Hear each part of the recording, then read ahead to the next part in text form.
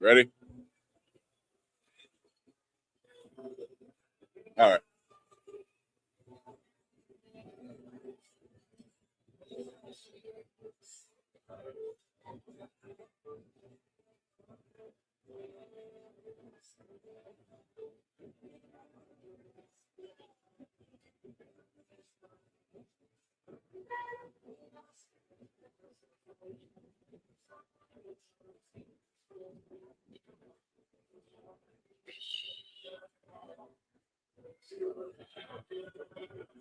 All right, it is day 2 of BlerDCon 2026. Chris Fury here from Blerds Eyeview and BlerdStation, and we are here, BlerdStation live stream for day 2.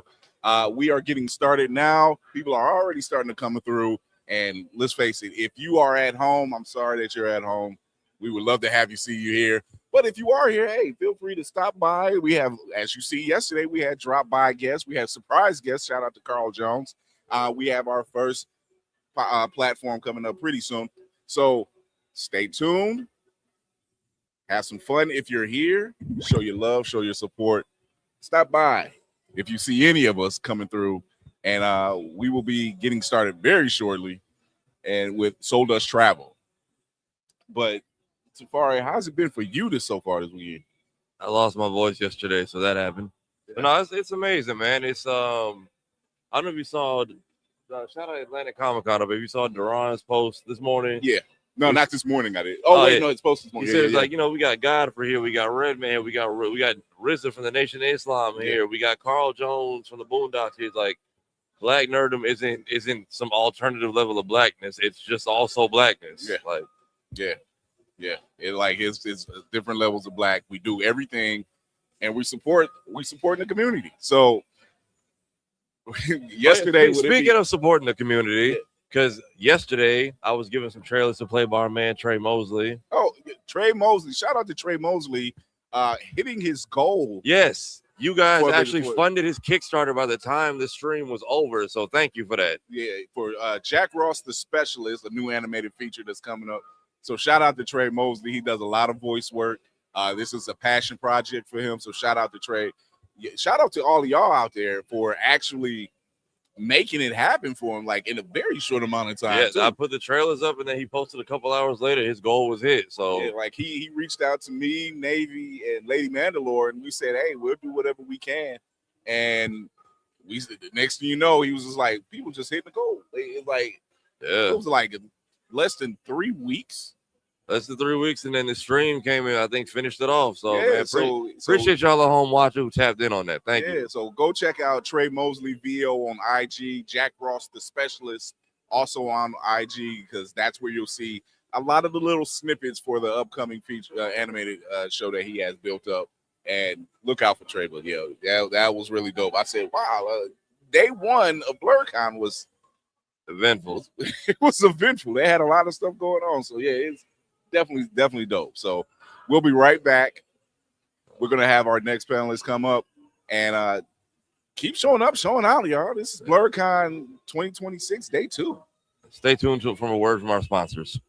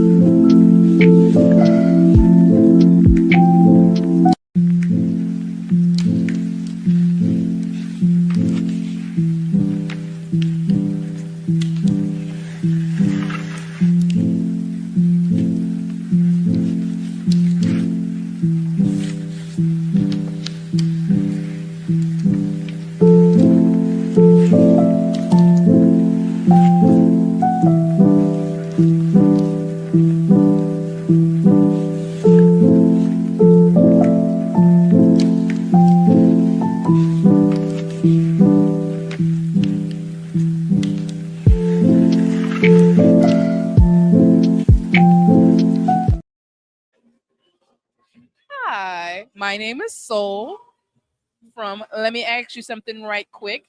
I'm here early today. I had a late night, so my makeup isn't the best. But I'm coming here at day 2 of BlerDCon, and already I've seen some amazing cosplays, and people are just now coming downstairs and gathering around and getting their badges because they got in late. I know at least 2 of them. Oh, look at this.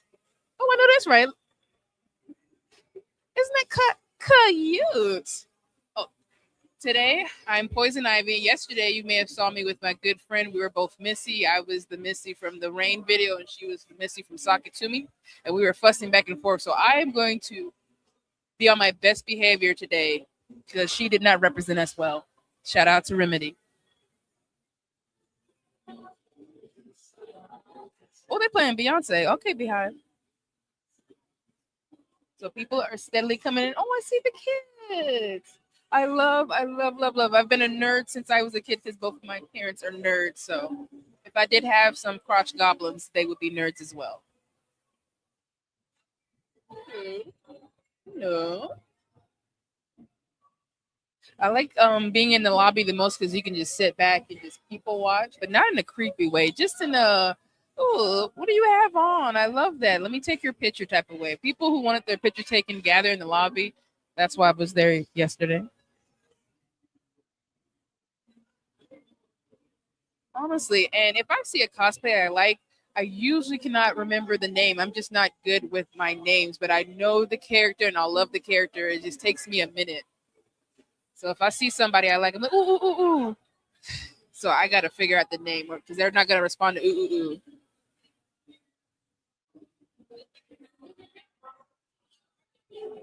Oh, also, if you see me, I'm going to be doing mini interviews for my interview segment called Let Me Ask You Something Right Quick. I got some badge ribbons for you. It's hard to move around with these gloves. This one, it's a picture of me with my bubble braids. I thought it was cute. And then I have interview bag for the ladies who like, or men, or gents, or theys and thems, etc., who like pink. And I got my Talk Nerdy to Me. The naughty folks like this one. I think that's so funny. And also, I have a panel at 12 p.m. It's the Play Haters Ball. So bring all of your hate. It will not come back to mine. So Geeknik Player Haters Ball. Please come to the panel at 12 p.m. But honestly, this is my favorite one. Because look, I have my glasses on there. Hey, look, hey. Oh, come around. Just come and say hi. Yeah. Come and say hi. What up, Shut? Hey, they're Cold as hell, right? Shoot, and make sure they stay there. Grab a mic really fast.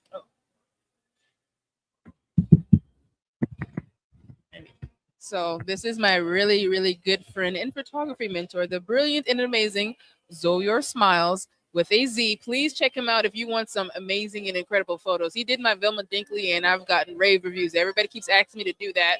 It's all because of him. Stop acting nervous. My name's Jeff. Stop. So he was supposed to beat me, but I think he didn't realize I was doing this, so he's been on the spot. Yeah, I did not know at all. I don't know where to look either. I'm like 5 minutes because look at him, ladies. He is single. He has a job and insurance, and he is single. This is my male best friend, and I can vouch for him. He's not a cavity creep. Look, show him the dimple. Turn to that side. Show him the dimple. Show him. I'm sorry, being weird. You are. Hella weird. You are. Stop being so awkward. No, I just love being weird. I ain't glad it's the one place I can be weird. Yeah, yes. BlerDCon, where you can truly be yourself. You can be weird. Big facts. Be yourself. So what are you looking forward to the most today? I honestly cosplayers. I cannot wait to get as many photos as I can. Day one was a success. I love all the cosplays I've been seeing. Oh, man. Oh, this is This is Alonzo. This is Alonzo's first BlerDCon. I've been trying to get him to go for years. Facts. And so he was like, "Oh, okay, I'm able to go." I missed last year because I had training for work. So this is the first con I really cosplayed at. It's a special place in my heart. This is the one I always go back to because it feels like a family reunion. So I'm so happy that my best friend gets to come and experience it. He must have had a good night because I didn't hear from him after 4 or 6 p.m. Sleep. You woke up. I went to sleep. I woke up, ate something, went back to sleep. I missed all the parties. You did. Yeah, I missed everything last night. You did. Yeah. Me, Reva and I were dressed up in the pajamas with the banana heads because we were bananas in pajamas. Jason Teddy. Hey, that's tough. See, you missed that. Yeah, my bad. And I kept contacting you too, so it wasn't me. No. It was sleep. It was sleep. You did travel and whatnot. Yeah, I was out. That bed is kind of comfortable. All right. Have you been downstairs yet? Well, you said you were walking around all day. Yeah, down here. Yeah, there's a lot more stuff going on as well. Yeah. I'm sorry, it's a little nippy outside, so I shall be inside. Surprisingly, these boots are comfortable. Yeah. So I'm very shocked and happy about it, but that doesn't mean I want to go outside. I'm just saying. Yeah, so my shoes is, these cosplay shoes, they not comfortable. Oh, you're saying? I don't like high boots the other day. I think you can survive. Oh, yeah, nah. I give mad respect to y'all ladies. After wearing these, I'm like, yeah, y'all ladies got it. Y'all got it.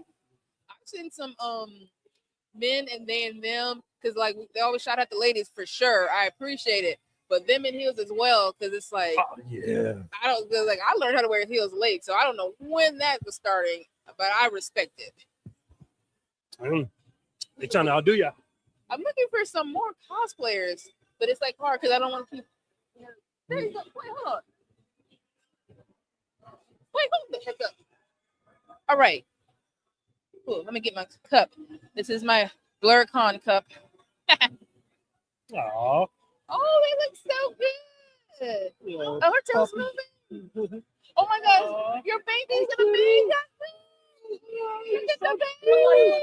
There is a dog in a maid costume. Hey, cutie patootie. Hey, cutie patootie. No, not that pup in a maid costume. Only at BlerDCon. Adorable. I think somebody had a wig on the dog. I think it was just a cosplaying, and I can't remember the character, but I was like, what? Right. I'm so mad I missed that. The dog had a lace front and everything. Swear. You know what I missed that I haven't seen yet? I'm sorry. I'm not sorry, but my faves are furries, and I've not seen any furries. That is actually surprising. Exactly. I always see at least 1 or 2 or 3. Yeah. That's actually surprising. Especially with the weather. Yeah, this would be perfect weather for them. Yeah. I love me some furries. Because it's you out there, you're bold, and you don't even have to have the full gear on, but I don't care. And they actually have a whole personas and everything. It's a whole thing. Yeah, it's a whole personality. And then like you said, just moving in that thing, man. I'd be scared of escalators. You know what I should have done? I was gonna be the mascot in our high school, but the costume was too big because I would have turned. You know how foolish I am. I would have turned it out. Hey, I saw you with the Missy. You was moving everything. Yes, because I still got I told Rick, I still got my Make a Stallion knees, so we're gonna use them. We're gonna use them. They've been hating. Yes, I feel you. Well, I don't want to keep you. I just wanted to say hi to you. But if you want to stick around till you can find some cosplays to take pictures of, that's fine. But I definitely don't want you to think I'm holding you hostage. No. Don't feel that way at all. I'm enjoying myself. You're one of my besties, so anything I can do to support, I'm going to do that. You know? Yeah, thank you. Thank you. So, you know what? Also, I got a little bit of a lisp. I can never say rogue, rouge. Some words are difficult for me. I got a second grade education, so some of the words are hard for me, like school. I don't know. Yeah, no. Why would they put list? Why would they put S in list? You already you beat us up twice. I feel like they're just looking at you like, say it. I developed one, so I didn't even start out with it. So I didn't appreciate it. Now I'm trying to combat where did it even come from?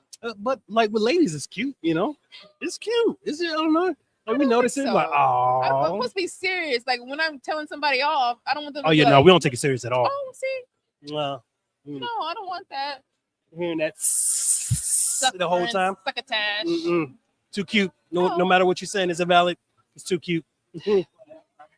I'm ready to see some more cosplays. That looks like a Marceline right there, and a Lumpy Space Princess from Adventure That's Time dope. coming around the corner. Also, shout out to all the guide dogs and the therapy dogs. Shout them out. I got some afro in my face. Yes. Oh my gosh. I think I'm gonna redo this because I was like, I didn't know what I wanted to do with it, but I think I'm gonna redo this. What, like make it like Do different something like that? flowers and do something else. Oh, the flowers are great. You do? Yeah. Okay, because I thought I was just like No, they're- Christmassy. Nah. I didn't think Christmas until you just said that, but no, that's perfect. The red and green, perfect. Oh, look at the baby. Aw. Look at little sweet little. Aw. Oh, look at our crochet Luffy. Okay, nice. I love the hat too. That's tough. She was like, no, not me. I was like, don't worry, we're not gonna actually come over and talk to us. We just let the cosplay. Yeah, I don't know how to do it. Oh, also shout out to these VIP badges because Man, I really they like tough. those. They look so I good. really like, and they fit like when people have their like 90s gear on, it really Man. fits it. Somebody put their foot in that. Shout Yeah, out to you, whoever whoever did designed that. That Ooh, was fire. That idea was fire. that actual effects. You see, look, Right. We Got gotta the get Rum DMC look and stuff. we gotta get a cut. Oh, somebody got a Saints jersey. Who that? My people are from New Orleans. Look at all the babies. Okay, so now we know that early, the daytime, that's when more kiddos are out. Oh yeah, Okay. definitely. I did not know Definitely. because I'm usually asleep. I had a late night. I'm actually surprised. That's all I was. Well, you I know, was I don't surprised. sleep much. Yeah, So I was like- just trying to make sure I was here, but not only here early, Yeah. because I wasn't sure. This is my first time doing a live stream. Yeah. Oh, this is live. Yeah.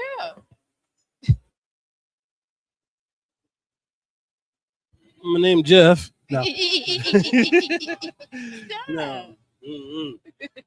No, you're doing great. You're like a natural, and I'm just like, Girl, by humbug. Look at what she talking about. I was like, I wonder if anybody recognized me from yesterday because I was cutting up as missing. Everybody loved you. I kept seeing all the Facebook comments was like, I didn't yo, even see you got that. to man, you was like if people was doing like scavenger hunting, they was looking for you. Oh wow! Yeah, I kept that's so saying that. nice. Like, I might put it on again for them. But Yeah. Shout out to Remedy because she was the Sakatumi Missy and her Man. boyfriend Strife.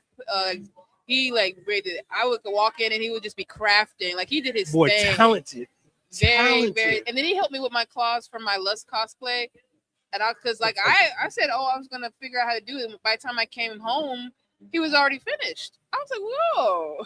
Just He skills. shout out to him. He's brilliant. And he's so nonchalant with it too. Yeah, Like he's like, yeah. he's building the whole process and Yeah. stuff. It's like, oh no, it's nothing. Like This bruh. sandcastle has elevators. It's all right. Excuse me? Right. Smoking stack. I know that's right. Yeah. Oh, the panda. Hey, how you doing? All right. So will this one count as a What? count as a furry? No. He's Oh, from no. Jujutsu Kaisen. No. Oh, my bad. I am doing great. I just got done with the JJK meetup. Uh-huh. You know, had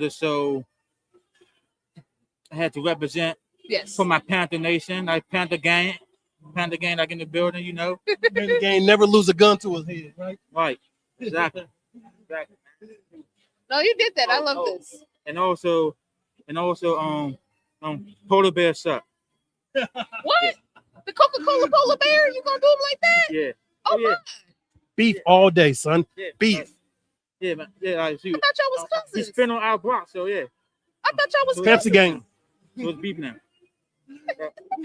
You're funny. I love this cosplay. I see on like two of my men, like me and my boys about to go to the like the North Pole like a ride.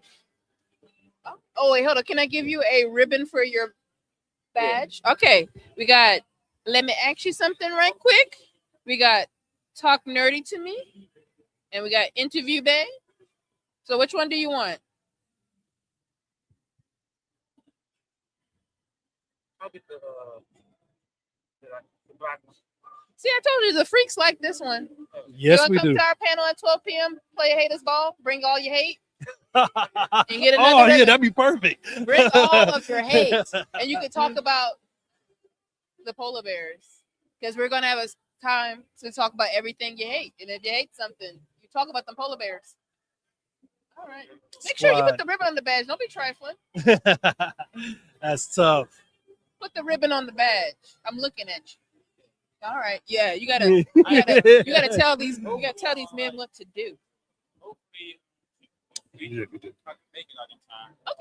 I got go back home real quick. Oh damn. Oh. See, you gotta tell these men what to do. I ain't gonna lie. I was told to come to that, and I forgot. Thank you, sweetheart. Enjoy I'm yourself. doing bad this con. I'm not making nothing on time. Well, it's supposed to go to The what? meetup, the JJK. They was like, "Hey, tomorrow we're going to do the JJK." I'm like, "I'm gonna be there." I was not there. Wow. I was not. My bad. If one thing a man is gonna do is gonna be disappoint you, let you down, Twice. leave you astray. A question: where is the meetup will be? Damn. The Honestly, I just been telling people I gotta look again. Tragic sauce. Okay, open it up. I have no idea. How Up to from do the bottom. Damn, never mind. it. Oh. Hold on. I was like, oh my God. All right, flip it. What the hell? All right, flip it up. Which one? Let me borrow your fingers. It's hard to do anything in these Why would gloves. you borrow the pinky? All right. I blame it on iPhones. Damn. Yeah, she just used my fingers. Where it is. All right, player haters ball, 12 p.m. Roosevelt Room, Hyatt Regency, 3rd floor. So you take the escalators up and go to the Roosevelt Room at 12 p.m. Yes, sir. Yes, thank you. Thank you so I much. won't lie, I have Thank not you. discovered how to get to the 3rd floor. Escalators. Man. Oh, Yu-Gi-Oh! Harry Potter. I don't think he's supposed to be. No racial, but Harry Potter. Oh, I think he works here. Ooh. No. Wait, I'm tripping. Cameron. Or no, not it could be not Cameron or what's his name? Joel Santana. I don't It remember. could be either or. It's been a minute. It could be either or. Facts. It could be either or. Could be Jules. I think it is. Yeah. Jules. Speaking of rappers, shout out to Redman. I saw him yesterday. He looks Man. really nice. And he the seems rapping so skills. he. Cold with it. Oh, I was like, I thought you about that song about to knock you Hell over your head. no. I was like, what? Redman's one no. of I'm the gonna go back and coldest with say the hi freestyle. to him. He was really nice. Man, I'm mad I missed it. No, I think he's still downstairs. But Oh, I don't really? know when and what time. I just happened to be walking by when I saw him. And I was like, hey, he was like, oh, thank you. I said, oh. See, I'm I know probably that's about to right. get cooked. What's his name? Godfrey? Godfrey, yeah. Oh, yeah, he looks really nice. He had a beautiful smile. And Reva, she was like, I got a hug. And I was like, great, now he musty. Like, Oh, stop. no, Stop. I will continue. Hey, all right, hater ball. It's starting Exactly, early. I'm getting Starting prepared. early. I'm getting prepared. Yeah, Please come to the hater ball at 12 p.m. 3rd floor, Roosevelt Room at the Hyatt. Facts. It's really good time. We're going to talk about various things we hate, and you are free to talk about what you hate. If it's the person sitting next to you, turn to your neighbor and say, neighbor, I hate you. That's what it's all for. That's I cold. wish nothing bad in the world would happen to anybody else but you. I hate you. I hate the way you walk, the way you talk. Oh, you hit your pinky toenail on a metal bed frame. I hate you. Tragic type of hate. I hope you open up your cereal and there's no more milk. I hate you. I hate 3 generations of you. You, your daddy, and your grandpa. I hate you. Look at Storm and the Beast. See, I appreciate the people in the full-on suits and the fursuits because that's dedication for it's hard work to craft them and create them. And then it be hot, even though it's cold out here. Because I had on that blow-up suit and I have a fan on, but I can tell once it gets too hot. Man. Lower so by layers. His grace, it was cool outside, and I keep that deodorant and the wipes on me because I don't play that. I don't play that. Y'all not about to talk about me, man. Oh, hold on, Thick Bakugo.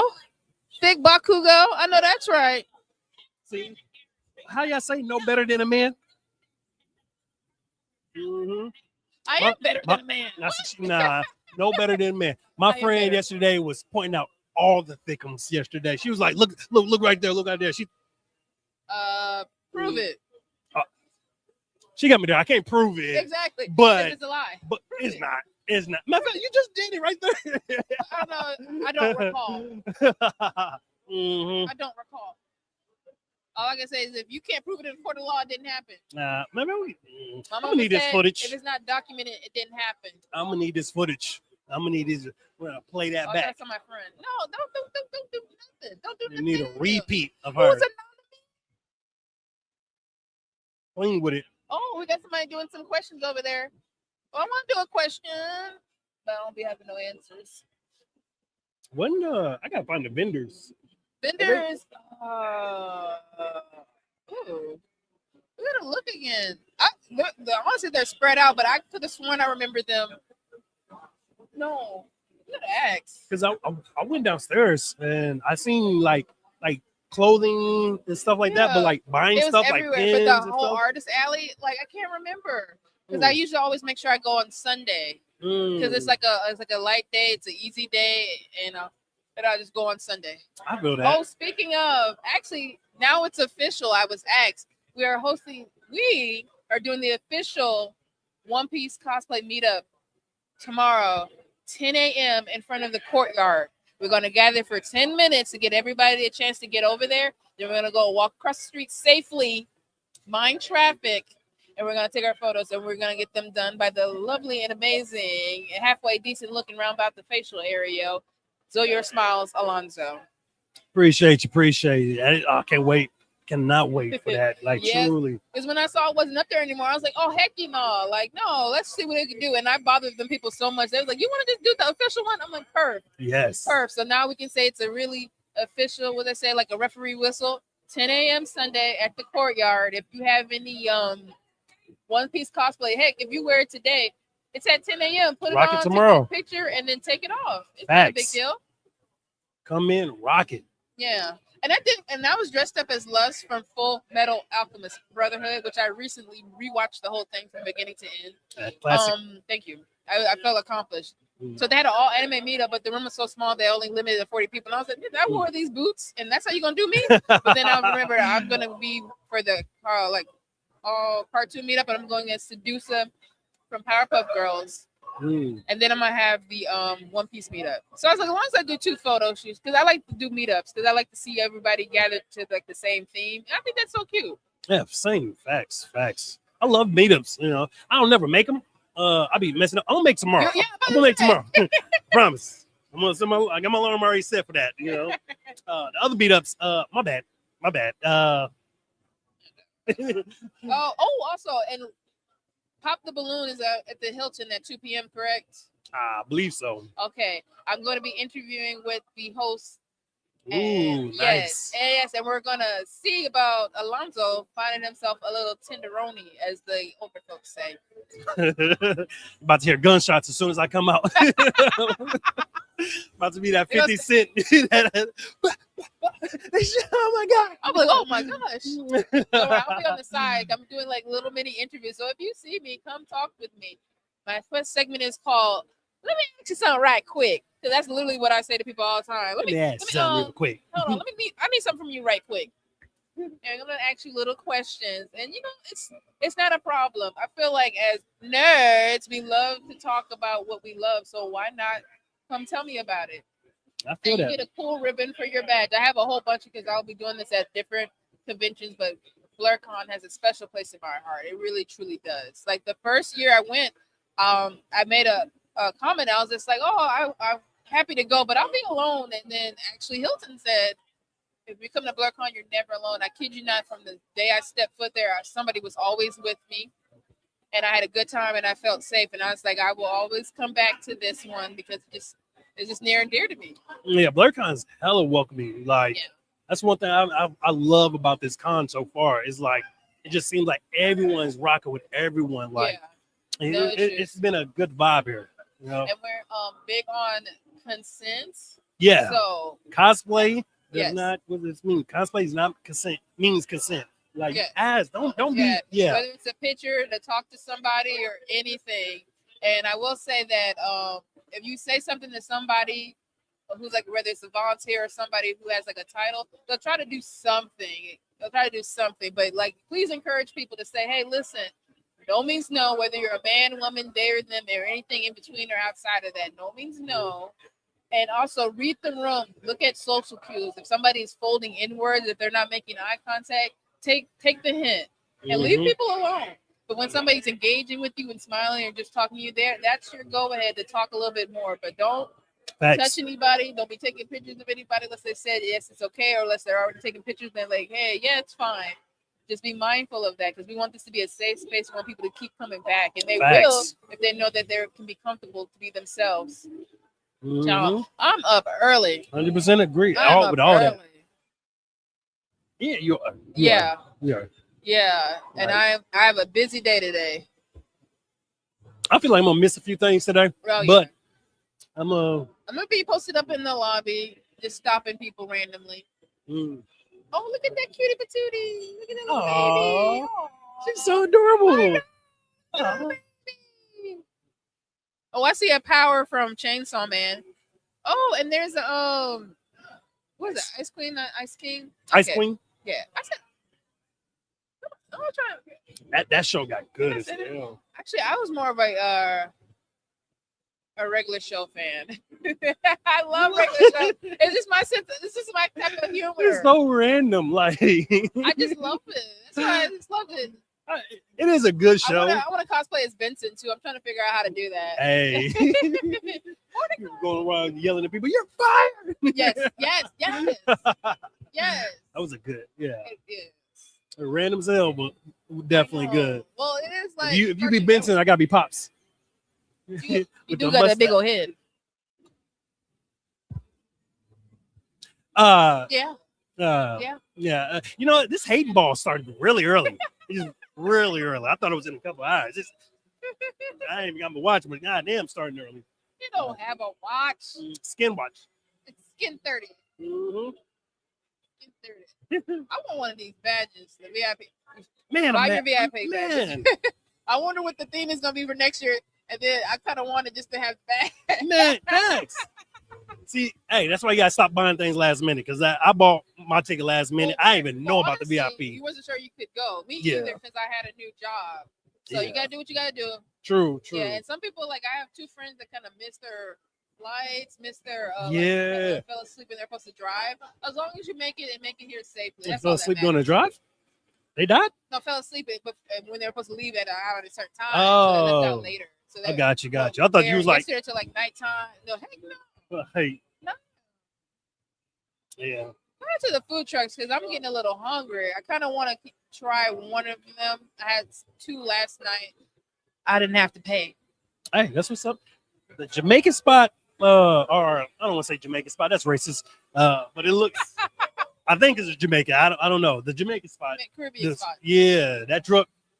There's the one. It's like the soul burritos or something. I didn't see the burrito. So I got patties and I got the oxtail.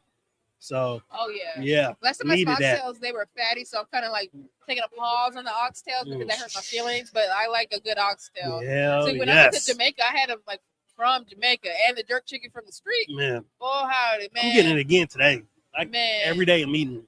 No, I think it's the other one with me. Oh yeah, Alonzo loves sushi. So if you guys go on a date, you're going on a sushi date. Facts. That's the only day.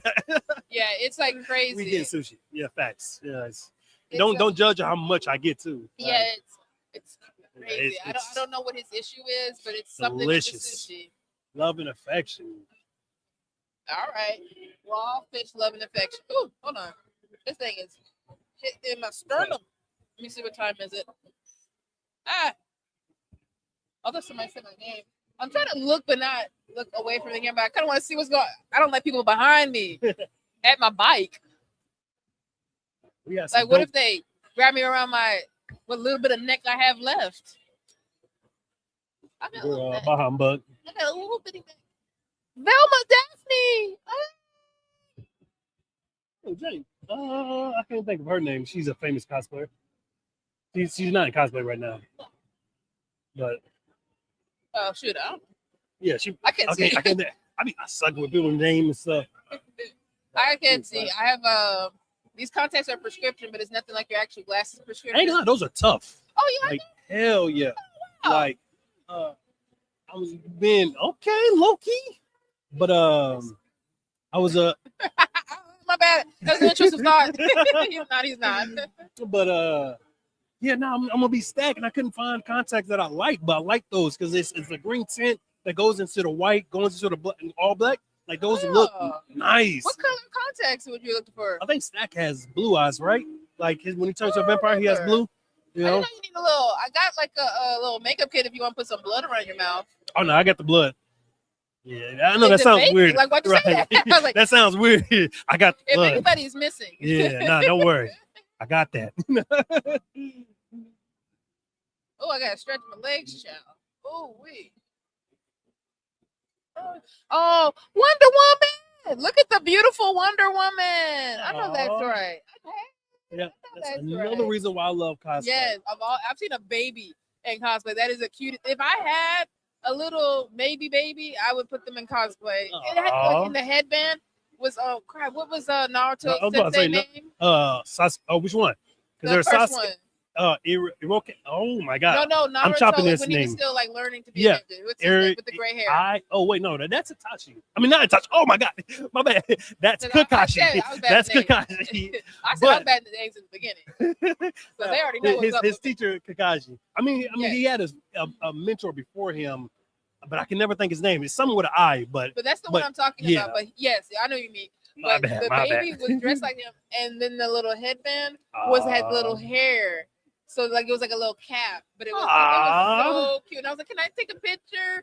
And she let me, but I never posted because it's still like her child. But I'm pretty sure she wouldn't mind it because I took the picture. But I was like, just in case. But I just want the picture because that was so cute. That's super adorable. And then now we see somebody who's old enough to be like a grandmother, right here in cosplay, enjoying herself. She looks so beautiful. I love that. BlerDCon for all ages. Yes. All ages. Yes.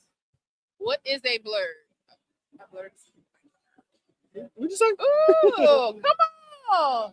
I see you out there flourishing. Ooh. Yeah. Thank you. What are we doing here? Oh, I'm Tony. I am Uno. I'm from Alabama.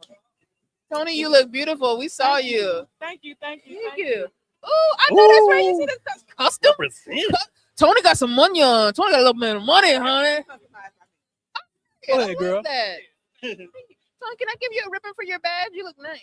Okay. We got Talk Nerdy to Me. This is my first one. Oh, you just put it like on the sides, but you can pick. Okay. There's Talk Nerdy to Me. Let me ask you something right quick. Interview, babe. Take that one. I took the freaks like Talk Nerdy to Me. Well, we like what we like. We like what we like. We also have a Play Haters Ball at 12 p.m. If you Roosevelt Room on the 3rd floor. If you want to talk about everything you hate, it's like that Dave Chappelle skit. Yes, Haters Ball. Oh, and also Alonzo is an amazing photographer. So if you want some photos of your cosplay, I'm telling you, like I'm gonna be doing this right after this, and so I'll find you. Oh, definitely got you. I'm not lying because I'm a goofy person. I'm not lying. He is phenomenal. Yeah. Oh, thank you. Thank you for stopping by, Tony. You look beautiful. You saw Tony out there flourishing in all green. She said, "All things custom by me." I know that's right. Did her thing with it. Yeah, I love that. See, I want to get more into like crafting and like because I have a sewing machine, so I want to do more in that and doing like go back to doing like paint because I know how to do zombie makeup and stuff. So I want to do more of like putting on prosthetics. I want to do a little bit more. I respect everyone who does that. And if you do lazy cosplay or just like dirty cosplay, it doesn't matter. The fact that you want to go outside and do your thing. Facts. I just say personally for me, that's something I want to try. Shout out to Sayone Cosplay. Phenomenal body painter. She's so creative, so ingenious, and just intelligent and absolutely stunning and gorgeous. And if you know that name, you know exactly who she is. That's the one I like when I have my camera back. I want to take photos of her. She's cold with it. She's cold. She's phenomenal. And if I'd have started when she was telling me to start, who knows how decent I would have been right now. I'm not gonna ever be on her level, but I'm saying I would probably been. I'd have had like 10 years of practice, so I should have just did it instead of being like no, I need to lose weight. I need to do this. I should have just said F it. Do it. Just start. Don't hold yourself back. If you're worried about your weight or what you look like, this is a body. Are those real donuts and food? This is a body positive like space. You come as you are. We do not care. We do not care. Come as you are. Mm-hmm. And if you want to be lazy and buy it, do it. Go ahead. Because I tried sewing, and that stuff. I'm not good at it. I gave up. I stabbed myself 3 times and was like, you know what? Amazon. We ain't supposed to buy from Amazon, but there's fabric glue, but the hot glue. I did hot glue because I didn't want to. I knew that I could still use this for something, so I could always take this off. See, I don't even know that type of stuff. Hot glue. No, I know of hot glue. I never use hot glue. If you don't sew, a hot glue gun is like a pretty easy way to do it. Okay, bet. See, the cosplayers are coming out. Ooh, popping. Oh, not natural blondes. Oh, now we're about to see more cosplayers. I'm so happy. Excuse me. You look good. Come so the people can see you. Come to show the people how good you look. Fire. Beautiful. Can I give you a ribbon? Yes. Well, which one would you like? You got talk nerdy to me. Let me ask you something right quick, or interview babe. What, this one? See, the freaks. Freaks like this one. Let me talk nerdy to you. Thank you. You look beautiful. It's a fire. So, I think I'm gonna just make some more. But it's also, let me talk nerdy to you is also just super funny too. Yes. Now let me talk nerdy to you. E equals MC squared. Ooh, bars.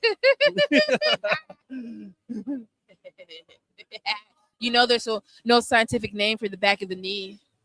Well, I don't know if there is one now, but I remember there wasn't for a long time. But I believe it. Let us know. The way you delivered it, I believe it. Wait, where's your badge at? Oh, let me see. Yeah. You see, you got the ribbon on there. Yes. Of course I don't play that. Yeah, of course. But mine's behind my back. I'm only going to take it off at the hater ball because I'm a hater. That's when I take it off. Hate. But we have the hater ball ribbons. So come down to the hater players. What is mine? Geeknik. Play your haters ball. Roosevelt Room. 3rd floor, 12 p.m. Bring all of your hates. Hate everybody. Hold on. Make sure I don't come out. Ciao. Oh, the plank. Oh my gosh. That's the thing. That's the one thing about not having big chi-chis. Like, you don't have to worry about anything falling out until right at this moment. I've been fine. I can do jumping jacks. I can dive into the pool and swim. But as of right now, sitting up in here, I'm like, oh. No comment. No. Mm-hmm. This is one of them. My friends with the big gazungas. Yeah. Absolute sheer craziness. Ooh, that's tough. I like that. Sheer craziness. Yes, I need to also work on my you know what I want to start doing? The let's say you want to go as Rock Lee. Mm-hmm. I want to start doing outfits that you hey, was that a cosplay? But it's just like an outfit.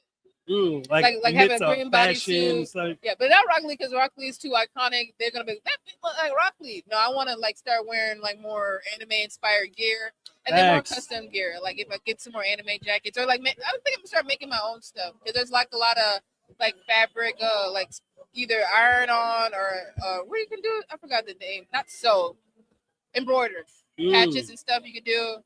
My friend AJ. Shout out to AJ. He has customized his jackets. Oh my gosh, he did his thing. If he comes by again, you'll be able to see. But I think he's at a panel. Yeah, but shout out to AJ from DC.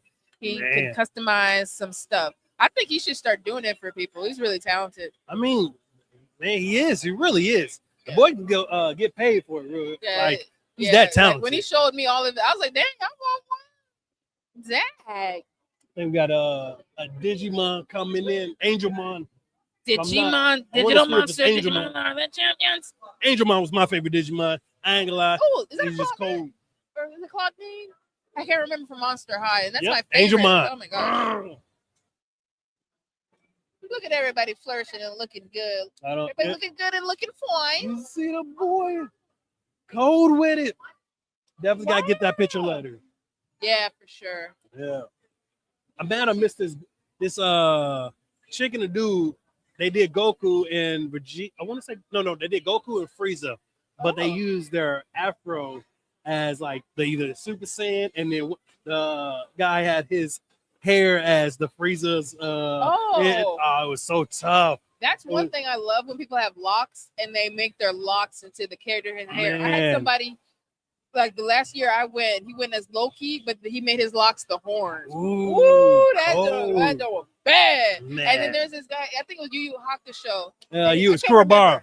Yep, yes, and he had his locks. He was his beautiful, his beautiful skin. Yeah. And then that hair, I was just like, you just phenomenal. He kept getting stopped. He's like, he doesn't really cosplay. I'm like, he kept getting stopped. He did it. He did that. I'm telling you, y'all gotta really like come out and enjoy yourself. And you don't have to cosplay. Just come out to the convention, have fun. There's all type of events going on. There's always something to do. There's pre-parties, parties during it. There's DJs playing all the time. Yeah. Oh, popping. No pun intended. Popping off like a mug. Oh. Shout out to DJ Senpai. He was the judge for the Hoochie Daddy contest yesterday. He was throwing it back a little bit. I love him. He is so funny. Man. He is adorable. Oh, there's a guy in the Discord that was like, hey man, anybody got some Hoochie Daddy shorts? I don't know. He was like, mine. I don't know if he ever got He was like, I have my Hoochie Daddy shorts broke. You got too thick. Oh, I thought he was just rolling that thing. He just went everywhere. Because apparently some stuff slipped out. I was like, I didn't even see that, but I'm glad I didn't see that. Well, you would have been man. I was like, that'd be horrible. What? You don't want to... Right. He back to pop. No. And then you do like photography. So you'd have been like, right at that. I would have had to. The artist in me would have had to take the photo. Like, with the flash on. She wants every detail. You want to see my evil mustache? That's hilarious. Yes. Twisting at the end. You want to see my evil mustache? They're like, how do you know you could do that? I was left alone a lot as a child. Oh, yeah. Yeah. Develop weird habits that you still do today. I love it. Develop weird habits that we love to do. That's crazy. How dare you? How very dare you? Welcome to Dairy. Oh. You know that was good because even my mom was like, this show is so good. Fire. And you know, moms don't be wanting to watch nothing. I'm mad that it is jumping every 27 years because that cast was amazing. I wanted to see more of them. Yeah. Did their thing. Yeah, they did their thing. Can't wait. But also I like a backstory. Like every time they're like, I said I'm gonna do this, I'm gonna watch more horror movies. Like I was watching 13 Ghosts. Oh, I gotta find a guy again. He was he does horror movies, talks about them, and he was talking about the backstory of the 13 Ghosts. And a lot of people don't know, but I'm like, DVDs, it was on the extras, some of those files. But I love to know like how this creature or this ghost come about. So I always randomly look up the backstory of like I think 13 Ghosts did it the best with that. The fact that they had every ghost backstory. Yeah, and they had the videos too. It made me feel bad. I was like, no, some of you do need to die. Right. Hey, we need those back in DVDs, man. We need that. We need that interaction. Extras. We need the blooper reels, extended cuts, the music videos. I mean, Big Mama House used to have had 2 music videos, like Bow Wow and something else. I remember that. And they had like, didn't they have like Jodeci or something like that with Jodeci? them? Was it? I know the first one was a Bow Wow. It was like bounce. I remember. Yeah, but they had like a R&B one too with it. I don't remember. Because it was like, why did they go so hard? Like Big Mama House. Right. I just who was I watching? Shout out to Prim from Prim Hood Cinema. I just watched. I was letting my friend had never seen his YouTube videos. He is absolutely hilarious. He's an all-star, and we were watching the one with Big Mama House, and I was like, I'm mad that he makes sense. Like, why are you pointing out stuff? Because this is unrealistic, but like, just enjoy yourself. We were just enjoying ourselves. Why would you do that? When you rewatch a movie like 20 to 30 years later, you like, that's hilarious. Speaking of the new scary movie that's supposed to come out, I'm Cannot excited because I wait. was like, I don't apologize for a thing.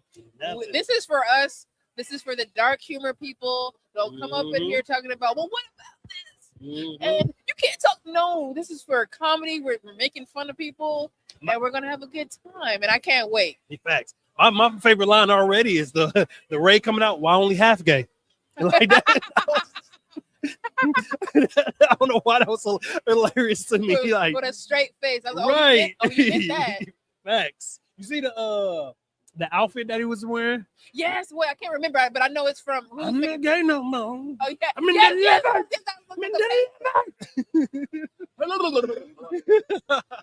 I was at the pre-party at the what's it called, Continues Arcade. For some reason, somebody let me have a bubble gun, and I was getting my SpongeBob and Patrick on when they were jellyfish, and I was like all night. I don't know why people allow me to do things.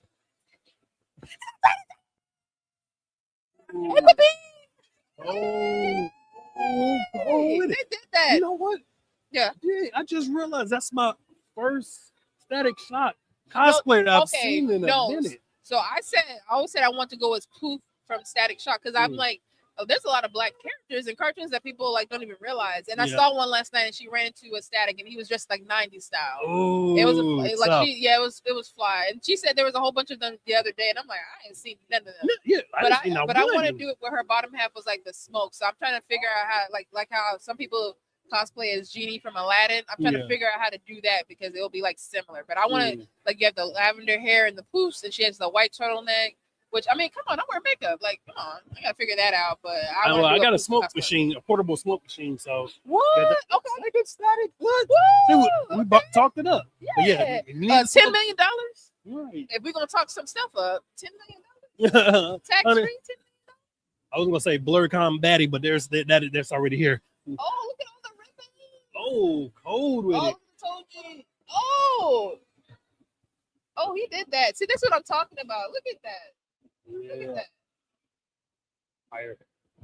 You putting in the work. I don't know if I'm able to put in the work. Am I creative? That is the because you ask people like how long did it take to make your cosplay? Some of these people will say, well, years. Like they're like, oh yeah, I've been working on this for 2 years. Woo, your attention span is amazing. Like I got that. Look at him. Who you on the phone with? Oh, on the phone. He on the phone with somebody's grandma. That's what. Back to my grandma. What up, baby? It's Clarence. You know. Oh, that's tough. Let me see. Oh, okay. Oh my God, what was that? What's that anime called? Oh my God, can I think of it? That is tough. Really? Something droid. Oh, man, that's gonna bug me now. Yeah. That's why I just let it go. Because like you said, it's gonna bug me. I'm like, oh, I can't remember. I'm just gonna focus on something else. I be feeling bad because people will be talking about animes, and I'll be like, I've seen them. Yeah. But if you asking me a character's name, yeah, I said that earlier. In the actual name, Nani. Goku. Nani, you look nice. Come on, show the people how good you look real fast. Introduce yourself. How you guys doing? My name is Keith. I'm cosplaying Nani today. If you guys want to follow me at KSlice4 Gaming, appreciate it. I'm trying to stream a lot more, and I love it. That first time here at BlerDCon. Oh, you are? Happy first time at BlerDCon. Thank you. Look really nice. Say it again. You're streaming again. My name is Keith. This is my first time here at BlerDCon. I am cosplaying as Nani, and I really like it here so far. It's a lot to take in. It seemed kind of tame at first on the first day, but now we're on the second day. What were you doing at night? I was sleeping. That's you missed it because they were that. First of all, I want you to peep how he just slid up. Hi, my name is. I was like, oh. I gotta be smooth though. Gotta represent brother Kappa Alpha Psi Fraternity Incorporated. Oh, come on now. Are you gonna give us a little? A little bit. Can you? A little bit. I don't know. Are you gonna go to that Blerd D9 meet? That D9 Blerd D9 meetup? Blerd D90? D9. It's like for the. I have no idea where that is. I'll see what my. Do you have the guidebook? Yes, I do. Look it up because that's for all the sorority and fraternity. Okay. Because my friend is what's her? Oh, she's gonna kill me. 1920 Doves, blue, or white. Zeta, Phi, Beta. Zeta. Shout out to the Zetas. Okay. Shout out to the Zetas. All right. 1920. All right. But can I give you a ribbon for your badge? Yes. So you got. Let me ask you something right quick. Interview Bay, talk nerdy to me. So what's the question again? I said, would you like a ribbon? Sure. Or which one you want? You got talk nerdy to me, Interview Bay. Let me ask you something right quick. Let me ask you something real quick.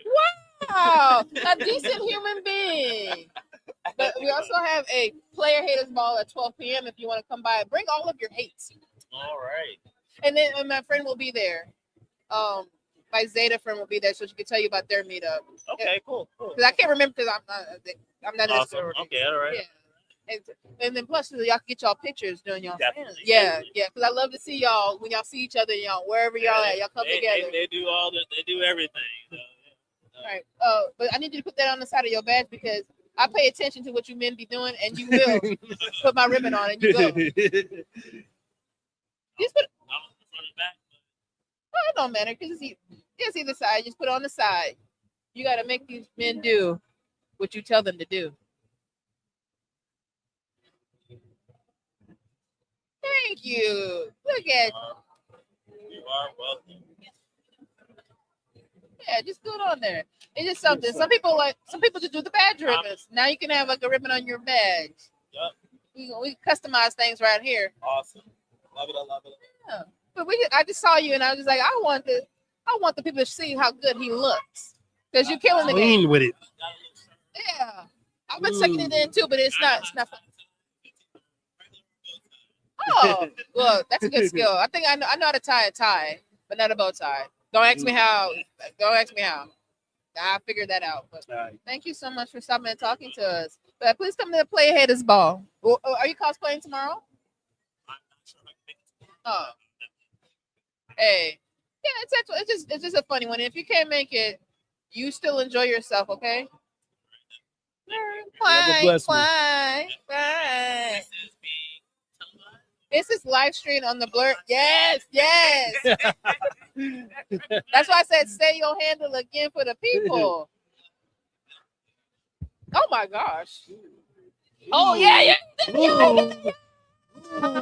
Oh, with it. Bye. Ooh, you saw that? Said with the shoulders and everything. That's why I asked. Hey. I'm always asked. Yeah. They Come be on. clean with it. And he had some oil in the hinges. That was really smooth. True. Because if I did it, Man, that's why I stopped when I was just like, oh, yeah, I'm gonna because stop. I've been doing the make the selling knees, but I haven't been doing the arm stretches. Because I have to keep these things around here. Yeah, I was about to say. You look good. Can you come and show the people how beautiful you look? Show the people how beautiful you look. She got nervous. Oh, she come around. Watch out. Hey, You like this? Stop by. Tell the people their name or where they can find you if you want some followers. Oh, well, my name is Parris. On the IGs, I am hey_it's Parris. I am not like a super crazy cosplay girl. You know, I'm an elder woman, so you know, I'm just getting to cosplay real late. But I've always loved it. It's the same thing. That's my favorite. And look at you, already killed it. I you so saw much. you like at the corner of my eye. I was just say Thank beautiful. you. I try to give off queen energy, you know, as people should acknowledge, you know, when a black woman is in the room. You know, so I like to make sure presence is known. Also, if you want some photos, the ones of the photographer, he does really amazing photos. Thank you. Okay, not a problem. Your name? I'm sorry, Tigger. It's Soul. Soul. Yeah. Meet you. Now, you're gonna give me all your things so I can follow you. Oh, so SOL_does_travel. So that's travel. so I'm I always got you. going somewhere. Oh, that's lovely. Where's the most recent place you've been? Shoot. Damn. I think that's like you travel too much now. You know where you at, right? Honestly, because I'm supposed to either go to Tokyo or San Salvador towards the middle of this month. But most recently, I think I did 24 hours in Dublin. Oh, wow. Yeah. Okay, nice. Yeah, and then I recently went to the Salem, Massachusetts to go where they did the Salem Witch trial. Fancy. I said it's not always got to do some international. I want to do some domestic stuff too. You know what's so funny? Because I was thinking the same thing. I'm always been super like, I want to go to all these different international places. Yeah. And I'm like, but I don't know nothing that's in my backyard. So U.S. is so doggone big. There's so much beautiful stuff here. Exactly. As well. I literally went to Colorado a couple weeks in January. Yeah. And just random town in the mountains. Loved it. It was wow. Like it was known for their hot springs. It was called Pagosa Springs. Beautiful. And it was so nice because it wasn't like a party town, ski town, but it was just like you come because you want to relax and have a good time. So check it out. like beautiful town, very small, but like I want to go. Okay. it was so fun. Pagosa Springs, so nice. There's a town in Michigan that has banned all cars. So Amazon delivers by horse and buggy. So unless it's like construction, so you can like go to like fly into Detroit and then take a ferry over. Oh, so that's why I love like wow. there's so much Exactly, stuff because going on. you just like you 'Cause I never was know just these like, things. I know. want to go. Exactly. And there's like 2 places in North Carolina where wild horses roam on the beach. So Wow. yeah, Wild horses. like, come on.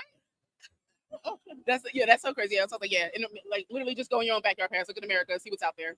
So You are exactly a queen. You're very regal thank and you, beautiful beautiful. and I personable. appreciate you. Tell them I again where appreciate they can find you. Oh yes, again, I am on IG at hey_it's Paris.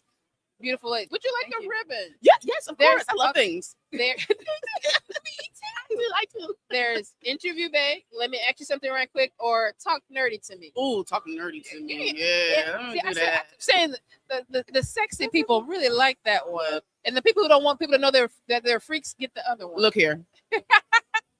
One thing about Paris, I'm gonna be bent over somewhere probably, and I'll end it on that. Must be nice. Well, also we have a player haters ball at 12 p.m. It's on my schedule. Period. Well, I'm running, so I have to switch it to my costume. Oh, get there. I can't wait. Thank I'm you. looking forward to it. Please tell Thank us you, everything you hate because your voice matters. Mm, let's see. I hate Trump.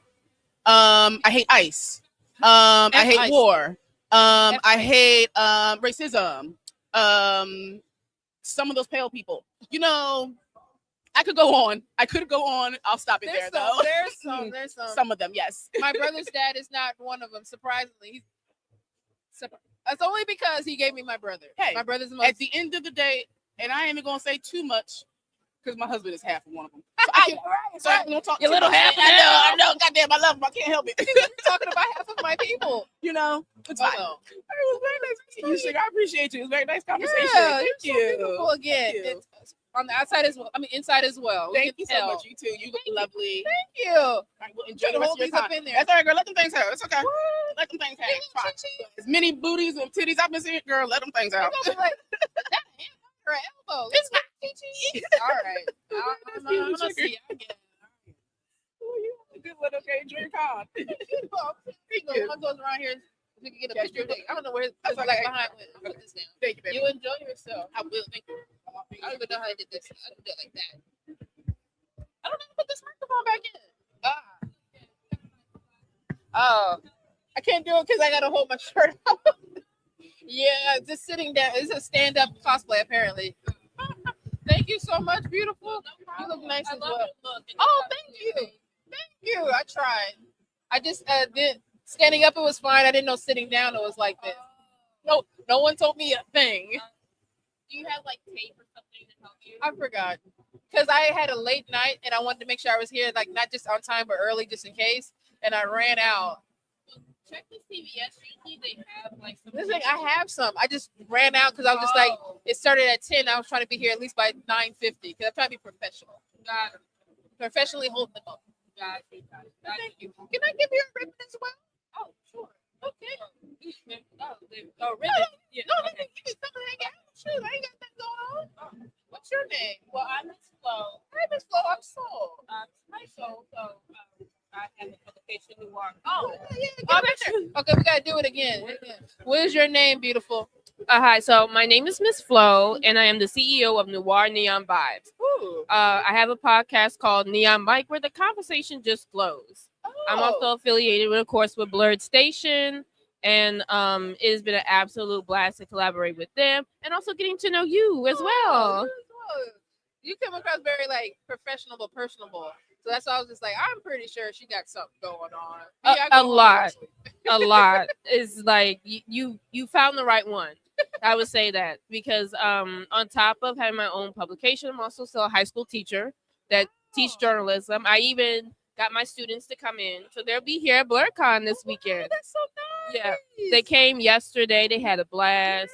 A couple of my students, shout out to Satila and Shania, who are K-drama fans. Nice. So I took them to the panel and we met the chasing the K-dramas. Yeah. The hosts and took They're pictures. gonna remember you for the rest They're of their lives. like, That's yeah, beautiful. and it's great, and it's their senior year, so it's like it's really good to like have them to have something so memorable you know, as they're like transitioning out of high I school. would have loved that if my teacher was like, "Hey, we're going to convention. Please come on." I'm like, "What? My teacher is cool." No, I'm like I tell like educators, please bring your kids Yeah. to these conventions because it's a great networking opportunity. You have people that are involved in STEM, the arts, no Yes. matter what pathway. Yes. It's like there's something here for you. I'm gonna take this backpack off because I got my equipment that is super heavy. Yeah. And oh, there's one of my mentees right now. That's Maestro, Hey. who's part of my publication.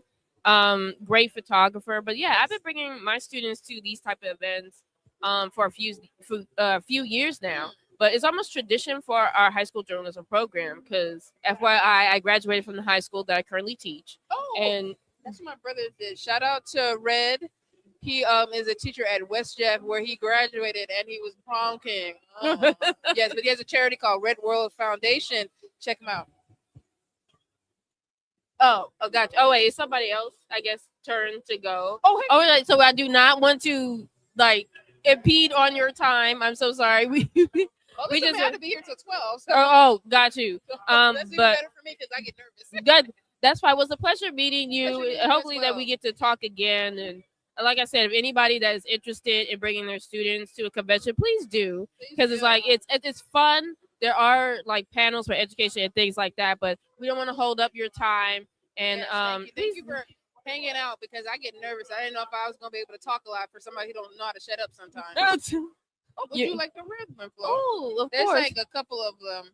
Oh, I like this. Let me ask you something Thank real you. quick. This is perfect for Thank our you. podcast. I found a way to make my face with my bubble braids and glasses, so I thought This- that was funny. This is cute. I do enjoy this. This Thank is very you. You should creative. get some ribbons for your podcast. I should. Yeah, and you That's- have that next time. Have all your students wear them on their badges too. You know what? That's a good idea. I'm Yeah. gonna steal that. Marco promos. Yeah. Shout out to them. Very cheap and very fast on time. Awesome. All right. Nice to meet you, Flo. same Nice to here. meet you, beautiful. Thank you.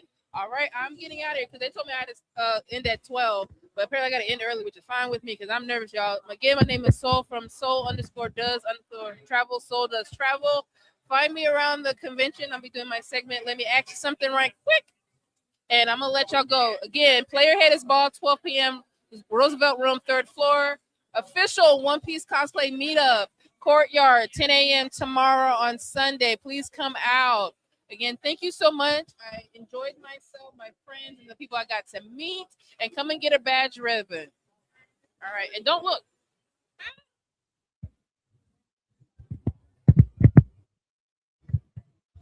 All right.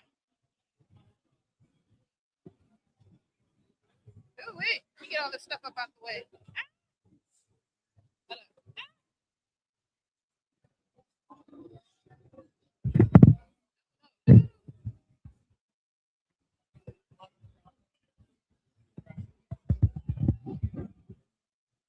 Hold on. Let me get this stuff.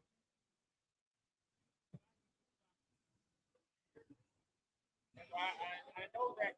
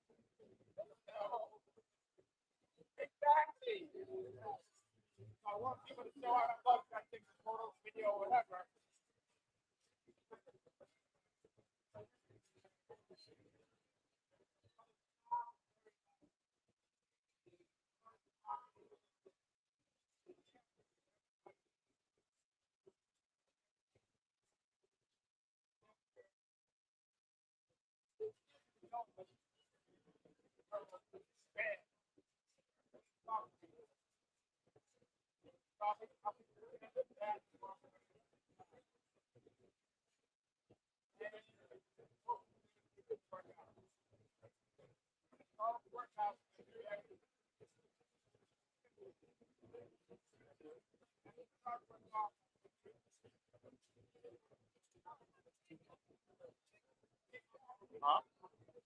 Sure.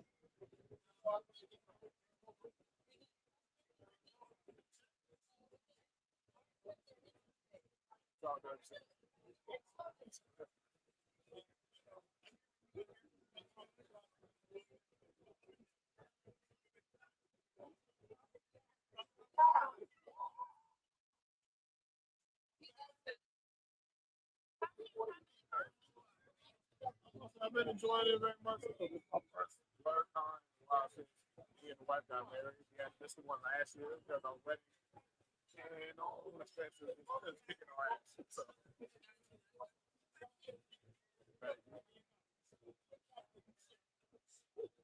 There we go. Had to pop my back.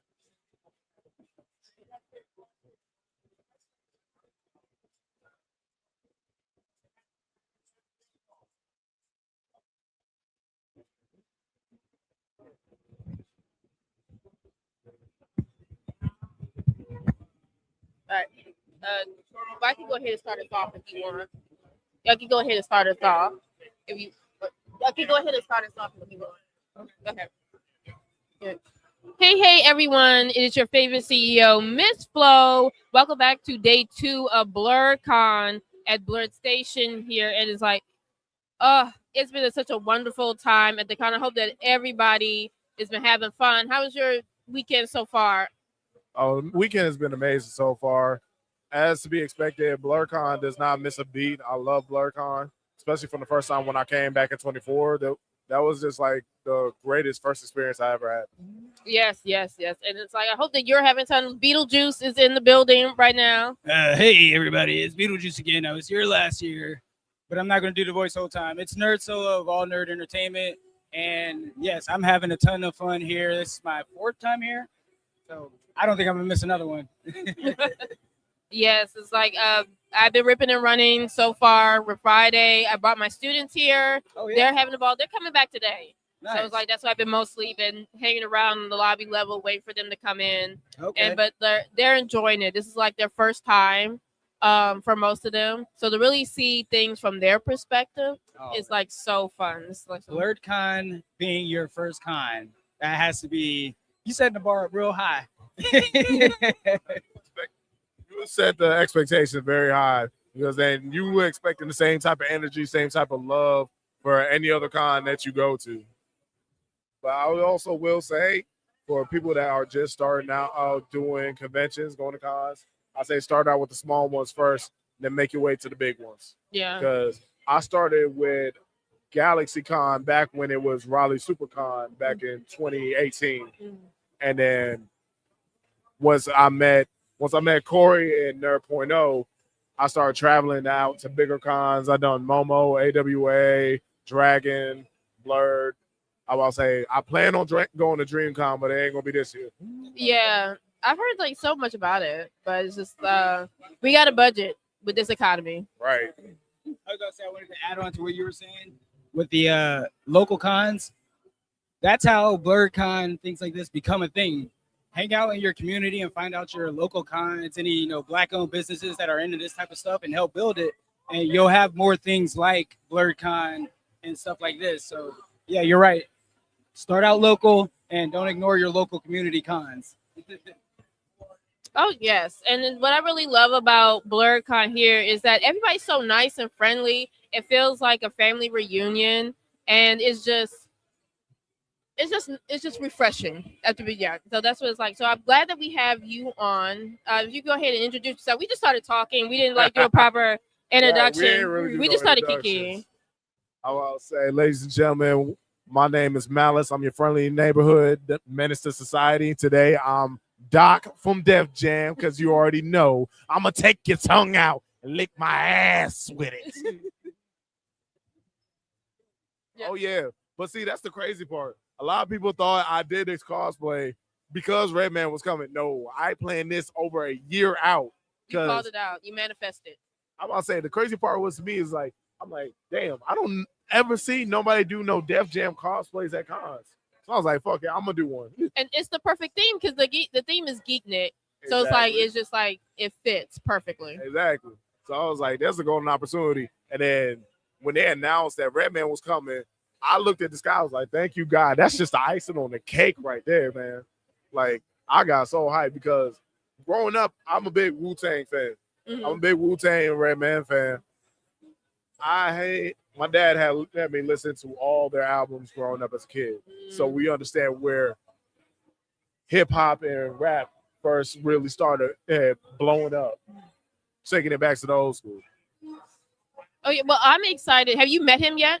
No, I missed out on him yesterday because I had photo shoots. Yesterday I was the Purple Monster from Space Jam. You know what? I think I did see you yesterday. I was just like, wow, that was having any type of paint commitment. I respect it. It's like I still got it stuck on the back of my hand. Oh no, that's staining. Oh, hopefully you'll be able to get that off, but it doesn't interfere with any of your look. This looks absolutely amazing. And I would love to see Redman's reaction when he meets you. So it's like, I will stay tuned for that. When I walk up, I'm going to start playing this song, Let's Get Dirty, that they have on Def Jam. That's going to be awesome. And the crazier part was, my family's been in the security game for years. Not once until I told my uncle that I'm coming to Blerd and Redman was going to be here. He's like, oh, I used to bodyguard for him back in the day. What? Dude, you could have told me this well before now. I'm saying, like, that's not something you would just like keep to yourself. I'd be bragging about that all the time. Because I do security a lot. Like the last person I did security for before COVID was Jill Scott. Oh. Because my family is well in the security business and bodyguarding. It's like we just see them as ordinary people. So it's like we don't get fan struck. Now I'll probably say the only person I would get fan struck for, 2 people, excuse me. No, sorry, 3. Sorry. It'd be Jill Scott, Rihanna, and Megan. And what pissed me off so bad was right before COVID happened, Megan's manager came into the restaurant I was working, and he saw how big I was. He was like, "You do security?" I was like, "Yeah, I do security." I listed off the people that I did security for: Jill Scott, Taraji P, Vivica Fox, Neo. I've done security for a lot of people. And he was like, Megan could use a new bodyguard for the tour that she was going to go on during 2019. And then a week later, bam, the shutdown happened. Oh, that's so unfortunate. After everything got restricted, I ain't hear nothing else. Well, if Megan and her team sees this, he's available. He's 6'8", 280 pounds, baby. See, there you go. There's your qualifications right there. Perfect for the job and well experienced too. Since you're well into security, if you had to assign a security team but anime characters of 5, who would your security team be? All right, so as far as security team and anime characters, I'm gonna have to. Sorry, hold on. We're gonna see he's like getting work already. That's one of my peoples. Right. I was about to say it was just like you about to be hired, you about to get a job. Let me call you right back, all right? You good? Sorry about that. No, you're good. You have to stay in touch with your friends. As far as the leader, I would have to go with Kakashi because he's methodical. He thinks things through. Raw pure muscle, I'm gonna have to go with Z Broly. Raw pure muscle, I'm gonna have to go with Z Broly. Definitely Baki. Oma Takeda from Tengen Ashura. Who else? You said 5, right? That was 4. That was 4. Now I still gotta give you one more though. Who would be a good one? Can we say Gojo? Can we say that? I didn't say Gojo. No. I said Kakashi. But no, I'm suggesting Gojo. Like, do you feel like? I mean, yeah, but he would be more like the comic relief of the group because he wouldn't be like serious about it. He would take it. He would literally take it as a joke if he has to fight somebody. Fair. I think there would be problems with the team because Gojo would do it on himself before everybody gets there. Exactly. Maybe like a Shikamaru or a Lloyd from Spy Family, because they can plan things out very, very well. You need a strategist. On our podcast, we did a 5-man heist team, and Lloyd was up there because he can disguise himself and he never gets caught. He's so good. That'll be my security team right there. Yep, that sounds like a really good lineup. But on top, besides being a bodyguard, it's like you're also an actor too. Yes. So I'm with a group called Psycho Image Films, and I'll say I do stunt training for people that want to learn how to do break falls, all that stuff, do their own stunts. I'm about to say me and Corey actually got a video together where we did a few stunts. Yeah. He tossed me around a couple times. You can tell. It's like the size difference. They really put us up against each other, but it was fun. It's a lot of fun.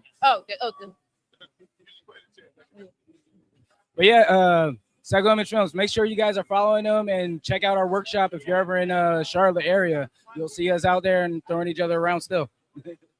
Oh wait, did you do a workshop for BlerDCon or this is outside the convention? This is outside the convention. The owner, Ty, he wasn't really focused on doing Impact Academy here because he knew a lot of people was going to sign up to do their videos, their dream videos, to make their anime cosplays come to life. So, And actually, he's with behind those vans right there. He's with like 2 clients right now doing wow. a Demon Slayer video. Oh wow. And I've seen a lot of the clips online and it looked absolutely amazing. My favorite one that I did with him was Richard Belmont from Castlevania. Mm. So if y'all ever go to my page and you'll see it, it's literally like the 3rd row down, Richard Belmont. Oh, what's your Instagram? What's your socials? Oh, Malice, capital XLIV. The XLIV is 44 in Roman numerals. Nice. And so, like, how long have you been doing stunt work?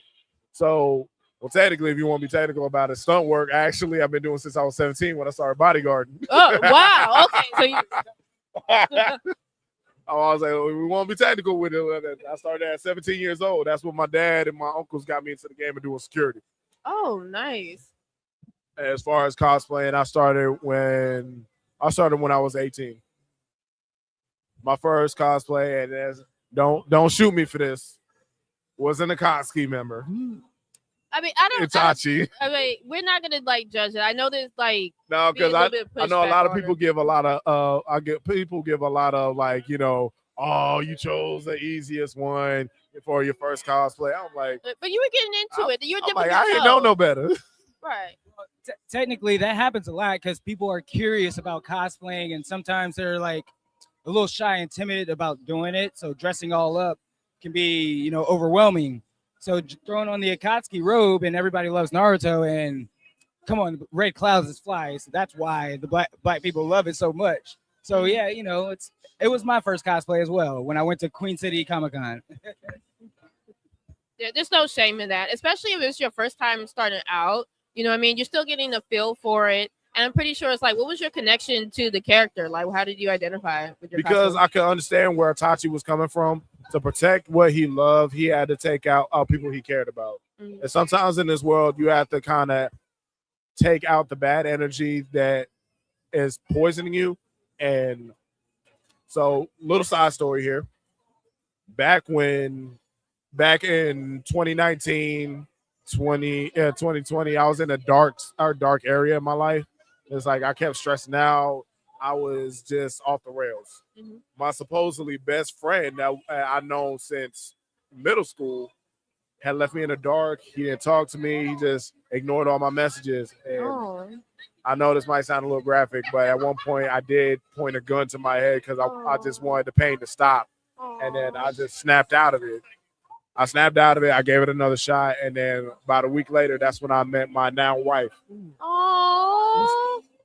And then she started getting me back together. I didn't even need to see the counselor about my depression because it's like it started going away as we started connecting more. So that's a little backstory from your boy. Well, I see why you put a ring on it. She saved your life. So like that's beautiful. I'm about saying that on top of that, she does not judge me. She does not try to change who I am. I've dated a few women in my past that try to change who I am. They didn't like that I watched anime. They didn't like that I was a gamer. They didn't like that. And I just had goofy friends. So like, I'm just glad that I got the woman that I got because she loves me for me. And then on top of that, she does cosplays with me every now and again. So like one of my favorite cosplays that we did, it was actually for a Halloween party. So she wanted to be a goddess, and I was basically her royal guard. Oh, it was an Egyptian goddess. That is cute. And you're covering your job with the cosplay. Like you're always going to protect her. There's a bodyguard for life. Of course. Yeah. Now, if you want to see the video that Corey was talking about. Oh, no. This is where we did stunt training. That's my friend, Frank. That was his first time doing stunt training with us. Come on now. These damn comments in the way. I know.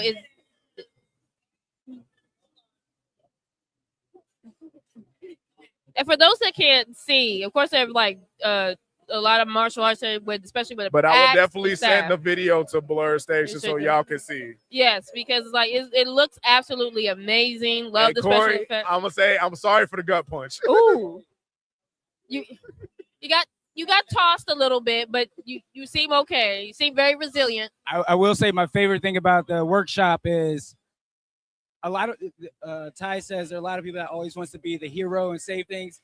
I think it's a lot of fun getting thrown around and losing the fight sometimes. Like I like rolling and tumbling around. Let's be a kid again. No, you know what? I mean, it does look like a lot of fun. I would say like for the academy, how do people sign up? Like if somebody's interested, like, hey, I want to learn to be a stunt performer. You How will can people reach join out up? to one of the members of Psycho Image Films. That would be me, Kane, Six Raikage, or Black Viking, and we'll bring you into the group chat. We'll give you a time, a date, and like well in advance, so that way you can plan around it. Okay. So, and then we do basic stuff. We do break falls because I also work in corrections. I teach people how to break fall so you don't hurt yourself when you do your stunts. Mhm. And you tuck and roll, all that. We can take you through the basics first before you get to start whooping ass. Right. No, I get that. It's like safety is the number one thing that you have to go into stunt performing, because stunt performers are the backbone of any action film. It's like if you guys get hurt, the movie gets like shut down. Movie or TV Right. show gets everything is at a standstill. So it's like you got to learn the fundamentals before you start like kicking ass on camera. And so it's like if I may ask, like, what is your martial arts training or background? Mine is more so judo and the art of subduing. So with the art of subduing and judo goes hand in hand because that's what they teach law enforcement. Oh. And then on top of that, I throw a bit of boxing and street brawling in there too. So Nice. it's more so I learned from ancient martial arts is you use every ounce of your body as a weapon, your head, your feet, your knees, your elbows, all of it. Mhm. So I incorporate that if I ever get into like just a regular street fight, I incorporate with using my whole body. I just don't stop with my hands.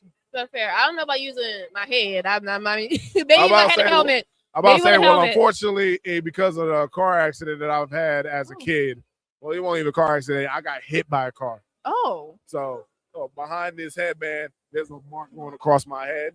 That's why I had to get stitches at as a kid. Oh. And basically that incident, because you realize kids' bodies are more quick to heal and more adaptable, you're more available to adaptation. So the harder to hit, the thicker your skull gets, because even small bone fractures will make your bones harder. Oh. So it seems like a lot of what you have experienced basically built you for the career that you're currently doing now, which is it's very trippy. It's like, I'm sorry those things happened to you, but it turned out to make you like a better bodyguard, a better stunt performer. It's just like you're ready to be hired. So what is next for Psycho Films? I know you guys are covering and doing work at BlerDCon, but what are some of the things that you have in mind? Like, are you guys like working with any other film company? So right now we're actually trying to work on getting a contract with Tubi. So we're doing our fan adaptation off of Kaiju number 8. Ooh. But it's not just regular kaijus just popping up every once in a while. It's a complete war. Lives will be lost. I play a sniper called Bullseye. Corey, did you have a character? Yeah. I work back at the base. I'm behind the consoles. I'm a character named Lucky. You're the guy in the chair. Yeah. Well, one of the people in the chair, at the military base. More of a comedic relief character, I guess. Yeah. So my character is Bullseye. He's one of the most unmatched snipers out of the whole defense force, and it's kind of a cheat because he has the eyes from number 1, and the eyes from number 1 can see straight into a kaiju and see their core. Oh. So I could be 50,000 miles away. My sniper rifle is hard enough to,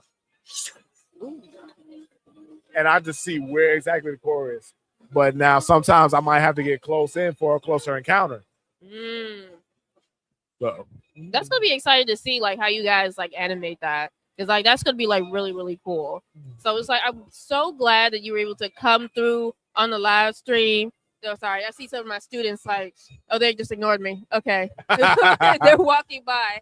But it's great that you guys were able to like come on. Again, I love what you guys are doing with Psycho Films. It always looks amazing, and I can't wait to see what you guys do with the cosplayers here at BlerDCon. you know what? I'm gonna let you go ahead and enjoy the rest of the convention. I appreciate it, love. You know what I mean? And then I hope that again, I want to see Redman's reaction when he sees you in this fit. I'm about to say I gotta go see if he's down there by now. Yeah. If he is, I'm gonna make it happen right now. Yeah. We're gonna manifest that. You manifest. I think like you choosing this is like manifesting him to come here. So it's kismet. It's gonna happen for sure. So again, give your socials and as well as Psycho Film socials so people can follow. All right, so it's Malice_XLIV on Instagram, but it's just regular Malice XLIV on other platforms. Psycho Image Films. Make sure you guys go follow them. They are amazing.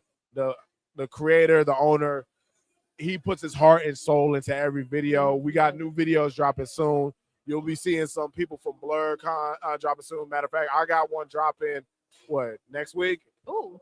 Because I got the Rengoku one that I never dropped. So that's coming out next week. Nice. I love y'all so much. I appreciate y'all. And thank you for having me, sweetheart. Who the best interview out here? Sher Khan? Who the baddest interviewer out here? Shell Khan? The meanest, the baddest, the sickest to ever walk the land. Thank you so much. And I appreciate this collaboration with All Nerds Entertainment. We've been knowing each other for a while, but we hadn't had a chance to really have a sit down like this. So it's really cool. I ain't gonna lie, my first time. You good, bro? Yeah, for sure. It was like I was nervous to try to do the BlerdStation my first year coming to Blerd because I'm still trying to build myself as a cosplayer. I was like, oh my God, what if I freeze? What if I get stuck? I'm like, no. I started second guessing myself and started contemplating in my head.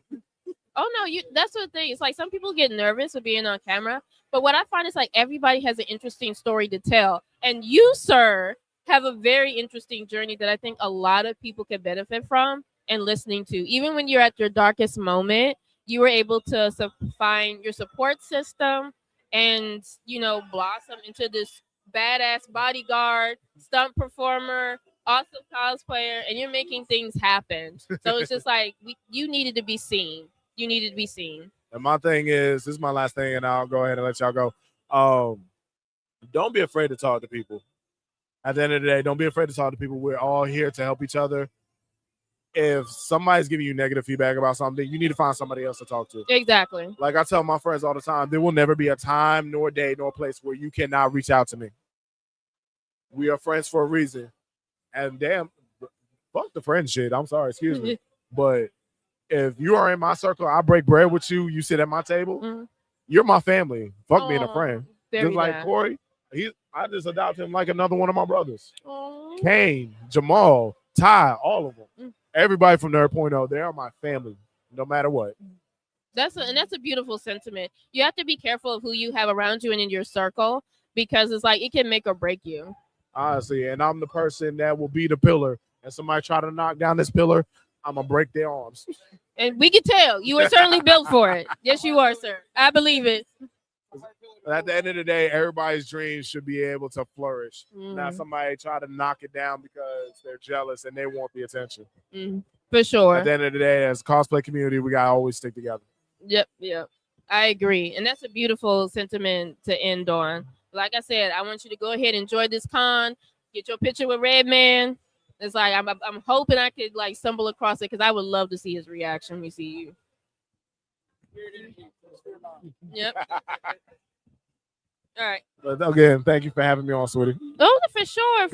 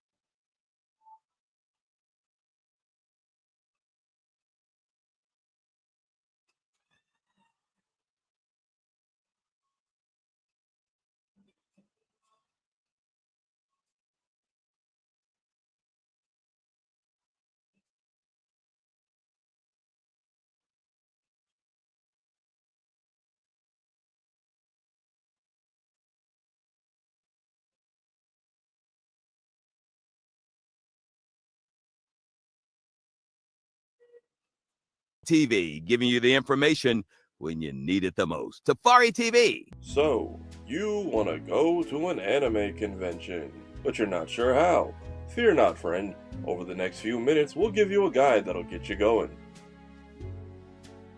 Do your research.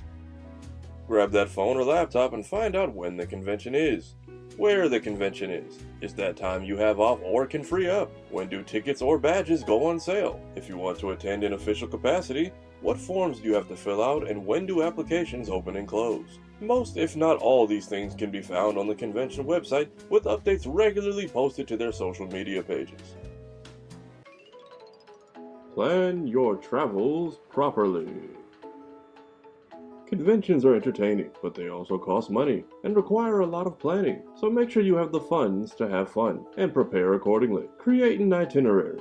How long is the trip? How many people are going? Is there anything specific you want to do during that weekend in that city? And so on. And be sure to build a budget, which can include but is not limited to cost of entry, travel fares, lodging, which is always cheaper when splitting with a friend, transportation, food, and what I like to call fun funds, in case you see a poster you like in Artist Alley, a cool trinket in the vendor hall, maybe some convention merchandise that you like. It never hurts to plan to have a little extra. However, be sure to leave a little room in that suitcase for whatever you buy. And most importantly, add the con to your schedule. Put it in your calendar. Make a note in your phone. Don't let it sneak up on you. Plan for any house, baby, or pet sitters you may need. And be sure to put that PTO request in on time. For the officials. Were you approved as a guest? Press? Placed on a panel? If you've been invited or accepted to a con in some official capacity, here's a few tips. Check your email regularly, as you will receive more updates than the average con attendee. Be sure to fill out all necessary forms before their given deadlines. Did you get the hookup from someone on the staff? Was a pal able to pull some strings? Be sure to get it in writing. While this person may have the power to grant you entry or special privileges, there's dozens if not hundreds of other staff members who may not know about your arrangement. Establish a point of contact. Depending on your level of approval, the con will usually have a department or person appointed to you should you have any questions or need any assistance. Don't be afraid to follow up and make sure all your info is collected and correct. After the con, be sure to provide feedback. Being of official status, you may be asked for additional information on your experience. What went good? What went bad? What can be improved? And so on. These things help the con run efficiently, improve properly, plan accordingly, and optimize operations each year. Optional, but don't be afraid to send a thank you email after the con. This can include pictures you took, interviews you conducted, a summary of your experience, and things of similar nature. Convention staff work diligently to put on a good show, so gratitude to them is always appreciated. It can also help build a good relationship should you or your team want to return next year.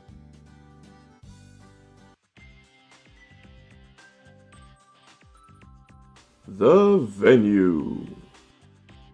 Navigating a new place can sometimes be overwhelming, especially somewhere you may be for up to an entire weekend. But don't be afraid because you can plan for this. Try finding a map of the venue. Most of them will have it on their website. Did you get a pamphlet or any paperwork from the con? It usually has the layout, locations, and convention schedule contained inside, so be sure to study it thoroughly and carry it with you throughout the weekend. If you're lost or in a hurry, don't be afraid to ask a convention volunteer or venue staff member. In these days, most conventions do have an information booth that can answer most general questions and get you pointed in the right direction. Weekend weather. Be sure to check the local conditions close to your convention date. Is it going to be hot? Is it going to be cold? These can have a major effect on your weekend and cosplay plans. At a convention, it's always handy to bring a bag or backpack. And some helpful things to include in there are a phone charger, some battery packs, and if you're gonna have to beat the heat, maybe include a fan in there too. Remember, these are highly populated and public events, so hygiene is important. Be sure to shower and use deodorant daily. Doesn't hurt to keep a stick on you just in case. And most importantly, hydrate properly. Be sure to drink plenty of water. You may be walking a lot and we don't want you passing out.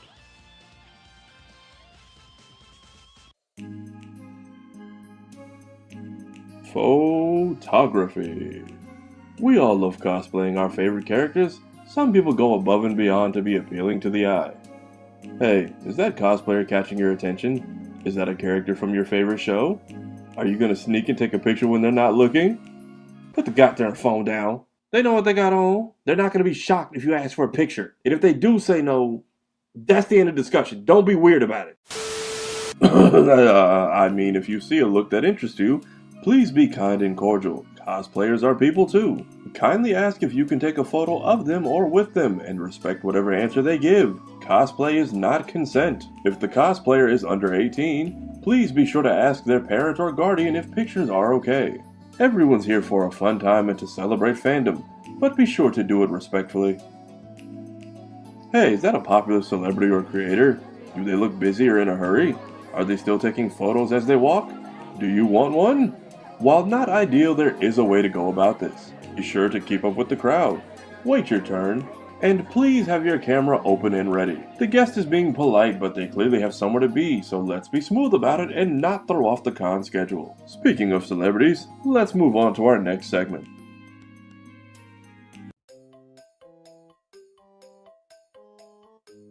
Shooting your shot. Is there a person, celebrity, or featured creator you'd like to pitch an idea to? A collaboration? A podcast invite? Well, here's a few pointers. Timing is everything. Wait for a good moment to speak to them. During their free time browsing the vendor hall, or during the rush of them getting from panel to panel? Probably not the best time. Find their table. Most convention guests will have a table or booth designated by the con. This can usually be located on the app, website, or whatever pamphlet and paperwork given to you. Be kind and cordial. Say hello, introduce yourself, shake hands if they'll allow it, say who you are and what entity or team you're with if applicable, then proceed with your pitch. Most importantly, if the guest says yes, great. However, they are very busy people. Afterwards, ask for their manager or handler. They usually have one, if not both, with them. This is the person who will secure and schedule your collaboration. Same rules apply. Be kind, introduce yourself, shake hands, let them know you got a yes, and exchange contact information. And above all else, be patient. A yes today does not mean content tomorrow.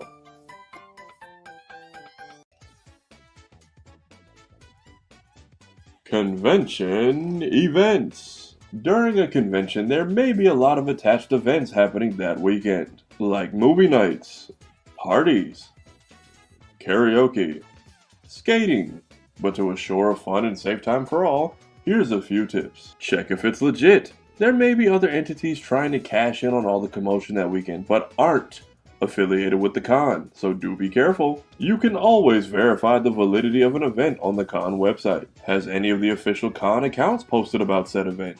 And again, don't be afraid to ask a volunteer or staff member. They can usually help you find some clarification. And last but certainly not least, please be careful. If the only affiliation with the con you can find is the name or the logo, if it's only being promoted by influencers who possibly won't even be at the con, for the love of Christ, if the flyer says you need to DM someone for the address, stay away.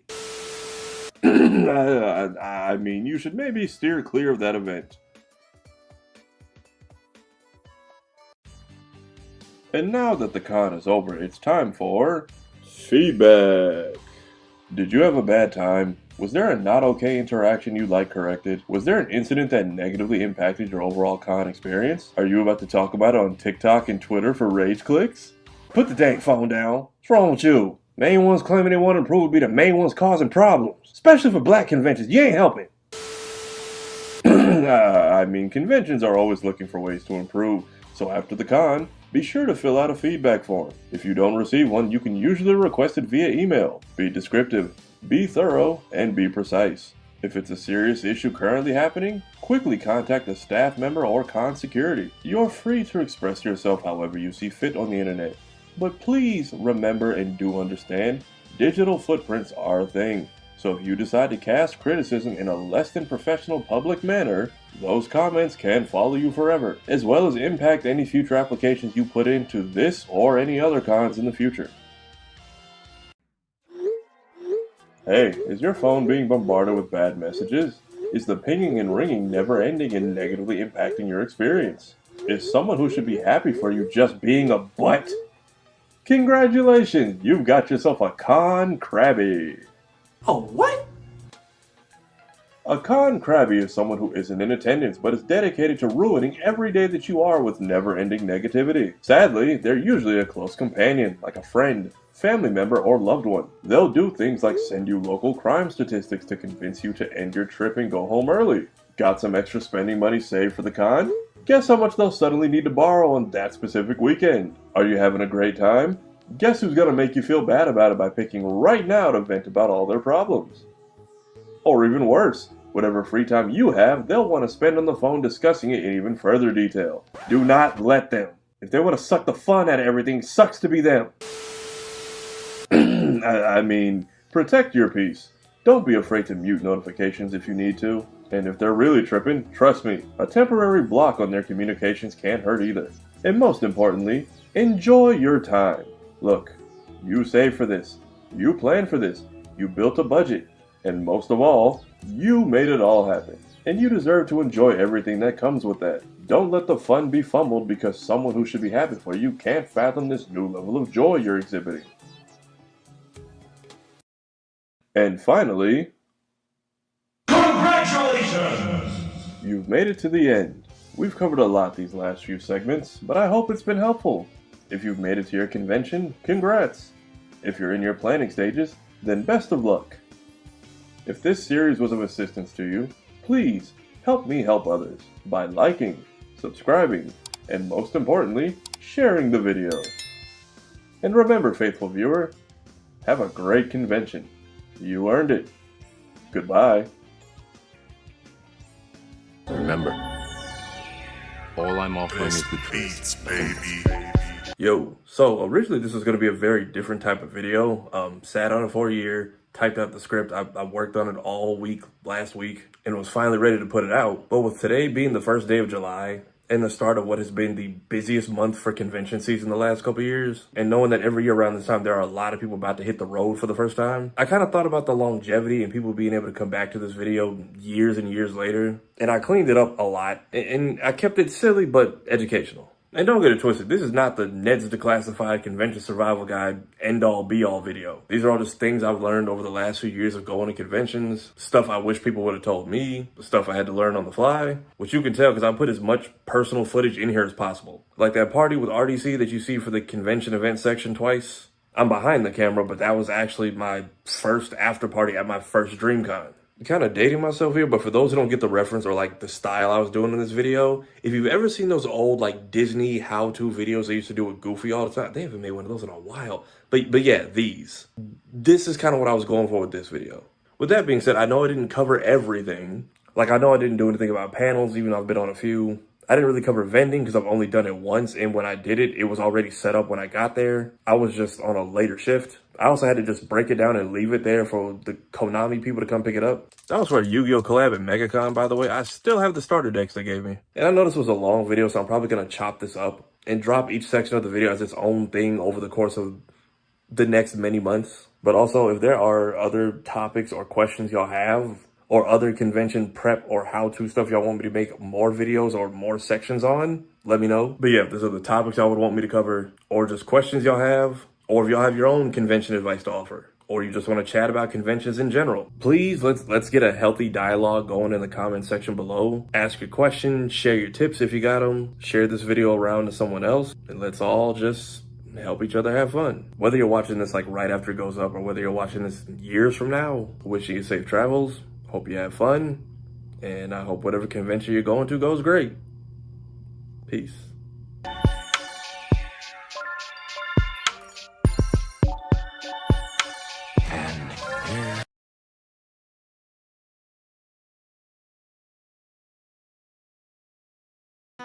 Y'all feeling good?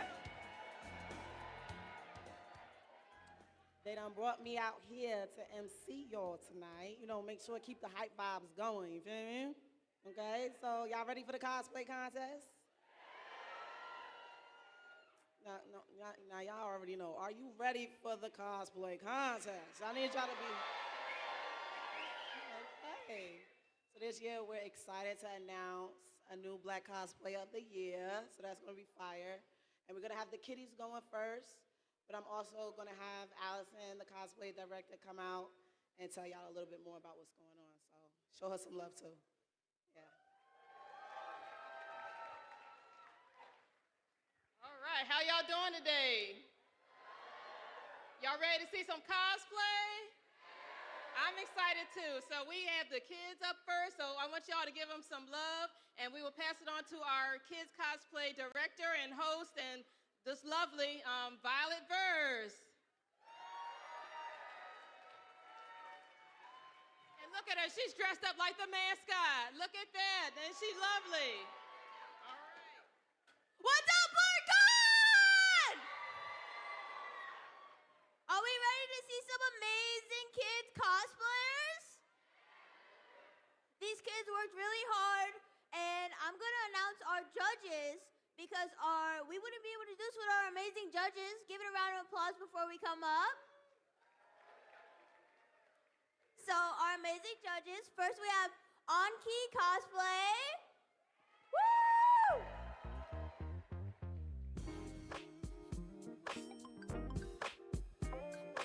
Next we have Cryptic Cyborg. And for our celebrity guest, we have, give me a drum roll please, Afro Cocoa Pose! Woo! So we have our amazing judges. Now, are we ready? All right, are you guys ready? All right. So first we have Nyx as Tinkerbell.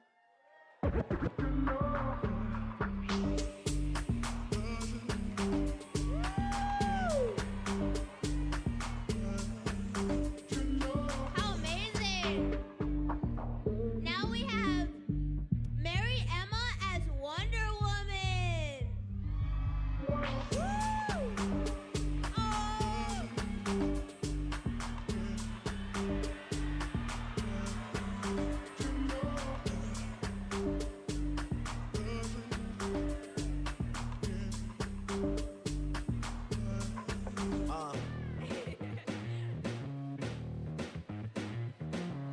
How cute! Next we have Persephone as Nezuko. Woo!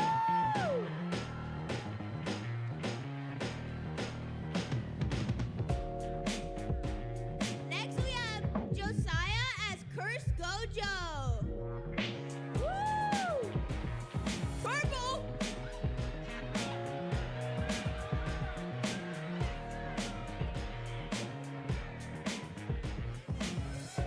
And now we have Ray as Glam Rock Scrap Baby. Woo!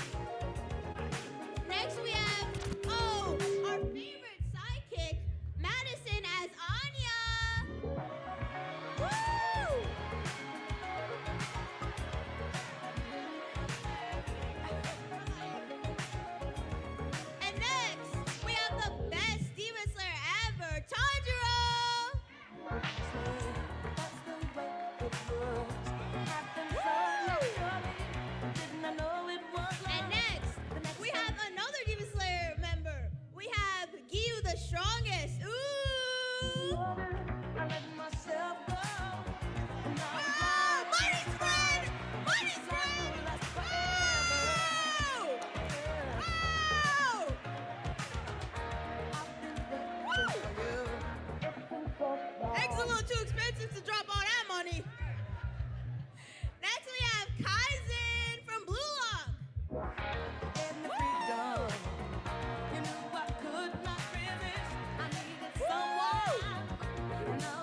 And next we have Skylar as Wednesday. How chilling.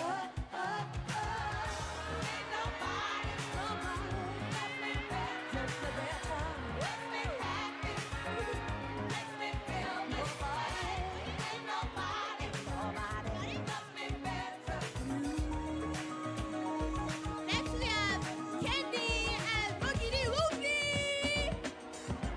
Woo! Oh! Where the One Piece at? And next we have Emma. Oh wait.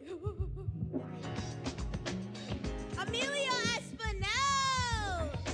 Woo!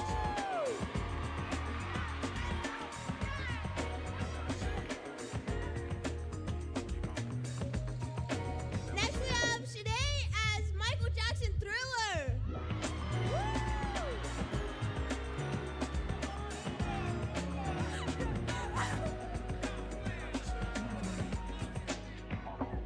We have Zoe Lynn and Alexa as Toph and Nezuko.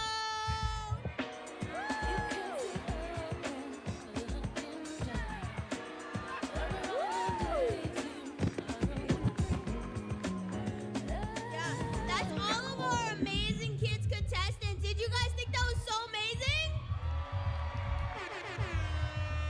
And if you think that was, if you want to see more, you should totally, sign up for the next one. Bring your little ones, definitely. Okay. So now, wait, break? Okay. Okay, the judges are going to talk now. So, think about who do you want to win. Give us a minute, but we'll be back.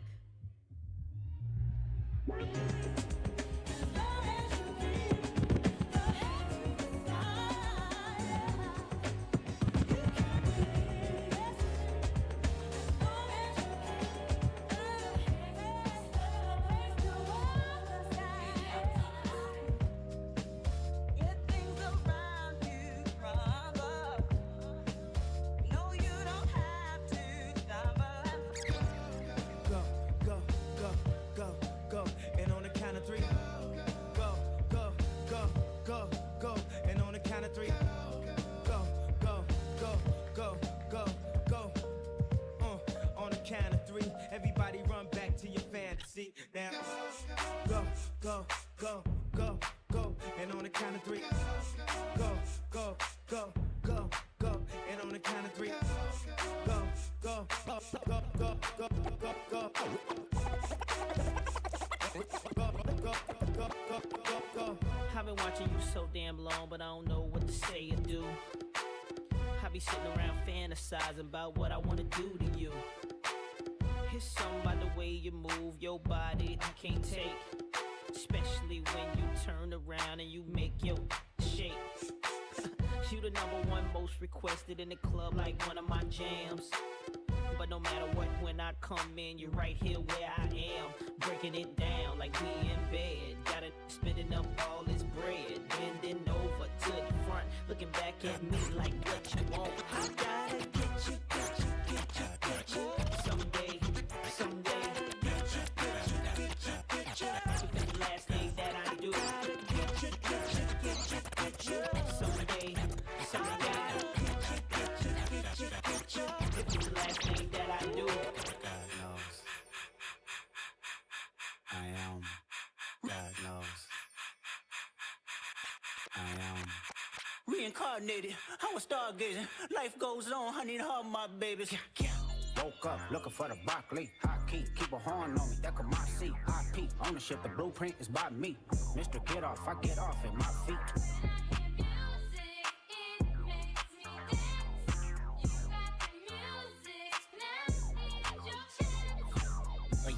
Couldn't try me in a tri-state. Buddy pass, but I give him splash till he hydrated. Down south, know he spook town, eyes dilated. I got the money and the power, both gyrated. I feel good, get the out my thighs. Look good, but she don't got no ties. I walked in, walked out with the size. Man, don't let me know what the price. What the fuck? I got hits, I got bucks, I got new paper cuts, I got friends, I got foes, but they all sitting ducks. Hit his turf and get cracking, double back like a deluxe. 50 deep, but it ain't deep enough. Complete, there you go, beat him up. Falling from a money tree, and it grew throughout the month. Spit a loop, hit the camera, speed it off, yes, us.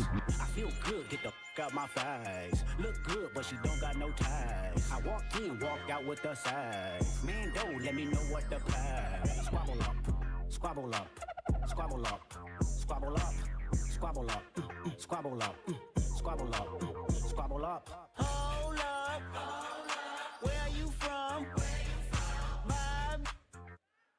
I'm finna go dumb, sideways, All right, BlerDCon. We are now going to announce the winners of the Kids contest.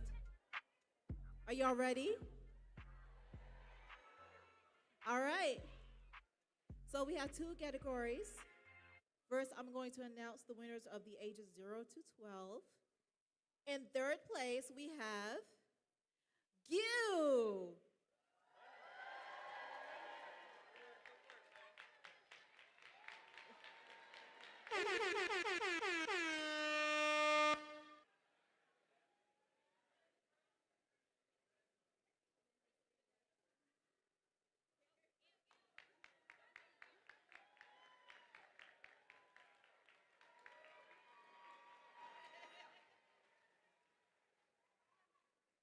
Congratulations, Gil. He made it rain, but he wanted his money back. In second place, we have Skylar as Wednesday. Come here, little Wednesday. Come here, baby. She's so cute. Congratulations, Wednesday.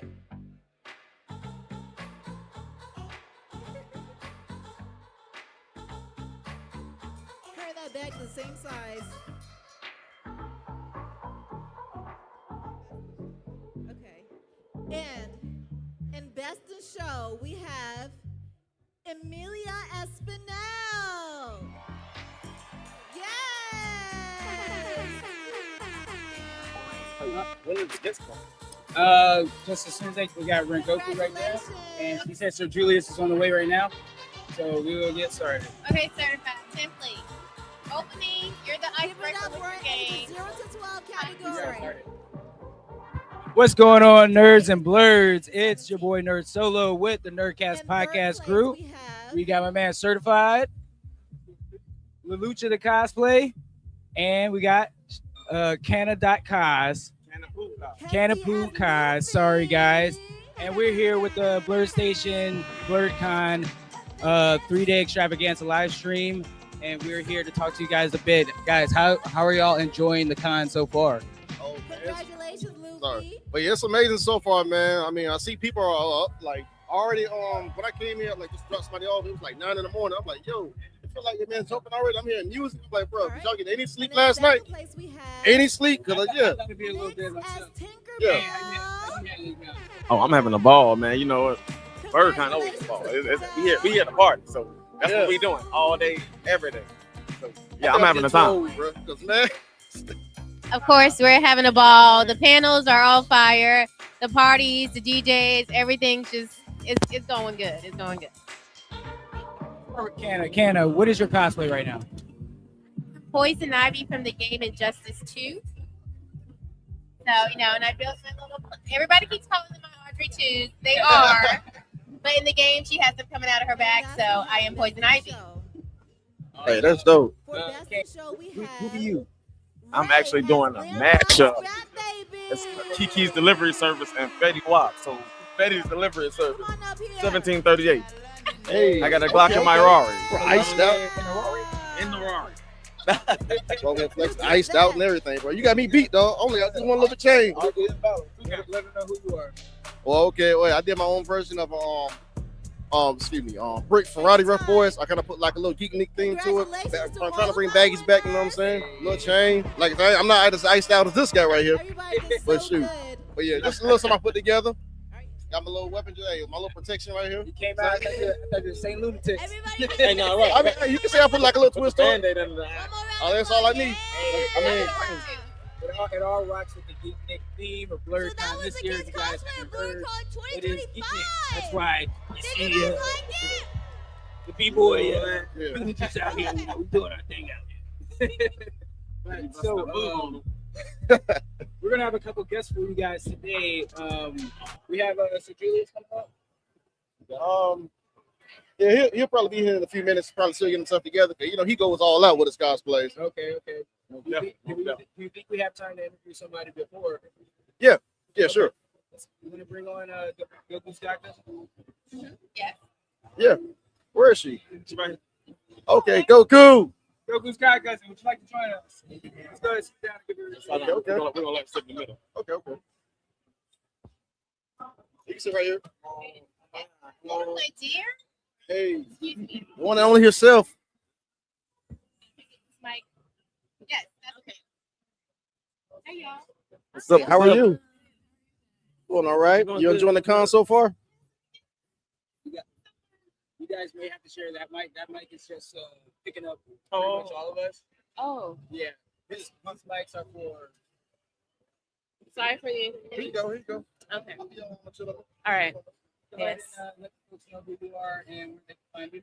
Oh, hey everybody. I'm Goku's god cousin, and you can find me at Goku's god cousin on Instagram and on TikTok.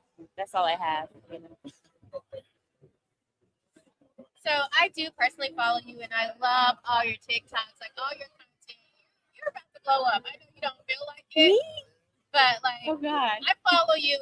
And I'm loving everything I see. Oh, thank you so much. Like, I know you built some of your cosplays. Yes. Can you go into details about that? Because a lot of people here at Blerd, they are building this year. Like, I've seen so many cosplays that are not packaged. Yes. Like, they either sold it, they put it together. Like, what goes into making some of your cosplays?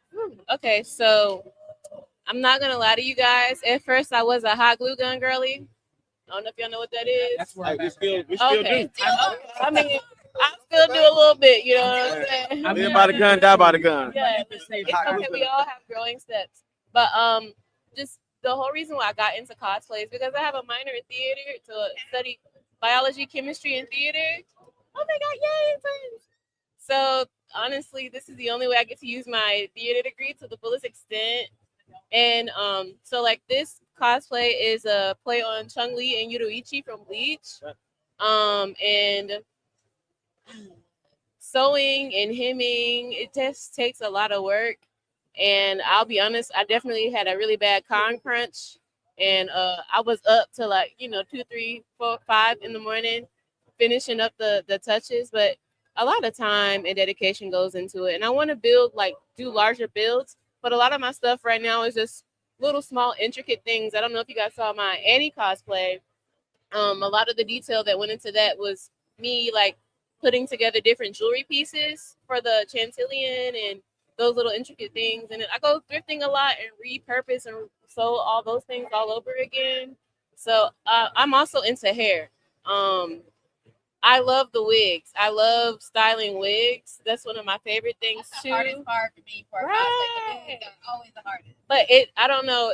I like to express myself through like the different colors of hair. So that's one of the things I'm starting to get into. So I might start doing like wig styling for people.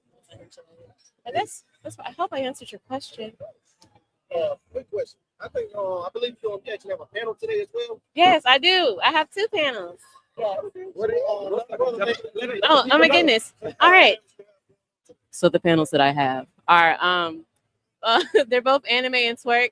So I think I've had anime and twerk for like 5 years. Yeah, 5 years. Yes. And we are twerking in the panel, but it's not just moving your butt. I'm teaching people how to release trauma by moving your hips. So it's about sacral movement. So you're moving your sacral chakra. A lot of us can't afford therapy, so you can put on music for 10 minutes and move your hips and dance. So it's basically essentially teaching you like twerk fundamental, whine fundamentals. And I also go over the history of where twerking and whining comes from. And I pull that into the lesson as well, just because, certain things become over sexualized. And I just want people to know that it's your birthright to move your hips. So that's why I started Anime and Twerk. And this year I started a 2nd edition of Anime and Twerk Bring a Partner. And basically people have been asking me, oh, hey, like, I want to come in there, but I don't want to dance by myself. I want somebody to dance on me. Because the thing about anime and twerk is no cameras, no phones, and if you attend, you have to dance or you'll be asked to leave. And so, like, that's the biggest thing. So it's a safe space for everybody, not just women, men, and people in between. I just want everyone to feel welcome and safe and not have to worry about being recorded, you know. But the second one is a 90s edition, and I'm basically teaching people how to dance with each other, and I do go into Black sensuality a bit, because, sorry to go hippy dippy on y'all, because we have ancestors through chattel slavery. At those times, our ancestors were not allowed to have pleasure or sensuality of their own because you were forced to breed. And so over time, sex for us was objectified because sexuality came from the strip club or hoochie mamas or burlesque dancers. But when Black love came into frame, that was like 60s, 50s, 60s. That's when there was like a rise in coupling because you, even though things, okay, not to go too deep into it, but let me put a pin in it. So basically, I'm teaching people how to interact and be close with each other in their dance styles and connect, and also listening to your partner. So I'm going based off of follows and leads, and it's going to be a lot of fun. And everybody can come. It's not exclusive to anyone. It's just everyone. So yeah, but I'm excited. Sounds like a vibe. Yes, always a vibe. The world sucks, so why not? And what time is it? The first panel is at 5:30, so it's 5:30 to 6:20, and then the second one is at 11 p.m. to 11:15. Yeah, that's the party. Well, you're prepping for the party. It's the pre-party. Yeah, right. You're warming up your knees and your back. You know what I'm saying? Ready. Right, already. You already know. I'm over 30, so them things. I got to stretch every time I go back to my room. Get down slow, get up slow. Yes. Right. You already know. Yeah, definitely. I'll let you know you never have to apologize for being unapologetically Black. Yeah. I'm just finishing up the Electrical Negro. So yes. Oh yeah. Homoeroticism and we right here. We're right here with it. Yes. I recommend past year I've been reading nonfiction books. I love that. Especially that makes Black and brown people, the things that you don't know. Why you feel this way about certain things? Absolutely. Yes. We'll have to connect because I got a lot of book recommendations for you. And also, I am a former dancer. Oh, awesome. Stuff, and okay. Down. So, like when I go out, if we go out or dancing with my friends and stuff, I love dancing. Mm-hmm. I tell people I don't care if you can dance. I will dance like Carlton Banks if I have to. The good kid, I will dance. They don't have to be sexy. You don't have to just have fun. You don't have to do flips. Just have fun. Yes. Yeah. Dancing right. It is. Yes. Do you have a favorite cosplay that you have created? Woo! I know. Okay, I have two. My favorite one is the Lorax. Even though they're so overdone, I started doing it, because I got depression, and so I was like, what's gonna help me feel better? 22-inch bust down in a Lorax outfit, and I was just in my house FaceTiming people and dancing for my friends and family in my house. They were like, where are you going? I'm like, nowhere, but I felt good. But my second favorite is definitely my Annie cosplay, because Warner Brothers reposted that, and that was like a huge deal for me because that had never happened for me. And I was like, wow, I can do it. I felt like that was confirmation of a lot of the hard work that I put into what I do. And so it was just very I was like, okay, maybe I can be a little cosplayer, But yeah. Yes. Thank you. Oh my God. So I also have a question. I don't want to ask what anime got you in anime, but what anime were you watching when you was like, yeah, I'm a nerd? Ooh, I don't know if my answer is appropriate. It is. We here. Give it to us. Yeah. What anime was I watching when I was in there? I would say, I don't know if people know this, but I didn't realize. So Toriko, I don't know if y'all are familiar. Toriko, first of all, yeah, hey, yeah. Okay, Love look, it. and then it's That's like a my play boy. on Hunter x Hunter with the gourmet hunters. Yeah, hey, the food. You yeah. feel me? Hey, you gotta have. I'm not gonna lie to you. I gained like 10 pounds watching that anime because I couldn't watch Toriko without eating. You gotta eat. I want to feel how y'all feel. Right. I was like, ooh, I was like, okay, whale poison. You know, you gotta cut the. You know, I was just like, okay. Hey, the invisible soup. Right. How the hell you gonna eat invisible soup? Hey, I wanted a bowl. Make your jaws fall off. I was like, yes. Yes, I was eating my struggle meals like, okay, ramen noodles, we gonna match this. Hey, yeah, we about to spice it up a little bit. The chicken Garnish it a little flavor bit. with the hot sauce and Toriko. I was on it. I was on it. But that's definitely wow. And then I got to a point where like people were asking me like, oh, you're into anime, and they would say like, okay, what's your top 5? And I'm like, what genre? Right. And they're like, what you mean? I'm like, come on now. You can't. Because it's never different. She's like, you ain't even that deep. I got 5 for every genre. Right. I'm like, okay, how about let me help you out, boy?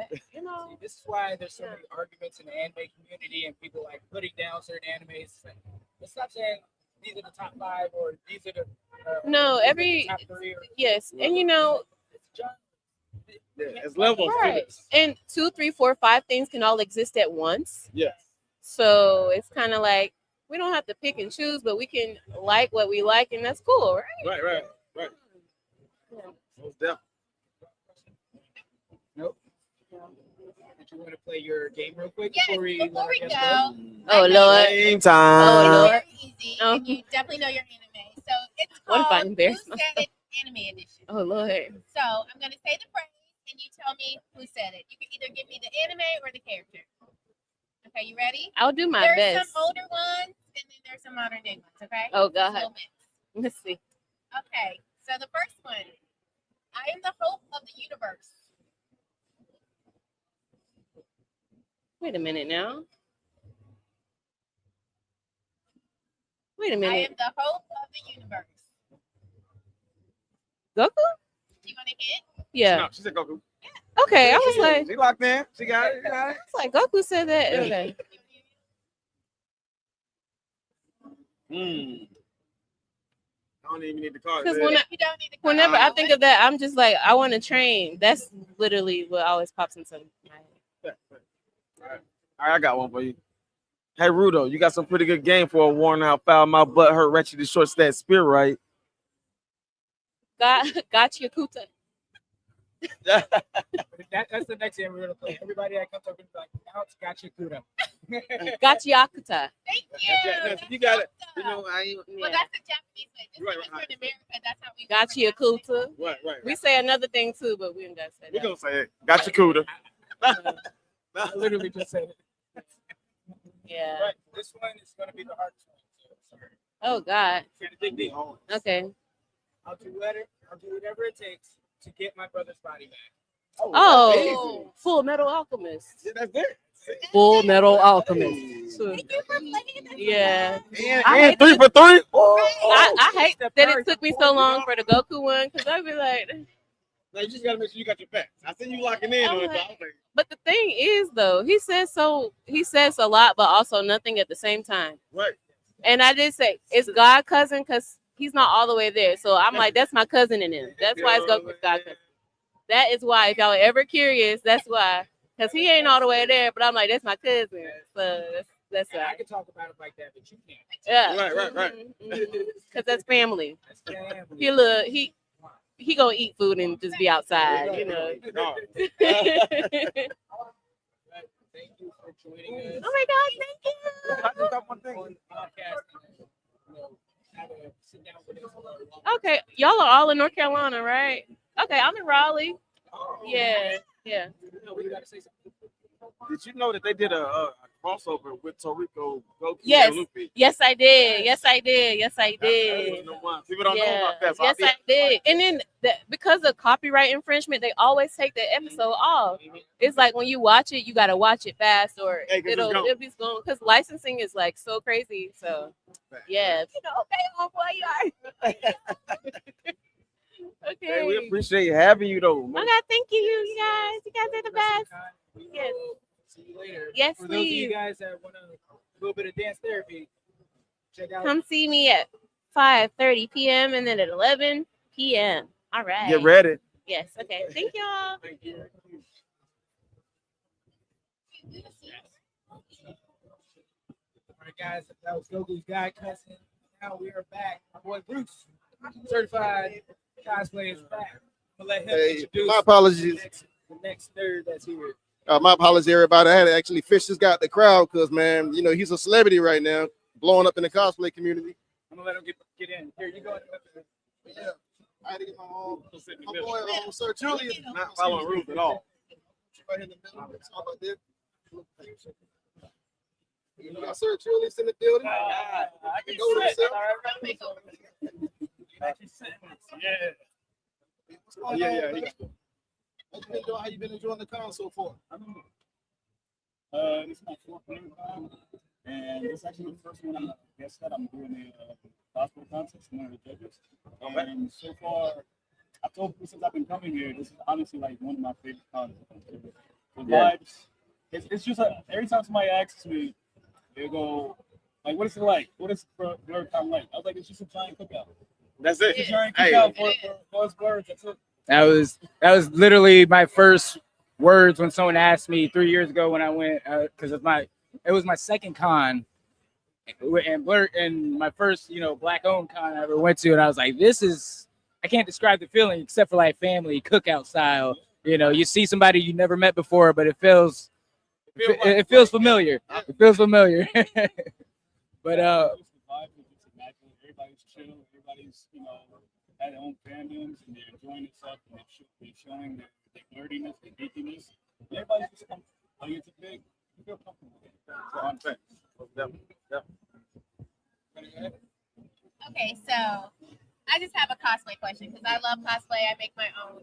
And I do follow you, and of course, your station where you just show us how you build everything. First of all, you have an amazing building station. Like, I'm like, gosh, where do you get that from? But you have a whole setup.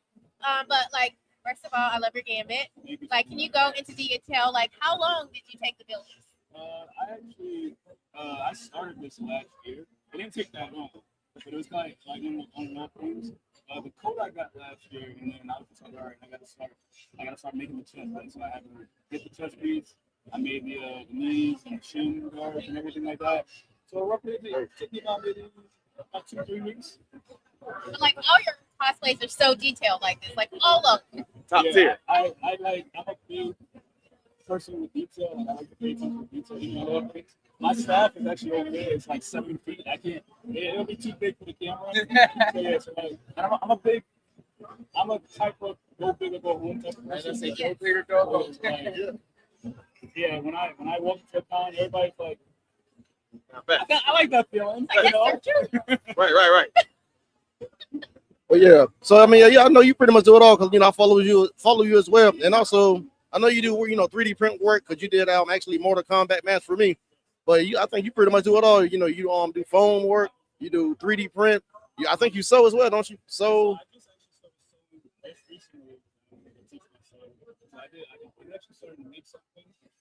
It's another reveal, so you guys will see. Gotta wait. Okay. Yeah. So yeah, you pretty much do it all though, man. It's like collecting the Infinity Gauntlets of cosplay. I'm like, all right, I got foam down, I got 3D printing down, I got Warbler down. What don't I have? Sewing? All right, let's start that. Let's go. Do it all. So I would say, what has been maybe your hardest build, or maybe the one that took like the most time, the most work out of all your cosplays?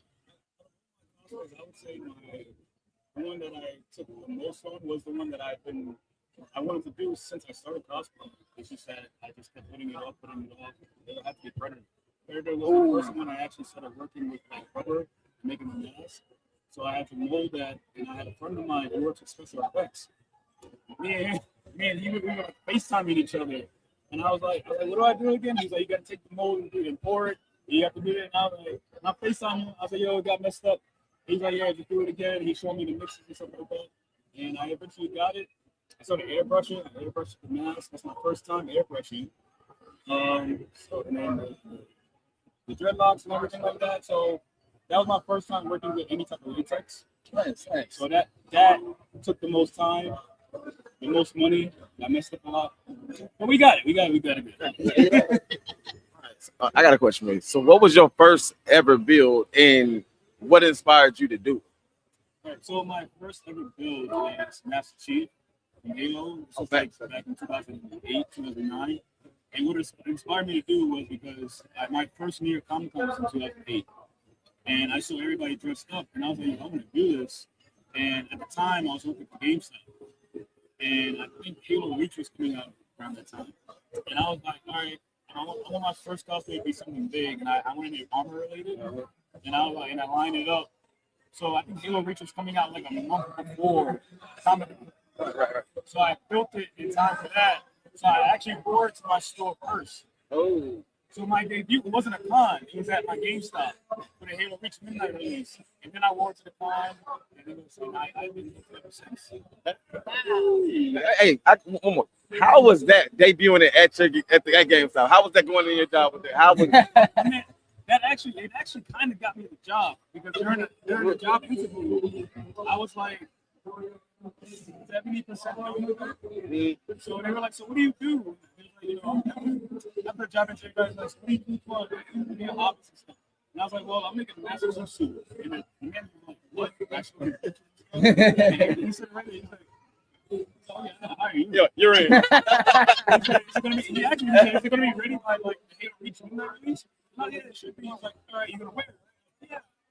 Yeah. You should have sent that in as your resume. Just history in the making, right there. Straight to the top. You don't even open it. It's like, yep, got it. You're all good, buddy. So, what exactly got you into being a nerd? Like growing up, like what was your nerd? Like, I know you're into cosplay, so obviously you watch a lot of nerdy things. Was it video games? What was it? I would say I don't want to say it's a cliche thing to say, but like I was raised on Tsunami. Yes. Tsunami was my older brother. He likes to throw it into me. He was like, "Well, I used to go to Chinatown and get the DVDs and watch them and burn them stuff like that." All right, yes, I understand that. It's cool. Is it Tsunami? I was Tsunami. Tom. 3, 4 o'clock in the morning, hearing that Inuyasha ending. Bokutachiwa. So that is actually what introduced me into anime and stuff and things like that. And then comic books, I was a big Spider-Man guy. I was a big X-Men guy, so I love X-Men. And video games, like my first system was Super Nintendo. So after that, I went straight to PlayStation. Like we jumped Super Nintendo to PlayStation. So that's how I got into the gaming stuff. Nice. You got a question?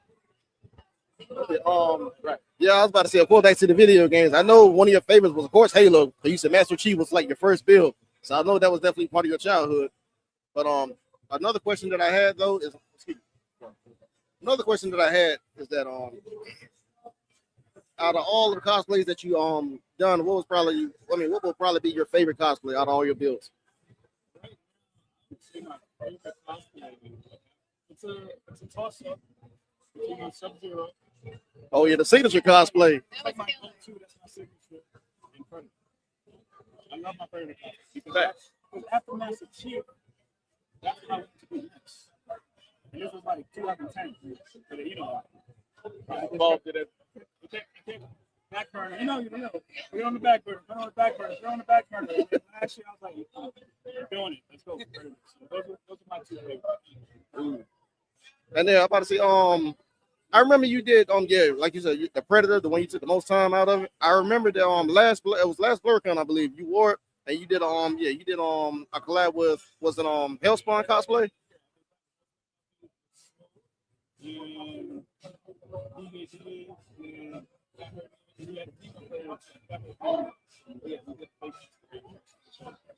Okay, yeah, I remember y'all was filming with Psycho Image Films that year, and I'm like, yo, y'all be killing it, man. All of y'all together, y'all like Predator, like look real as heck. I'm like, yo, I think one of y'all even had the sound effects to the cosplay. I'm like, hey, bro, like y'all shouldn't have seen it. I don't know if y'all realized it. Yeah, like they went all out with it, bro. And I mean, like I know that's what you really do, man. I mean, you're like pretty much like a perfectionist. Make sure everything was good, every detail. And another cosplay is like one of my favorites, your Mihawk. Because I mean, the sword. I mean, damn, you had like the actual. You know, I think that's the light first side. time I saw. No, I would say Predator, Mihawk, and Sub-Zero. Those are my top. And the, Mihawk is cold. yeah. That Mihawk cold. And the sword looks like real heavy. So I'm like, yo, it's a real lightweight. Because I mean, it's like about bigger than me. I'm like, yo.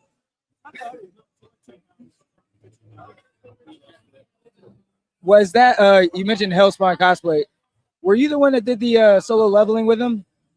Yes, that was me. That was you? Okay, yes. I was like, I knew it. That was fire. I love it. Damn. Because I've never seen anyone. love them all. I make Now,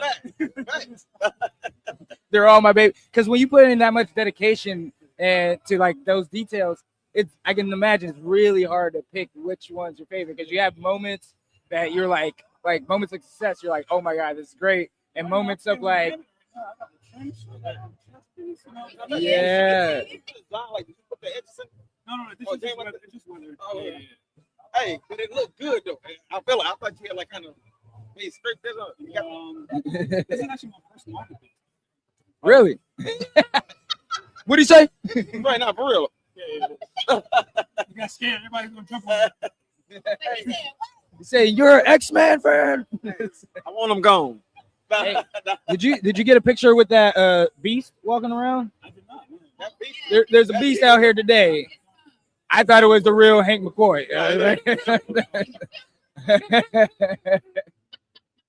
No, but what's your least favorite part about building a cosplay? Like, what part it's coming, you keep putting off. You're like, all right, I'll do it today.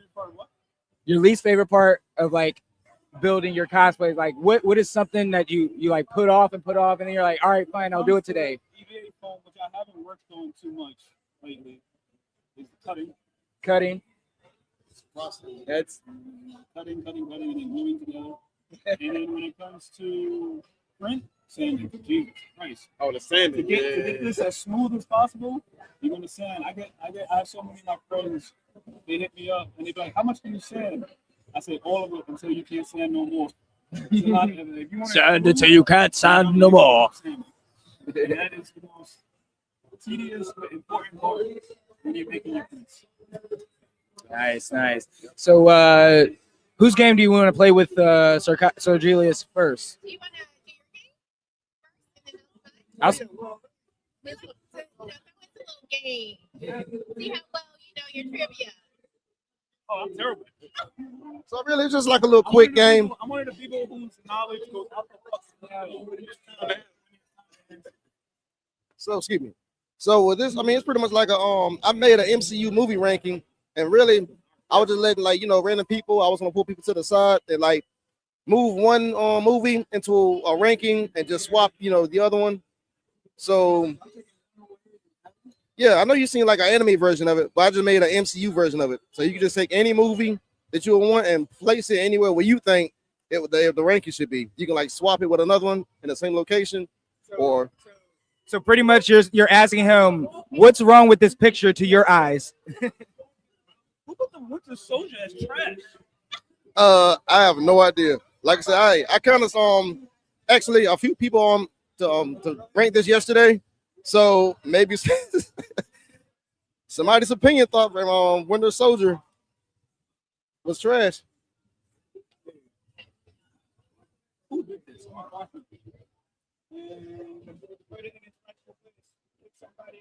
Yeah, but if you can swap it with another movie, hey.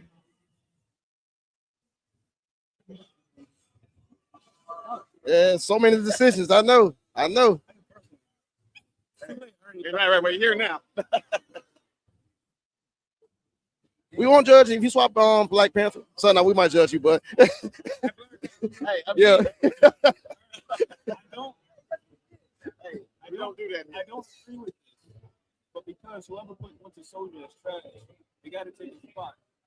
So I'm gonna grab.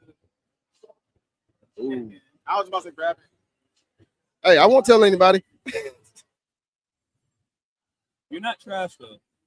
You're not trash. Okay. Somebody, I don't know why. Stakes are made. There we go. Yeah. Hey, somebody has to go down there. So I mean, okay. Do 3. Oh, just one. Oh, actually, I was letting yeah, everybody do one. I mean, hey, you can do one yourself. I haven't asked you, so I mean, what do you think? What movie should be placed? Oh, wrong. Swap. Oh, not my.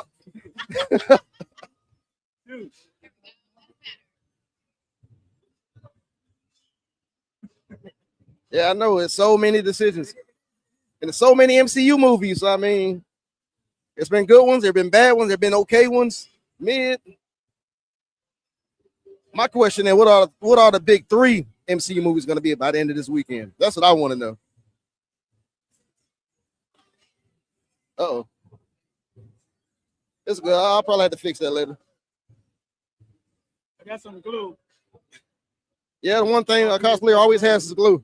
So I got some back in my room. I bring my little mini repair kit everywhere I go. It's all good.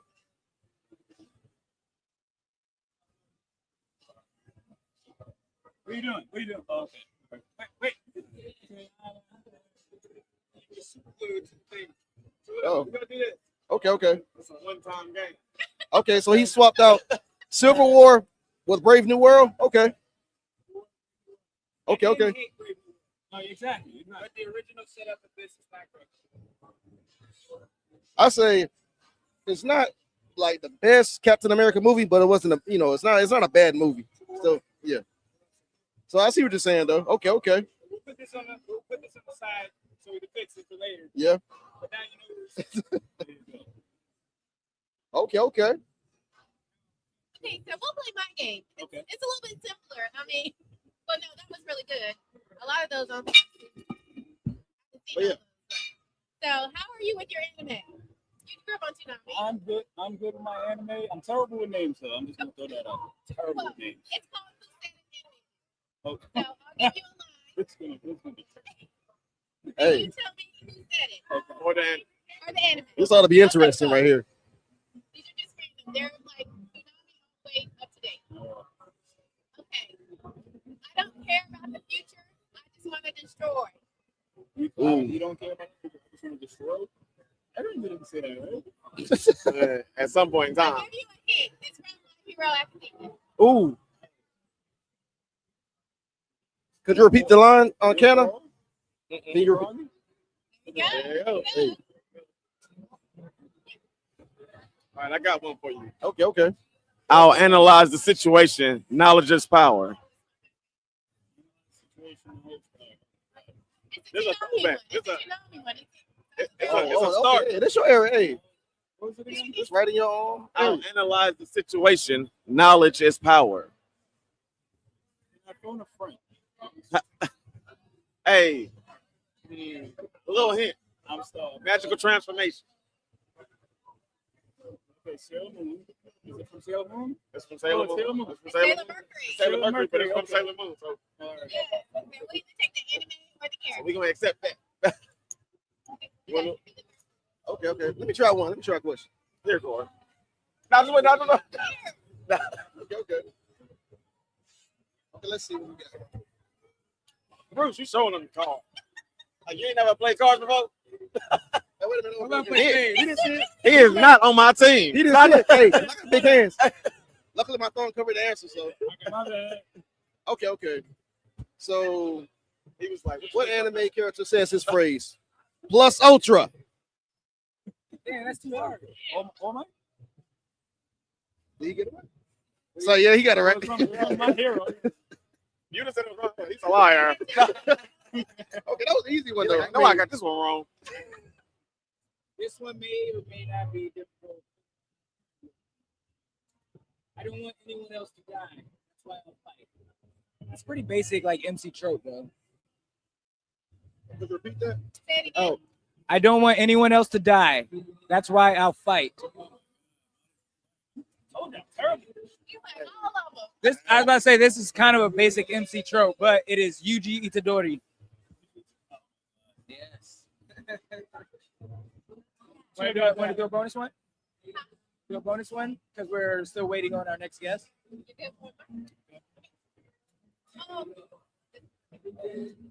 scary being alive, but it's better than being dead. No. It's scary being alive, but it's better than being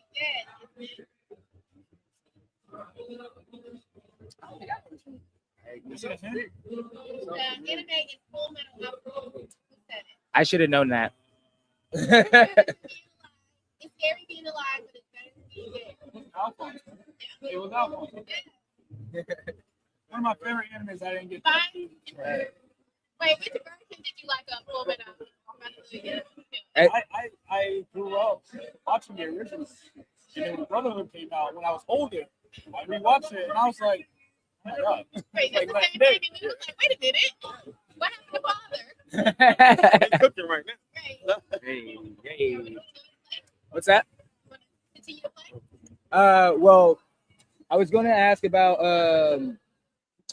the rest of the con. What do you have planned for the rest of the con? For the rest of the con, I'm actually supposed to go to a screening or a panel. Can't say. Obligated. Say it's disclosed. I'm going to judge. I'm judging the contest.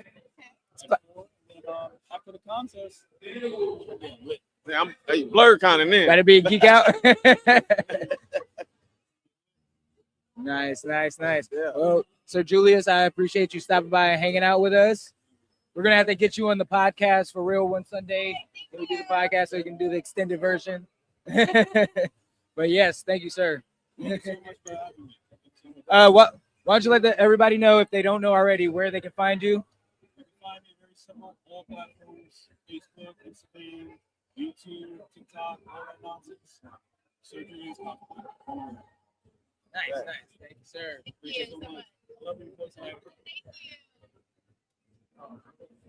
Thanks, man. Yes. I'll shoot you a message if you ever want to. I like shooting.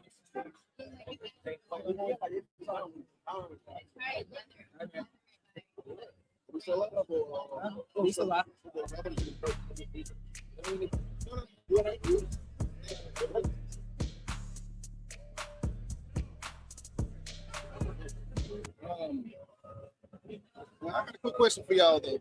What's going on, man? I'm pretty, everybody went to the after party last night, right? Yeah. Sure. Vaguely. Is it? Are y'all the only? I mean, am I the only one still recovering from last night?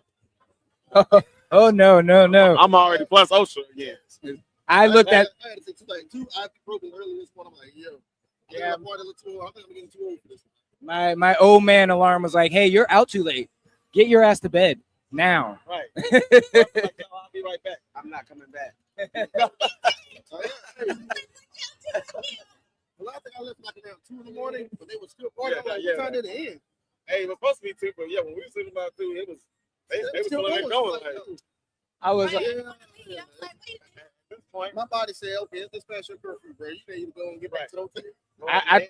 I turned into like a real dad. I was like, "What are y'all doing out this late? 4 a.m. Go to bed." Go to bed this morning, like 9 in the morning. I'm like, y'all still partying, yo. I put some Epsom salt. I don't know. It got kind of good at the end. He really started playing that freaking music. Yeah.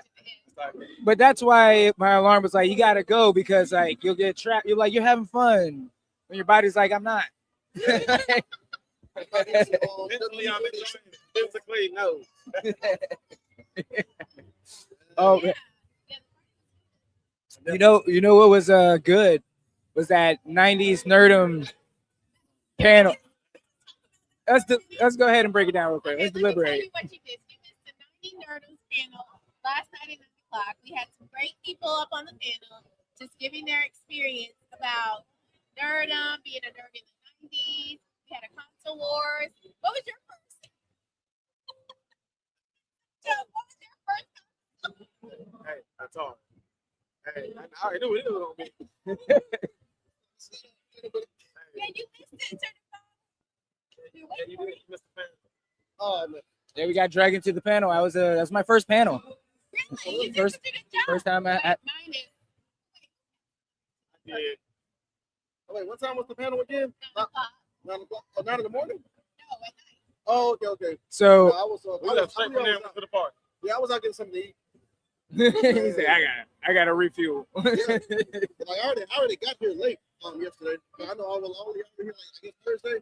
Yeah. I got here like maybe like Yeah, I say around like 1:30.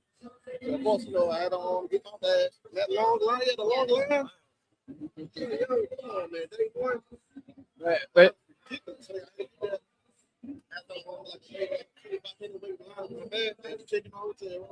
Yeah, I had a whole lot going on. I had to, of course, get up with people and stuff like that. So much going on. I need to refuel. I haven't eaten all day. I feel like dehydrated. Like, you know, what you refuel on? Put it on. no, but I Yeah, the coffee on. Yeah, I had coffee myself. So nothing to eat. I'm stomach. So like, yeah. I'm saying, what you gonna eat? Oh, yeah, what you gonna eat? this is what he did with the guy. I went to this top place kind of like in Baltimore, DC. This top place called trying to think of the name. Thai Chef, I believe the name of it was. Oh, yeah, it was amazing too. They had like Korean fried chicken. That was good. You ain't been a bun. Hey, no, hey, honestly, I had to go plate. I was full then, but on my ride home, like, you know, put my bike. Right. It was nothing but bones. Like, yo. So you was throwing it away when you made it back to the room. No. I needed to have anything all day. Like, yo. Hey, yeah, I had a question for you guys. I was asking people around. I wanted to do one of those boards like you did, and my topic was going to be like Fight Club. Who is going to be S class and fight? Like, who are you putting in the Fight Clubs? Or we'll do it a little different. If you had to pick 5 people that you would be like top, like from top to bottom, best to worst, like king of the Fight Club, who would you pick? Like, we're thinking hands type anime character. Straight hands. Okay. First of all, Yujiro Hama, Baki, they own there.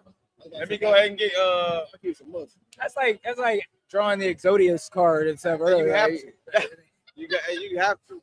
My boy from Kiki Ashura. I can't think of his name. Oh yeah. Gotta throw him on. And then just throw me any 2 people from Hitori Noshida, the Outcast. Throw me any 2. It don't even matter. Hey, look, I'm sorry, but those dudes gonna get worked a little bit. They're gonna get worked a little bit. The Outcast people, just a little bit, because you ignoring like Rock Lee. You ignoring Yuji. I feel like we putting them on just hands. Yuji, a street fighter, but they just gonna tear his face up. They gonna tear hands. If just on hands, Yuji can fight. But they actually technique fight. Hey, look, I know what you're saying, but you ever seen a technique fighter go up against Rampage Jackson and get slammed on their head? Another man who has technique. Yuji got technique. He just ain't refined skills. So you saying Yuji's not a martial artist? He's just a not. meathead. He's a street fighter. All right. Who trained him? All right, let's get him in the video game then. Let's get him in the video game then. Fine. So Akuma? No, I'm just playing. Not most definitely. He a monster. He's not a street fighter. You're going too far. He's an ancient. He said, my man went to hell and came back. Yeah. Like, it's some hitters out there. Hey, it's like anywhere you look, it's some hitters everywhere. You gotta think Goku. Even if you put him in, if you balance the fight, he up martial artists by any beat. Yeah, he trains. You know what I'm saying? I mean, Hey, Krillin, yeah. Krillin a human. Hey, Batman. He If just we being honest, my man know every martial arts style.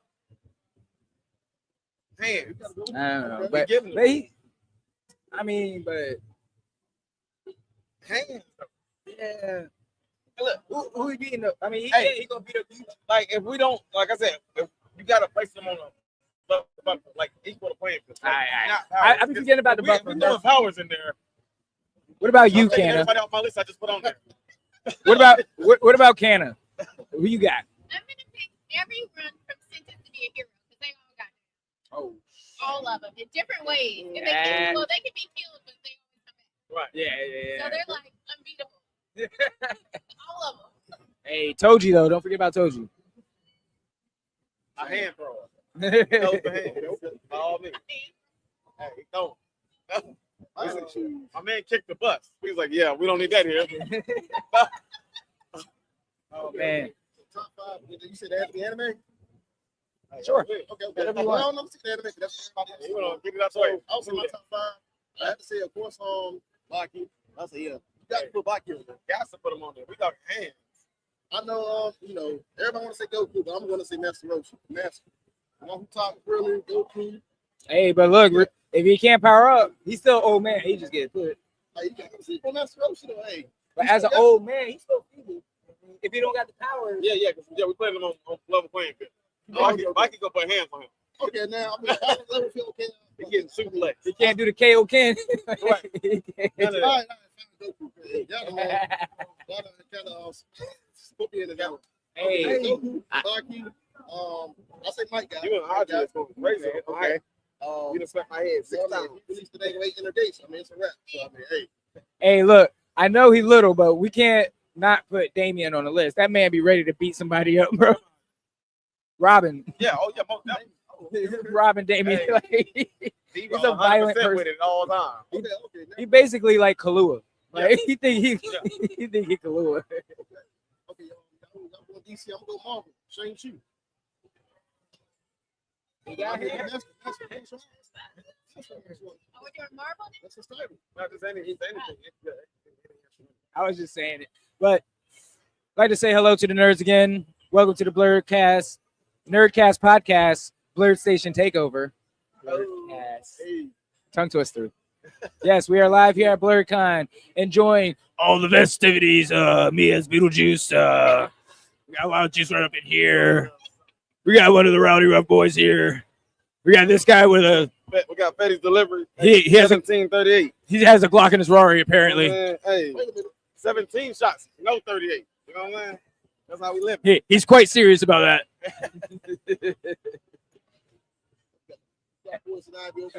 Can of poop.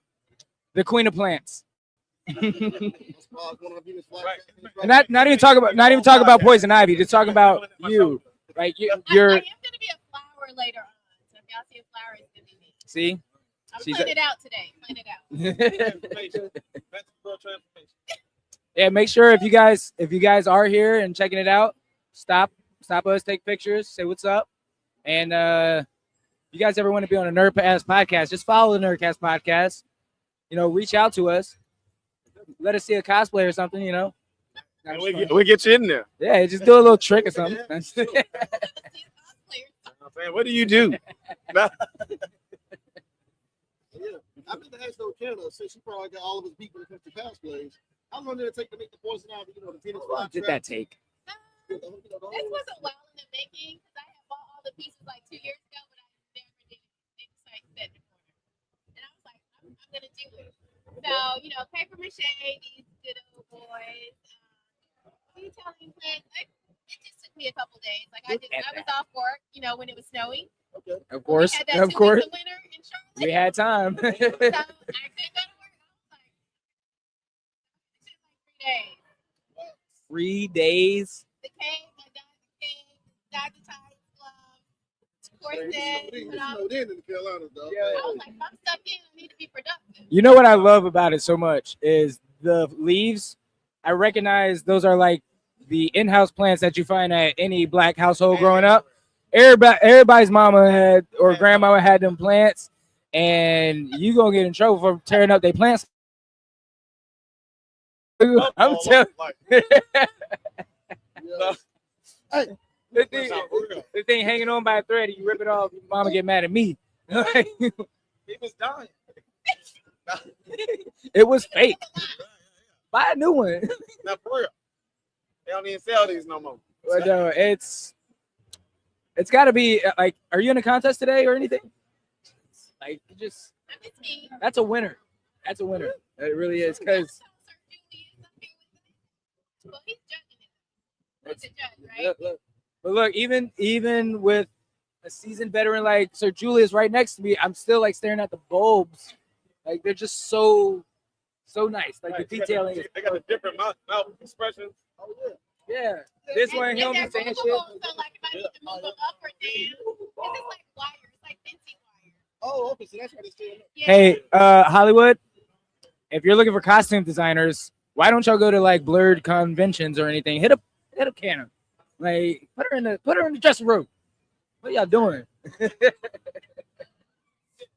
But look, we were supposed to have another guest come on, so I guess we can just kind of stall a little bit longer and, you know, talk about what we like about each other. Kane, what is your favorite thing about Certified? I love this team building. Yeah. Team building exercise. What is your favorite thing about Certified? He always delivers certified goodness. Yeah, like hey. That deserves one of these. That deserves one of these. I try my best though, man. I'm like, if anything, I'm trying to be like y'all though, man. I mean, I'm still learning, you know, the cosplay building, like that. I know you probably been in the game for a little longer than me. Anna, look at us, you know, she's a pro at it. Right. You know, I know y'all, you know, do foam work. Y'all do 3D print as well. No, we don't 3D print. We trying to get into that. We keep thinking about it. Nah, they said they like to do the hard work. You know what I mean? They don't like the easy way out. No, cutting corners. I wish I had 3D printing. I would, you know, of course, start doing 3D print.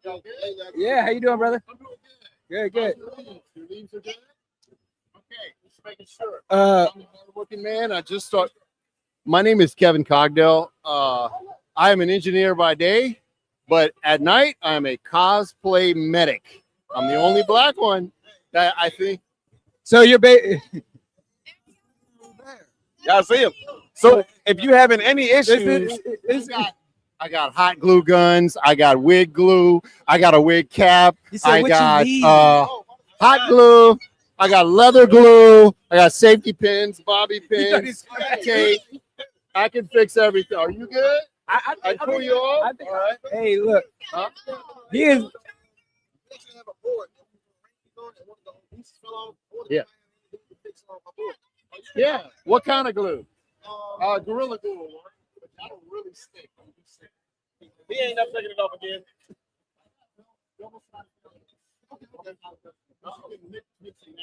Okay, gotcha. Look at that, guys. We got live on the BlerdStation stream. We got the real life repairman, man. What's a piece? There you go. What mean is it? Oh, there you go. Peel it off and stuff. Oh, I got plenty. oh, you got. Oh, thank you. Oh, I got a lot. Trust me. Is that? I got all kind of tools in here. Yep. That's awesome, brother. You're good. Yes, no problem. And what's your name again? Kevin Cogdell. Thank you, Nice to Kevin. meet you. Nice to meet you too. Hey, and he got the free phone charge. Hey, when the apocalypse hit, I know who I'm trying to find. It's the most prepared person on earth. What was that? Soldering. I got stuff to fix, solder. I have, what else do I have? I have fashion tape. I'm gonna deliver some pasties to the staff because I don't feel comfortable, you know, and they're cocoa colored for BlerDCon. Melanin. I'm telling you, I got everything. He got everybody colored. I got you. He's here to help at all times. Hey, that's when they say not all heroes wear capes. Pasties. Man, they're showing. Say, is my wig okay? Say, I'm a professional. I know how to do this. Yeah, I'm still learning though, man. Like I said, you know, so like who was that said they was still doing like hot glue gun work? Oh, yeah. That's me still. Cement glue. Hey, I be at that house laughing at myself. I be like, you know, that's too much. Like, it don't need more hot glue. I'm like, what if it comes off? Hey, right. He starts in and sipping up the sides. And that's the reason why I taught myself how to sew a few months ago. I was like, I'm gonna hot glue it and then I'm gonna sew it. Yeah, Make sure it ain't go nowhere. My problem be that I think I can touch the glue faster than it can stick to my hand when I be trying to move stuff. And now I got strings of glue. Now you got a mess. Now you got a mess. Your cosplay gonna end up looking like a candlestick just waxed everywhere. I'll be like number 3, the wax man from One Piece. The cannon gonna be like, all right, you're not allowed to use the hot glue gun unsupervised. No more. Right. I'm like, I'm doing things. He's like, got it. It's like my son when he asked to help do yard work. I'm like, you're kind of just making a mess. Yeah, I'm still learning though, man. I think I only been cosplay, well, building cosplays for maybe like about, I say maybe 5 years. I don't know how long I've been on building, but I still got a lot to learn though. So, I've been trying. I was buying the whole first 80% of my cosplay career. Somebody already made it. So you notice how expensive it is. That's when I start like, yeah, let me start building. Yeah. You gotta build some stuff gotta be good. You like, now why y'all think I'm gonna give y'all $300? Absolutely not. Yeah. I'm a kitty bitch everywhere. That's how you willing down. That's Throwing it up. That's how you cosplay professional. Like you save money, you make the best out of like what you got, and then you become this type of cosplayer. Like look, who be paper macheing now? Like we stopped it in kindergarten. We were like, I'll never need this again. This is a useless ability. Little did we know. That I didn't think about that. I was like, you actually do need newspaper for that. I brought a whole, You mix the water and I had to brush that. I was like, where's going to get newspaper? They still even make this. Well, in some cases. They deliver the food line. Yeah, what you do? You go to like a residential neighborhood, and you know they have like the mailbox. Oh wait, you were You get stacks. Yep, never mind. But look, people still get their newspaper delivered to their house, and they just leave it on the driveway. They don't even use it. Hey, wherever it lands. They don't even use it. Hey, I used to deliver newspapers and phone books. So you just It be in that bottom. Because you know they use cars now, so they just put it in the mailbox on that bottom one, and they just leave it there. Look, I did my part. Yeah, I learned quick though, man. It's like I got to start learning. I think my very first cosplay I did was Blade. Every single prop that Blade has from the States, the sword, the shades. I bought everything. When I calculated everything, I spent like over $400 just put the cosplay together. That's just one. That's like, yeah, you know what? I ain't doing that again. I need to start that going. He's like, I'm gonna wear this everywhere. Yeah, I am Blade. Wearing it to work.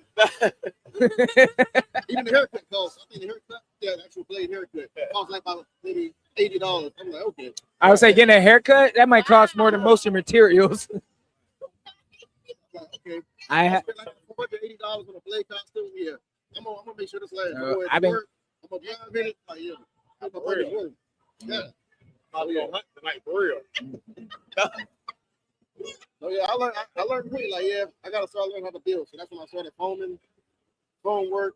I think my first foam cosplay I built was y'all was making sand cosplay. Yeah, you're saying. You doing the Oh yeah, if y'all need a sand armor plug, this you got right here. Sports teams. Underscore cosplay report. You'll see all my sand armor builds. That was like my first cosplay. I started learning. My first one, of course, it wasn't really like my best one. And over time, I got better at making them. I had to, of course, get my measurements right. So yeah, over time, I got better with foaming cosplay. Trial and error. Yeah, and then of course, I made my Mortal Kombat Jax on cosplay. That was straight foam. But yeah, I just been doing different foam work. And I wish I had a 3D printer save me time and I could be doing other stuff while the printer goes out to work. Yeah. Let's go. There's something zero cosplay here. That's fire. That's fire. See, that's what I'm trying. I'm trying to be that kind of cosplayer. Oh, yeah, that type of build. I'm not at that level yet. Accessories, lights, smoke, mask. I ran into when I first got here. I ran into Danny and Ari first, and I was wearing the samurai mask. And I was like, "Hey," they're like, "Hi." Like, it's me. Who are you? Danny was like, "You and them damn masks." I was like, "Yes, I got plenty of masks. I got a lot." Right. I just like wearing masks, man. I want to have like a wall of all the different masks that I wear. Like, I don't know why I want that. Hey, you Yes, you can. Because I'm an adult. Right. Sometimes. Most of the time. Right. I'm spending my own money now. Can't tell me shit. Yeah. I pay the bills in here. But now we got kids, so I guess we got to pay for the kids. All right. And now they want to cosplay too? Oh. Oh, you got your kids to cosplay now? Yes. You said it like 12 months early. You know, they can kind of be familiar with them. Hey, Nerd.0, Black Fayday, Afrofuturism. I cannot wait for that. Like that's gonna be a time. I know, cannot ideas wait. been running through everybody's head, right? Exactly. I've been thinking about like an Afrofuturism cosplay for like a year or something now, and like now there's like a theme that we can actually do. We're going to be like some pretty badass black fairies or something like that. It's gonna be a vibe, but Yeah. Y'all already have ideas of what your cosplays are gonna look or your build for them? We're not telling you about stuff. Hey, Right. I mean, we got 2 days. I'm about to say, honestly, I don't have an idea yet. I feel like we need to talk because you remember we had Urban Fantasy Ball. We all kind of had our Similar colors, like, so we at least got to discuss our color schemes. Hey, it was coming after the wire. Hey, Me great and minds think alike. me and Jamal wasn't trying to tell each other exactly what we was wearing. And as we started to set some colors, I was like, wait a minute. We literally one tribe. Hey, send me a picture. You got the same thing I got on. Like, hold on now. Like, I'm cool as both doing dragons, but now you get the same color. I'm like, hold on. Now I'm getting nervous. I want to see how my kids feel about body paint because I want to be orcs. My son, he's a little particular about like things on his skin, and he's like, no. And I'm like, look, man, you can look like a battle warrior. How are y'all doing the body? Your son coming as a muggle. No, Hey, he was actually Harry Potter on Friday. It was like, where are your favorite fictional characters? Yeah. And I have a picture of him when his second Halloween, he was Harry Potter. Like, look at this big. Like, and like him now as Harry Potter. they grow so bad. Hey, dude, excuse me. Oh, man.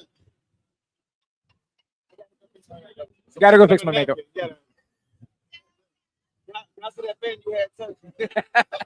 Where's the repairman when you need him? Right.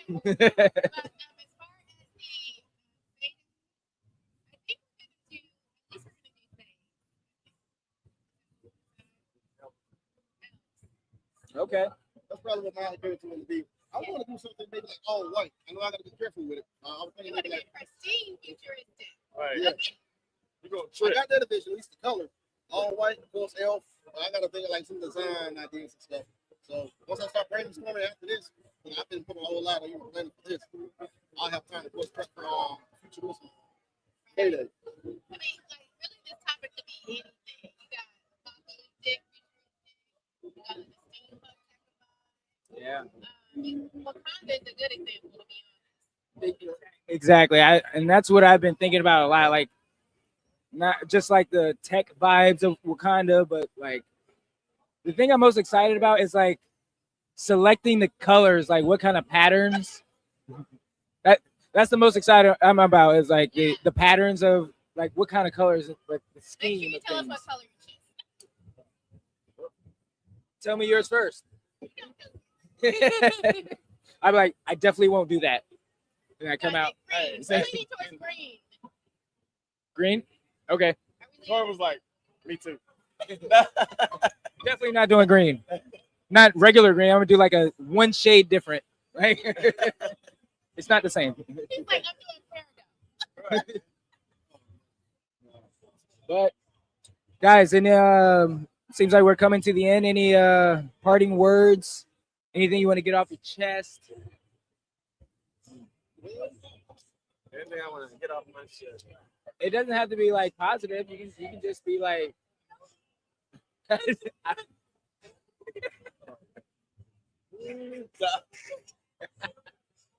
No. I don't want to see if he's like Ron Burgundy. He's just gonna read off the key card. I don't believe it. What you got? Not really I want to get off my chest, but I know something I look forward to. I didn't literally mean like, hey, let's get deep real quick. But now, what you got for us? Of course. I start calling beep out the beep. Hopefully, at least I have time to rest. Later on today, but I do look forward to the big after party today. Yeah. Right. The actual Geeknik after party. I think it starts at 10 o'clock. The after party tonight. Yeah. Yes. Yep. Okay, 10 to 4. Prep for 4A after this.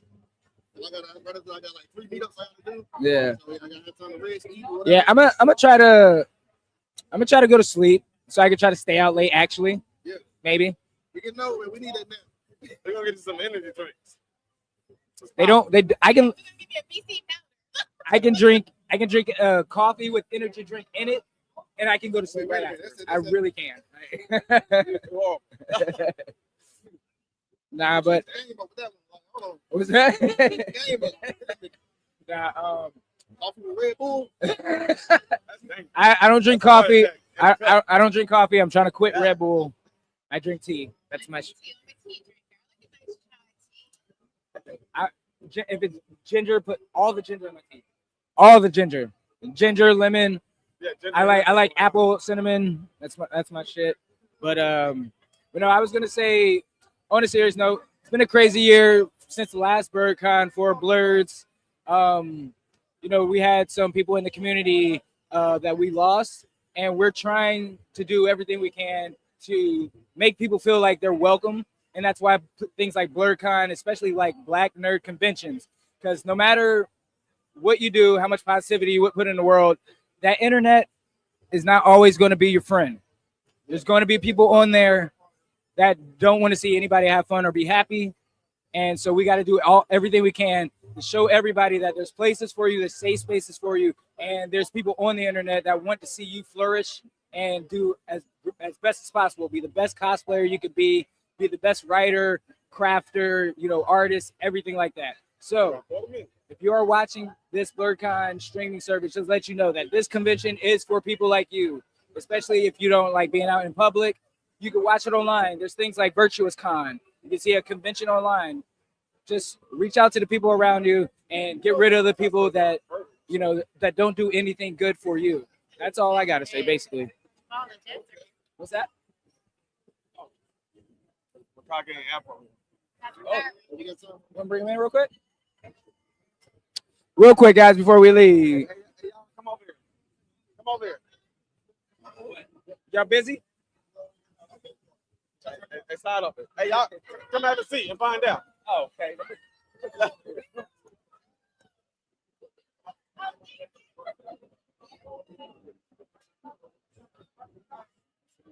I said sit down. We're doing this now, guys.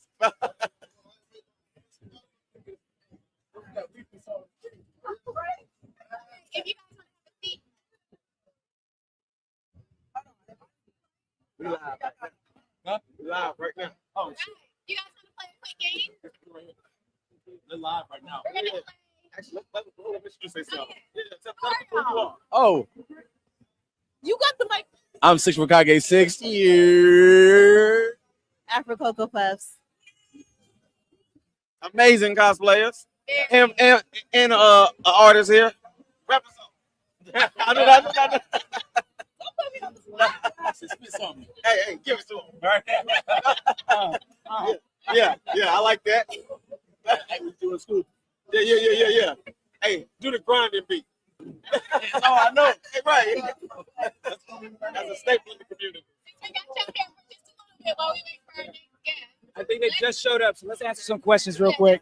We're gonna play Who said it animated? Yeah, I'll give y'all a praise. Y'all have to tell me who said it. All right. Who said it or the anime it came from? Okay.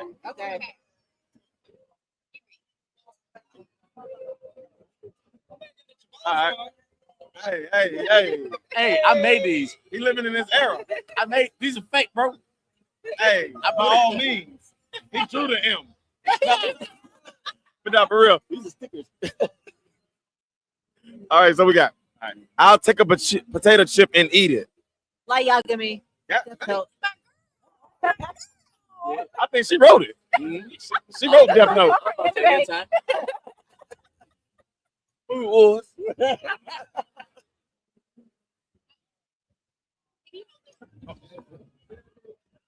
Perfection is the goal, and the means justify the end. That sounds so familiar. I read it weird. Let me see real quick. No. Full Metal Alchemist. Yeah, that's not what you said. You said we can say the anime or the character. Right? But let me do it right then. How does he do that? Was the father? There you go. You cheated, so don't count. Hey, that's a half a point. She was leaning towards Dragon Ball. No. I saw it. I saw it on your face. Okay, the last one.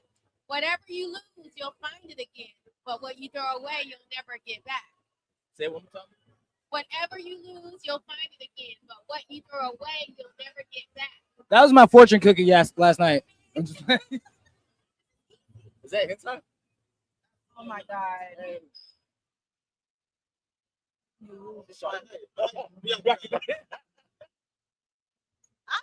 know.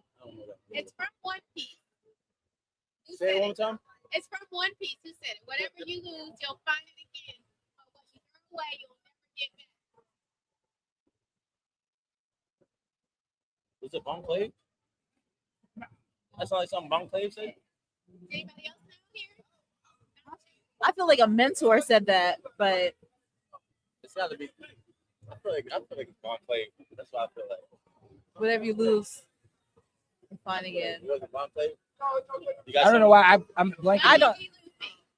Monkey said that. Luffy said Appreciate that, bro. Hey, I seen that yesterday. That's like saying Goku said it. Ain't no way Luffy said that. Hey, how you doing? Hey, I'm pretty sure he said that in the hentai.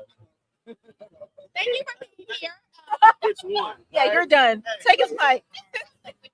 Take his mic right now. Yeah, all right, I'll send it to you. I'll send you the clip. Oh man. What are y'all getting into later? Well, I'm a judge for the kids cosplay contest, And I'm emceeing the adult cosplay contest.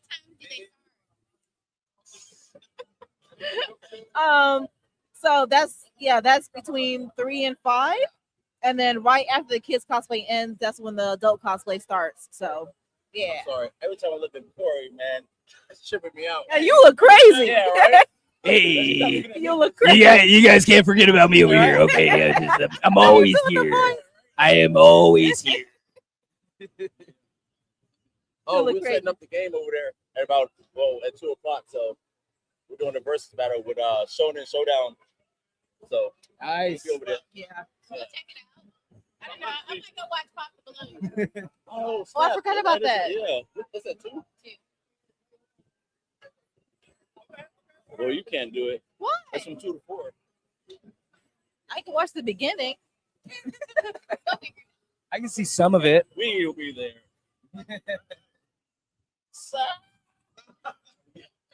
Oh man. But I appreciate you guys stopping by real quick. Of course. I know y'all hot commodities out here. People like taking pictures with y'all. That Bird and Ernie yesterday was fire. Thank you. That was fun to do. That was fun. And it was comfortable. You got pockets, bro? Yay. Wait. I got a piece of chicken in this pocket. No. Hey. You ain't never beaten the allegations. Hey, 3 ways. 3 ways. I got Let me get a bite. Yeah, right.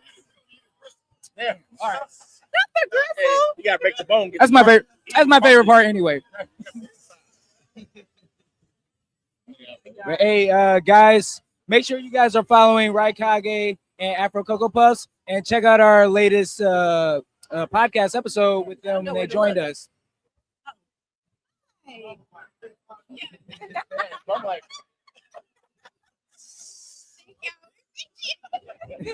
thanks, guys.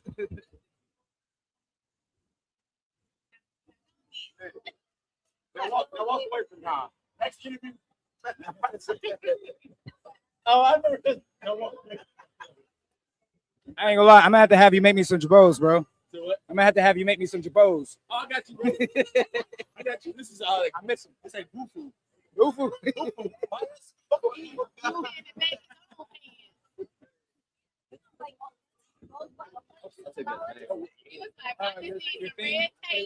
Behind that little. Is that 4 pieces? No, we got rid of. Are you gonna sell those afterwards? Yeah, I'm closing my account. All right, guys, we have our next guest coming in. How are you doing?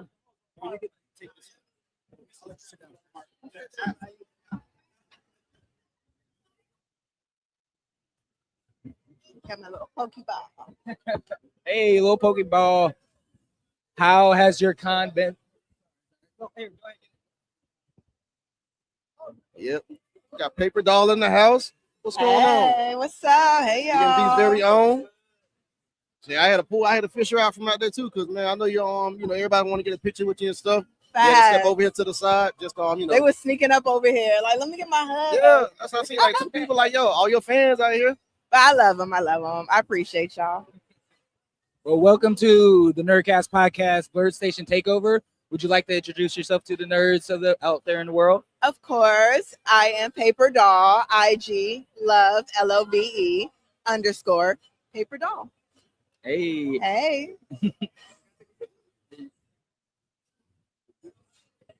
Sorry. Oh, you'll go last? All right, I'll let you go last. Well, so how's BlerdCon been with you so far? So far, it's been pretty good. You talking about like this one? This one. Or all, okay. I was going to ask you next, how many BlerdCons have you been to? I've been coming to BlerDCon since day one. Since its inception.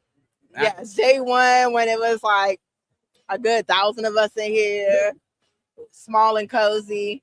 This year, it's been pretty cool. I like it. I'm just like, where the 70 degrees at? It's cold, man.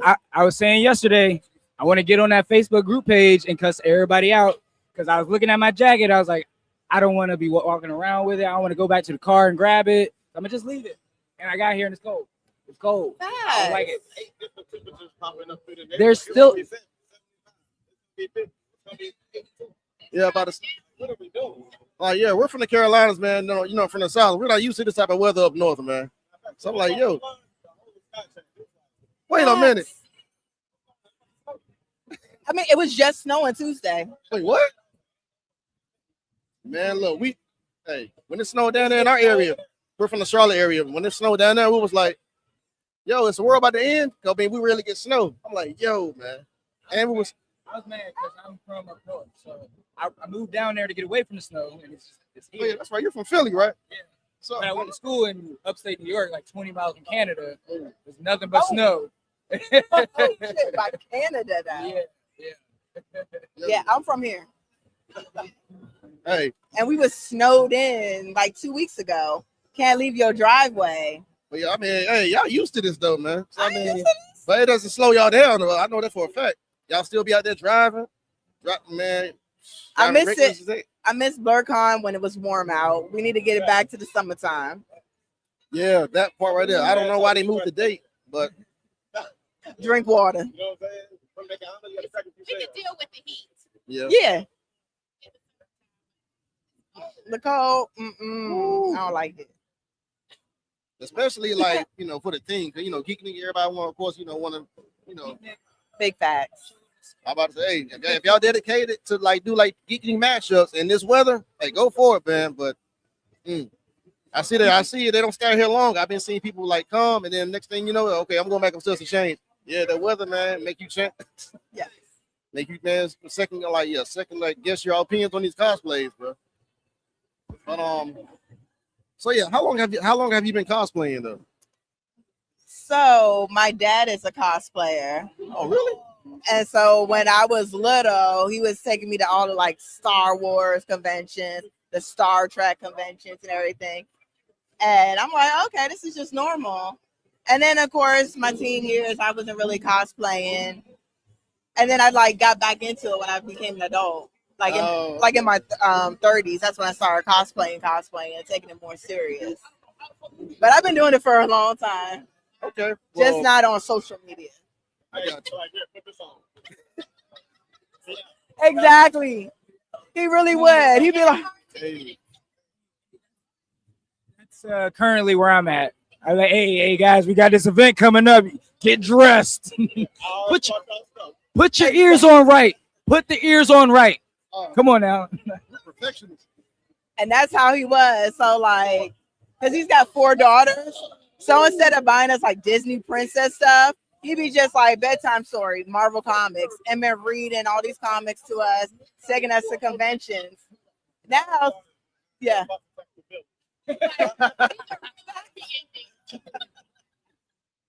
So he got me into it, and then he got me into anime, and then now as like a grown adult, I bring my son to conventions. So every year for AwesomeCon, which is next weekend, me, my dad, and my son, we all link up. Oh, every hey, I like cosplay. that. No, it's in DC at the DC Convention Center. That already happened? No, I don't think so. No, y'all conventions be like in May. It'd be a little warmer, it'd be nice. I think it's Animazement. I'll be going there. I like Animazement. Okay. Now, yeah. So when you got back into it, whether you can say, I just want to know what was like your first cosplay once you got back into it. It can be social media, or I guess before you start Like, posting them up. So I was kind of on the Facebook, and I was like, it was just a bunch of old heads that didn't understand what the hell I was doing. So I started like posting more on Instagram. But I did Fiona and Cake from Adventure Time. That was like my first. And then I did Raven. And people were liking it, but it was more fun for me. So then I just started doing more and more cosplays, posting on Instagram. And I was happy that people liked it. Yeah. Okay. Out of all the ones you did, I guess over there, what would be your favorite? I guess your signature cosplay. Ooh, I would say my signature for the longest was Himiko Toga from My Hero Academia. And I was doing that for the longest, and that's where people was recognizing me from. Then I did the mashup with Toga and Slytherin. I did a dope ass mashup with that. Hey, okay. The Slytherin fan over here, he'd be like, oh. Okay. I keep that thing. I got Snape's wine at home. I keep it on the shelf, right behind me. I love it. Candace, did you have a question? Yes. What's your favorite cosplay? That's the one right there. It's always been Catwoman for me. Now, which one?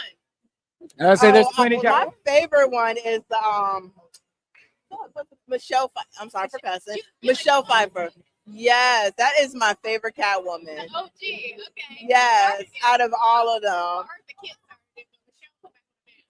Yes, it's just because like Tim Burton directed that, and just the style and how she was. I was like, ooh, I want to be like her. I know they need to go back to that. Exactly.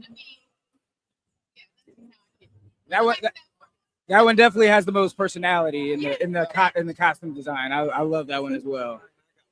Okay. Now, what's your favorite nerd thing? Like anime, gaming. Like, what's your favorite thing? That it's like this is it. This is where I nerd for real. I would say anime, but not all anime. I like my favorite genre. I like scary movies. I like horror. So those are the kind of animes that I'm like drawn to. So when people be like, "Oh, you watch anime? Oh, who's your favorite?" Blah blah blah from One Piece. I'm like, I watch this genre. Let me tell you about this horror. Yeah. Ito and stuff like that. Exactly. Let's talk about Junji Ito. Let's talk about Psychopaths, Tokyo Ghoul. This is my genre. Exactly. But yes, I watched the OGs growing up. But this is what I like. Exactly. Because my first anime was Akira. My dad. Yeah. That is, yes, I love me some Akira. And then some gaming, but when I game, I can't stream on Twitch because it's like I just be in my own zone. I ain't talking to nobody. That's why I said I'm like, I ain't gonna talk to them at all. Yeah. Exactly. Look, I tried my hand at streaming.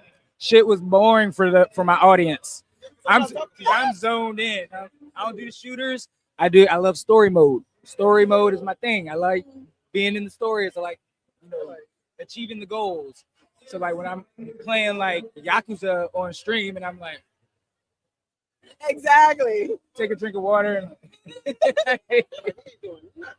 it's like, hey, chat, what's going on, guys? Because all I play is Boulder's Gate. And you're gonna see me spend about 1 to 2 hours customizing my character. You cannot going play, back and forth. You're gonna be like, bro, when she gonna start the gameplay? bro. A game like Boulder's Gate on stream, like, come on now, because you know the setup. Like your characters takes forever, and then like you gotta equip new items, and like, oh wait, I forgot to get this over here. It's a thing. It's not meant for an audience, really. It's really not. I bring y'all into it. Yeah. You get nothing. Y'all got any advice? If not, then just let me play. So yeah, of course, I know you for the longest, and also I also know your group Dollhouse Federation. You want to yeah. Now, can you want to tell the people about your group Dollhouse Federation and how that become about? Like how did it all started? So we're 3 best friends. We all used to live super close to each other, but everybody went on their own little journeys in life. But we always link up every month. Okay. And so just 3 gorgeous Black women in our 30s, and we just cosplay together, do little photo shoots. We sometimes put on events, and all of our events are free for the community, all ages. We do Like some what type of volunteering.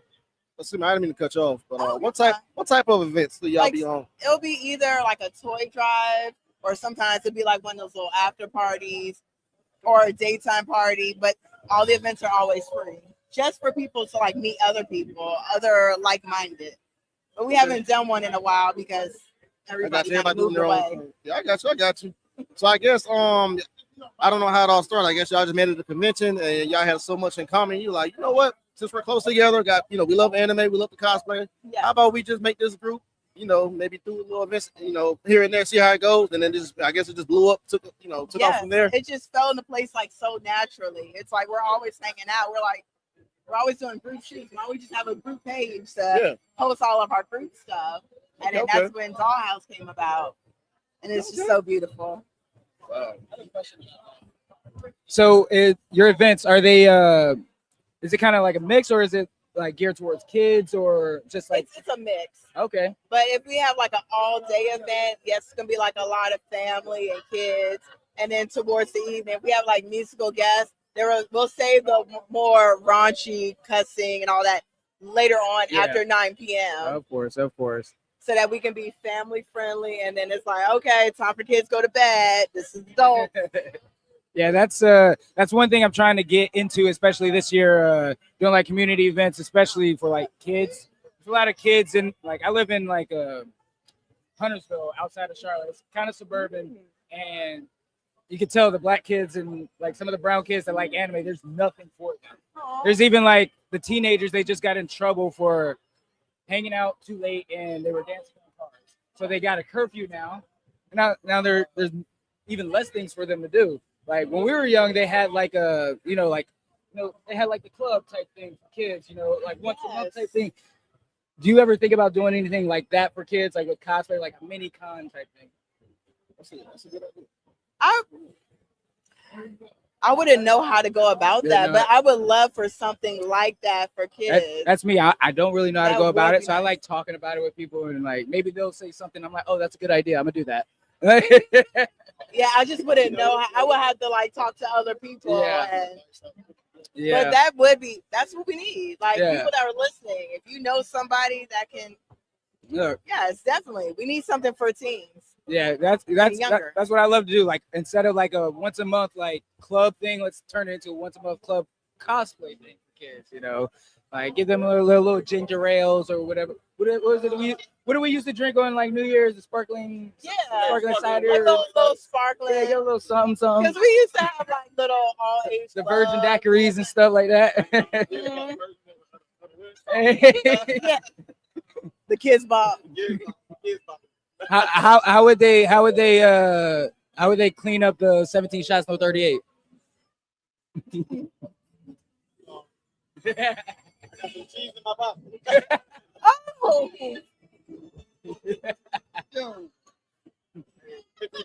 15 Pokemon cards, 138.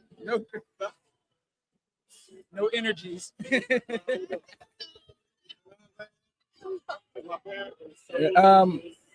I'm gonna check our time and see if you guys want to play one of the games real quick. Okay.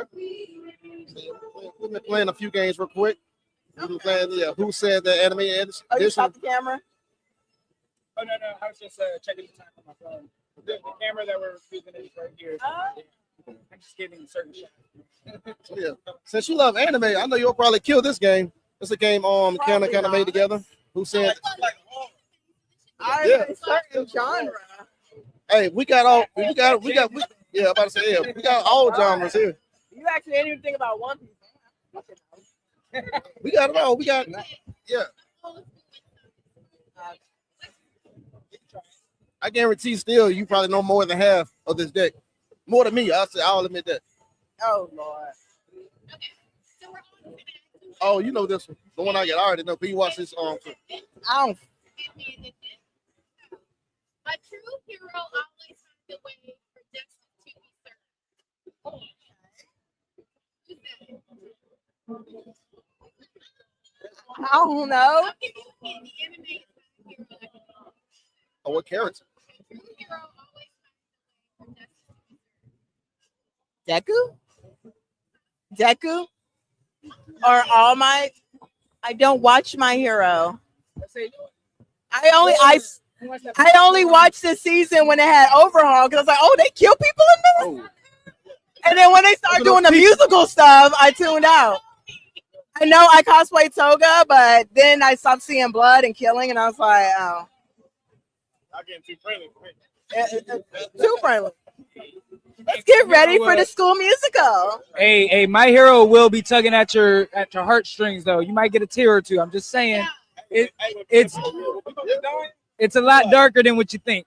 It's a lot darker than what you think. But I'll go ahead and read mine real quick. Oh yeah, I can phone a friend. Okay. I think you might get this one though. I'm gonna get this next one. All right. I Am Justice. That's an anime? It is an anime. I feel like you've seen it. I was about to say like some Batman. I am justice. I am the night. It's kind of a horror suspense anime. Right? Tokyo Ghoul? No. It was Light Yagami from Dept. Oh. You know what? As soon as I read it, I was like, that's too vague though. I Am Justice. Sorry. Yeah, because I know you said that. So I was just like, who would say that? Yeah, you're Okay, well, I'll go next. Okay. All right, here's the line. If all you ever do is look down on people, you won't, excuse me, I'm just repeat that. I'm over here stuttering. If all you ever do is look down on people, you won't be able to recognize your own weakness. I don't know nobody's clothes. It's another I knew you weren't gonna get it. It's another My Hero. Yeah. It's Bakugo. That's hey. I would have never got it. Yeah, but I probably wouldn't have got that one either. I probably wouldn't have got that one either. Yeah, I don't know people quotes. It's all good. It's all good. If you can't do something, then don't. Just believe in someone who can. I give up. This one kind of back on tight. Everyone see it. You know, now, I watched it, but I all these quotes, I'm like, they said that? now you know. Okay, this is easy. In the name of the moon, I'll punish you. Sailor Moon. Because of the name of the moon. And I don't watch it. But I was like, it's all good. It's all good. I did my best. What is your favorite anime? Devilman Crybaby. Ooh, that is that one. good. I don't know if I'm. You know what's funny? I think it's a wild anime. I think this is the first time I've had somebody say that's their favorite. It's a great anime, but I've never heard anybody say that. That's a good anime. It's on Netflix. What's that?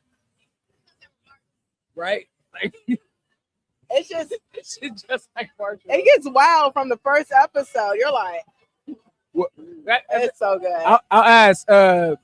Canna compared you to one of our co-hosts. He's not here. He lives in Wisconsin.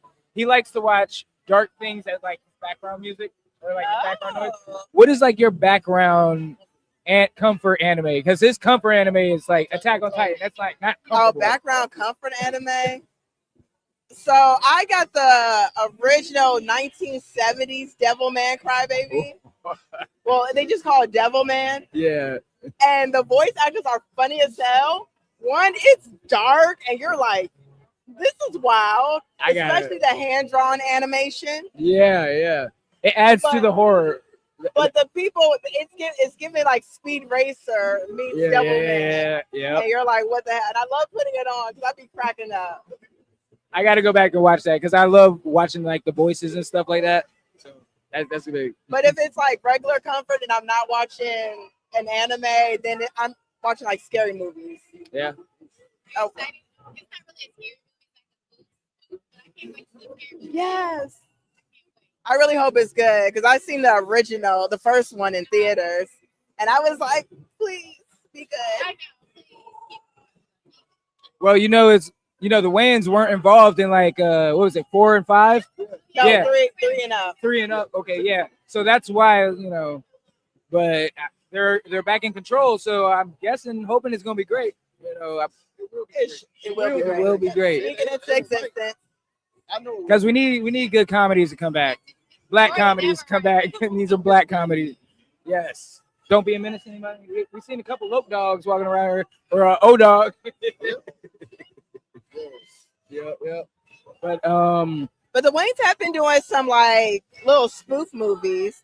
What was it, dance movie? Where they were making fun of like Twilight and and then they had, was it movie 42 or something like that?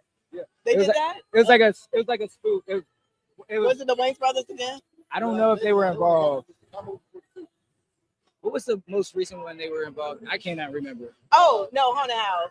Yes, that's what They it were was. doing that. That's what it was. Yeah. That was actually really funny. I like that one. So I'm like, okay, bring that energy and the scary movie and come on. We need a win. All right. Hey, Canna, how are we doing on time? We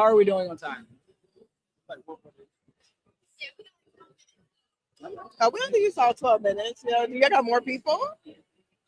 This is it. This is our last interview. Any other questions for you?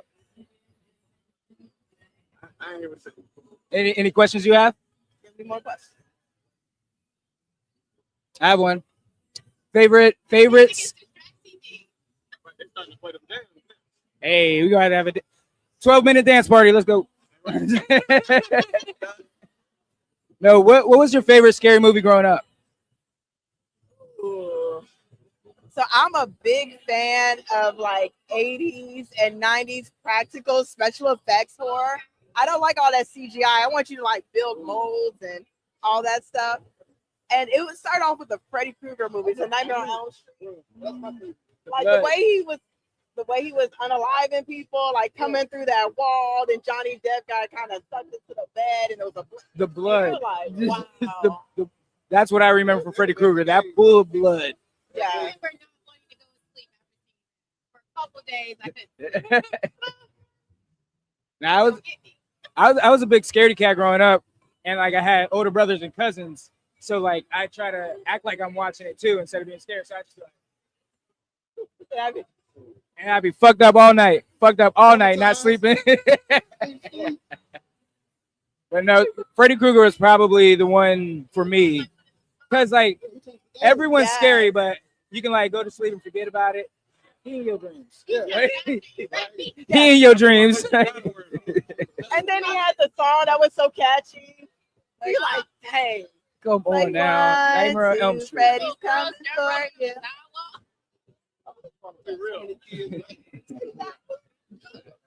Now, do you have a favorite scary movie since then? Like, what's your favorite of all time? Ooh. I mean, I'm a big fan of the Scream franchise. Ooh, yeah. Like, I'm really into it. I feel like I'm like Brandy, who knows all the rules of horror movies. And I knew how like Scream 1 was gonna mirror Scream 6, and then 2 is gonna 5. 1 and 5 are the same, 2 and 6 are the same. And I was like, Scream 3 is supposed to be like Scream 7. 7, I don't know what the hell they were doing. Oh, you saw it? I saw it, and I was ready. I had the whole Ghostface outfit, dress, decked out, and then they were like, they did the whole Scooby Doo. Here's the killer. No. And they showed the killer, and I'm like, who are you? Who is that? And they're like, you don't remember me? I bought a matcha this morning. Okay. I don't. And the evil killer was Philip. Philip from the beginning of the movie. Yeah, so sorry, y'all. If y'all see the movie, just look out for somebody. Well, that's your clue. The guy that buys coffee. I'm not gonna lie, I didn't have faith in it because they can't really make scary movies, especially slashers, that well anymore. So They could have took their time. They were. Yeah. I mean, if they make a part 8, we're gonna see Everything's it. a cash grab. Everything's nostalgia, cash grab type stuff. So they play on our emotions. That's what we want. That's what they do, and they don't deliver. So half please the make time. another Scream, and don't make the killers somebody that was on the screen for 5 seconds. Make it somebody that's been standing there the whole time. Just Exactly. standing there the whole time. I'll make it so I can't guess it. Come on now. Okay, you weren't gonna guess it. Well, You're like, don't make it that hard. exactly. I was like, when were you in the movie? And they're like, you remember? That was me. Because even the people are like, who the fuck is that? I don't know. They didn't even know. It's like truly a random person. It's a drifter. Exactly. A drifter came in town and just started killing everybody. But I don't want to get no more spoilers. But that pissed me off. Well, we appreciate your time hanging out with us. Once again, let them know where they can find you and your panel later today. Oh yes. Oh, what was the last part? Wait, not. Do you have a panel later today? Okay, gotcha. Let them know where they can find you. Relaxing this shit. But you can find me on IG at LOVE _paper doll. And I had such an amazing time. You all are so sweet. And Yes. I've known you like forever. Thank you. I thought you were the little brother. You're the little brother. What you talking about? Okay, I could be little sister. So I'm big brother now. You're like little big brother. But yes. Certified 20. Nerds, appreciate y'all hanging out with the Nerdcast podcast for this BlerdStation stream. I am Nerd Solo. It's your boy Certified, the one and only. State your name. I'm KataPoo.com. You can find me on all social media. I'm the leash of the cosplay. It's okay. Yes, sir. Make sure you like and subscribe to All Nerd Entertainment on YouTube and follow all of us on Instagram. And if you're in the cosplay, community, hit us up. You can come on the podcast sometimes. Peace. Bye.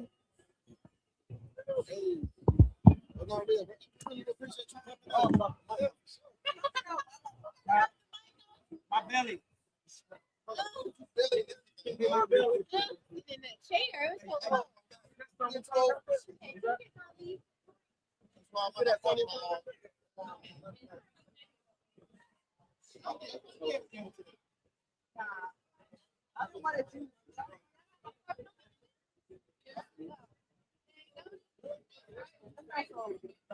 I was like, I still gotta buy a bag.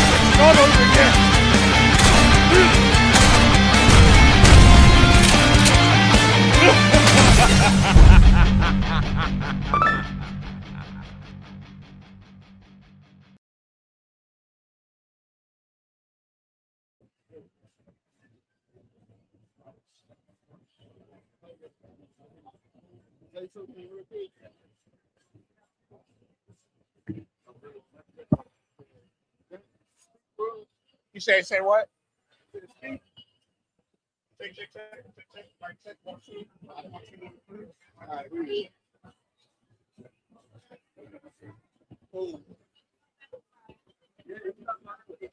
You are recording? Okay, let's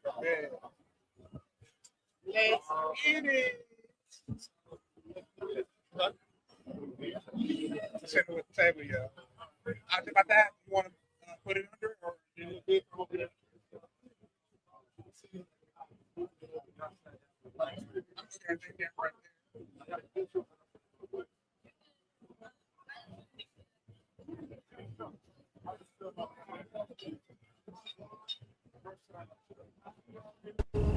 Talk to me, Cryptic. It's in the air. Good. Let's do this. What's the target? Behold, the Bangwa Queen from Cameroon. We must return her home. Anything else while we're there? Ooh, that Asante gold mask would be great to have. Okay, how do we get in? You can go through the front doors, but you'll need to be quick. Through the garage. Wednesday is garbage collection, so security is lax. Locked. New shutters.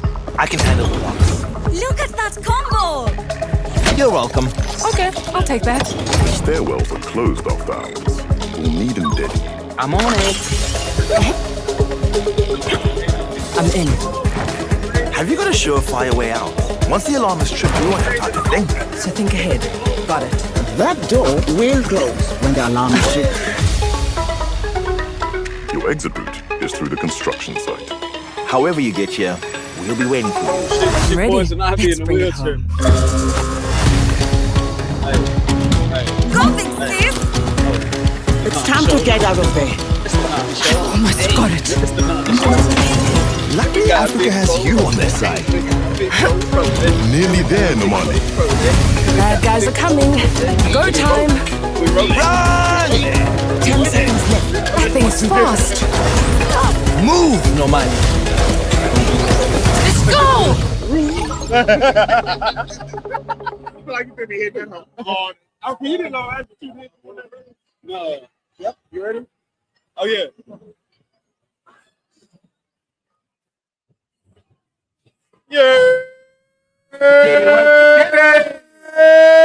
Hey, what's good, man? We are live on the BlerdStation here at BlerDCon 2026 Geeknik, you know what I'm saying? Let's get it, You fam. see me, you know what I'm saying, representing One Piece, you know what I'm saying?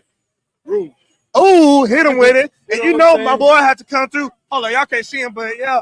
Black Air Force energy, dog. Black Air Force energy around here. You know what I'm Ignorant saying? shit all We talking weekend, about it. man. We getting into it, man. Real What's talk, good, my man. dog? It's good to see you, What's man. good, bro? It's good seeing you, bro. Yes, sir. Back again to see another BlerdCon. Back again, man. 2 years in a row. 2 years on the stream in a row, bro. Let's get it, dog. So we got the Nani show, and we got Big Bro Broly here, man.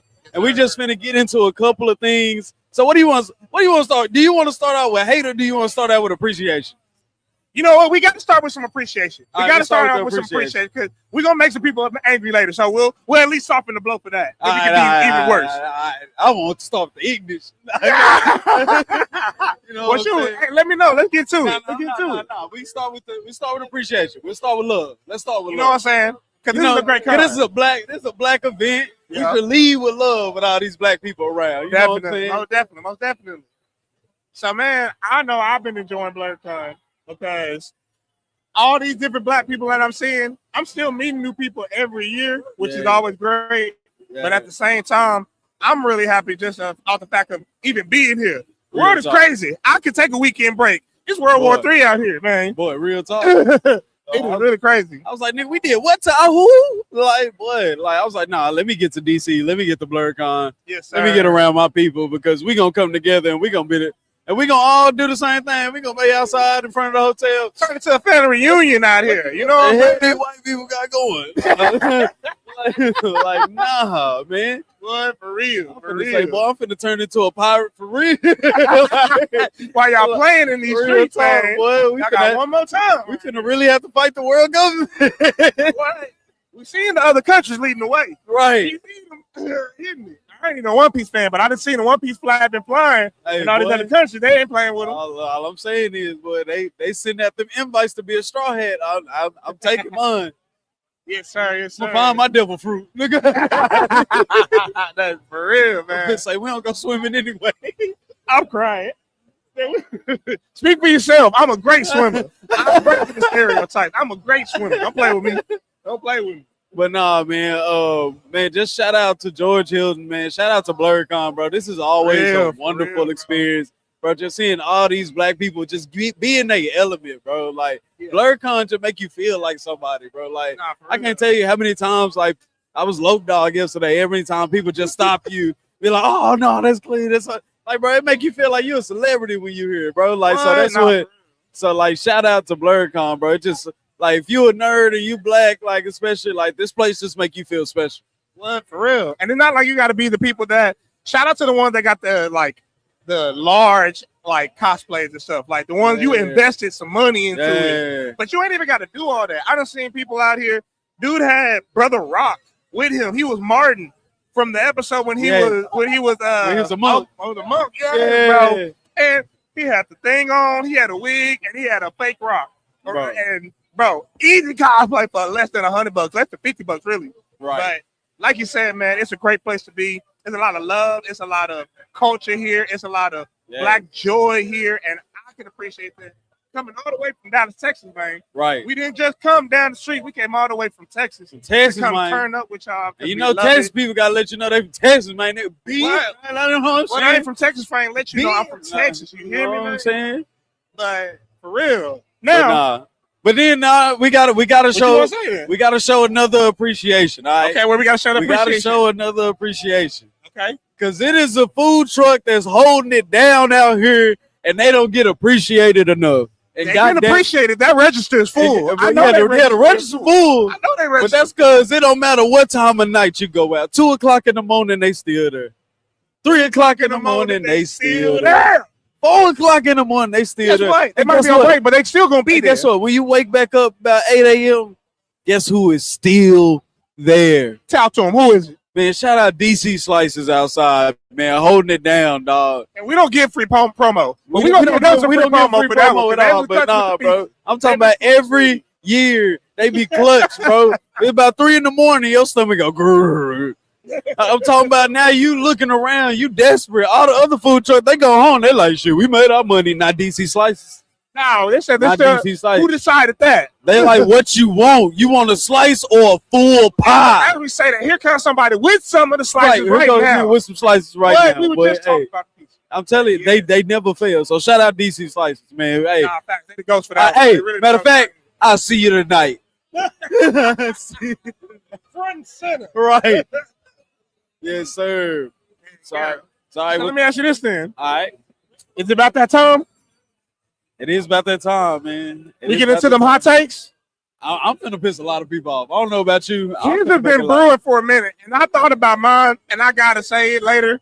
But yeah, we got some hot takes for it. I don't know if mine gonna make y'all that mad, but his for sure gonna make a lot of And then a look, generation mad. I already know he's gonna make a generation mad. I'm gonna get attacked too because of what I got on.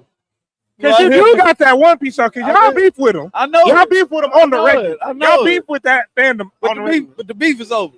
It's over? It's over. What, when the anime ended or when Boruto started? Which one? You pick. Hey, you pick. You pick, man. I'm just gonna say. You want me to say it? Go ahead and talk to him. I'm Talk just to him saying. with your hot take. What is it? Naruto is mid. All right. I'm sick of it, bro. Y'all put Naruto in this big 3 category. Naruto is mid, bro. As rewatching that as an adult, I was like, yes, they fooled us as children. But as an adult, man, this shit was mid, bro. Get it out of here, bro. Sasuke was the worst story possibly ever written for a side, bro. He was the worst character ever written? Bro, it was terrible plot. What, is he worse than Sukuna? I mean, not Sukuna, Sakura? Bro, because she's been the one that people say is the worst written character in the whole show.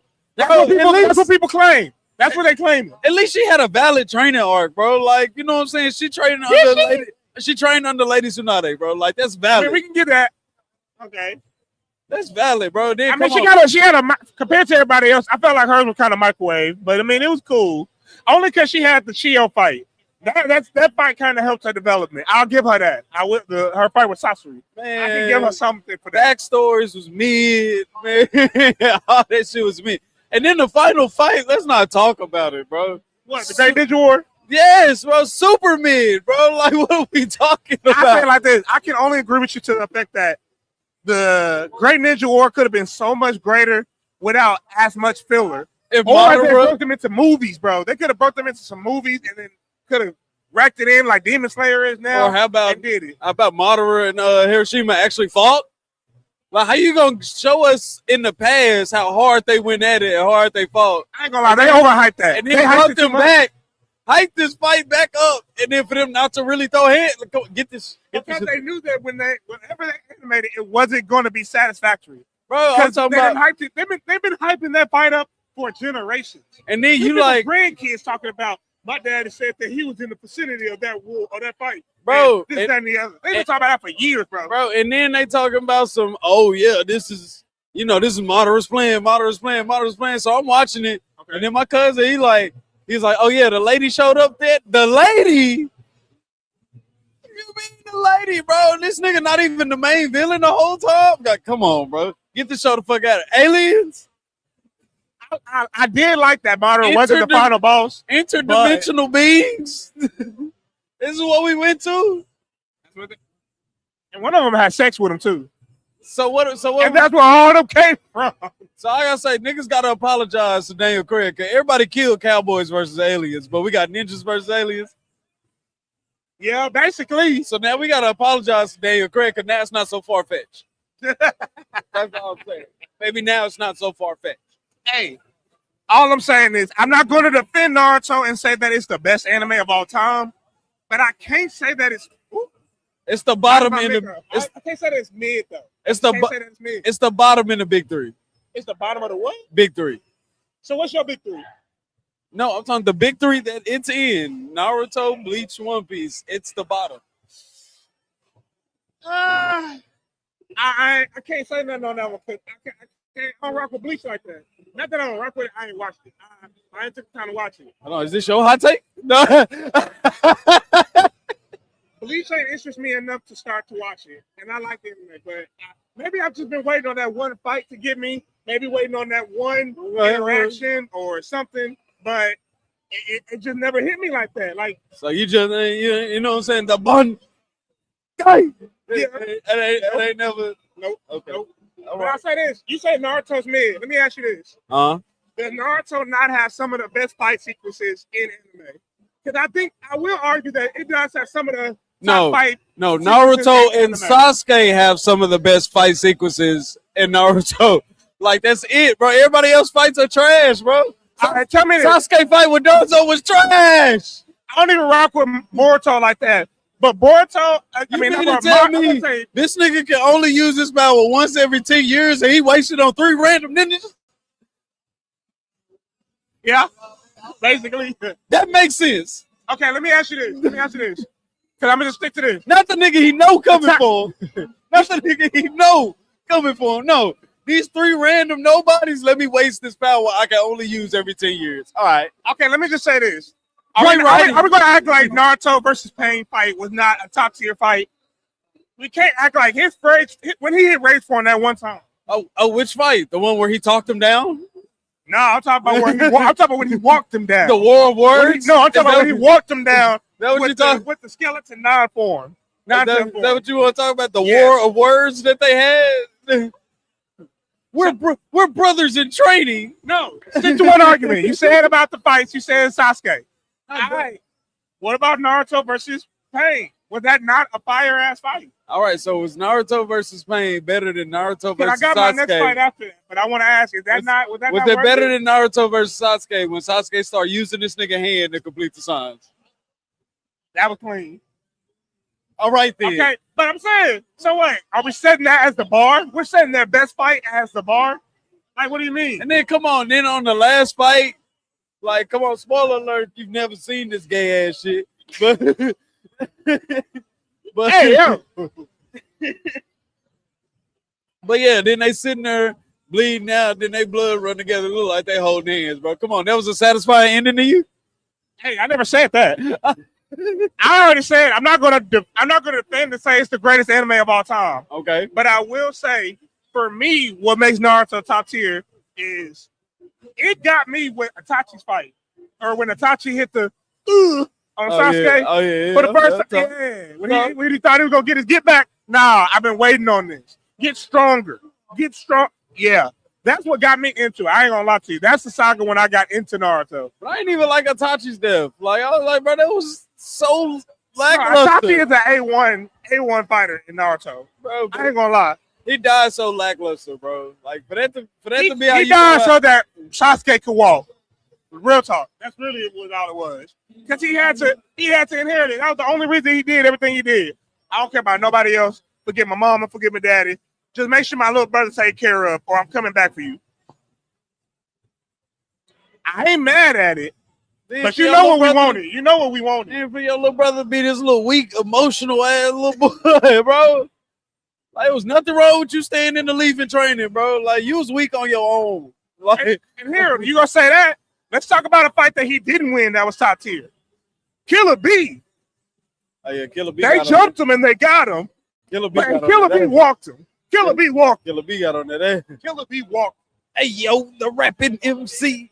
Killer B. You drop him and spit bars on him too. Right, bro. Nah, man. Well, here, let me ask you this then. All right. You watched Vinland Saga.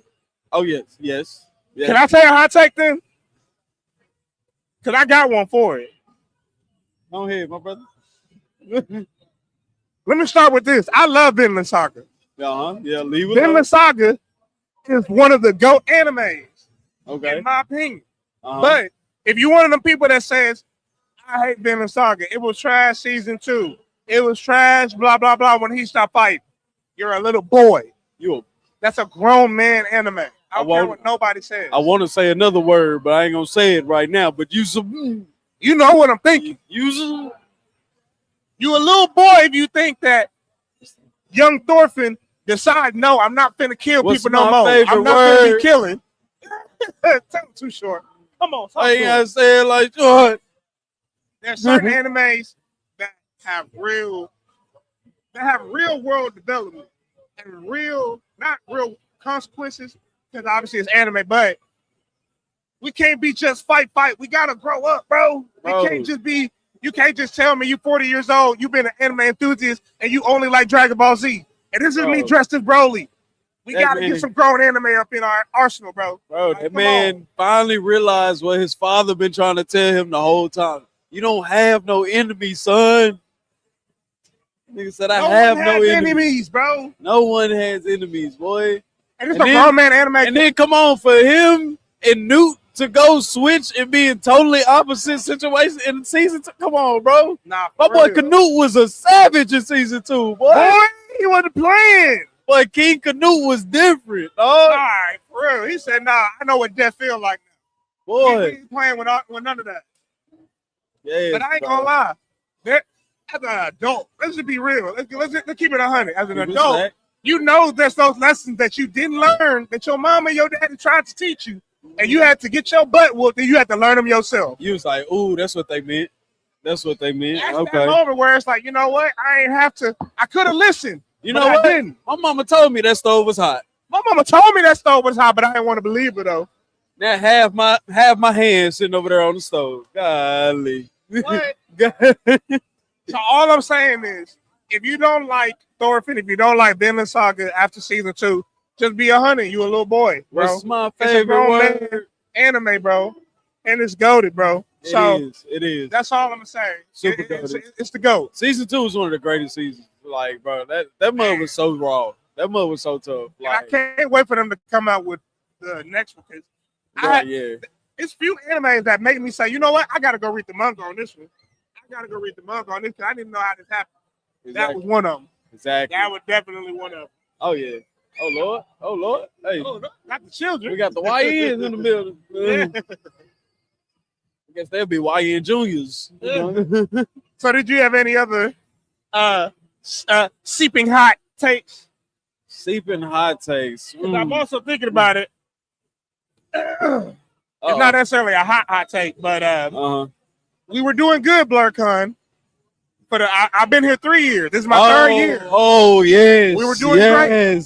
All 3 years. Yes, well, speak for the first on it. 2 years, we were doing great. But Speak on it. I'm gonna speak on it. Speak on it. My cocoa butter brown brothers and sisters. Why? We have to remember that although it is cold outside, why? It is hot in here. You better preach. While it is hot in here, take your time. While we know we are covered by the blood of Jesus, I need you to also be covered by Old Spice. No, not Old Spice. They need Dove. I don't care what it is. Okay, well, by Dove. By Degree. I don't care which one you choose. Secret. But you need to be Get the covered by ladies some building. deodorant in this building, my brothers and Degree. sisters. My melanated brothers and sisters, we have been doing good for the past years that I came here. But yesterday we were a little funky, funk. For Geeknik, y'all, some of y'all missed the armpit. I don't know. I don't know about Some of y'all thought one shower was enough. No. I know it's hot outside, and I know we got some bulky cosplays, but you gotta change. You gotta shower between cosplays. You can't And not only shower, put on that. Put on that Dio before you have that Bio. Do you hear me? Throw the powder in your cosplay so you don't chafe. Trying to help you. What? Because I was talking to somebody about, hey, I love BlerDCon because most of them other cons you be having to tell people, hey, back up, you little funky. And I ain't gonna lie, I ain't gonna lie, black people. I ain't gonna lie. I don't smell enough cologne. I ain't smell enough cocoa butter. I ain't smelled enough cologne. Smell some sweet perfume. I ain't smelled enough cologne. What? Lady came up to me and was like, "Oh my God, you got cologne on." I was like, "You shouldn't be that excited." I was like, "It should just be a normal thing." What? Leaping with joy because I don't have BO is a problem in itself, though. Not for me, but for the culture. Like my brothers, you gotta lay the suit out. You gotta spray it. You gotta spray it. Then you gotta. You gotta do it right, fam. You gotta hit. You don't know who gonna run up to hit you. You don't know all who your gonna run up to you, areas. fam. You don't know. Hit them all. Hit every point. All right, you never know. She gonna sneak up on you and smell you. Yeah. I'm talking about. I walked through a group yesterday. I was like, "Did y'all just get through wrestling? Like, what the fuck just occurred right here that it smelled like that?" Yeah. Like, nah, man. Yeah, BlerDCon, we did good. You've been doing good, but it ain't been too bad today. But yesterday, yeah, and I came late. I wasn't even here for the heat of it. Yeah, no pun intended. Yesterday, I came for the party, for the after party, just in time. Some of you niggas was bad. Some of you, some of y'all just went like this with the deal. Y'all only did one up, one down. Nah, my brother, you had a con. You better well make a circle with that. Go ahead and put all the deodorant on, bro, because it was a little much. It was a You little gotta much. put some extra on there. Then you gotta go back halfway during the day. You gotta go re-up. And I think that's what it was. I don't think people read up before that after party At all. And it was in full effect. Boy. Oh man. Anything else we want to get off our chest, my brother? I think I'm good on that one right now. Okay. All right. Now we're almost halfway into the segment, so what we can do now is a little bit of who solos. Who solos? Now, All right. if y'all are tapped in the comments, we want to know who would y'all pick for the who solos. Because we're gonna pick a couple different genres. Now, the question is, if we had a one-on-one fight, we got to put up our person for who is the best person in all of anime. All of anime in that category. Okay. So for our first category, all right, it is martial artists. Who is the greatest martial artist in all of anime? Greatest martial artist. Because it's really difficult because you can say who is the best or who is the most known. Because I ain't gonna lie, I'll say this. I'm not gonna say my top one, but Goku is still in my top 3 greatest martial artists of all time in anime. I don't care who you gonna say. Argue with your mama. Yeah, but I feel like that's not fair, bro. Like, it may not be, but he been doing it long enough, bro. He been doing it long enough. That is true. That is true. But it's like nobody could physically withstand it. Like, so are we just saying like just straight hands, no powers? Yes. Okay, He can't use no Kamehameha. He can't go Super Saiyan. We're talking about just base form because they were doing martial arts tournament. If you're just doing a base form martial arts tournament, Because that's one thing that people don't be realizing. Yeah. And I know I'm not the Goku fan like that, but I do love DBZ, as you can see. Yeah. But Goku is a martial artist genius when it comes to it. He got the battle experience where he know what you're going to do before you do it, just off of muscle memory. Especially if y'all have a long-winded battle. Yeah. 9 times out of 10, when Goku win a battle, it's because it's been long-winded enough and he had enough endurance to last long enough to realize where his opportunity was. Okay. A lot of people can't do that. A lot of them just relying on, let me use my last little bit of power. Or they like Deku out here. I don't care about my bones. Break. Like, I don't care. I'm willing to die every time I fight. Yeah. He be willing to die, but his battle IQ is higher than a lot of them out here. A lot of new gen too. Which I'm just gonna say. Man, I'm gonna go with an obscure one. I'm gonna go with somebody. You know, it's a new gen one, and I feel like the anime that got done a disjustice to what the manga is. So okay, I'm gonna go with my dog, Jin Mori, bro, from God of High School, bro. My dog Jin Mori, throwing good hands.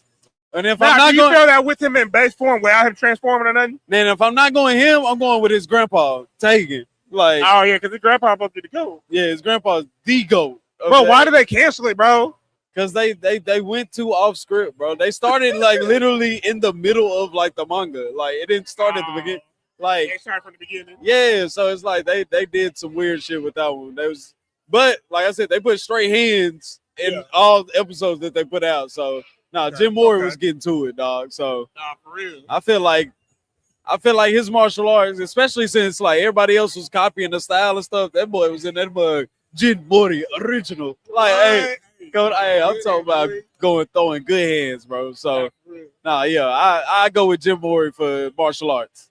Now, based on what I said, I'll say Goku because that's battle IQ. That's why I down that hill. His battle IQ beat a lot of people out here in the streets. That's what I'll say. But if I won't put him up for my top one, just to keep it somewhat new gen, we go straight in. I low-key want to say Baki. And if not Baki, the ogre himself.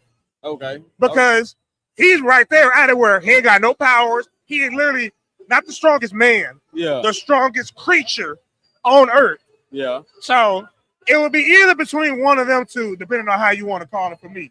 So I like that one. Now let me ask you this then. Okay.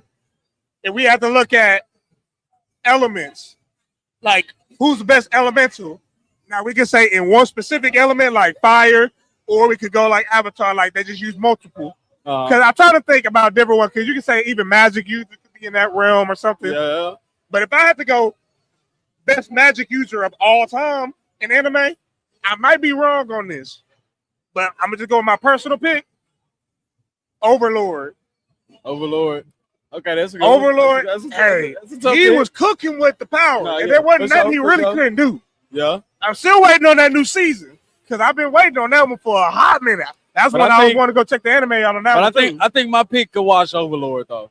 Oh, I think my pick could wash Overlord. You think your pick could wash Overlord? It better be think good. He could wash. Not only could he wash Overlord, he'll wash Overlord with the ease. With ease? With the ease. With ease? With That's the a bold claim. Who are you?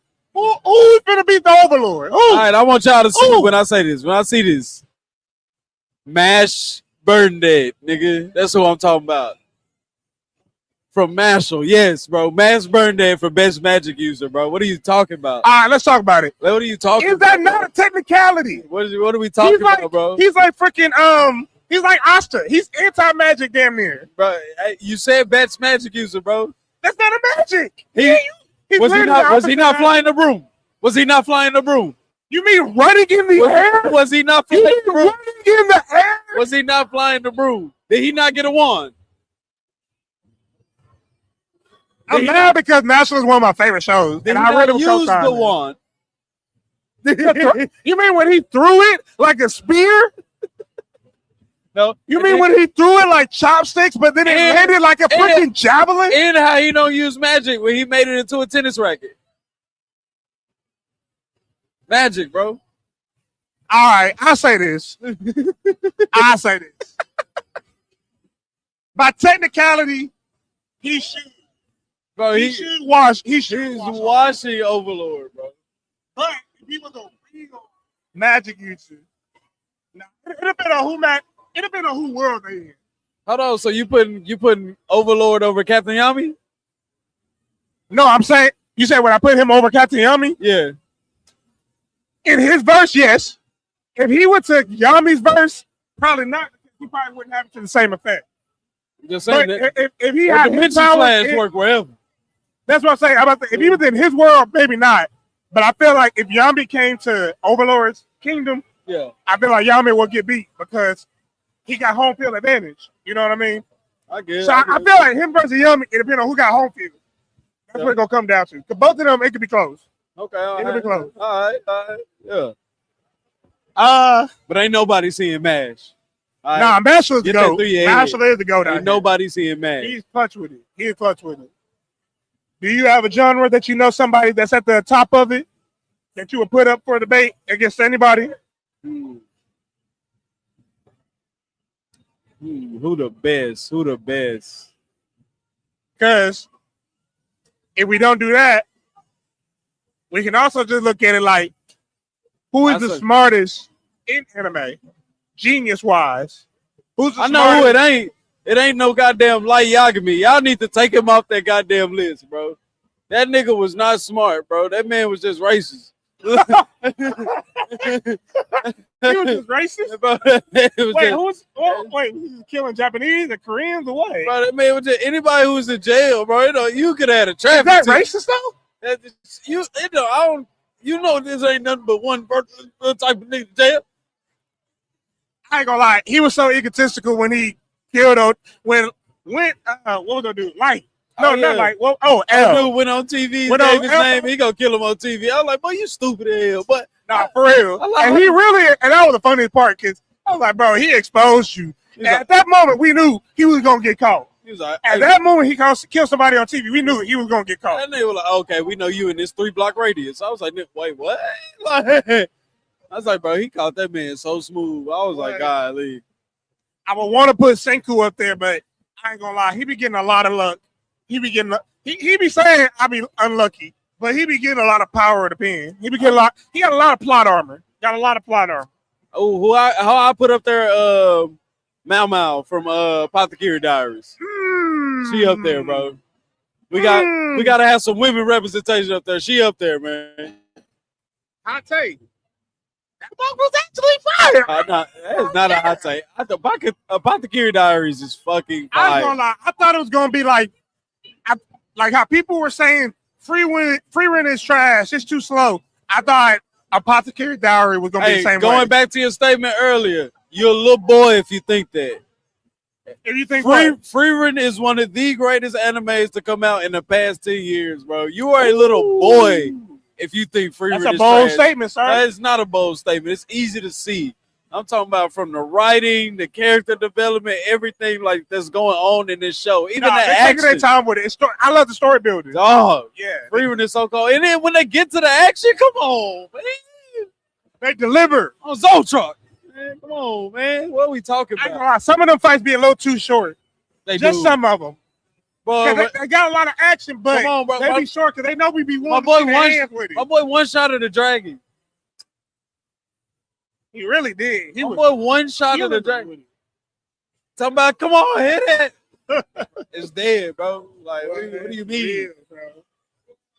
Yes, bro. So, like, dog. Oh, man. So, yeah, if you, once again, you're a little boy. If you don't like Free Rent. Nah, Free Rent is fire. I ain't gonna lie to you. Exactly. I usually do the 3 anime rule. That's the first anime that's broke my 3 anime rule. Because usually, if I don't like it by the 3rd episode, I'm not gonna watch it.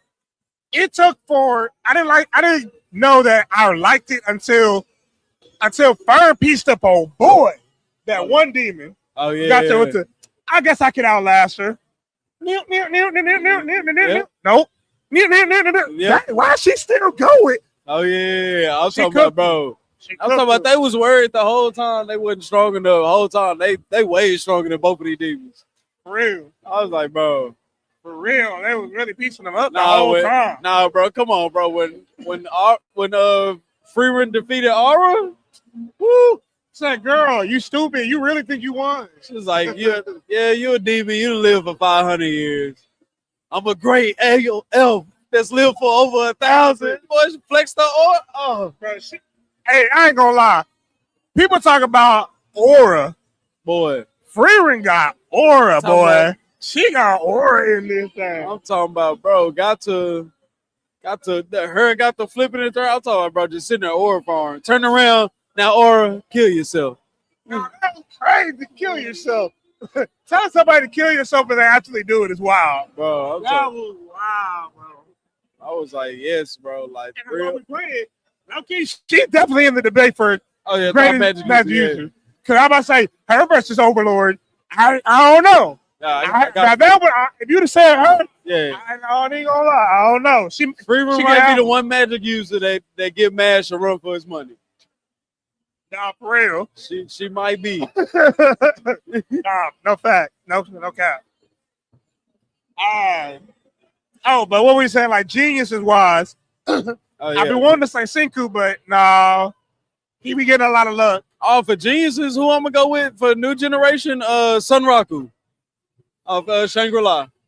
You gonna put him in the genius category? Yes. Why genius though? Bro, boy's been playing this game for 10 years and ain't figured out what he figured out in like weeks. What we talking about? Okay, gaming wise. What are we talking about, bro? Like, bro, I can kind of see. I can kind of see. Like, nah, that man a different level, bro. Like, when it comes to every game, too, it ain't just one game. Like, it's every game. Like, nah, we gotta put him up there. We gotta start talking about Sunraku in the genius conversation, bro. Like, he's in there. Nah, for real. Like the stuff he be figuring out while they playing, like, bro. Yeah. The fact that everybody want to team up with him, like, come on, bro. Like, he literally carrying boys. Yeah. Well, I know this. I don't know who else can be in the category of, well, I don't know why you want to call it power, but telepathy, telekinesis, whatever you want to call it. Ain't nobody rocking with my boy Mob though. Mob Psycho. I don't know the yellow flash of the leaf. Ooh. The yellow flash of the leaf. What we talking about? Well, no, not like teleporting. What you mean? You said teleporting. No. Telekinesis, like telepathy. I don't know what would you call that power? Oh yeah, telekinesis. Psychic. Yeah. Yes, top psychic in anime. I'm giving it to Mob, 100%. I'm trying to think who else will be up there. Because I started thinking about teleporting, like you just said, like Minato in there, and then now that teleporter from Mob Psycho, he was cooking. That dude was cooking with him, even though they still managed to beat him. But I thought he was gonna be on their head for a good minute, boy. I'm trying to think. Be on their head for a good minute. Anime with telekinesis. I'm really trying to think. Because when you really think about it, they really don't be having a lot of psychics in anime or psychic powers in anime, low key. No, not really. Every now and then you get somebody that'd be like that'd be the boss level. That's a boss level power, low key. I feel like they probably cooking us in the comments like this person. Like, I'm blanking right now. Right, like who else be hitting them telepathy or telekinesis powers in anime? Drop them in the comments. Right. Please remind me. I'm so sorry. Yeah. I know this stuff too, though. And we gotta say, fire user. Best fire user of all time. Benimaru. Hey, she was coming for him though. Benimaru. It's only one doppelganger niggas was worried about popping up, and that was Benimaru's, bro. Like, does Raffles count then? Because he was a pillar. Does Raffles count? Because it was his doppelganger that popped up, wasn't it? I think so, but like it don't matter, bro. Like boys was stressing about like, please don't let this nigga. He ain't got no volunteers to get rid of, boy. Boy, they was like, bro, if everybody else's could pop up, we'll be just fine. Yeah. If that niggas pop up, we are fucked. Like, bro, like, nah, bro. Benimaru is him, bro. Like, yeah. I just don't. I don't know. Like, it could be greater fire users in anime, but I just don't see it. Yeah. Like, that man created a boom. He said he created a move, bro. Like, come on, fam. Hey, he was cooking with it. I'm about to say I have no hate for Benny Maru. We definitely Benny Maru fans over here, so I ain't got no hate for him over here. So what would you say then if we had to look at it like, all right, excuse me. And I know all y'all Full Metal Alchemist people gonna be Mustang because he snapped the bitch to death. Like, I understand, but no. Benny Maru would have one-shotted her, bro. He didn't need all that, dog. Like, yeah, I'm about to say Benny Maru versus Mustang Loki. But at all, you're not finna get that many snaps off. Right, not for real. Man, I broke your hand already. Boy, you can't even snap no more. Nah, facts. Well, hey, what about fire users? I said Benny Maru. I'm sorry. Not fire users. I'm going to be childish, and I'm going to always say the same thing. But electricity. Ain't nobody rocking with nobody but Zenetsu around here, bro. Yeah. Zenetsu gang all day, every day, bro. Man, I'm rocking with the OG of the electricity and anime, man. Pikachu, dog. Big Pikachu. Pikachu all day, bro. Man, Pikachu is the poster boy of great PR. Bro, He is the poster boy for great PR. I got Volt Dash over Zenetsu every day. Who? I got Volt Dash over Zenetsu every day, bro. Pikachu, get out of my face, bro. Pikachu used Volt Dash, bro. You're better off doing a quick attack. We taking off on that boy. What? What you talking about? And he's going to piece you up with the same one form every time. Nah, he got a new form in the movie, bro. What you talking about? Pikachu, he don't need it. He don't need that motherfucker. Nah, he better bring it He'll out. save that one for somebody else. He'll save that for Raikage before he save it for Pikachu. He better bring it out because his lightning bolt gonna hurt. He better bring it out. Yeah, lightning bolt gonna hurt. It's gonna hurt him. All right, what other topics are we forgetting then? And we're gonna take another genre. I'm finna say what I know. You had it written down. It was one more thing we want to talk about. Oh no, we never got the last one. We never dropped that last one up. What last one? What I'm finna say. What else did we say? What did we mess up? No, we just had those three. Oh, we just had those three. Oh, we didn't think of a last one. Well, this is our improv part of the show. Oh, what are they cheering about? Looking around. But I will say this, while we were talking about hot takes. Yeah. Oh, you choking Can't up? none of y'all beat us or me. Uh-oh, who here? Somebody getting proposed to? Oh, it's the cosplay. We got the cosplay pulling up around here. Oh. But I was going to say love wins. I thought one of the celebrity pulled up. I thought somebody proposed. I was going to be like, love wins. Oh, then somebody's proposed. And she said yes. She said yes. Hey. Congratulations to that. Love wins. I'd go over there and be like, man, second proposal this week. Somebody just proposed over here. Okay, that's what we was looking at. Hey. Shout out to them. That's a story for the kids. Love wins. He finna get her And when pregnant. they wonder, tonight. why do we come to this convention every year? I love Boy, y'all don't feel the love in the air. y'all got created at this con. It's so beautiful around here. It's just fucking black and beautiful. Love it. Well, hey, while we were still digging into the hot takes, I'm gonna say something since we just came out of the Boondocks panel. Oh yeah. I don't care what people say. Avatar is anime. Boondocks is anime. Facts. Black Dynamite is anime. Facts. I don't care what y'all say. And after that panel, y'all really can't tell me it's not really anime. can't. Yeah, really because can't. they go to the same people, bro. People just want to be nitpicky and want to say it's Exactly. not anime because it's not made by them. No. Right. If we talk about we want to have black economics, how's that ever gonna happen if we don't make our own stuff? Exactly. I don't want to hear that. Exactly. If we gonna make our own stuff, then we gotta support it when it gets made. And it's Point blank, period. yes, sir. If we get some black bread made out here, then let's start buying that black bread. Well, we got black anime out here, then let's start supporting the black anime out here. Let's get We it. got black videographers and photographers and Yeah. all that other stuff. Yeah.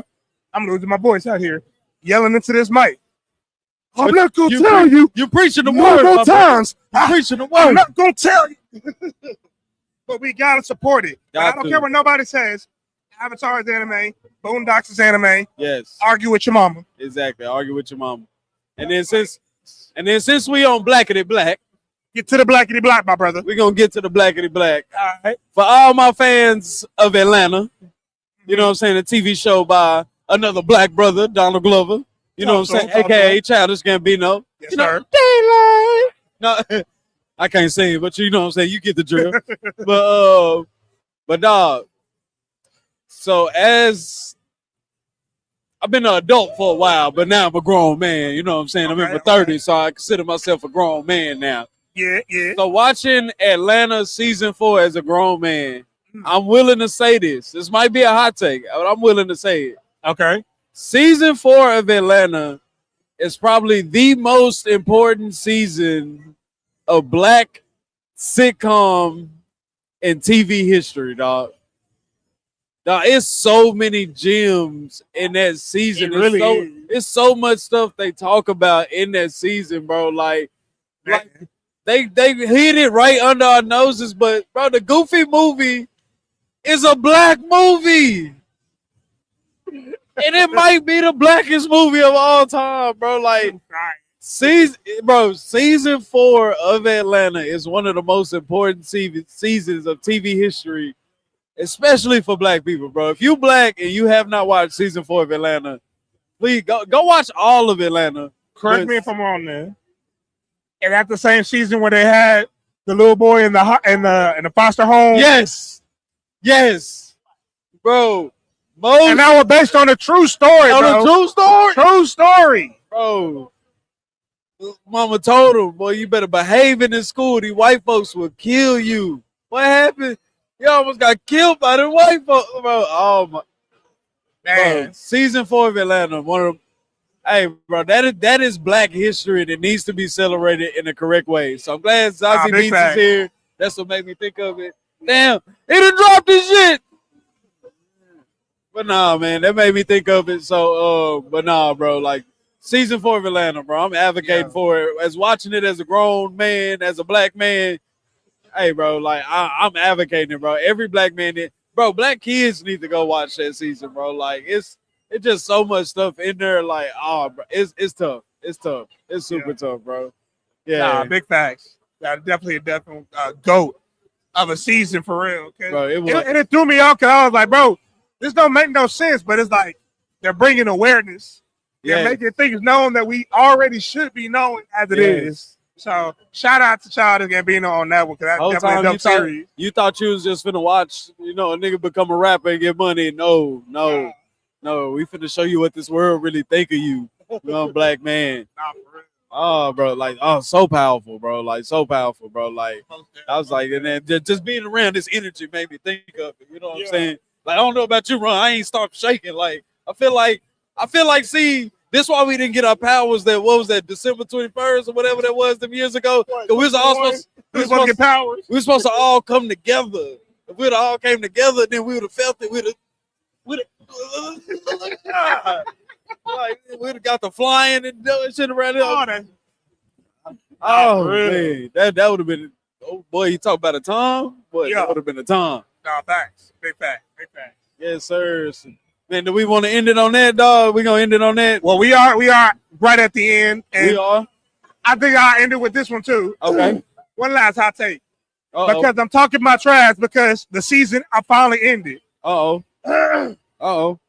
all you Deku haters, he beat all the allegations. Y'all talked all that trash about him being crybaby. Y'all talked all that trash about oh man, he ain't no real hero. Meanwhile, your favorite show ain't even getting their next season. I don't want to hear none of it.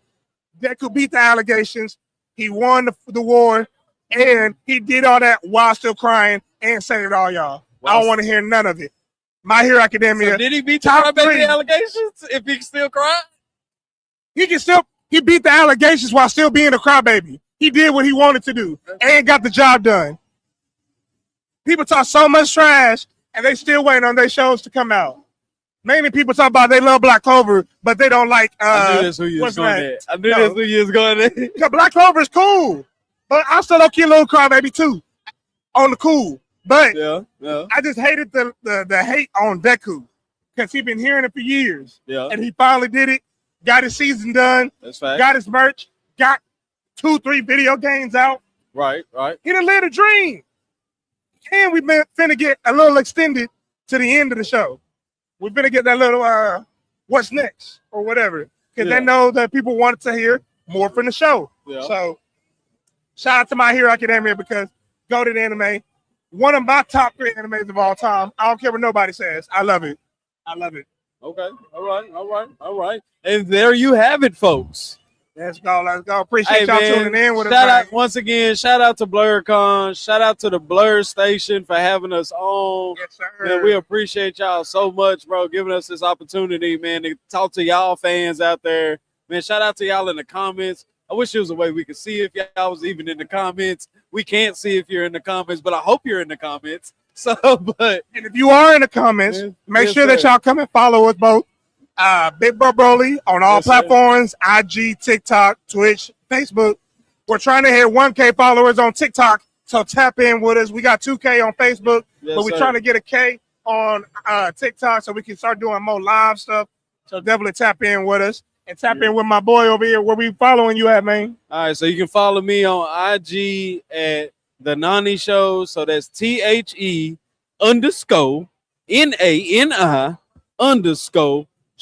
You know what I'm saying? Yes, sir. You go ahead and follow me at the Nani Show. You know what I'm saying? I do stand up. I got skits on the way, and then we do a podcast, and we switch up the podcast, and then we're doing the gaming channel too. So you know what I'm saying? Stay tuned, man. I'm getting the funnies out. You know what I'm saying? We're trying to focus on the funnies, man. So if you thought a nigga was a little bit funny today, go ahead, give me a follow. You know what I'm saying? Go ahead, Help a give him a brother follow. out. You know what I'm saying? I'm trying to make it out the mud. You don't like clocking into your job. I don't like clocking into my job either. I'm trying to not clock in no more, man. And we all trying to get to that. Listen, help me, and I can help you.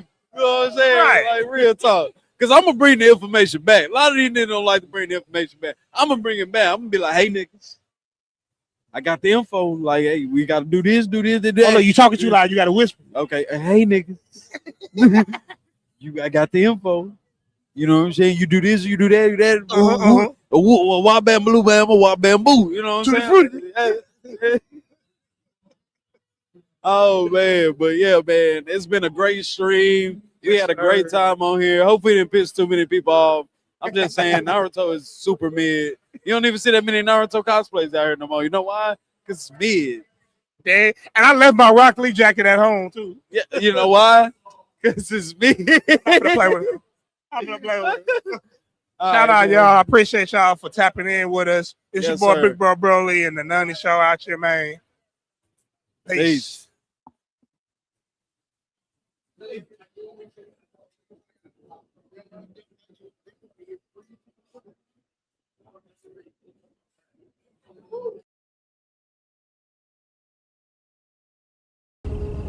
Talk to me, Cryptic.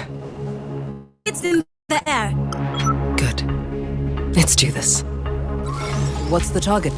Behold, the Bangwa Queen from Cameroon. We must return her home. Anything else while we're there? Ooh, that Asante gold mask would be great to have. Okay, how do we get in?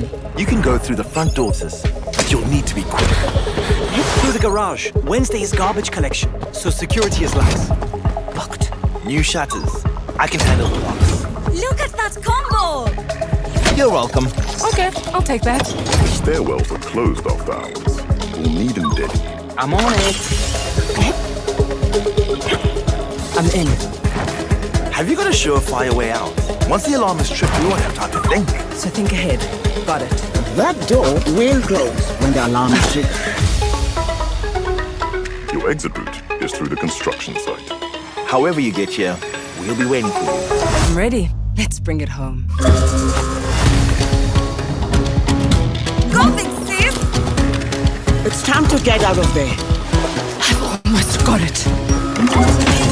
Luckily, Africa has you on their side. Nearly there, Nomali. Bad guys are coming. Go time. Run! 10 seconds left. That thing's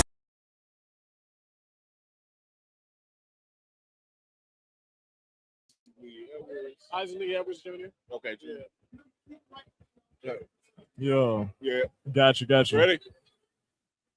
Chris Fury here from BlerdStation, live from BlerDCon 2026. I am with Isaac Lee Jr. What's going on, Isaac? Hey, what's going on, man? How you doing, man? All right. He runs around. He has Battle Chi Comics, which is where you can be read at his website. Also, is future animation at BlerdStation. Let's talk about some of the projects, because here's a plus side. It's day 2 of BlerDCon, and you sold out of all your books. Yes, sir. I did sell out, man. It's great to be here.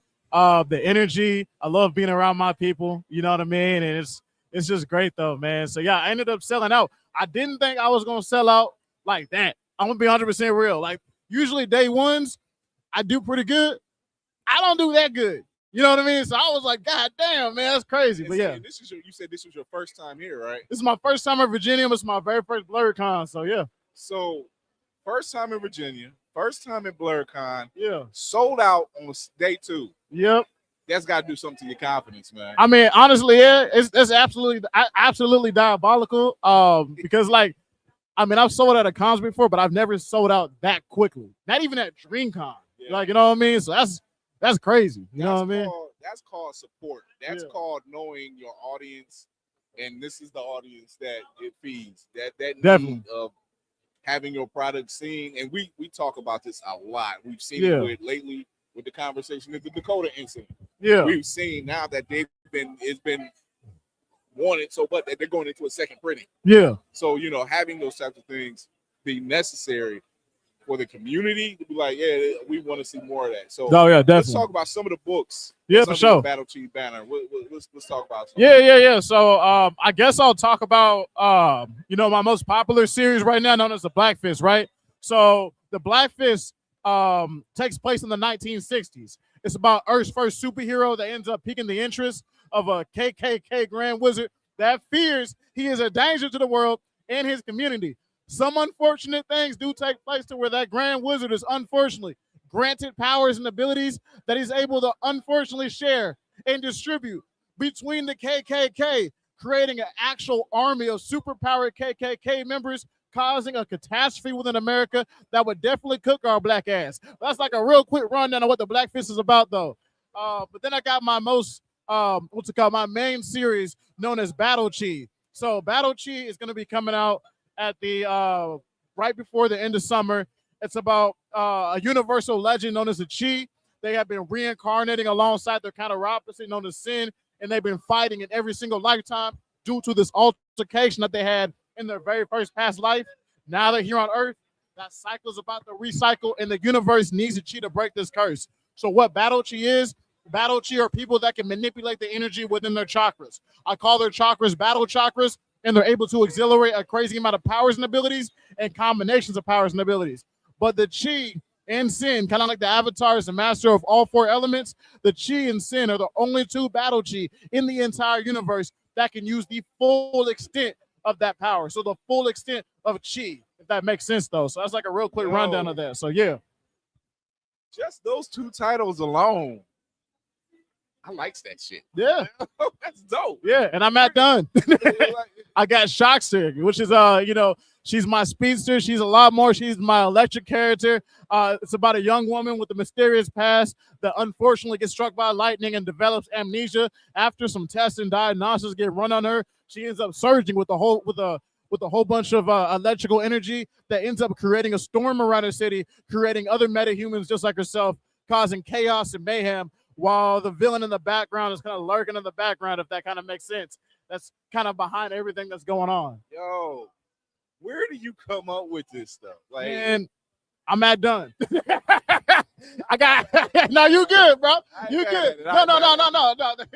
You know what I mean? But I got New Tokyo Ninja. It's about a young boy. It takes place in a fictional city in New York called New Tokyo, New York. It's about a young boy seeking revenge on the one who murdered his father and to restore his city from a criminal organization known as a samurai.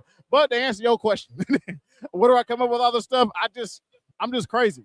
Look, I guess we need a little bit of crazy to get some good stories out this. Yeah, man. So, first time at BlerDCon, the experience, obviously, your experience has been more than positive. I love it. You know, have you been to any panels around? I haven't had time to really go to any panels yet, though. But like I've heard about them. I've been standing in one place for a long time, talking to a lot of people, and just like constantly repeating myself, though. But just you know, not giving up on myself. You know what I mean? So that's just that. The energy. What's the energy like for you being the first timer and everything else? What's that energy like for you? Man, it's great, man. It's like BlerDCon, DreamCon, best cons in my personal opinion, just because, you know, I'm around my people. You know what I mean? We're just more understanding of each other and we're supportive of each other. You know what I mean? Like, that's just the thing about it. It's about community. You know what I'm saying? So that's one of the main reasons why I like this con. And, you know, we're just nerds, man. You know what I mean? We're just nerds out here. You know what I'm saying? So it's just overall a good time. It is. It leaves you with a feeling of being proud, and not ashamed of what you love and who you are. Yep. Because how often are you looked at as saying, you read comic books, you watch cartoons, you watch it, and here we are. It's the stuff that runs literally all the entertainment. You know, like you have superhero films that's running the gambit in movie theaters and television shows. Yeah. You have stuff that's you literally have 2 shows from a comic book company that is running wide, and that's The Boys and Invincible. And people tune into it every time it's on. You know, Spider-Man Miles Morales, that movie. Regular Spider-Man. That's good. That whole franchise. This type of stuff, and to see us behind the mask or whatever the case may be, and to come here and see, if you just look around, there's no end. Yeah. There's literally it's a sea of proud blackness. Yeah. And that's what it's always become. So when you come in and you say, man, I sold out, you're just like, man, I sold out. Yeah. I wasn't expecting. I really wasn't. I mean, I knew I was going to sell out. I didn't know that. I didn't know I was going to sell out that fast. Yeah. You know what I'm saying? Like, I have that mentality where I'm just like, I'm just ready. Like, you know what I mean? So now here's another thing for the people out there to know. You signed up with BlerdStation for some of your projects. So you will be seeing the Battle Chief universe and Blackfish. You will see those as the comic books, number one. And then we have 4 animation studios. So we don't know which version of animation we're going to get from that, or even a live action for that matter. Yeah. See, I mean, honestly, I'm cool with whatever. If I could get a live action, so like, especially for the Blackfish, if I were man, the budget with that would be crazy. But if I were to get a live action for the Blackfish, I'm telling you, I'm gonna be 100% real. That show would blow up. Like, you know, like you were talking about The Boys, Invincible. That is something that people would tune into. Yes. Like the fact that the KKK get freaking superpowers. You know what I mean? And you have somebody that has to oppose to that. Yeah. And it's just like the things that happen within the Blackfish are things that people aren't ready for. They're not ready for it. And it's they're just not ready for it. That's all I gotta say, man. You know what I'm saying? That's all I gotta say. It's crazy. Dope. So now you're here for the whole weekend. Yep. Planning everything is pretty much out the window. Let's just put it that way. It's not that you don't CP time, but it's always something to do. Yeah. Here at this convention. Absolutely. Every hour on the hour. There's a panel somewhere. There's a good discussion somewhere. Literally downstairs, there's DJs playing around in the arcade area. Yeah. I was down there playing Injustice 2, you know what I mean? Having a good time. I don't know if you ever played Injustice 2? Yes, man. I used to be really good at that game, man. Used to. Like, you had tournaments down there. They have tournaments down there. Yeah. So it's like you can't lose. Yeah. You know, and the beautiful thing of this is what's really beautiful. People are bringing their families. People are bringing their kids, little ones, to come and enjoy this like, because it's like, let's face it, all the stuff that we facing outside this bubble. Yeah. This is our release. We need that. We need to be seen. We need to be celebrated. Yeah. And that's the one thing that absolutely that celebration of being who you are, what you love, and it is great that we we feel that we got that safety and security for them too. You know what I mean? That they can bring their kids here. You know what I'm saying? Because that's important. You know what I mean? Yeah, it is. And plus, that's the next generation of nerds right there. You know what I'm saying? So yeah, they can pass it around and they can pass it on with no second guessing. Yep. With no kind of deterring them from doing whatever it is that they want to do. Yeah. And love what they want to love. For sure. Like we one of our people is dressed as one of the time rangers, Power Rangers. Yeah. You know, then you turn around, you have somebody dressed as Pennywise. And you turn around, we literally had a whole 1990s movie version of Raphael from Teenage Mutant Ninja Turtles walking around, and his girl was dressed as April O'Neil. And I'm like, yo, that's from the live action movie. Yeah. Like, yo, that's dope. I know he was hot, but he was dope. Yeah. So have you seen like some cosplays here that like just literally just like, wow, that I've seen some Lobos. I seen a crazy Lobo earlier. I'm trying to think what else I've seen. I've seen a lot of Ravens, a lot of cool Ravens. I've seen a lot of cool cosplays though, but I want to say the Ravens and the Lobos are like what stuck out to me. You know what I mean? Just like the creativity that we can kind of bring to these characters. You know what I mean? Yeah. Especially characters that aren't considered black. You know what I mean? We put our own spin to it, and I like that. Oh man, yeah. There was a Marge and Lisa Simpson. It was not the traditional Marge and Lisa Simpson. Yeah. But I knew it was Marge and Lisa Simpson. Yeah. With our spin on it. Yeah. That's the first thing I said. Marge and Lisa. And they was like, thank you. And I'm like, work out. That's work out. That's what's up. So what's next for you? What's the next project for you? Absolutely. Yeah, so storyline you got lined up that you can reveal. So I have many characters coming into the Battle Tree universe that I can't talk about on stream at the moment. But what I can talk about because there might be some thieves out there. Yeah, but I got issue number 4 of the Black Fist being worked on right now. We just finished page number 7 on it. So right now we're getting into number 8 and 9. So it's gonna be a smooth ride. We had a couple double page spreads that took a little bit of time and effort, but my artists, as you guys know, I'm the writer and the creator. I collaborate with professional artists and animators to help bring up my vision, though. So we also got another animation project coming out. It's actually, my animator signed the contract. He put together a team this time. So we got a little team working on this next animation project. So slowly but surely, we are actually building a trailer for the Black Fist. And then eventually going to get a pilot episode. I do have this idea. I don't mind if people take it. People might have done it before though. But like, I want to finish the pilot episode, burn the episode on Blu-ray DVDs, get the customized coverings for it for the and all that, and sell those at conventions. I think that's something that I want to do in the future. That will be a fantastic idea, and I'm going to say this for this particular reason. People get comics from indie creators all the time, and it gets a conversation going about, oh, I want more of the story. I can only imagine what that would do if you was able to shoot a pilot, get it on a DVD, sell it at a convention, and then they say, where's the rest? I need to see more of it. Like I need to know more. I want more. We see this time and time again when it comes to us. We seen it with love. People still talk about Lovecraft Country. I'm sorry? Lovecraft Country. They still talk about Lovecraft Country. Yeah. Like you got one season of a show that gave you so much history, so many different avenues of telling the story, of story making and storytelling, and we never got anything else. Yeah. Unresolved. But shout out to Misha Green, who has an entire Bible of a second season and beyond. So shout out to Misha Green. If you're watching or listening, come over and holler at us at BlerdStation. We would love to have you on, and so you can continue that entire series, because good Lord.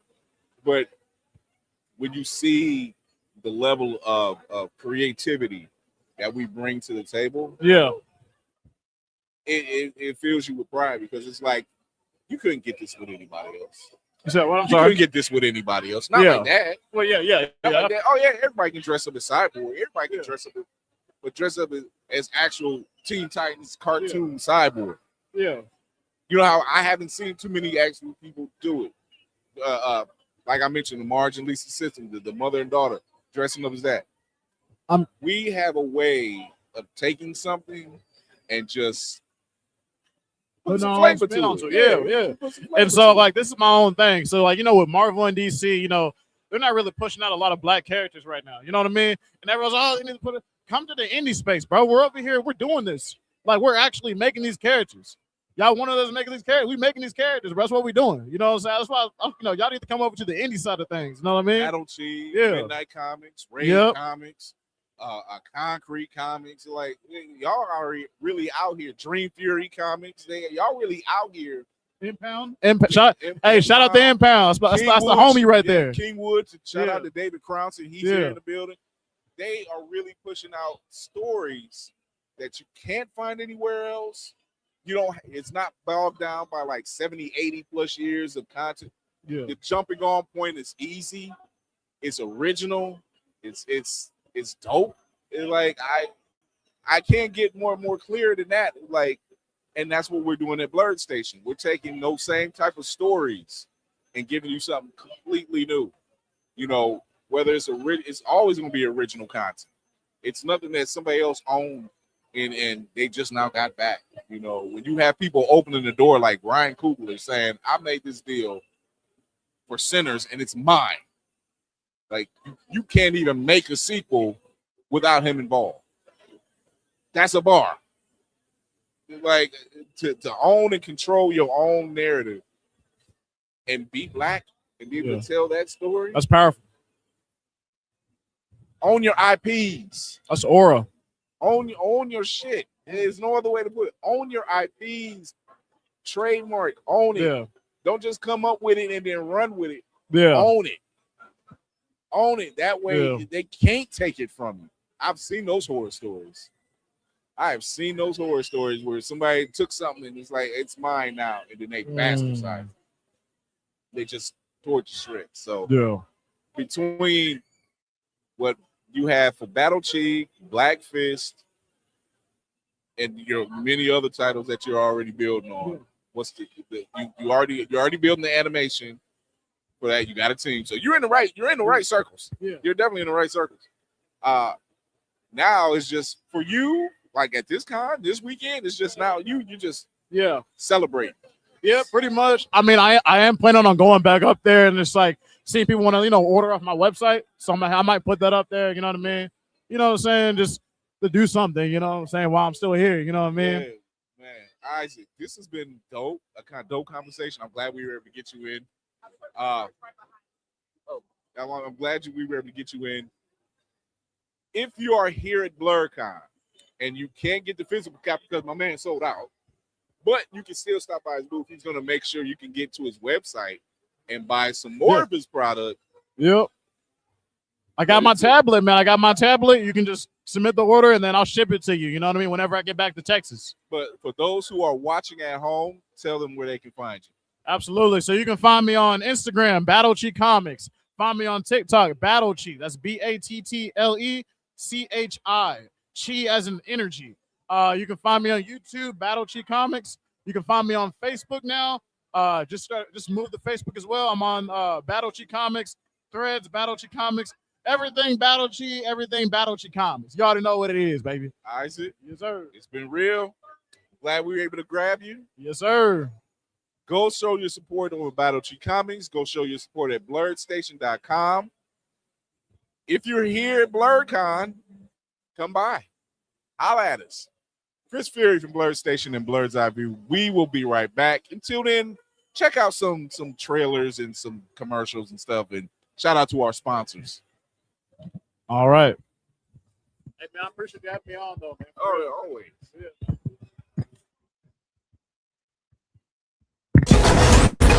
Move, no man. Let's go!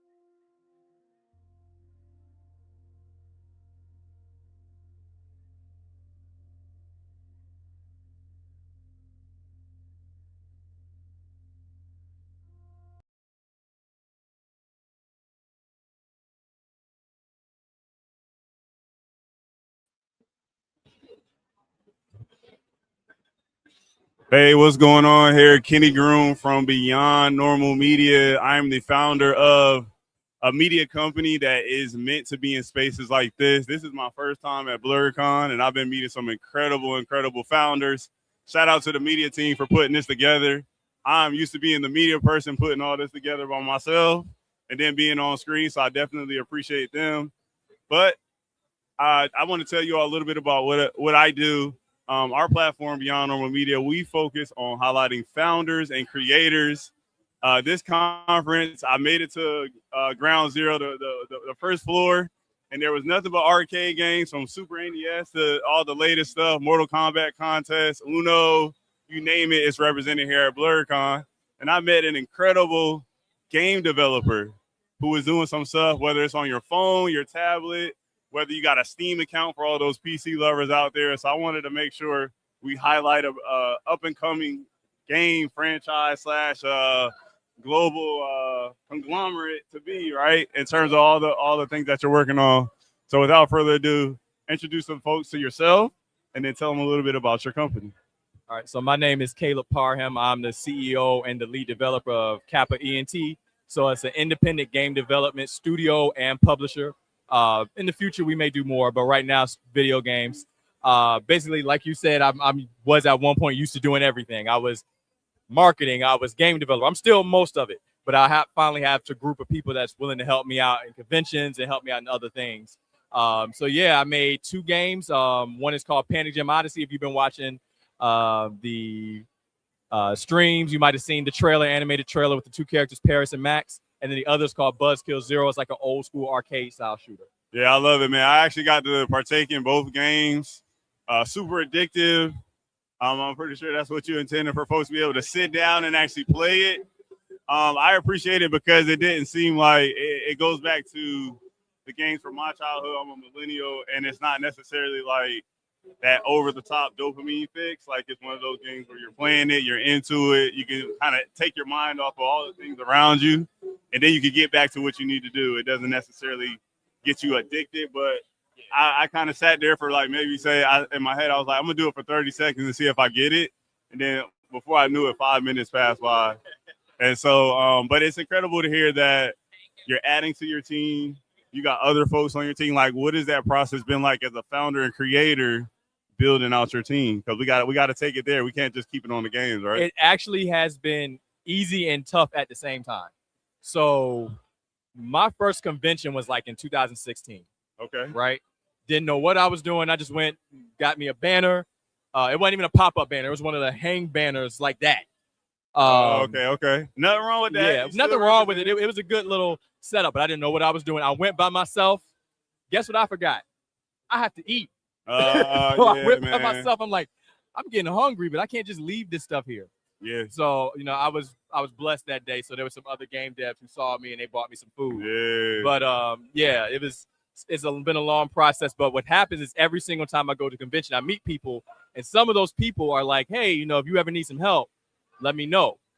And they'll actually help. And they just say, all right, we're part of a team now. So, of course, working long term towards the future is really the thing I want everybody to focus on, because I'm not really a here and now guy. I'm like what are we going to do in 5 years, 10 years, 20 years? That's me. Bro, that's super powerful, man. Like, you realize as a founder, right? You go there by yourself with the banner. I've had that experience as well. And then I'm like, holy shit, like, this is a lot. You forget to eat, and you got to eat.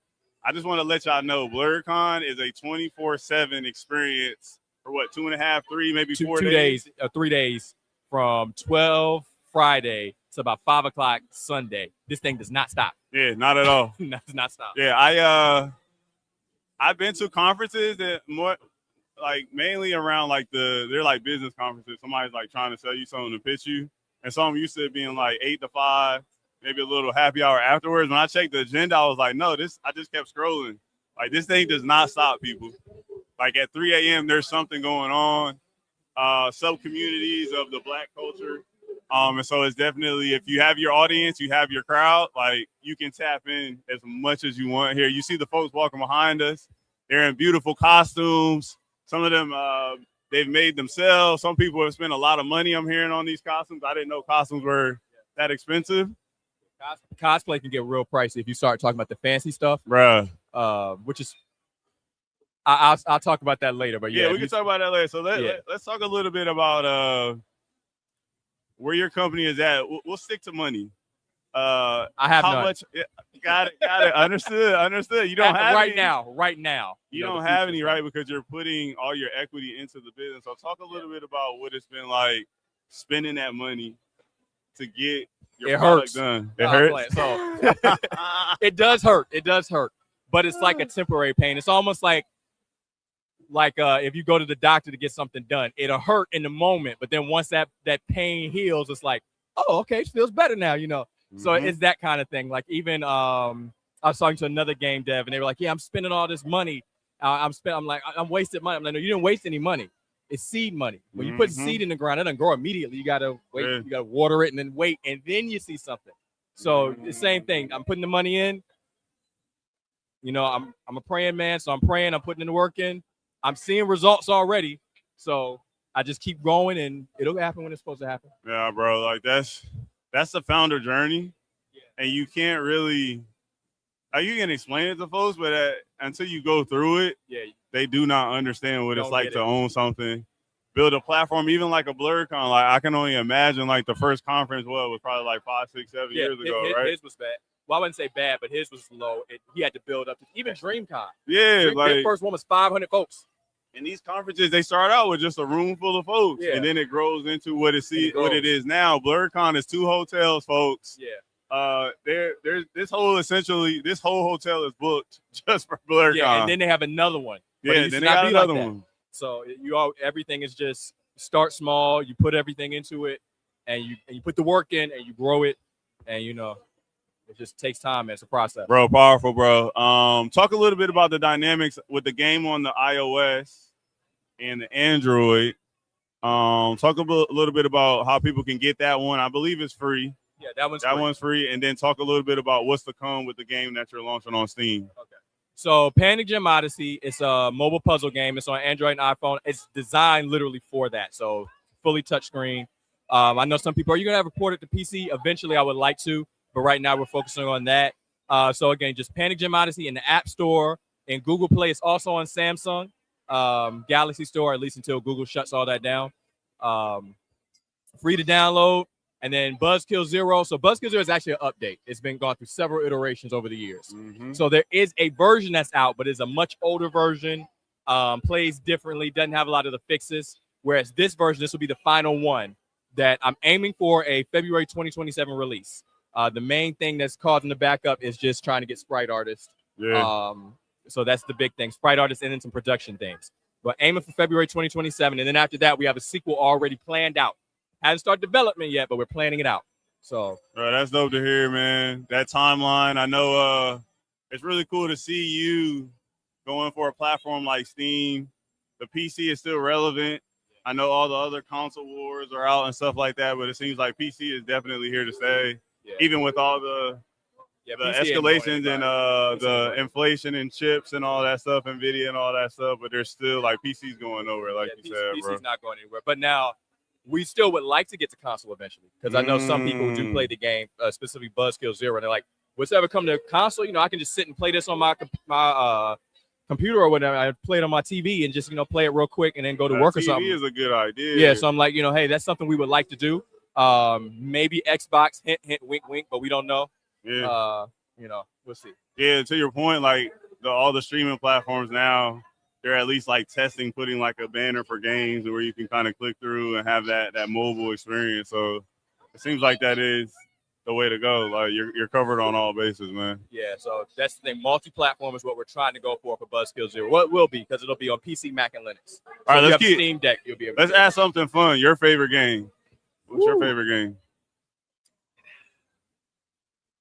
See, I got to think about it, because it really so up front, there's a part of me that wants to say Marvel versus Capcom 2. Okay. But I know that game, it's like it has problems on a game design level, but I don't really care because it's fun.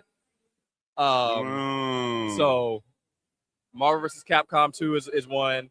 That sounds like you put the hours in on that one. Yeah, I can imagine. Street Fighter Alpha 2. Alpha 2 Gold. I know some people are like, what's the difference? Or Alpha 2 Gold. People, I know Alpha is the competitive standard. I like Alpha 2 Gold. I don't care. Speak your truth, bro. Yeah. Halo Combat Evolved, just because that was the first time when I was a kid I ever saw a game like that. So when I was young, of course I went to the arcade, so I saw the rail shooters.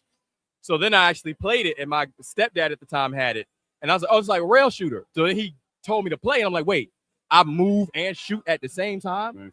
That's insane. And then the flood, I'd never seen a change like that. So that was just a whole different experience for me when I was a child. Like, even the other Halo games just didn't affect me like that one. Classic, I got to go with Pac-Man. Okay. Because that was one of the first games I ever played. And it's one of those games that it kind of affects the way I make games even now. Because it's so simple. Yeah. But if you actually study, Pac-Man is actually really complicated. Yeah. But you would never know. I've seen some people play Pac-Man, and it's almost like it's like watching art. Yeah. In a sense, versus I'm like not one of those people. Like, yeah, it's I actually can't really think, complicated. but like you said, there is some complications to The it. ghosts actually have different patterns, and the way they move is very. So it's very. But if you're just playing it, you would never know. I should say you would never know. You wouldn't pick up on it like that. So it's just things like that. Trying to see what else. Those will be the big ones. Those are big ones. Those will be the big ones. King of Fight. If you can't tell, I like fighting games. King of Fighters 13 is another one that I really like, and then Crash Bandicoot. How can I forget that? Crash Bandicoot 2. Got it. So you did the tournaments and stuff then, growing up, right? No. You never did tournaments? No. Wow. So I got into fighting games late. So I was never competitively good. The best I got was Marvel vs. Capcom 2 because I had the PS2 version. But the PS2 version has a bunch of issues. So I was never really able to get competitive like that. Okay. Yeah, I tried competitive a couple times. I got my ass kicked, bro. Yeah. That's part of the journey, getting beat up. Yeah, by little kids. I was like younger than me. I was like, man, I can't. I gave it up then. But what ended up happening was because of that, I ended up getting into martial arts in real life, and getting beat up on video games ain't so bad when you do it for real. Yeah, that's crazy, bro. That's crazy that you took it there. Yeah. But I think that's the power of video games. Like, yeah, that's how some of our interests are born. Yeah. Sometimes it's like more natural to be like, hey, I play like 2K, and that related to my real life playing basketball and stuff growing up. But then, like you said, you taking a fighting game like that, and then saying, hey, let me go learn martial arts. Yeah. That's kind of sick. Yeah, it was a convenience too, because the guy happened to be 5-minute walking distance from my house, but still, yeah, I was like, so you knew about it before. Yeah. But then you didn't get into it until after playing the video game. No, so I was already playing the fighting game. I happened to walk past. Oh, you just walked past. Okay, like, okay. Karate. All right, let me go. All right, next up, favorite anime? I'm not as big into anime, mostly because I don't have time. I don't really watch TV or anything. When I do watch anime, I tend to watch the movies. Okay. And one of my favorite movies of all time, not even anime movies, is Perfect Blue. I love that movie. What about it? So it's very like, it's a trip. So there's certain parts of the movie, like towards the end, it's like you don't know what's going on. Okay. Because the way he shot it, it's like, so you have movies where they sometimes do something and you'll think something's happening, and then it's like, oh no, this is actually like a film, or this is actually a dream. Mm-hmm. He does that, but he does it like 20 times in a row. So you don't have a clue what's going on. Until the end. It's a trippy movie. I love it. Or at the end, do you even still know? Yeah, you figure it out. For sure what's you figure going it out. on. Okay. But the whole time it's like a ride. Okay. So that's one of my I'm add that favorites. to my list. Listeners out there, make sure you tap in, add that to your list as well. And then when I do have a chance to watch the shows, I watch Michiko to Hatchin. That's a good one. Let's see, I love Death Note. Yeah, like and of course Dragon Ball. You gotta love Dragon that's Ball. a classic. Yeah. You can't go wrong with that, bro. Can't go wrong with Dragon Ball. You can't go wrong with that. Okay. All right, bro. You got some you definitely put in your time in terms of game development before you were developing games, and so it makes sense that you're at this point now. And I appreciate you for sticking with it. Because some of us, we don't necessarily stick with that passion. Other things pop up where, throughout life. And then it just kind of falls by the wayside, not having time to play games when responsibilities happen. I got a toddler now. My toddler will not let me play my Switch at all. She takes the joystick from me and starts playing, messing up the game I'm trying to be serious on. So, yeah. I appreciate you for doing that, bro. I'm looking forward to when the game on Steam comes out. I already got the other game on my Apple device on my phone, and then I'll be looking for it to come on my screen soon, right? Because I know you said that's in the words. I appreciate you stopping by. This is my first BlerDCon. This certainly won't be my last one, and I don't know how many of these conferences you've been to. It's my third BlerDCon. How many of these conferences overall have you been to? Woo! All right, quite a let's bit, see. right? I want folks to know you like you've been putting in your time. Because last year I went to 12. So I did BlerDCon, I did DreamCon, I did Atlantic Comic Con, Beast in the East, NecoCon, 2 anime, Norfolk Anime Fest, a Richmond Anime Fest. Oh yeah, bro, you put in your time. Yeah. Is there one specifically for game development? In particular, not even maybe like not a Comic-Con, but yeah. So there's GDC, which is actually happening Monday. I wanted to go, but I, just checked my coins. Okay. I didn't have my money right. Okay. So, but your GDC is the Game Developers Conference, and cool. there's some other things too, but that's the big one. That's like a big industry. That's a little selfish one for me because I'm Yeah. looking for new conferences to go to and do some media work. So I appreciate you letting me know. Hey, GDC is huge. GDC that's is the big like one. I That's said. the big one. So Okay. the original plan before my money got messed up Nah, man, was you gotta literally as soon as BlerDCon was over, bring all my suitcase and luggage here and just drive And just right drive. to the airport. Bro, But- that's that founder life though. Yeah, man, that's what you got. And it is not easy. Like people don't see that. They don't see you packing that luggage, packing that suitcase. But it's also very rewarding. Yeah. Like I said, when you have people actually playing the game and they're like, Yeah. of course you got some people that, which I'm not gonna get too mad at. I can get like that. You kind of stone face, right? Some people like, but some people they're like, yeah. It's like all of that. It's like, yeah. So because then I don't think I was stone faced, but I was like, all right, let me check it out. you were active. But then, like, once I get into it, it's like the eyes. Yeah, but some people they're just super expressive.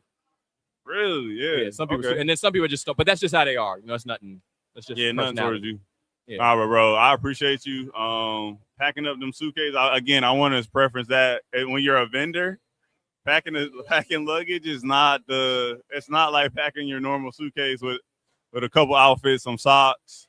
Yeah. Stuff like that. It's really like you got luggage, bro. Once you do it a certain amount of times, you have a system. I still haven't gotten used to it. My setup's over there. It's all screen. I still don't get used to it, bro. And then at the end of the conference, when you're tired, I'm just throwing everything in there. I'm like, man, let me get out of here. That's why you gotta have a system, man, because then you can throw things where they need to go. Yeah, I'm gonna tap in with you on that system because I don't have a system down pat, man. Well, I definitely appreciate you stopping by.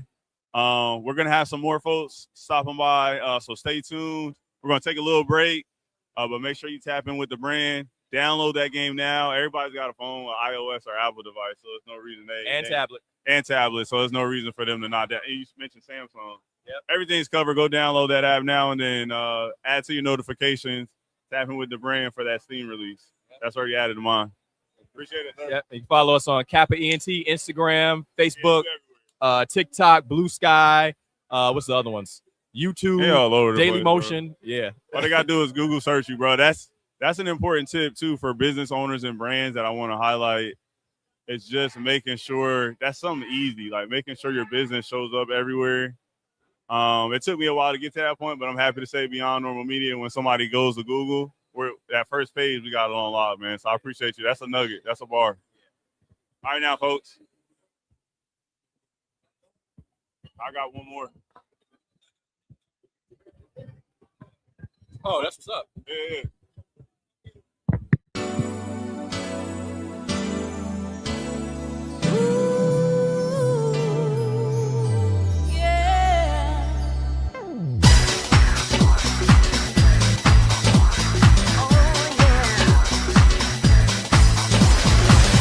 Another night is gone. We step into the sun. Another day we will see. Another battle's won. Each step is only one step closer to our destiny. Got to make a way for us to save the day. No matter the obstacles we may face, to panic is not an option. Whatever the problem, we will face them till break of day.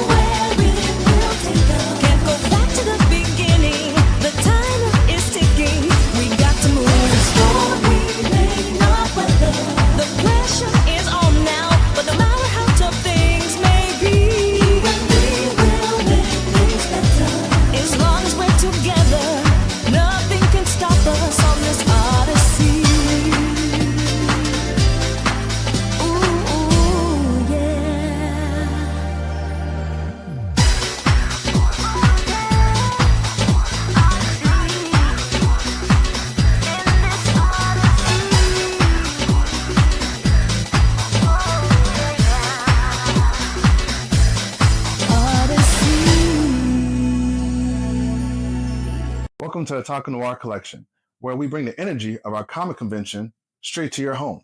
Our themed mystery boxes are inspired by, in part, anime, gaming, sci-fi, pop culture, but each box is packed with apparel, collectibles, books, artwork, all produced by BIPOC creators.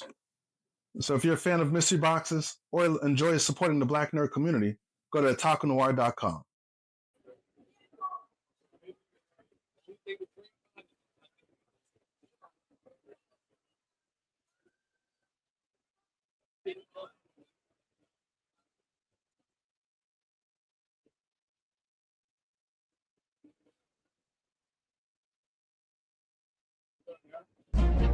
In Gravity's Edge, you're on an adventure to find your father and follow in his footsteps.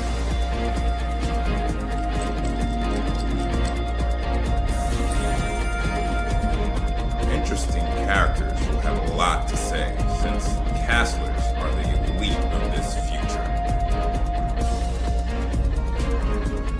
Defend yourself on various roads. Don't get taken out by asteroids.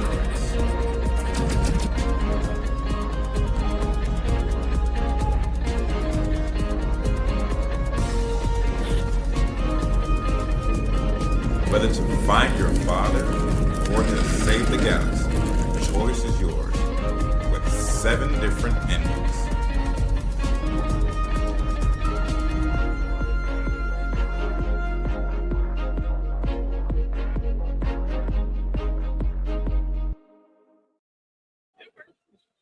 What's going on, good people? We are back, Beyond Normal Media, Kenny Groom.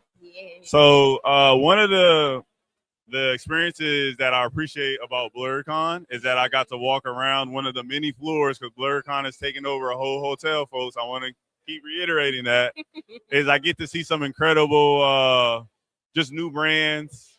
They're vendors, right? But we're fellow business owners, so I definitely don't want to call you a vendor, because you're not a vendor of me. You're a fellow business owner, and I appreciate you. Yeah. But one of the cool things is that I'm walking around and I'm like, oh, there's some comic book brands here, some new stuff, right? And so I grew up on the traditional. Obviously, we all grew up a little bit of Marvel, a little bit of DC. I was a big Spawn fan growing up. We'll dig into what your creative outlets were as a youth. To lead you down this point, right? But to see a new comic brand here, I just had to purchase, folks. So I didn't just tell her to bring them down. I actually purchased the product. That is very important when you're up and coming indie brand, to make sure we are purchasing the product. And on the flip side of that, we'll dig into it a little bit about pricing, because we did have a conversation off camera about pricing, right?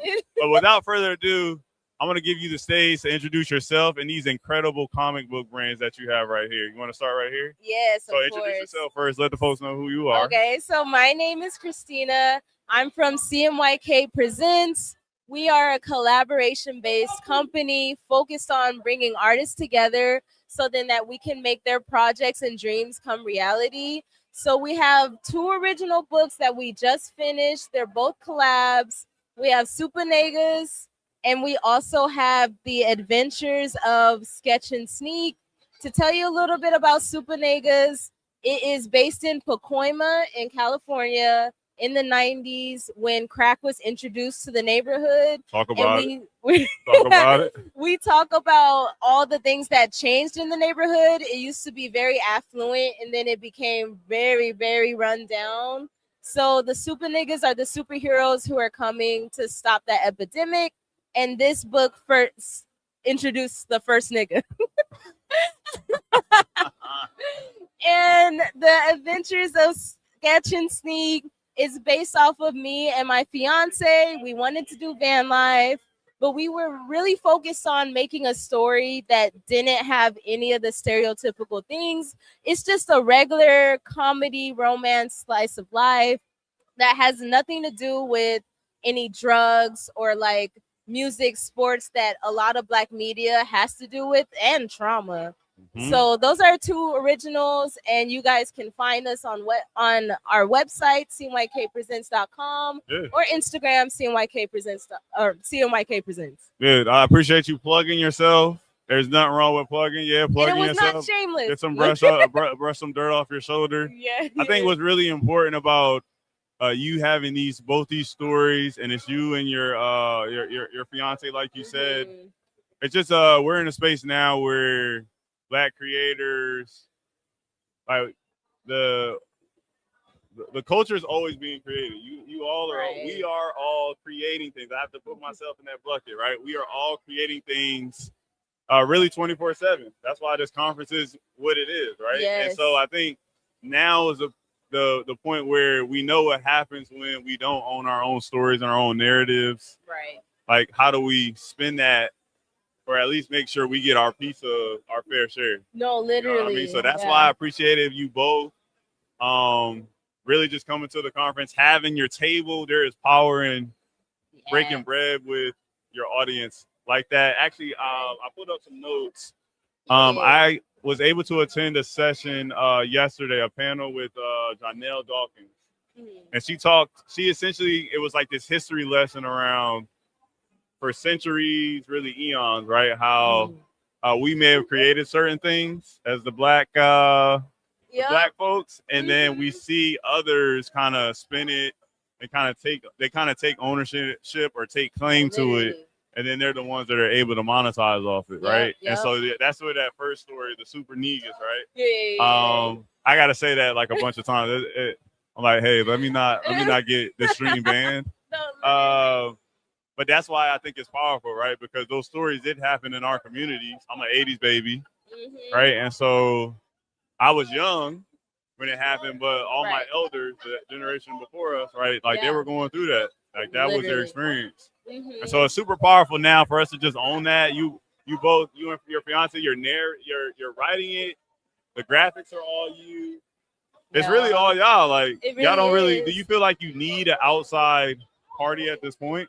No, not at all. Not at all? Well, we're really big on doing it ourselves. Okay. Just because, like you said, a lot of the times that we give our power to someone else, they want to put their name on it. So I think when we really started thinking about collabing with people, we really wanted it to be like strictly in their name. Even though we are a publishing company as well, we're not going to make it like a CMYK Presents project. It's like your name, that's your book. We are just the ones selling it here. So you have all your power, you have all your percentages, all your royalties. And when you really have all that power, when you give it to someone else, they now have the deciding factor to where in our own book, we made it to where all the faces of the characters, we want them to actually look like people. We have like our representation in it to where it's like even the hairstyles. But if somebody else's name on it, then now they have the say of, we don't want that guy to be there, or we don't want his hair to be half taken out with his cornrows and his afro on the other side. So I feel like when you really just start to think about it, all you have to do is very simple. You just go print it, get your own IB, your own barcode, all things like that. The only time people go to someone else is just because they don't know that it's actually really easy to do.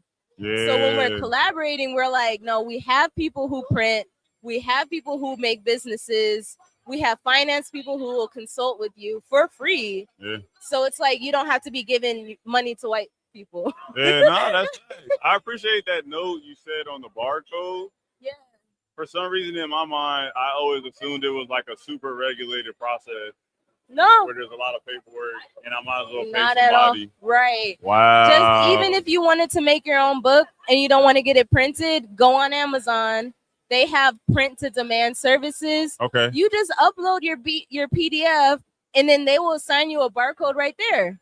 That's a bar. Right. And we were like, I never did that. I thought there was like some man in a suit in the near the White House that was like had to look at everything, right. Like approve it all. Like they make it seem like that. Yeah. Like you said. But wow. That's why we really, and we don't like holding back our knowledge. Like, come to us. We're an open book. Like, we'll tell you where we get our books printed, and a lot of it can be done at home. It's really just printing it and stapling it.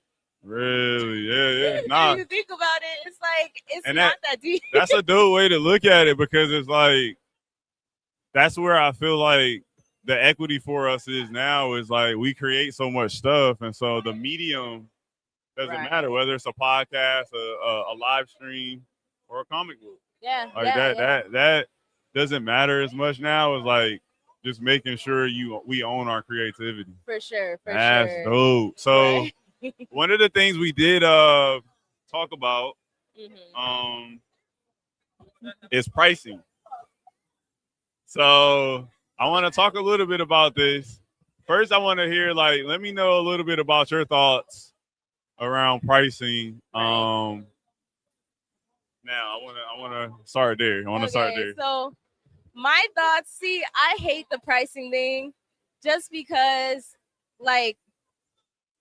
you want people to buy it, but you don't want them to go broke. Mm-hmm. You want them to be encouraged to be like, okay, that's affordable. So your work is actually in more hands, but how do you do that and you can still eat? So my thoughts on pricing, if I could, I'd give everything away for free, but I can't have do that. We cannot do that. I have a bad habit of lowering the price so more people would want to actually buy it. And I think that's based off of my own thoughts. It has nothing to do with what people are actually willing to buy. Yeah. And you made me realize that when Yeah. I was like, you know what? We are doing ourselves a disservice thinking, would someone pay for that? And it's like they actually end up doing it. They do. Yeah. Right.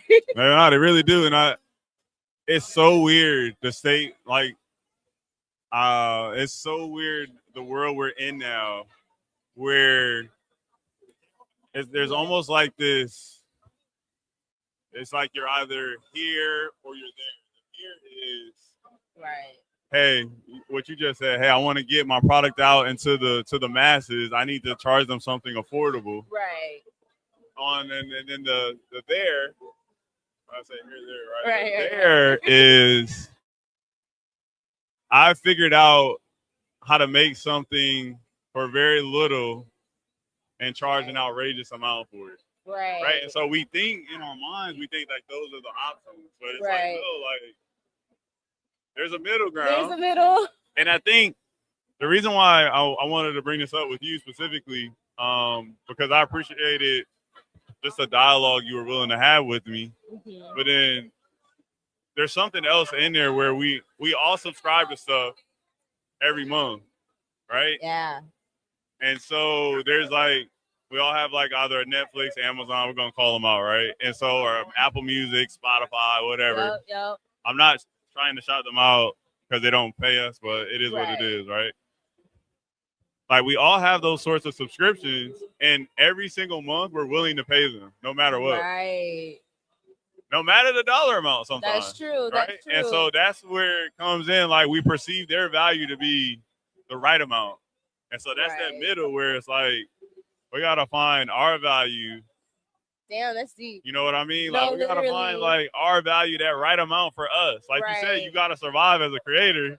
I don't want to buy your comic and then you be like, hey man, I can't even get a meal with this. Right. Yeah, that's true. You know what I mean? So that's the balance. It's not easy. So that's why I wanted to. I appreciate you having that conversation with me. Right. I've recently had to tell my client base from my podcast services prices are going up. For some of you, it's gonna go up double. And I'm not doing this to be vicious, but the business has got to survive, or else I'm not gonna be here. Right. And so I want brands like yours, creators, to be able to be here tomorrow. Yeah. And so that's why it's a important conversation. It's not easy. It was super uncomfortable. It was for maybe 30, 45 seconds when we had it. Right. But I just appreciate you having having the courage to put your product out there and then be reasonable on your pricing, which is good. Right. And then you're flexible. I can tell you, just from our conversation, you're flexible. We changed our prices after that. Yeah, nah, you should. Yeah, that's what I want to hear. And then the crazy thing is, we were undercutting ourselves, and everyone was like, I would have paid more. Because I was asking them. I asked everyone. I was like, what would you pay for this? They're like, $50. I was like, yeah, that's food for thought. I'm not going to do that right now. But I'm like, okay, that's interesting. Why do I keep lowering my own value? Yeah, no. And people are valuing me more. Or maybe even like I'm brainstorming. This is the type of stuff that gets me excited. Like maybe even you say like if there's a group of people that are willing to pay the $50, like what is you offering the comics and some additional value from you and your fiance, right? Like, yeah, that's true. you know, maybe there's some value there, some ways to tap in. Right, some I bundles. just whenever I'm the type, and you can attest to this, when I go to a vendor at an event and they say their price, I'm the type where I'll say, I'm going to give you more. I'm going to give you X amount more. Because I just want to make sure like we are prepared to have those conversations as brands. Right. Somebody had it with me. In my day job, I work in tech, and so I know like people pay. These companies pay a lot of money already. So I want us to be a part of that and be able to have our piece of the pie. No, literally. Short little note here, as you all can see, there are people sitting here. It's live. This is a live event. We're not recording this, and so if you see stuff behind us, I'm not responsible for it. But this is a great party. I just want to throw that out there. I just want to throw that out there just in case there's someone behind us. I can't really tell because I'm looking at you mostly. Right. But yeah, so I want to get back to your business. Like, talk a little bit about starting a business with fiance. Right. What that's like. But obviously, we don't have their side of the story, so so I'm gonna then just it's all what I say. Yeah, I'm gonna let you like say your version of the story. But every story has three sides, I guess. Your side, their side, and one the truth. side. What I say? No, I'm just talk a kidding. little bit about what that's like. So actually, I thought it would be more like stressful, but it's actually very smooth sailing. I think it's because there's a lot of people who say don't work with your friends.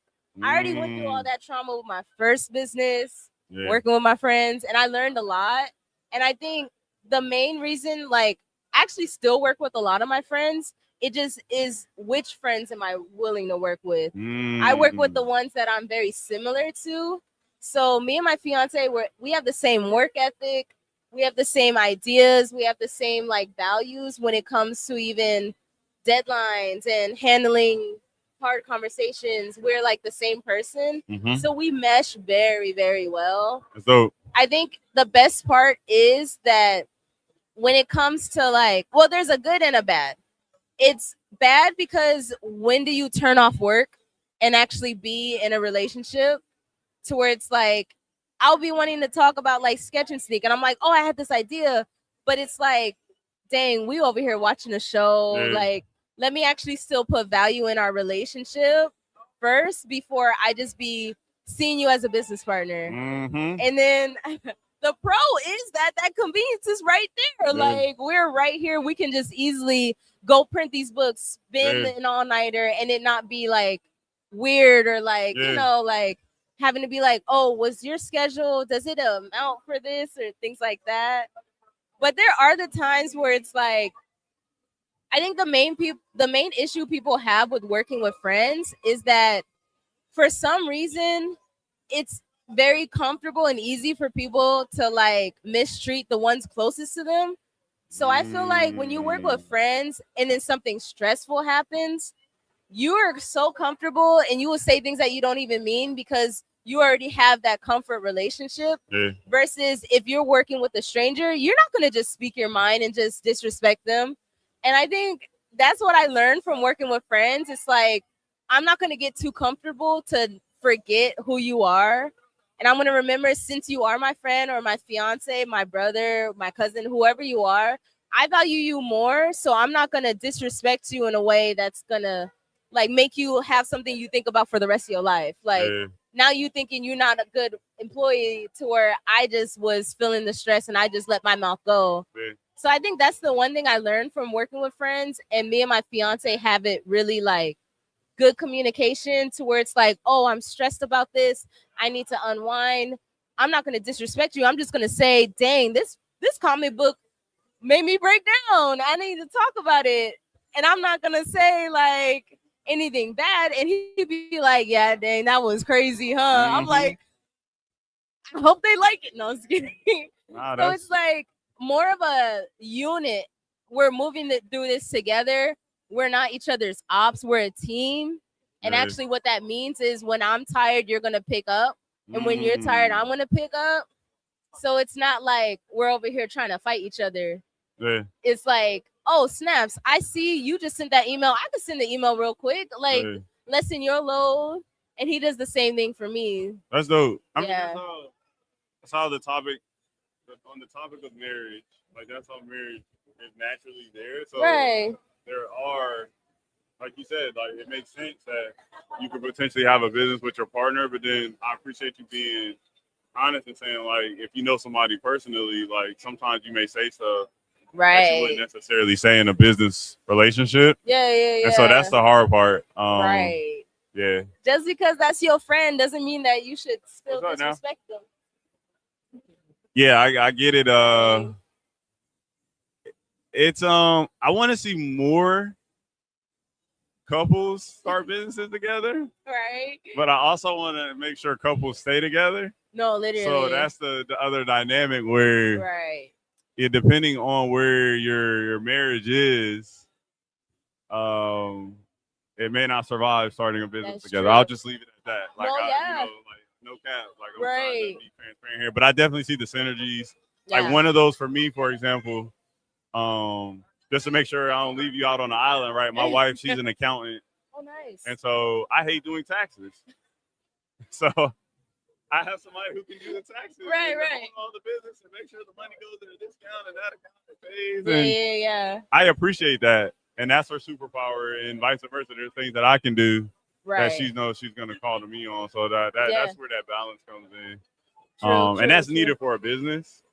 It can just be a slippery slope Yeah. at times. too. I think when it becomes a slippery slope is really when you're like, because like of course starting a business, everybody has multiple hats. Mhm. You're doing things that you might not even know how to do. But I feel like when me and him have ever clashed, and it's not even like we clash, it's more like I don't feel like doing this, Yeah. and then it like gets You delayed. need and that it's like, motivation. Y'all gonna push each other. No, We need to get literally. this done. It's like, dang, he did all this. Let me do something. I'm just sitting Mhm. here.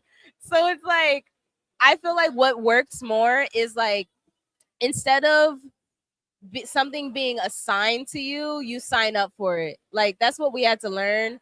We would just like make a list of everything that has to be done. I would write my name next to everything that I want to do. And then what's left off, that's where we actually start thinking like, okay, who's best for this? Because when you choose what you do, starting up a small business, I think that has something to do with like your energy levels Yeah. for it. If I have to learn how to do accounting Yeah. and I'm not even good at business, You're not gonna want to do it. Yeah. I'm not gonna want to do it. Now there's expectations that I'm gonna do it Mhm. at a timely manner. Yeah. And that's when things really start being like, all right, you're not doing your side of the bargain. Mhm. Versus he's already good at math. Yeah, So I'm like, accountability. That's yeah. that accountability. Nah, that's super.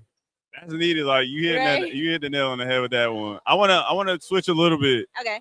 So thinking of the inspiration for the comics, like did you look to any other comics that maybe in the past you and your fiance like were like your favorites or your go-tos? Like, oh, we Right. need these elements from this brand or this superhero, this villain maybe. Right, Talk right, a little bit about like what some Yes. of those inspirations were. So in Super Niggas, not really in Sketch and Sneak. That one's just like it became what it became. Okay. Naturally. But with Super Niggas, we're very influenced in Boondocks and Okay. Afro Samurai. So just even the first page, like how Afro Samurai's style is with the afros Mhm. and like the jagged lines, that's heavy in influence in our book. Got it. And also like the pops of color, like Afro Samurai. Yeah, is black I and noticed white. that. I noticed that. Yeah, I noticed that. Yeah, The we red and just have blue. The red and blue. I remember here that when and I was there, reading yeah. through it. So like that's one of the main influences, and Boondocks. Yeah. Okay. Just because like the kind of humor and like the black scenarios, that was heavy influenced in this too. Humor's powerful. Humor can be powerful. It In a can, comic, yeah. right? And it's really like, because when you think about it, the story is introducing crack in the 90s, which is heavy. Yeah, it's heavy. So having the humor in the like the black scenarios to where we might not find it funny that like our hair, the cornrows are half taken out the other side and people are just like roasting each other. That's just naturally how we are as black people, but it's actually like the humor to get through the Yeah, that's what you got. the heavy stuff. Yeah. there's those coping mechanisms that For we sure. put in place, and so you gotta acknowledge those. Right, That's right, dope. right. That's dope. And I see the boondocks. Like I see some of the elements that you mentioned. Right, right, And it's right. cool that this one, like you said, the sketch one, like that's you like coming up with something original and trying to keep the outside influences at Yeah, bay for as much as you sure. can, because it's Right. hard to keep everything, Yeah. influences from creeping into your It's work. hard. So like we're really into anime. We don't really read a lot of comics. We Okay. did when we were younger, but these days it's like manga and anime. Yeah. When we really start conceptualizing a new story, like we have a few new stories that we're writing right now. We literally go offline. We're like, I don't want to see anything. Oh, you don't want that influence to show up. Yeah, because right now, One Piece all day, but like, I'm glad they're on a break because Yeah. coincidentally, I'm like, dang, I would have to stop because even when I'm drawing, I just pull for whatever is in my head, and if I just watched an anime, that's usually what I'm gonna pull from. So Oh, it's like, yeah. we go offline. I've heard that about movie actors and stuff like that. Like they try Yeah. to get into the role and Right. they do that, and they start to live that. Yeah. Versus like you said, you watching TV and now that's influencing you thinking Right. your creative process. Yeah. That's hard to do, right? It's so hard. It's So no so social hard. media. Well, Wow. I'm on social media, but it's But so you're not that easy. active. Yeah. Yeah, I'm like, I don't even know where my phone is right now. Okay. It's okay. I'm in my 20s and I'm not moving like I am in my 20s. Like, Interesting. Yeah, I'm because already the offline. the stereotype for your generation is you guys Always on my phone. Yeah. Wow. I think it's because after COVID, I'm really extroverted, but after COVID, I got introverted. And since the only thing we had to do was be on our phone, I was like, forget this. Yeah. I'm going outside still. You touch some grass. I'm touching grass. I was Right. hiking, meditating, drawing. Okay. So I really got like intro, like I went inner, and that made it hard to reconnect with social media. Mm-hmm. Because then I'm like, oh, when TikTok came out, I was like, Yeah. what is all this? Yeah, it's a lot. It can be a lot. No, literally. Yeah, the new ones can be a lot. Right. And then you're just doing this. Like, it's like that same Yeah. motion every time. And Right, so, right. yeah, I get what you're saying. But that's impressive that you're able to disconnect Right. like that. I think it's there's good and bad because now I'm like, dang, I need to remember to even post my stuff on social media. Yeah, for the business. Right? Because I'm like, oh, I felt off. You could batch it and schedule it out. That's and so that may help. with Right, some right, of right. that. Yeah. Okay. That's dope. That's dope that you're, and in there is something interesting that you said is that you didn't grow up a comic book reader so much, but the anime and just the influences of what's happening now are now bringing you to this medium, which is comic book writing. Right. That's dope. Since this is an interview, Yes, it is. I got my just a little bit about me, which I feel like this is going to be on my Wikipedia page somewhere or like an article about You me. got to speak it into existence. It's gonna be there tomorrow. Right? So the funniest thing is I got my bachelor's degree in LA at CSUN, Cal State Northridge. Okay. I took a comic book class. I got an F. Really? A full F. The first F in my life. So, what? And then I made a comic book afterwards. Was it my just like first one part of the class that made you get an F, or the whole thing was just a shit show? The whole thing was F. Okay. I don't even know what happened. Okay. I don't even know what happened. But I think that just also is a testament of how much I was not into comic books. Yeah. And it really changed after that. Because then I was like, wait, I like these. Yeah. Hold on. And then I started making comic Maybe, books. and two, maybe that classroom setting was like, It was that can be restrictive, Yeah. like for a creative process. Because it wasn't like I was creating it. I was learning about comic books. Oh, and yeah, like that's history. they're like, hey, in 1925, Billy Bob like all in these. Kentucky said, hey, you know what? Like, let's Right. put these pages together and put a metal No, staple in them. literally. I don't. And get it was like not even just like the process of making it, just like here's this one, here's this one.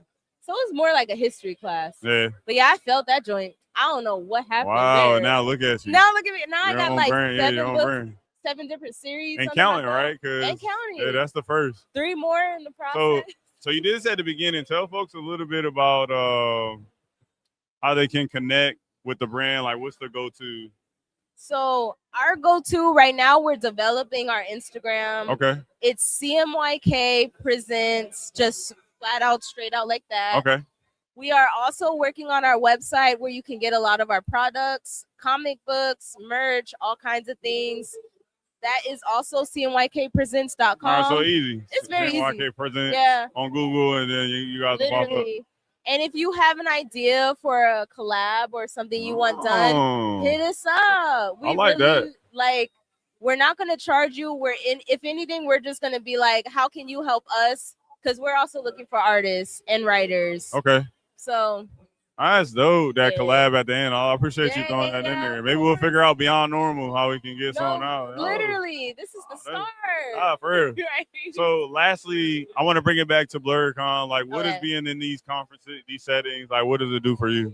So it may honestly, other than how much we get to connect with people, it just feels like it's just like refilling the energy that I need to even go make the next book. Oh, okay. Because like someone cried today. Really? Bruh. Really? I have a coloring book and she was giving it to her little sister. I didn't see the coloring book. Oh. Yeah, we But got a go coloring ahead, book tell too. the story. Yeah, go ahead, tell the story. I don't remember you telling me about a coloring book. Come back upstairs. We got a lot of stuff. So the coloring book, there was a lady here getting it for her little sister who is struggling, feeling comfortable, not really comfortable in her skin, but she doesn't see her black as beautiful.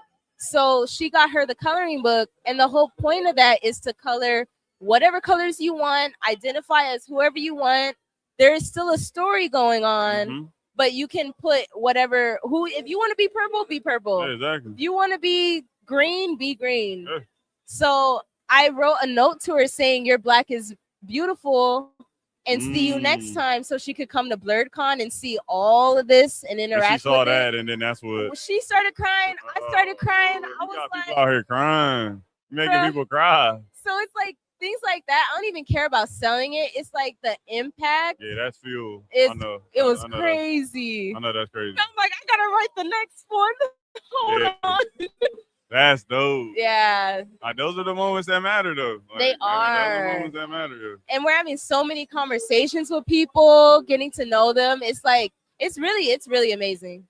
Yeah. That's dope. Right? That's a good way. That's a good way to end it. I want to thank you Of for course. raising your prices and listening to me, and not just tapping in. No, literally. I'm definitely gonna be following the brand. I got my first two. This one, I believe, right? I think you did, yeah. I think I got this one. Honestly, don't even remember. I got some stickers, and so I appreciate you all for hooking me up. Right. I paid more than the price at the time, and now the price is up, folks.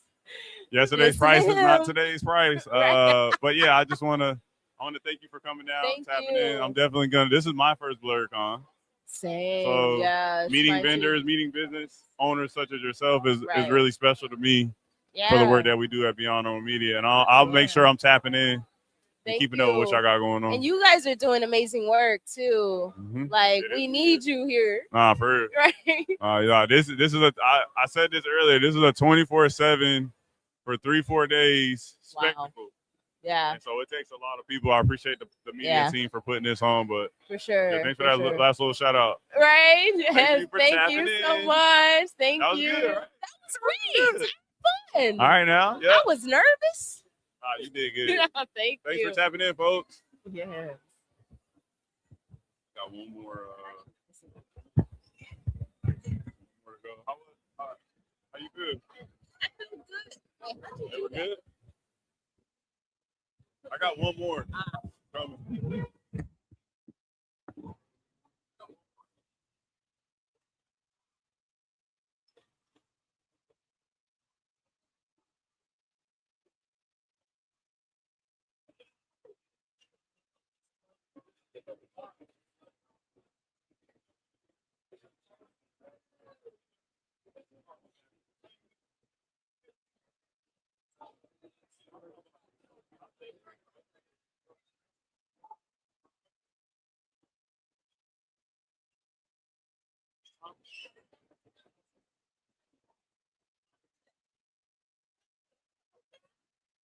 I'll come up and get it.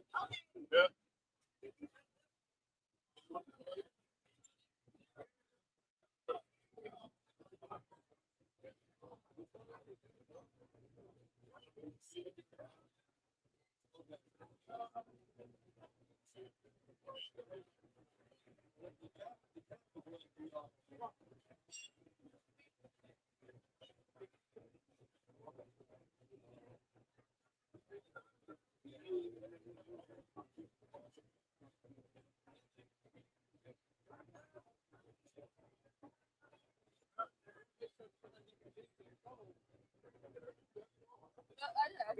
worked out. That's how it works. Thank you. Thank you. All right.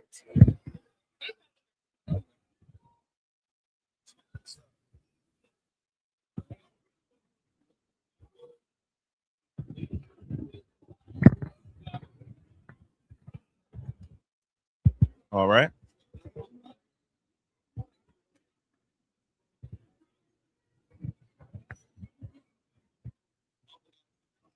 All right, we ready? Are we good?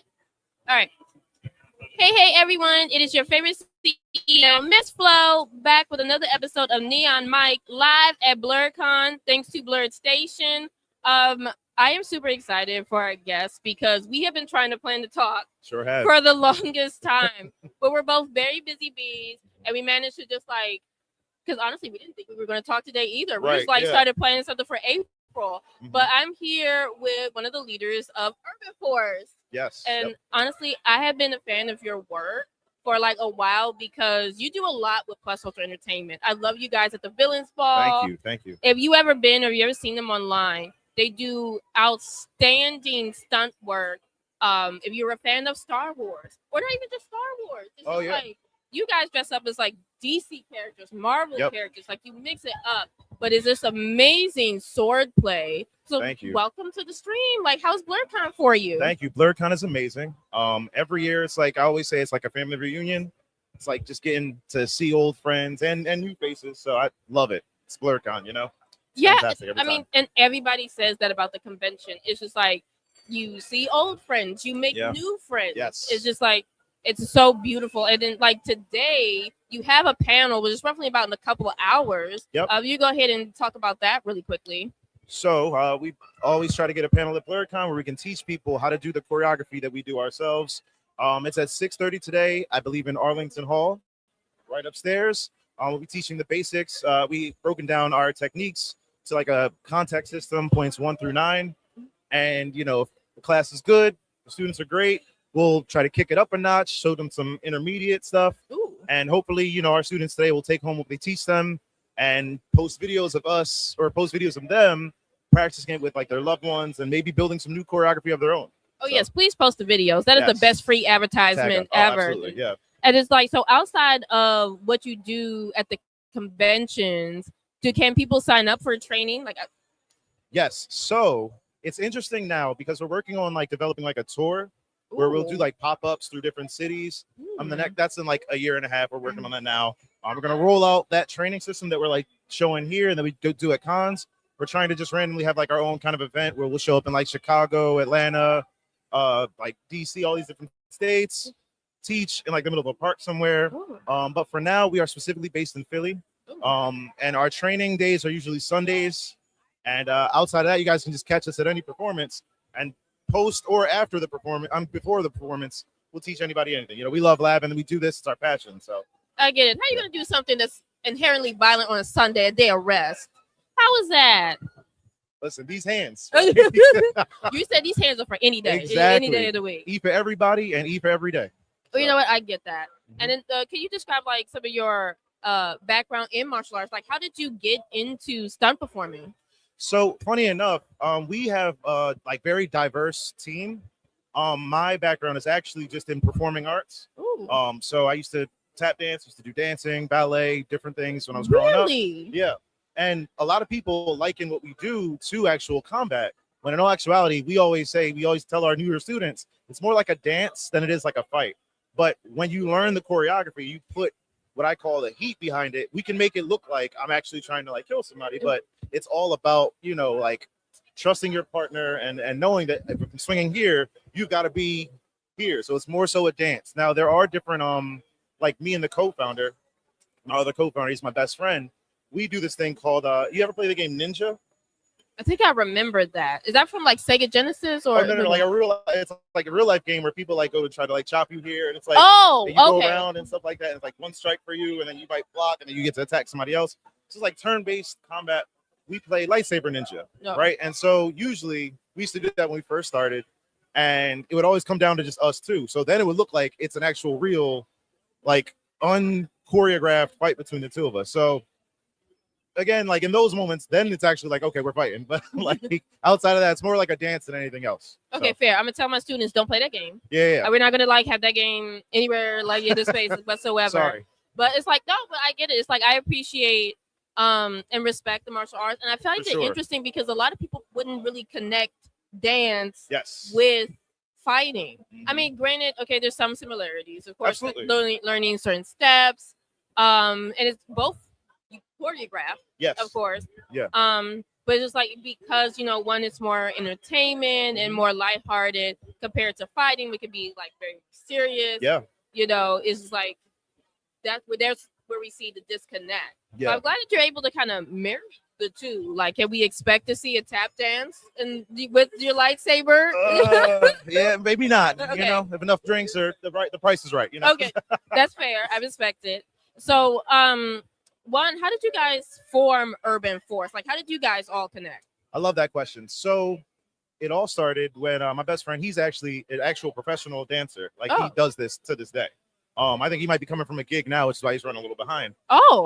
But he was auditioning for America's Got Talent. And he was doing like he was a Michael Jackson impersonator. So he was doing a Billie Jean piece. And he was like, he took a break for a moment. We were just messing around with these broomsticks. And he did the Anakin flourish. If you know, you know. It's like a trademark move that Anakin does. And he did it. And I was like freaking out because as a kid, I always wanted to do that. And it looked so complicated. He just did it. And so then he was trying to teach me how to do it. And that was like, once we were done with America's Got Talent, we just started like training in this. And it just happened really organically. And then eventually one of his friends brought like a lightsaber to our practice sessions. And then we got our own lightsabers. And then, the rest is history. And I think the biggest jump for us was we we randomly were performing, fighting outside of the movie theater after watching, I think, not The Force Awakens, the one after that. Not The Rise of Skywalker. What's the one? The one that everyone hates. One of the new sequels, the one that everyone hates. Was it the prequel? Was it one of the? It was the one that Ryan Johnson did. Oh. It was terrible. So when we went outside and were performing, somebody from like Barstool Sports caught us on video, posted it. It got sent to World Star. Ludacris reposted it. John Boyega, who plays Finn, in the new trilogy, he reposted it. And from there, we just went viral, and that's when we started getting bookings and gigs, and the rest has been history. So for the past several years, we've been crushing it. So it's like a happy accident that Yes. led to this ensemble. Yep. And like the fact that you guys are both dancers, like that is. I wouldn't call myself that. Well, Okay, it was just past, young bull me was. I think I stopped when I was like 17. So But still, I mean, muscle memory. No, too much credit. I'll take mean, it though.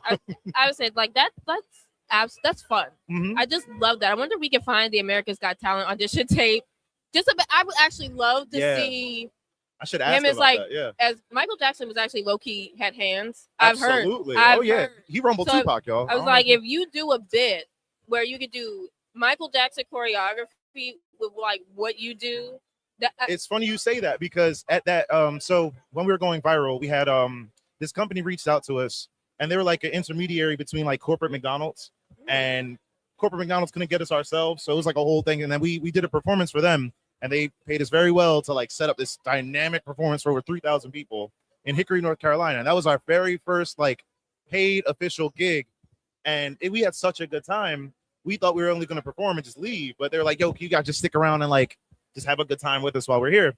And me and my homie were like killing it. We were fighting each other, and then we started dancing, and he busted out a moonwalk while like doing the Anakin flourish, and it was tough. So there's footage of that somewhere on our Instagram. I'm gonna find it and repost it. I will. I want to see that. Like Yeah. that looks like It was very entertaining. Now, as I mentioned before, you guys are for hire. Like, well, I don't know, like for hire, but I have seen you at like the Plus Ultra sure. Villains Ball. Which Yes. are we going to see a return? Are you guys coming back? So we're negotiating with Plus Ultra now. I think they just reached out to us recently, so we're just trying to iron out the logistics because since last year, I don't know if you've seen this on our page, but we just did New York Fashion Week back in September. Yeah, two of our the co-founder and one of our newest students, Stormy P. She's like, I always joke that she's famous. Everybody's always asking for her. She'll be at the panel today too.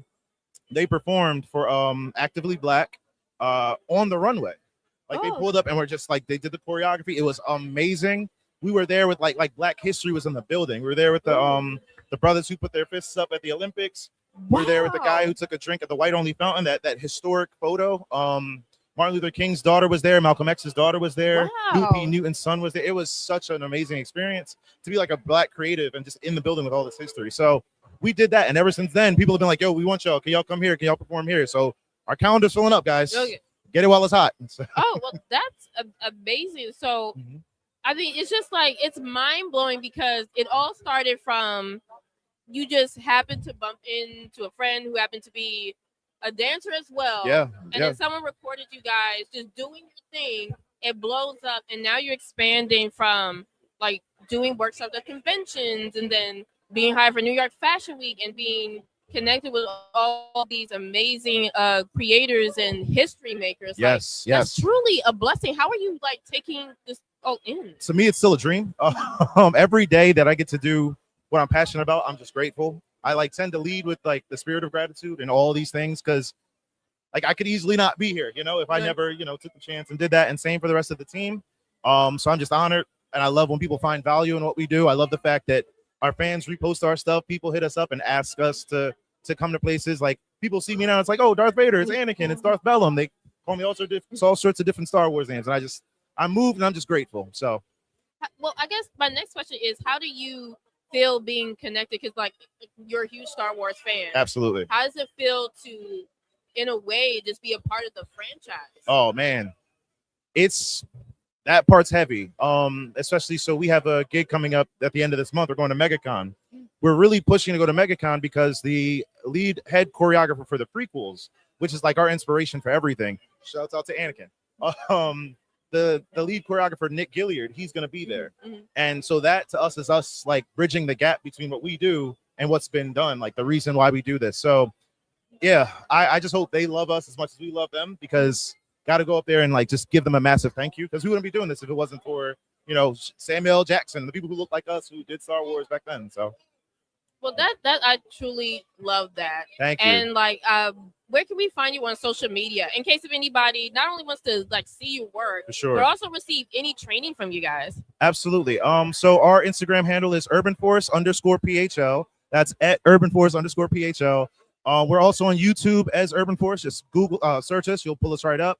My personal Instagram is also Greg268. You see me, you'll see Urban Force. That's just how it goes.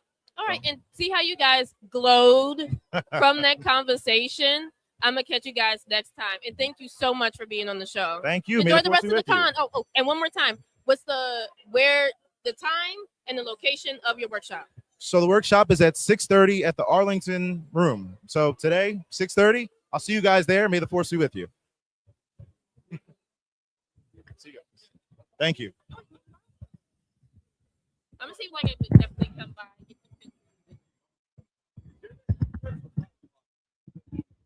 Yeah.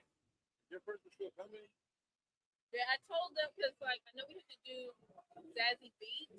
We're gonna try to connect the live through my iPad, and then I was like, I told them to come through like around 5:30.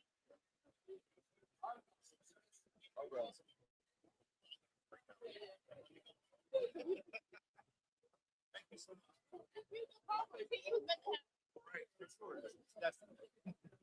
Gotta do this again. I'll let my people know. We'll see you.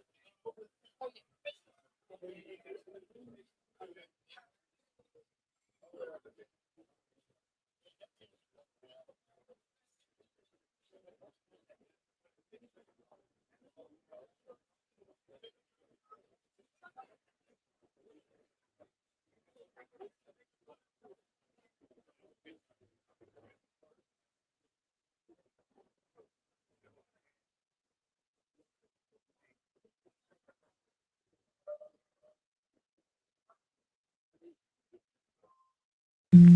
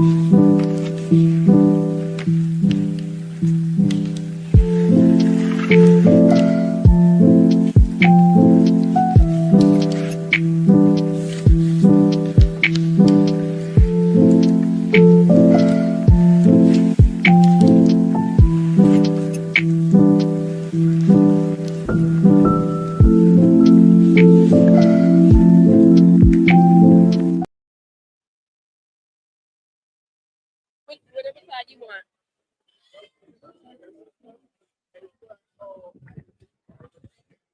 You grab the mic. You grab the mic.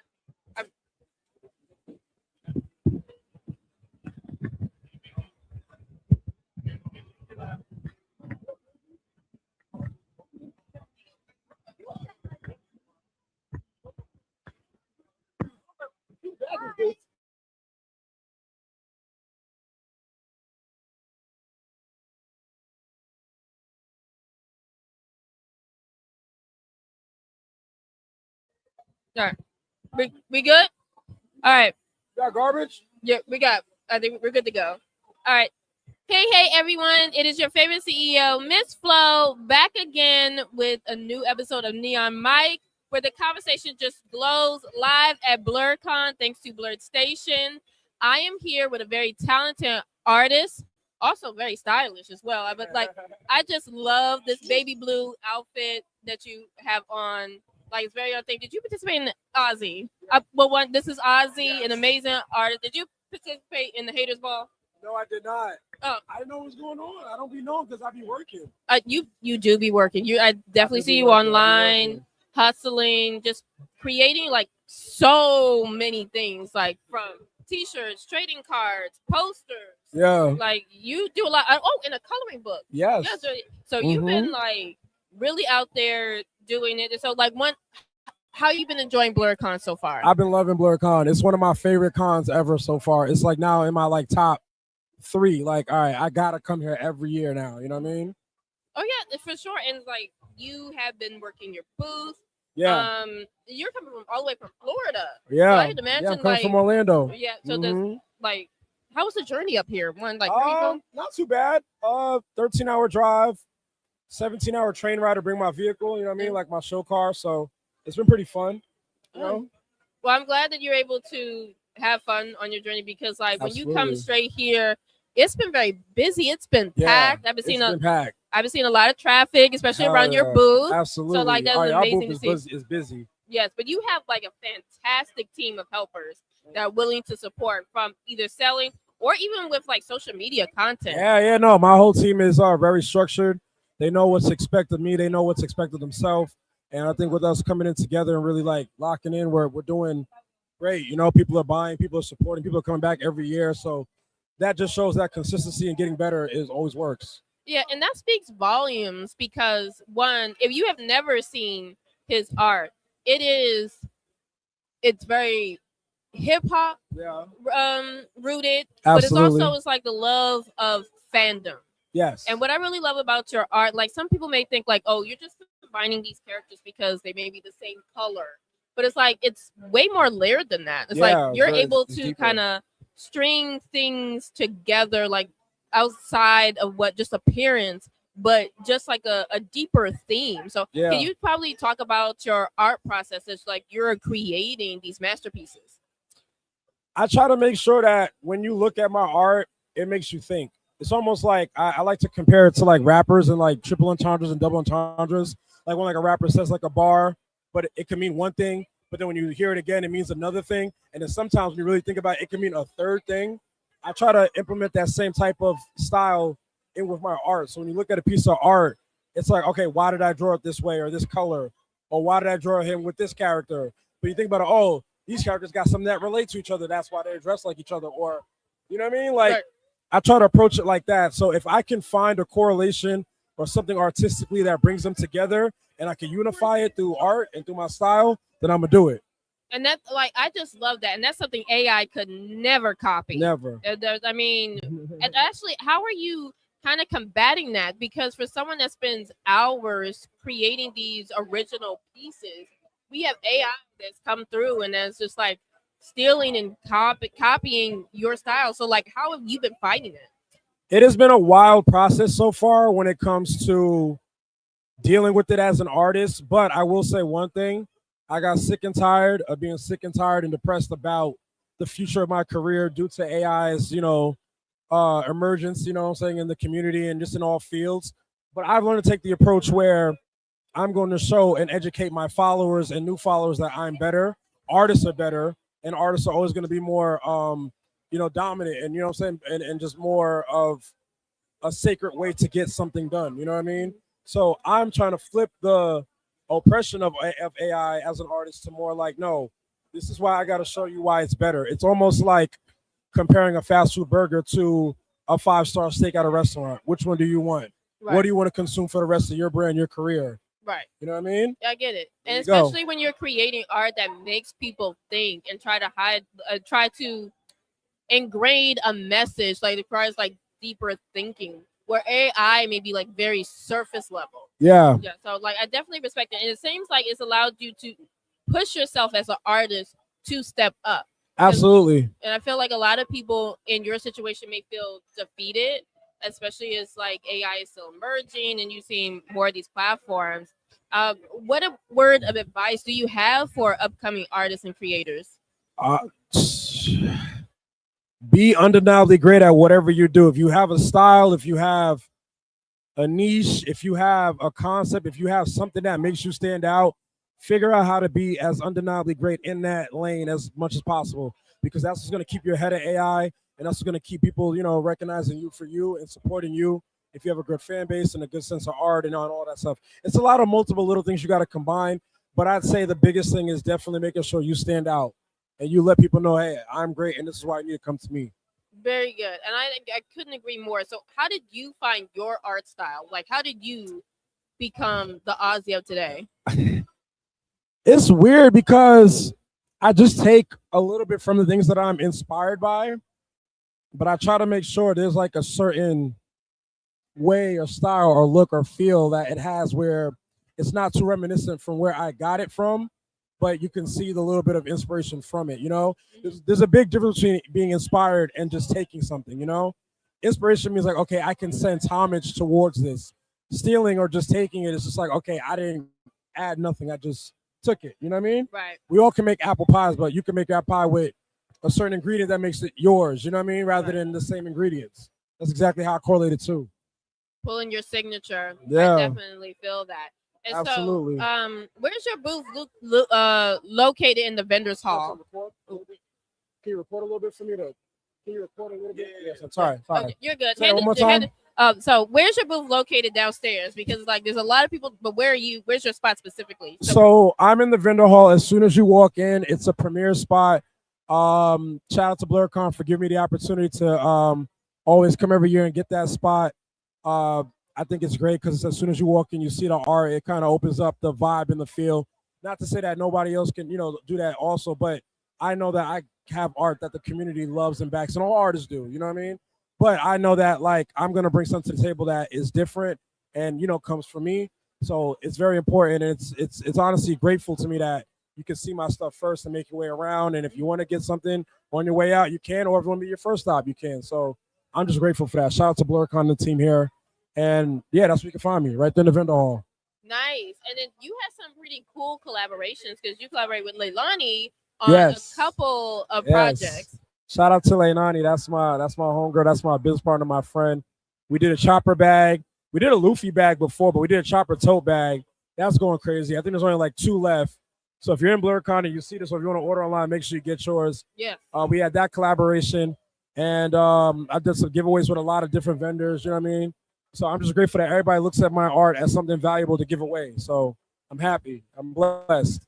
Oh yes, and like I said, you are surrounded by a great support system that helps you level up every time. And Yeah. so like it's very important because like as an independent artist, it's like we can't really do this alone for real, for real. Like we No. do need You a need a team team. to really like push You it need to a that team. team. So it's just how did you guys like come together? It's just through trial and error, just life. You know, you run into people, you meet people, you feel people out. This person might not work. You know, I've had other business partners before where it didn't work out. I ran to this person, hey, let's try it. Okay, this didn't work. You know, you just find people that support you. You know, I try to work with people who are fans of what I do, but not fans to where they won't put in the work. Fans to where they see the vision and they understand where I'm trying to go and they see where it can benefit them. So when they can see that together, it makes a really cohesive team. And that's beautiful because like a lot of times we don't always monitor and pay attention who's in our circle. And if you don't have the right people in your circle, it could be absolute disastrous. Not just like Absolutely. with like technically by energy wise too. Yeah. It's like you can tell that you guys are in it to win. And it's like I just appreciate a good team. You know what I mean? Because I like you appreciate that. put an effort because like you were selling actually what are some of the items that you are selling down in your booth? You said where? What is what? the stuff that you're selling? Same stuff as last year. Trading cards, acrylics, gold cards, trading cards of my art. Coloring books, I think, are the only thing that's new this year because it's all my artwork, but black and white, so people can color with their kids. You know, my art's not for kids, but I made something designed to where if you're an adult anime fan, you can bond with your kids through my art in a coloring book. Or even if you're, older teen and you're an adult, you love coloring. There you go. So we got that. That's new. Everything else is the same old, but new art on it. All right, Same product, new art. I did see something. Do you have a mystery box? No, not Really? yet. Oh. I have a box. I haven't put nothing in it yet, though. It's a mystery let off, but one of these days I will. Okay, I don't know why I saw something about a mystery box or a raffle. I had a mystery box collaboration with Otaku Noir, Okay, maybe that's I had what I that. meant. Yeah, but not like my own yet. I have a design, but I didn't release it yet. got it. Okay, well, I'll be looking forward to it because it's like I can imagine what you would fill that box with, especially with your talent. So I Yeah. know that it'll be absolutely fire. And going back to the coloring book, I feel like it was inspired because you have a daughter, I do. and I do love like how you were spending time with her and like also building As much as I her can. creativity and art. So I'm assuming like that was the motivation behind the coloring book. Absolutely. She looks after what I'm doing.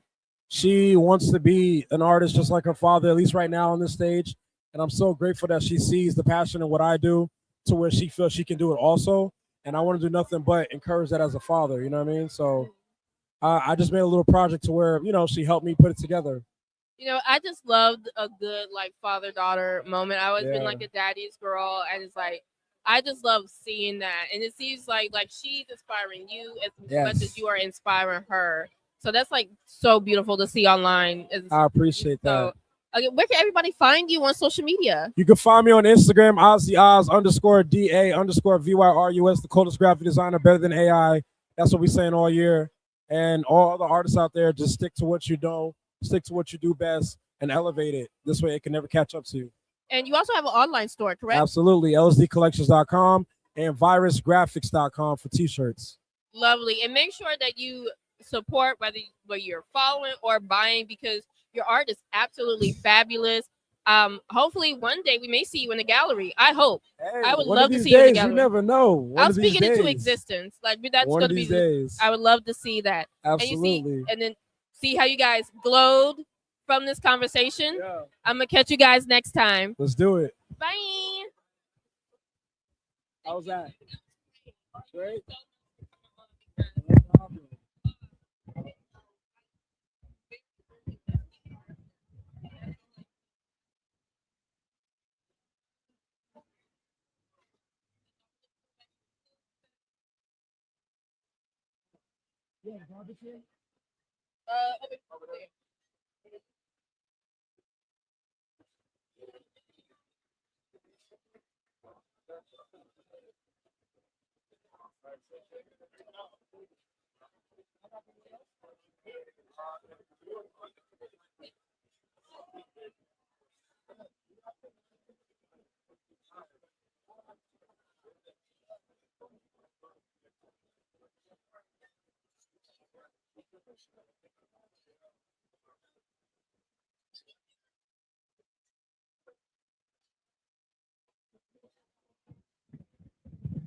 All right, ladies and gentlemen, as you can see, it is a busy day here at BlerDCon Day 2 2026. Stay tuned. We got a couple more people rolling in a second, but stay tuned for a word from our sponsors. Be right back.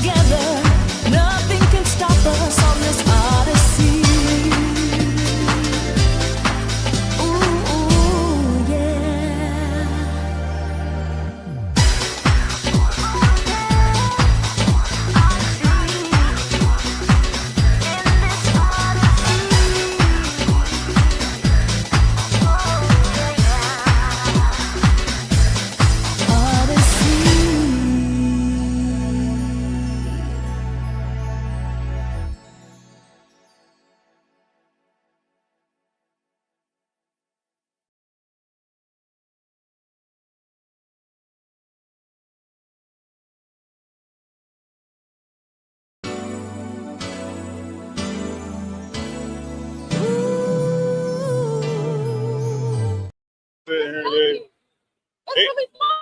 Them being here actually like. Hey, what's going on? We are back. Kenny Groom from Beyond Normal Media. I was actually just walking around the venue, right? And I was like, is that a government agency there? I was like, what is a government agency doing at BlerDCon?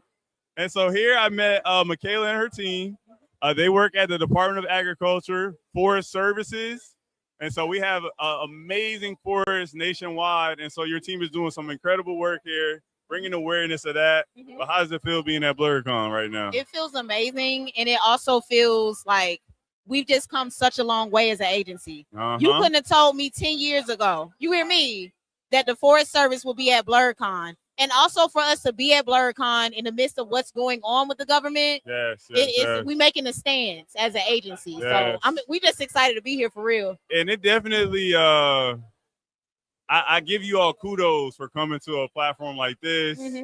It's an open-ended platform, right? And so you don't necessarily know what you're going to get out of it, right? Yeah. But you know it's going to be some dope stuff. Like, that's the most we can say, right? And yeah. So I appreciate your team, whoever idea was, whether it was yours, somebody else, tell them they did a great job being able to show up at BlerDCon in this space. And I know the community here, I mean, they're probably looking at jobs now. They're probably like figuring out how folks can get to the park more. Yeah. Like talk a little bit about like the focus of the agency and like, you know, like what you want people to do after this, after attending BlerDCon. Yeah. So the Forest is now celebrating 250 years. So we have the Forest 250 initiative. And so we're really looking to engage folks and get people interested in doing recreational events on the national forest, and just going outside and enjoying it. As of now, we are currently not hiring, but we will be. We're hoping so within the next year. And so we're downstairs with our partners, the Society of American Foresters, and I know they have positions available. Got it. I would definitely recommend folks stop by our table and talk to some of the experts in this field. Yeah, that's a great distinction. That's a great distinction there. Yeah. I know the CEO for the society, Black CEO, right? I believe it. So that's incredible to see. Like to your point, like there's still opportunity whether you guys are hiring right now or not, or maybe it's one of your partners. Exactly. So that's really cool. There's what 60 plus national parks. Yes. Nationwide. There's obviously smaller community parks, right? That people can tap into. Yeah. Like I guess.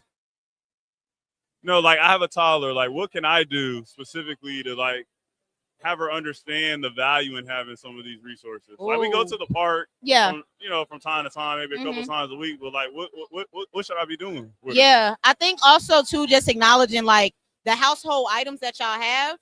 A lot of that stuff comes from the national forest. So just making that connection as simple as that. You know what I mean? I think a lot of people when they think of forestry and hiking and camping, any of that stuff, and it was brainwashed, right? Like we were taught that this was something that we couldn't do, and that it was very difficult to get into, right? And so I think folks have to bring it back to simplicity, like symbolize it. You're going on a hike, you're going on a walk, baby. That's it. You know, where did the tissue in the bathroom come from? The trees. You know, how do we get these walls? How do we get this door? You know, it's simple stuff like that. So yeah, I think learning the basics, the things that we have around us that keep us moving, learning the source of those. That's dope. That's dope. I know it seems like there's been like a resurgence. A lot of the little kids in my family, they're like doing like Girl Scouts, Boy Scouts, and things like that. So it definitely seems like that's coming back. And I think the cool thing for me is when I didn't do Boy Scouts myself, but my cousins who did it, I know it was something like once they started it, like they did it until they were older. Yeah. And so they continue that learning. And so I think that's cool to see. Like people are really at least open-minded to going back outside and touching some grass. For sure. Like we got all these devices which are cool, but there's nothing wrong with taking your shoes off, putting the blades of grass and just going out. Feet. I'll tell you my story. I can tell you. Growing up, I was not going outside, baby. I was inside, air conditioning, anime on. You heard? I'm not doing it. Okay.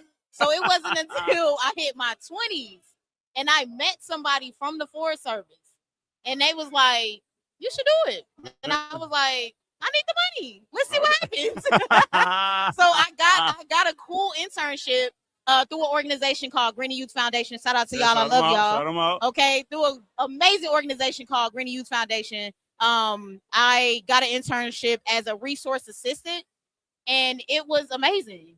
It changed my life completely. Like I ended up being fearless when it came to the outdoors, and I got over a lot of like the stereotypes that was locked in my mind. So I think even at any age, as long as you find it, you're good. You know what I mean? Yeah, that's dope. That's And dope. it truly is finding the everyday connections. That's what we Yeah. missing it at. So yeah. That's dope. That's a gem right there. That's a bar. And That's then right. you admitting you're an anime head. Absolutely. Right, you were in the Stop house, playing with so me. we're in a space like BlerDCon. Like, what animes were your go-tos growing up? Growing up, it was definitely Dragon Ball Z, Okay. Cowboy Bebop. Bebop. Yep. Okay. Space Dandy. Okay. Yes. Hunter x Hunter. Hunter x Hunter. Gone Okay. and Killerwood. First of all, I found out that Killerwood was a cancer, and I got really excited about it because I'm also a cancer. Okay. Let's see. You in your bag. You in your bag. Ooh, who else am I reaching into though? Naruto for sure. Okay. Naruto for sure. Okay. For sure. I'm not mad at that list. You got some OGs in there, like Yeah. some classics, some Yeah. all-time greats. I'm still not. I tried One Piece for a little bit. Forgive me. Yeah, I know. We talked I about couldn't that. I couldn't get too deep into it. Yeah, though. I couldn't understand. catch up. It's not for everybody. It's not for everybody. It's only for the best. No, I'm joking. I'm joking. But yeah, appreciate you letting us know your anime experience, and now you're outside. Yeah. So you've had your fair share, like, and you can still go back to that. I don't know if you're keeping up with any of the new. Oh man, I'm on Content that's Jujutsu Kaisen right now. all right, Color all right. Games is going. It's popping off. My nephew's trying to get me into that. He's 14, 15. What but you mean trying, my guy?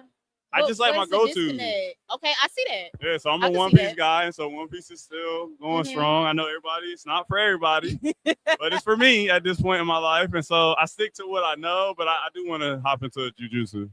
I heard I that think was you'll really enjoy it for real. yeah, I've heard some people tell me good things. Okay, so you are a fellow black nerd, so you definitely belong here. Yes. But it really is cool. I want to go back to it, like you bringing your work here. Yeah. Like a lot of people don't necessarily blend the two. Like Yeah. they don't, they kind of keep the work and the personal life separate. Mhm. But for you, it's great to see. It really is black amazing. shining, black shining in the moment where you can just be your whole self, whether you're at work or you're in your personal life. You can still you feel comfortable talking about work and vice versa. Like there is no separation. Yeah, no, I think we've been lucky to have a director. So I work for the National Partnership Office Okay. under the U.S. Forest Service. And so we've been lucky enough to have a director who's also a blerd. He's Okay. also very much so in the anime. But he sees the gaps. He sees who we are missing Got and it. why our diversity hasn't changed. So coming to a conference like this only made sense. Yeah. Where else are we gonna go? We're at Mhm. the HBCUs. Yeah. Where else are we going? We're not at, what am I thinking about? Tech Week. Okay. You know what I'm saying? We're not there. We need to go to more places where Black folks and other folks of people of color are frequenting. Yeah, that's Like we dope. got to get out the box. Everybody thinks they can go to one location. That's it. Yeah, No. that's not it. Yeah. That's dope that your leaders are acknowledging that. Not feels every great. leader at every organization is doing that.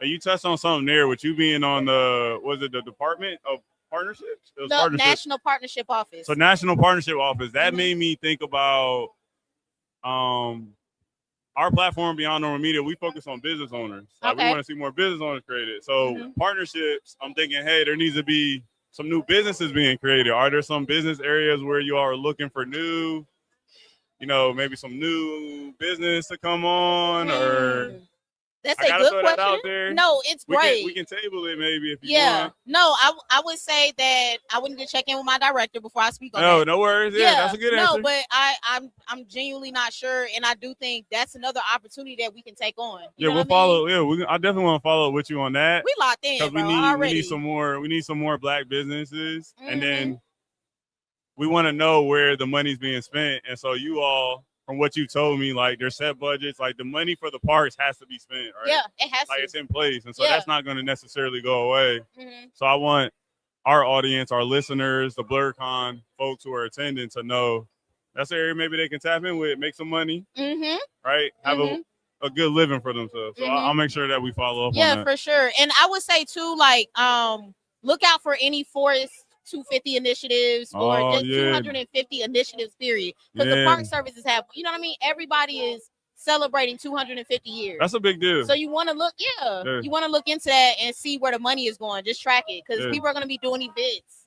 They're going to be hosting stuff, and they need the funding for that. Yeah, 250 years is crazy. It's huge, You ain't know, it? this has been like an established, functioning, like big organization that is just of people that are surviving and thriving. That's a little bit. That's a lot to think about. But yeah, I'm glad you mentioned that because I know there's like that 250. I'm hearing more and more celebrations pop up across the country. Yeah, I think Philadelphia is like the city where they're like headquartering some of the 250 because like the Liberty Bell and all that stuff, Philadelphia. But it's cool to see that there's going to be a national kind of presence around 250 in the parks. Makes like it's a perfect place to see it. No matter what park you're at, there should be a celebration of this being around and preserved for 250 years. Absolutely. That's dope, yo. You Yeah. led us off with some gems. How can folks tap in with your department specifically moving forward and kind of keep up? Like, what's the best way to keep up? Woo! I would have to think about the Forest Service Facebook, Forest Service Instagram, Facebook. I'm not sure about the social media. Maybe going to the website? Yeah. Yes. Check out our going to the website. website. Yeah. going So to the we'll website. have some events there. We know there's a .gov. There is a .gov. Yeah, Yes, there's for gotta the be a Forest .gov Service. somewhere, Yes. so we'll make and sure. also, let me clarify this too. The National Parks, the National Park Service is different from the National Forest Service. They're two different agencies. Okay. Talk a So- little bit about what the focus of each is.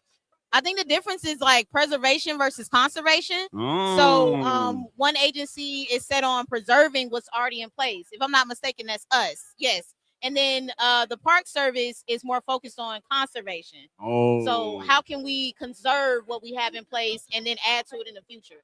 So like the difference for me will be like if you go to a national park, in some parks, it may be a little bit more developed. Like you have Wi-Fi, you have a nice place to stay and stuff like that. Some parts of the forest, we have like wilderness areas, and it's more so primitive. Yeah. That's what I think of initially. Also, our mascots. Okay, we have Smokey the Bear. Oh yeah, Smokey's back. Yeah, Smokey the Bear is We're back. not with Yogi the Bear stealing picnic baskets. Okay, I just want to be very clear. There's no thieves over Smokey here. the Bear. Okay. And Smokey's role has definitely grown because I remember growing up. I'm gonna date myself a little bit. It was like the fires, like with the matches, like making sure you're not setting fires, setting stuff on fire. And now Smokey's telling different stories. From what you all from the materials I saw, he's not just focusing on forest fires. He's like making sure people get out and appreciate what we got in terms of resources. Yes. That's dope. It took me back a little bit seeing Smokey the mascot in person. Yes. I felt like a kid again. Yeah.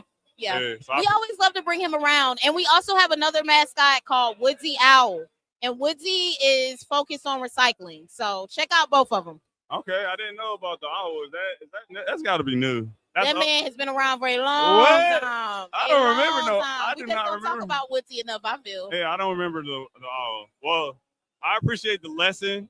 I learned a little bit just in this brief conversation, right? Yes. And we're definitely going to be following up. For sure. We got some conversations. We can keep some stuff moving. But I appreciate you stopping by.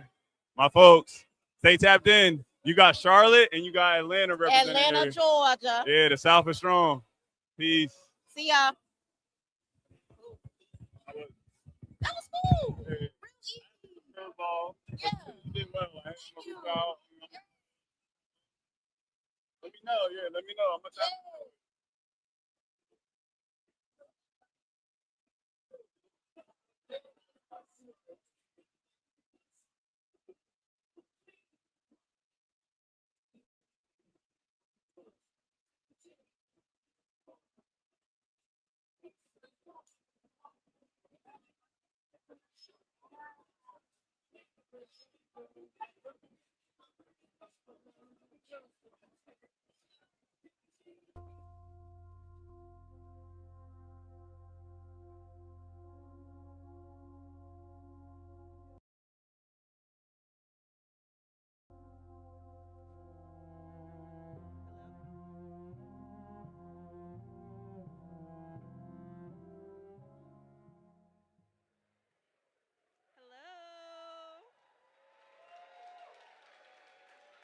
How's everyone doing? Are we excited?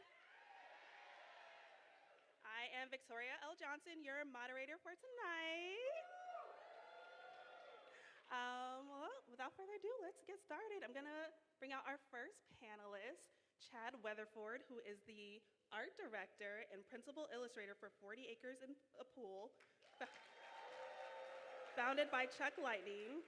Following his image crafting and world building for Janelle Monáe's Metropolis Suite 1, The Chase, and the Arc Android, Suites 2 and 3, he further sharpened his craft in the entertainment industry, working as a concept designer and eventual art director on award-winning film and TV animation projects for an array of companies including Disney, DreamWorks, Netflix, and Weta Workshop. In 2018, he won a Daytime Emmy for his character and design work on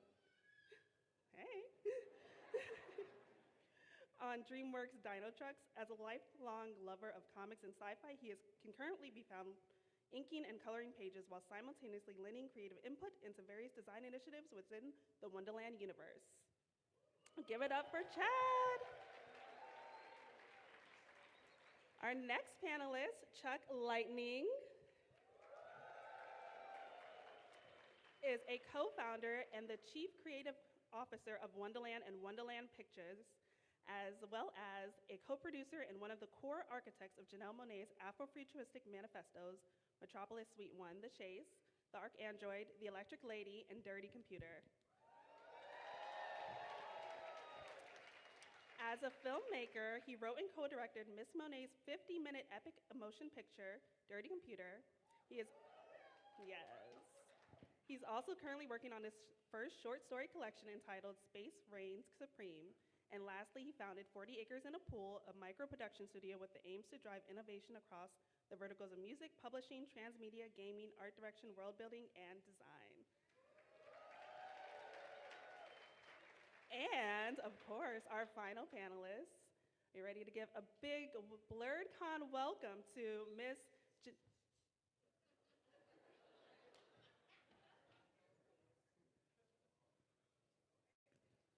Got it.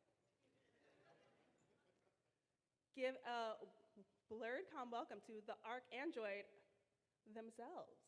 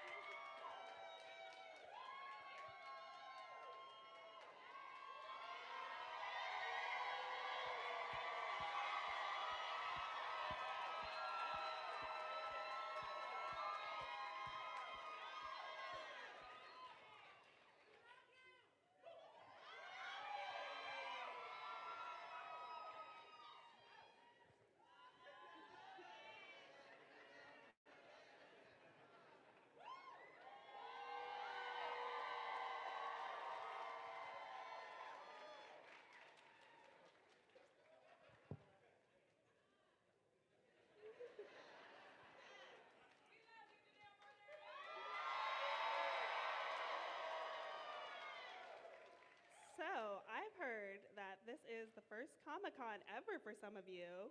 So how does it feel to be at your first BlerDCon? I love this shit.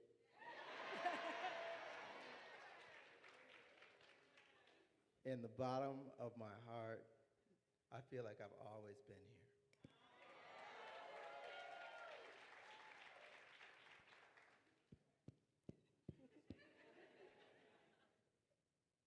Hi.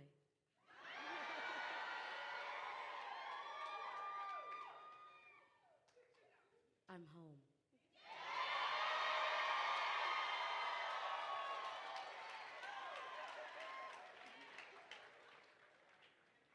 I'm overwhelmed. I do want to take a step back for a second and just tell me what's been your journey as a blerd or a nerd for you, Chad? Oh, he's a blerd. He's a blerd.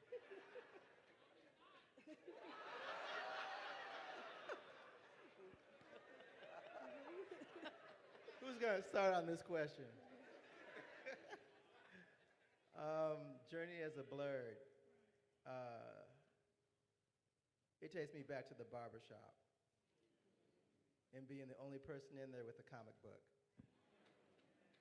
And folks looking at me like I was from fucking Mars. I was from Mars, but that wasn't their business, what I read in my daily life. And it's been like that since the very beginning. So I think like being here among y'all, come on now. It's like hanging out with Pedro Bell and Star Child and Sun Ra and saying like, yeah. What George say about Sun Ra? He said, yeah, Sun Ra, yeah, we out to lunch. He sees the same place I eat at, like that. And it feels good to be here.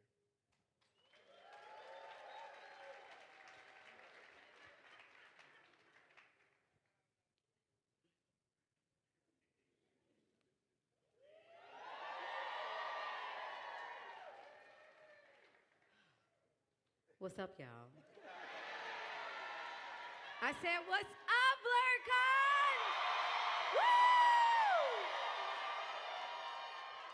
I am so honored to be on the stage in front of all of you. I wish y'all can see how beautiful y'all look from this perspective.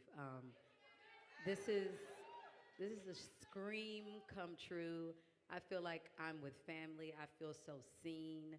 I feel so proud. I feel so thankful. Whoever has organized this, started this, I want to give you a big, big round of applause. Where you at, Hilton? Hilton. Thank you. I just remember my earliest memory of being a blerd, a free-ass motherfucker blerd. That's right. Growing up in Kansas, I mean, yes, Kansas City. I'm from the future, but I was dropped in Kansas for tax purposes. Yeah, it worked out for my family better that way. But I just remember reading, I used to read Goosebumps a lot. And that was my first sort of love with sci-fi, I learned about photosynthesis. I wrote a short story about aliens speaking to plants. At my grandmother's house, we were, trying to find, my mom was in between homes and we had to stay with my grandmother, and then they came and the aliens took everybody but me, and I was really upset about it. But I remember reading Goosebumps after school all the time and coming up with my own thoughts and dreams about stories, and then I started to write short stories at the Coterie Theater's Young Playwrights Roundtable, and then if it was great enough, the local actors would perform our work. And I just remember my mind always wanting to be in the future or to do things different.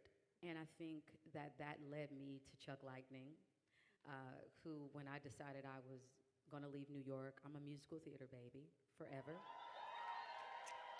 And I studied musical theater and acting in New York, and I ended up leaving because I was like, I felt like I had so much to say, and I needed to sort of listen to my inner compass and what was put on my heart to say. And so when I moved to Atlanta is when I met Chuck Lightning and Nate Rocket Wonder, who is not here with us, but Sup, Nate? Yeah, we've written all the music, all the on the story side of things. We're a day apart. I'm December 1st, December 2nd. So we met, and the first thing Nate asked me, we were at Morehouse College, and I lived in the heart of the AUC, right off Parsons Street, and Chuck asked me if I could pass a pen to Nate, and I had never met them. And then I passed the pen to him, and later on I realized that it was a eureka moment. It was one of those glitches in the Matrix moments. We've been passing pens back and forth ever since. So storytelling in building concepts has always been something that I've been passionate about doing, and not just, on the music side of things, putting together a collection of songs. It's like, no, what is the world? what are they wearing? How are they talking? And I think I could not ask for a better, creative co-pilot other than Chuck Lightning, because that's when I was introduced to Metropolis through Chuck. And that changed my life. I was like, oh, I want to do this, but for us, and how do we take it to the next level? So that's a long way of saying I've been here. Welcome home. Yeah. That kind of leads me to my next question, because the Arc Android is such a classic album. So, like, if you could take us back for a second, and how was the Arc Android born? What's the origin story? So, I mean, I guess I could segue into when we talked and discussed, like, okay, well, what kind of artist do you want to be? And I was coming from musical theater, singing everybody else's songs, telling everybody else's stories. It was tough to connect with, like, well, what does Janelle have to say? As an independent storyteller, like, what do I want to say? Like, the canvas is big. You can paint. What do you want to paint? And when I met Chuck and, discovered that he also, outside of like doing music and having one of the coolest punk, funk, blurred ass bands called Deep Cotton, when outside of being a musician, he also was a screenwriter. And so a lot of, like, he had already done all the work of being like, okay, you need to know about Octavia Butler, you need to know about Isaac Asimov, you need to know about, like, all of these sci-fi writers. And so once I got into that world and I read, like, Do Androids Dream of Electric Sheep? Like, when I was reading all of this stuff, it opened up my mind and expanded it in such a big way. And then obviously watching The Matrix and, looking at what Sunrise did, and then getting reintroduced. My mom and them always would play Funkadelic, but like getting to understand the philosophy of George Clinton and understanding Afrofuturism on a deeper level, it made me want to create a character that was a uniter, and that was the heart and the bridge to bringing people together. I knew that's what I wanted to do. How we were going to do it was like a collaborative effort. Like we really had to think of, who were good archetypes, and like, okay, well, what do we love about these archetypes, and what didn't we love? And so I think it was a lot of back and forth. You can speak to your perspective, Chuck. One of the big things that you were really excited about when you saw Metropolis was the heart and that whole metaphor. The mind between the hands is the heart. Exactly. That was the thing. And we were really into a movie that John Akomfra did. He's a filmmaker out of the UK. It was called The Last Angel of History. It was really difficult to find. I found out about it online, and then we would take like little trips over to Emory University because they were the only place in town that had it. We would sit there, we'd watch it. We'd go over there so much. I remember Janelle and they'd be like, "We're going to see this movie again. Why are we watching this movie?" But it was so good because it connected all these dots between everybody, filmmaking and musicians and whatever, and the discipline was Afrofuturism, and Greg Tate was in there, and by then we knew Rest him. in peace. So some of his favorite quotes are in that movie. You guys have to see The Last Angel of History. It is crazy. If you haven't seen it, find it. It is amazing. So we used to watch that, and we would always talk about, what are we going to do? What are we going to say? We were into Outkast. We were really into Outkast. Yeah. So they were mentors as well. Exactly. And so seeing how they were world builders and how they had their own language, we knew at Wonderland we had to come with it. We were inspired, and of course we love Prince. We love the world that he had built. Yes. I mean, David Bowie. I remember listening to Ziggy Stardust and Spiders from Mars for the first time, and being like, oh, okay, I can do musical theater, but just we can do that in our way. Touring is like that. It's basically a big musical. You have musicians, and if you can get the concept right, and if you can get the storytelling of it, then I think you'll have fun. Yeah. So we were figuring out the musical side, and of course Nate, who isn't here today, was instrumental in terms of that. We were looking at Stevie. We looked at everybody. I think that's why the album turned out the way that it did, because it was full of like all the things that we really loved. Fela, Saul Williams was involved, all that stuff. And then as we were figuring it out visually, we know if you're going to go to the future, you got to show people things they haven't seen before. Yeah. And so we reached out to Chad. I've known Chad since we were like, I don't know, I was 8 and maybe he was 9 on the on the swing set. Isn't that so cute? Like they've been doing this And since they were he's- children. Yeah, now he's won Emmys and all this shit. He won't answer my calls now. No, but I called him and I was like, we're building this crazy thing. I told him all about Janelle, and of course he was like, okay, let's have fun. And so from the very first suite, the very first Android, rendition and revision that we had, Chad was helping us figure it out. Of course, this item here, Chad designed and sent it over to us, and it was. Wait, it's not just an item. Yes, This is the crown of 10 towers. I want to know who are real fandroids of the Arcandroid of Wonderland. I'm talking about like this album came out in 2010. Yes. Many exactly. moons. 15 moons ago. Yeah. And this is the actual crown on the cover of that album. Yes. Nobody has. It was only in Smithsonian. in the Smithsonian. Exactly. But this is the second place we decided to bring it to you Yeah. guys. So Yeah. So yeah, the crown of 10 towers was Chad, and he definitely has been here ever since, helping on various albums. Yeah, I mean, my line to you guys, like Chuck said, met on the swing sets. I think that's the romantic version of it. I think we actually, we met, we moved to the neighborhood and we met. Yeah. And then when I saw you on the swing sets, I was like, hey, and you were like, hey. But we shortly found that we were into same type of stuff, Marvel Comics, Spider-Man. Oh yeah. He had books I didn't have, and I'd be over at his house, and I'd be reading them in his closet where he had he had the books. But we were always creating stuff together. So when Chuck says I wasn't answering his calls, that's not true. Our lives got busy, but we were still kind of we were in contact over the years and still working on various things. But yeah, when this came through, the call for the Arcandroid crown. Chad has everything probably else. seen my face the most of any Well, he's definitely photographer drawn you more because than anyone I he's could drawn think me more than I think anybody, and I've always had to. And maybe we'll get into the process. I feel like my back is turned to you. I don't like that. Let me here. Maybe scoot up just a little bit. So then, yeah. I love that. Thank you. Of course.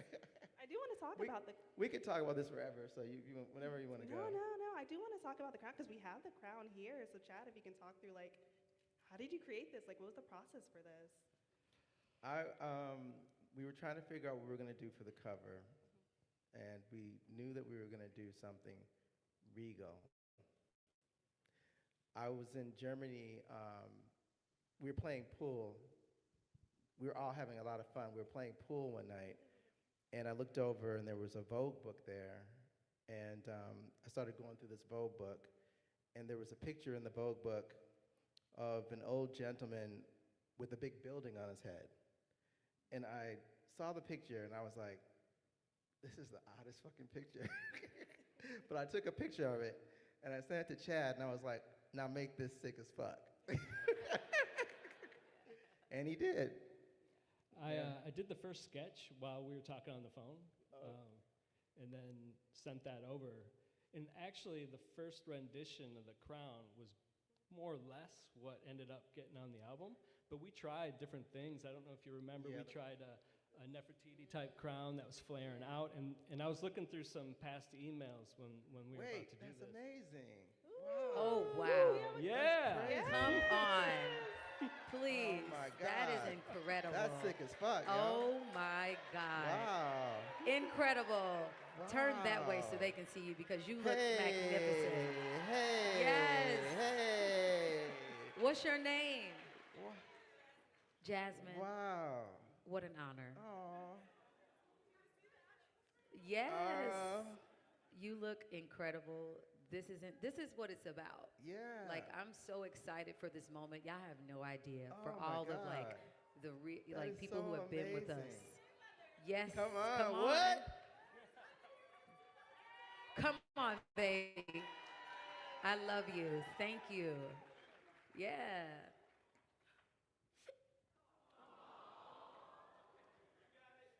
so thankful for the way that you share your art with us.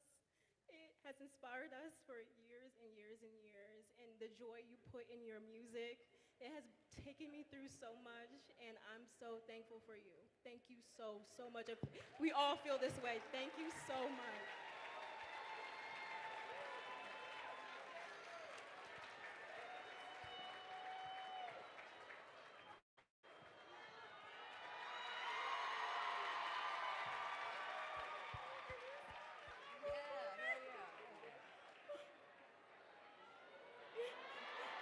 Am I electric lady too?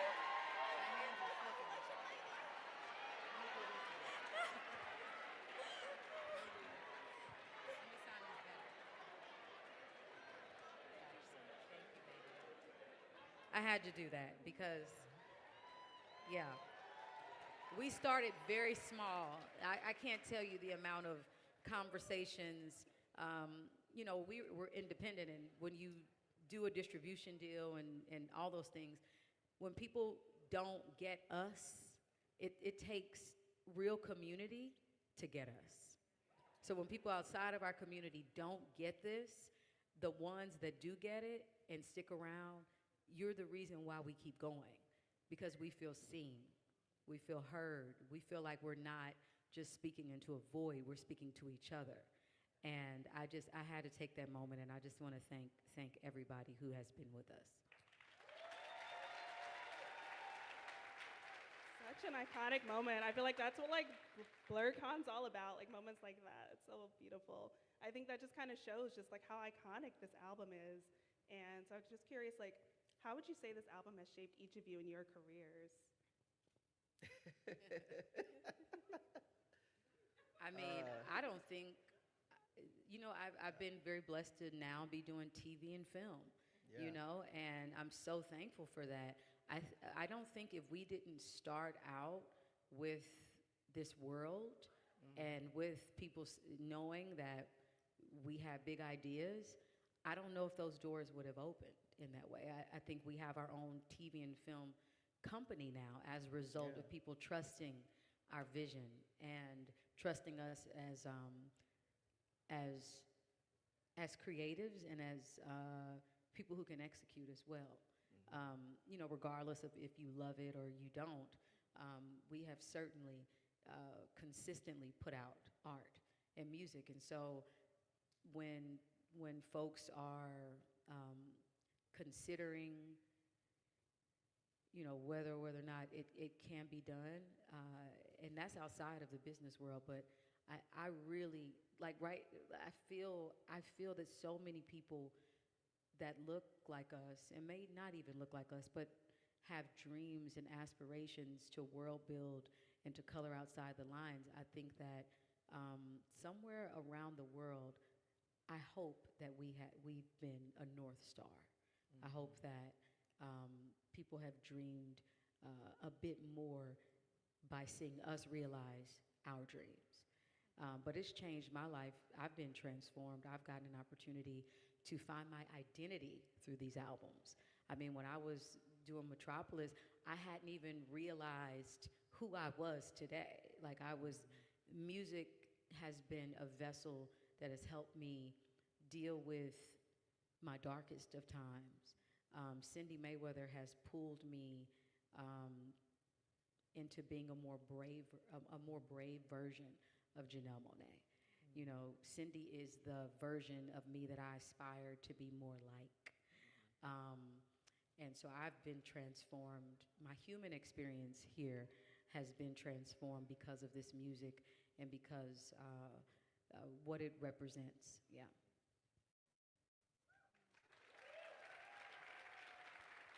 For me, I think with the ArchAndroid, every time we start another really big project at Wonderland, I go back and I listen to it again just to kind of reconnect.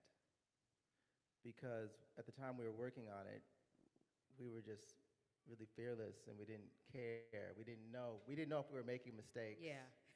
We didn't know anything, and we were just like, let's just have fun, and that spirit is still there. And so tapping into that, as an artist, all of you guys, that's the most important thing. It's just for you and for the people you love, and that's who it's for. And so every time we're working, we're doing that. And so I remember when I do that, though, I always get filled with this, man, we were on some crazy, we were crazy when we did this album.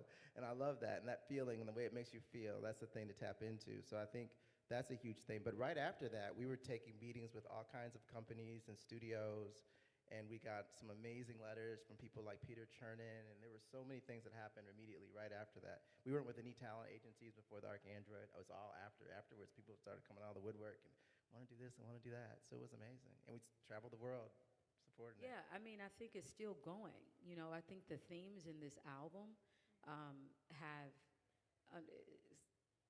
I wish that some of the themes in the album were not as relevant as they are today.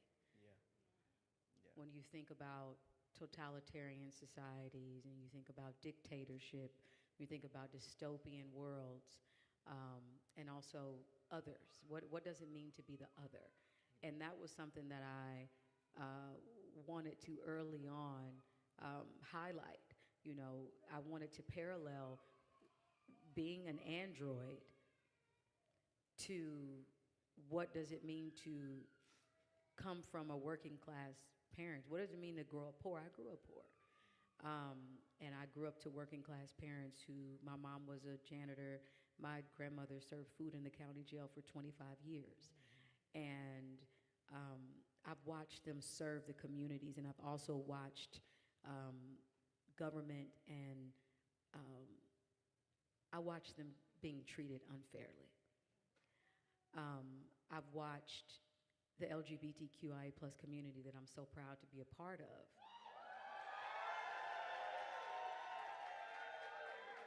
be trampled on, and this continues today. You know, I will stand with my trans siblings to the day that I die, and in the afterlife, in the afterworld. You know, we wanted to really create a safe space for people who have felt like the other.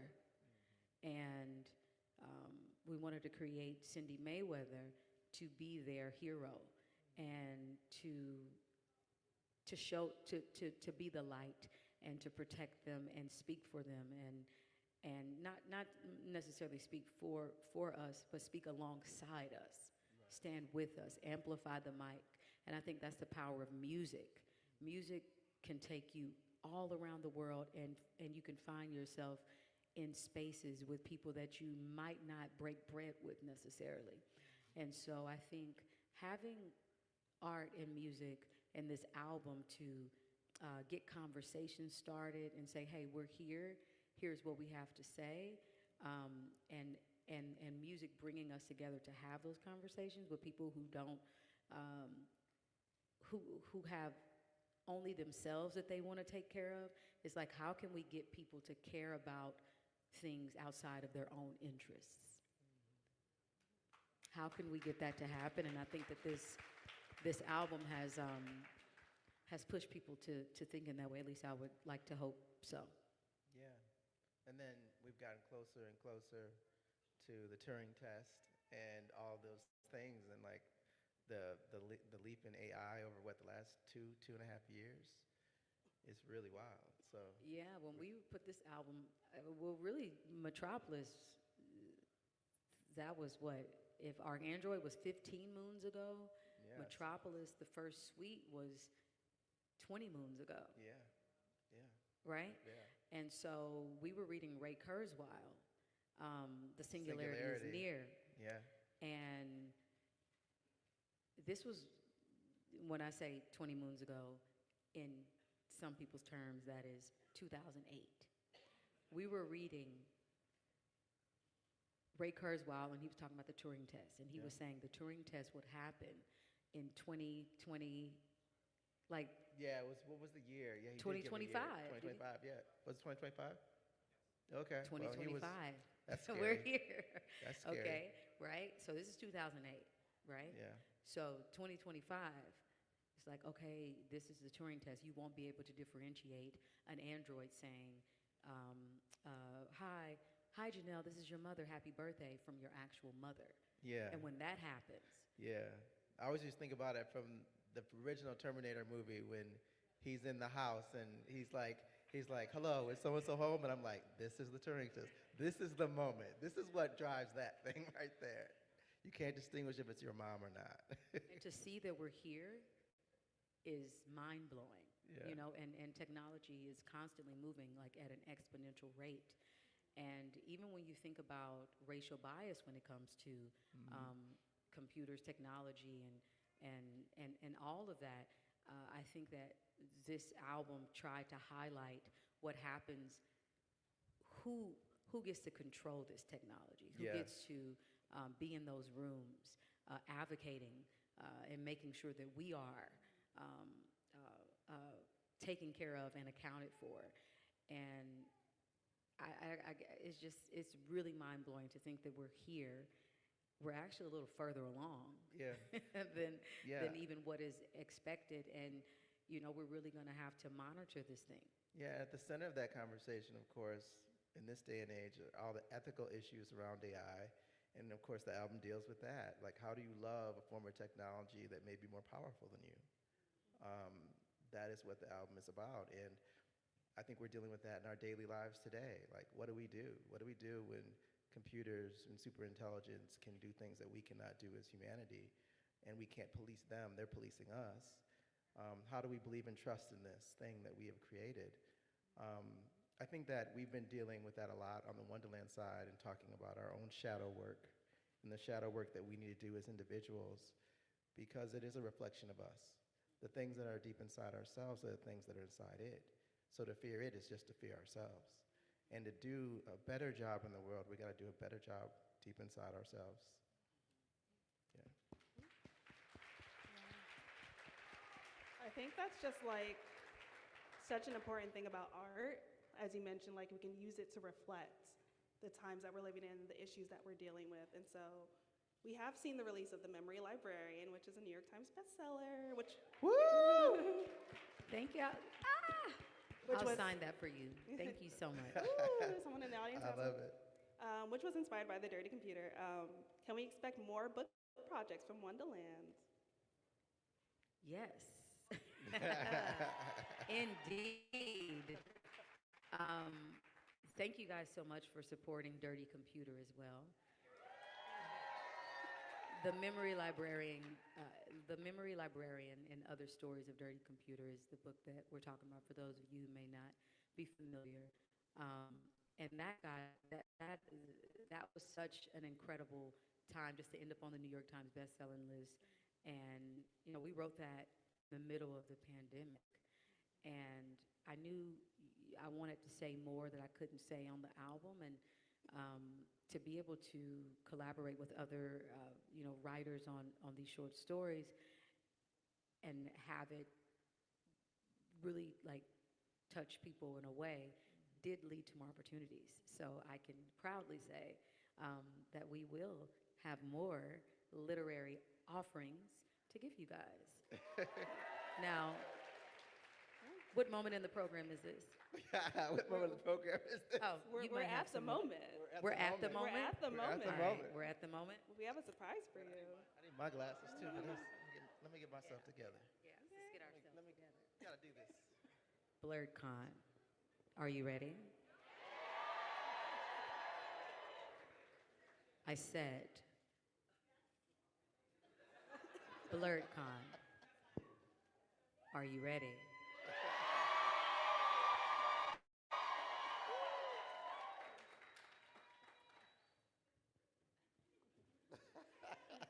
I'll ask one more time. BlerDCon, are you ready?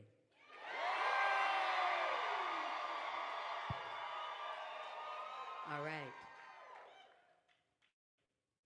We will be releasing the Arc Android graphic novel.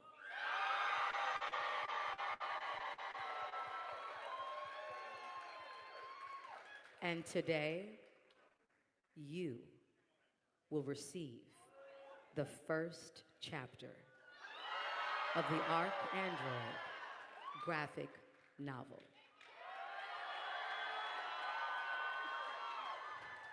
If you could kindly and slowly look underneath your seats.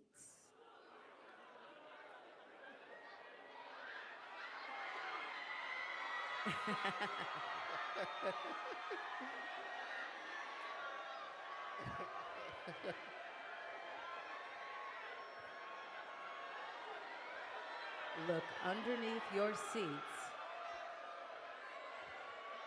You have received the first chapter of the ARC Android graphic novel. Take them out of the envelope and stand up like you're excited.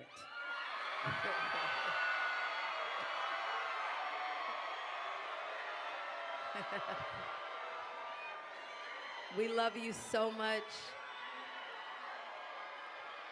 Chuck, Chad, you guys want to come up here? This is the first chapter of the ARC Android graphic novel. All the illustrations done by Chad Weatherford. I thank you so much. Written by Chuck Lightning, starring Janelle Monáe as Cindy Mayweather. Some of you may have some signatures. I signed those myself. No AI on that one. And so make sure you check out the ads in the back of the book because there are going to be some special surprises.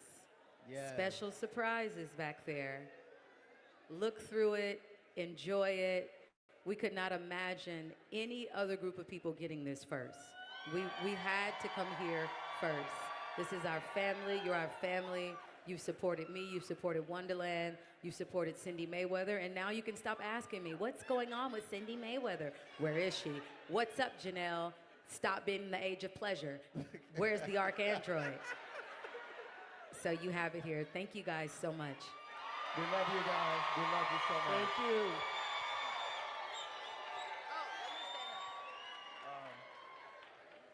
Are we signing?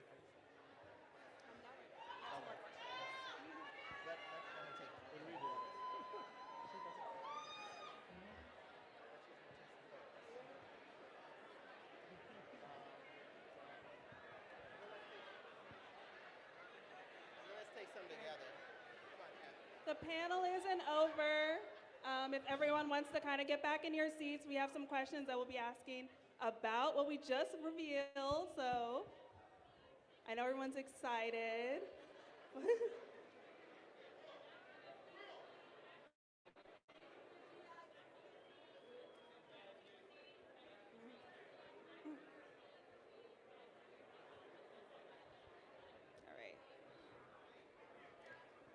Everyone can get settled back in. We talk about this.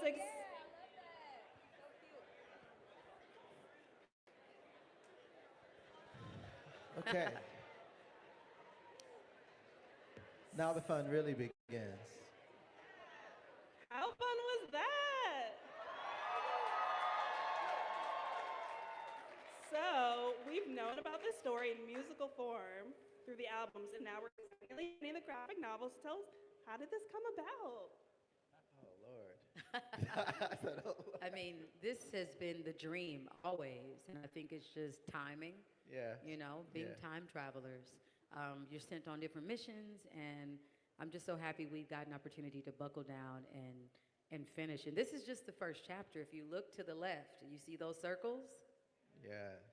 So we're super excited, but I'll let Chuck, I mean, obviously this is based, you know, rooted in the album, The ARC Android, and it's been developed over the years into what you guys will read, and you'll read the full thing at a later date. But I'll let Chuck and Chad maybe talk about their process. Yeah. From the very beginning, when we started taking meetings with partners that were really excited about the album, The ARC Android, we were like, we want to make a movie. We just want to make the movie. And that was always we were like, the thing. no, we want something with a budget like Dune. Exactly. Or Star Wars. Exactly. And we would come in, this was off the rip. Yeah, that was Sorry, always what it was. You reminded me of, we were like, we would come in sometimes with this crown in the room, and we'd be like, listen, we need the budget of Star Wars. We need Yeah. the budget of Yeah. Doom. very- You know, that- we have big ideas, and I think also that was just, you know, we had to keep making things for Yeah, people to yeah, that's definitely people what to, happened. To believe that we Yeah. were serious. But that was one thing, and the other thing was we talked a lot with movie studios about the idea of doing a graphic novel, even back then. Michael Linton at Sony, Peter Chernin, Greg Silverman, who was still at Warner Brothers. And over the years, we've had the good fortune of talking to George Lucas about it, talking to, and showing him our lookbook, we were in a deal actually around the time of Dirty Computer with Ridley Scott to turn the Arc Android into a sci-fi Game of Thrones, I would say. And in actuality, at that same time J.J. Abrams was doing Westworld, he and I had a conversation and he said, you should just do this as a TV show because right now, look at Game of Thrones. He's like, you guys can get all the money you need there. So of course, yes, as you know, we were always talking about budget. We were like, we need the budget to do this right. And he said, you should talk to everybody and see who can get you the money. So one reason we went to Ridley Scott was because we knew that he had the money and he also had got the vision. And George Lucas said to us, if he saw the lookbook and he said, well, I'll say one thing. This is not a TV show. This is a movie.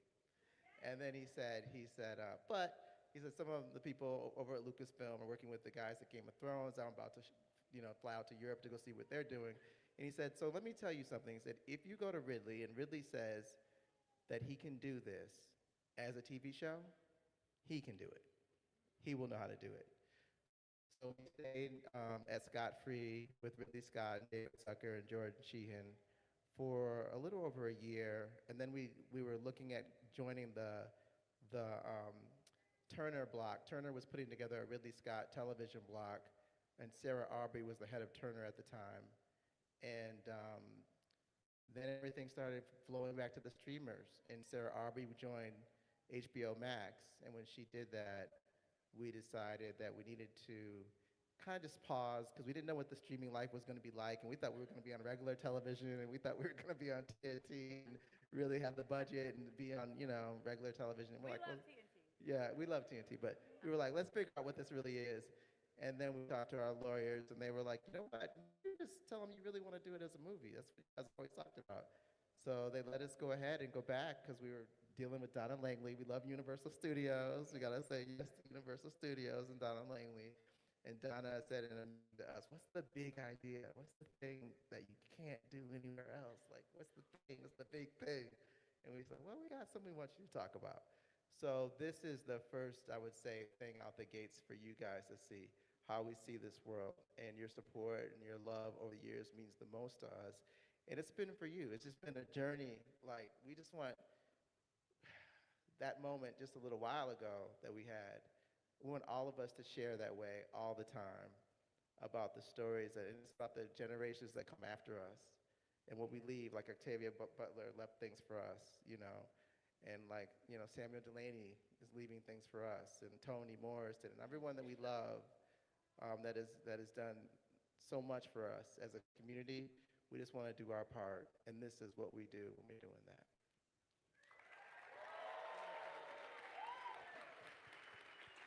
Yeah, it's been a real joy working on this wide scope of vision that you guys have had for this world. I mean, I feel like I'm just diving into it every day, just even on the creative floor of it visually.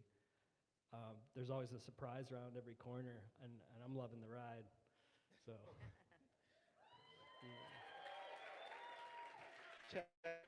Speaking of technology, I'll say that Chad and I see each other more on Zoom. He's lived in New Zealand, and now he's up in Canada.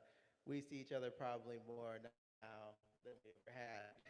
Technology. Even being in the same city. Yeah. And as I was saying earlier, Chad has drawn me probably the most of any, artist.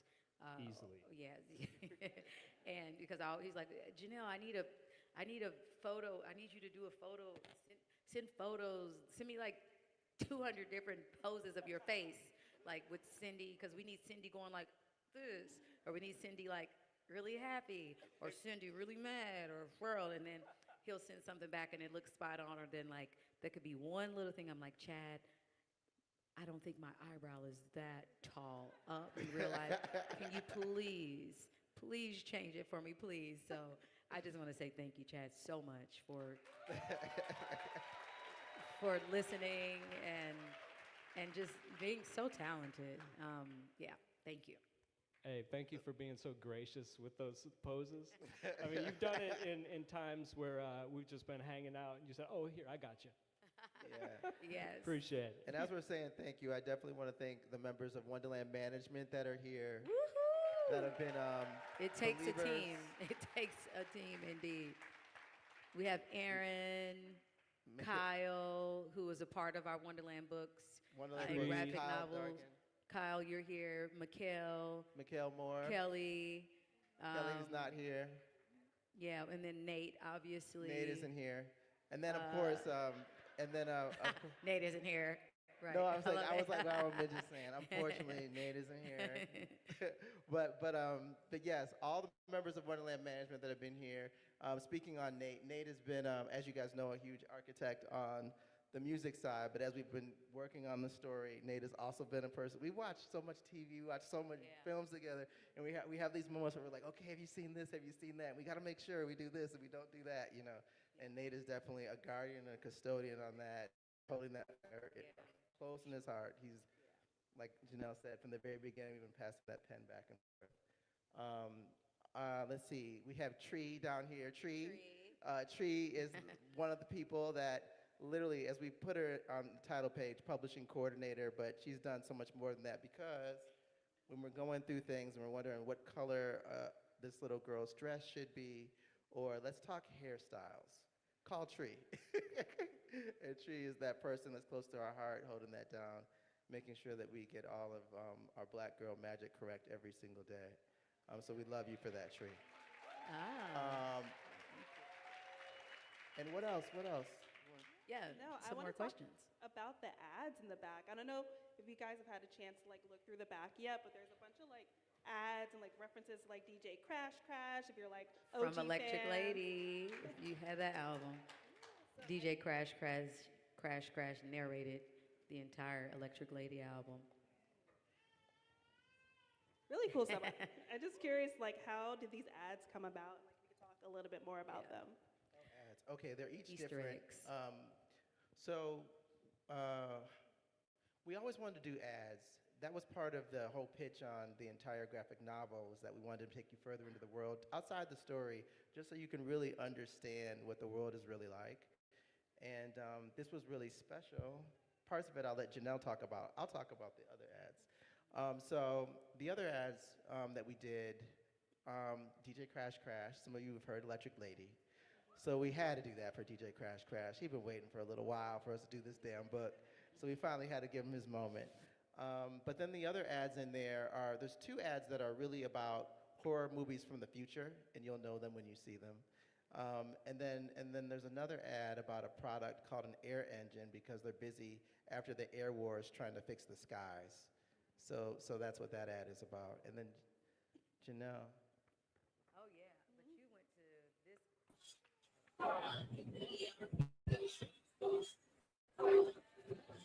This is where I want to go. Hey, everyone. It is your favorite CEO, Miss Flo, back again with another episode of Neon Mike, where the conversation just glows. I am here live at BlerDCon, thanks to BlerdStation, and I have Marquez Lawrence, who is a multi-talented individual, from actor, model, chef, and also developing your own game. So welcome to BlerdStation and BlerDCon. Thank you for having me. How you doing? No problem. So like, I realize you're just getting here, but is this your first BlerdCon? No, this is actually my third one. Your third? Really? So what brings you, like, what keeps you coming back? Well, it's mainly just seeing all of these melanated people having a good time. I say this all the time to people. I'm like, man, this is like one of the greatest events, like, for our people, for the culture. You know, just seeing all of this creativity, all of the vendors, everybody coming out, showcasing their businesses, their ideas, and just the love for, you know, the culture and then the love for like the movies, the shows, the animes, all of that. Like, it's really nice. It's really nice. It's something to really look forward to every year. That's awesome, and that's part of the reason why I keep coming too. It's good to see people that look like you geek out and have this like shared community. But you reached out to me because like you have something to promote, and it's like this game that's called Grass Water Deck. So you can kind of explain what this game is. So Grass Water Deck is a game that me and a couple of my buddies developed, and it's basically like a reverse Uno, like Uno in reverse. Like, you know how Uno, you want to be the first person out. In this game, you want to be the last man standing. So you can kind of use it to like dog out your friends with, and it's also like versatile because it's still in development. So like we're kind of tweaking around with the rules and stuff. We're giving people that free range to make their own rules even. Same as like what you do with Uno. Nobody plays by the official rules, you know. So it's just like that, you know. It's just a fun game to play with your buddies. You can turn it into an adult drinking game if you wanted to, you know. But yeah, it's just something fun, and we're developing an app soon as well. Really? So that's coming soon. That's pretty awesome. Now, as soon as you said it's like a reverse Uno, I can already tell that there's going to be a fight at the table. Like, people do not play when it comes to Uno. So what makes you like come up with this game? Well, it was just me and my buddies hanging out all the time. We was just like, you know, let's do it. Why not? Why not have like some fun? We always play everybody else's stuff. Why not make our own, you know? Have something to leave behind, you know, a little legacy, something like that, just to, you know, get out there and with doing merchandise or having a product, or, you know, so just starting out. Okay, awesome. So what stage are you when it comes to like the official release of the game? Oh, no, you can go pick it up right now. You can buy it right now on the gamecrafter.com/grasswaterdeck. It's also at Grasswater Deck on the Instagram page. And yeah, you can check it out there. Okay, so awesome. So we're going to learn a little bit more about this game. So if you could do a quick demonstration. Okay, so yeah. Like, how many cards do we start with? So we'll start with 6. Okay. Grab 5, I can't count. So basically, water card, you throw it down, the person has to draw 5 cards. Okay. Excuse me, actually I messed up. We're supposed to start off with 7 cards. And so here's the funny thing about it. You can automatically get somebody out next to you if you throw down a water card, and they have to now draw 5 cards. If you have more than 10 cards in your hand, if you have 10 or more cards in your hand, you lose.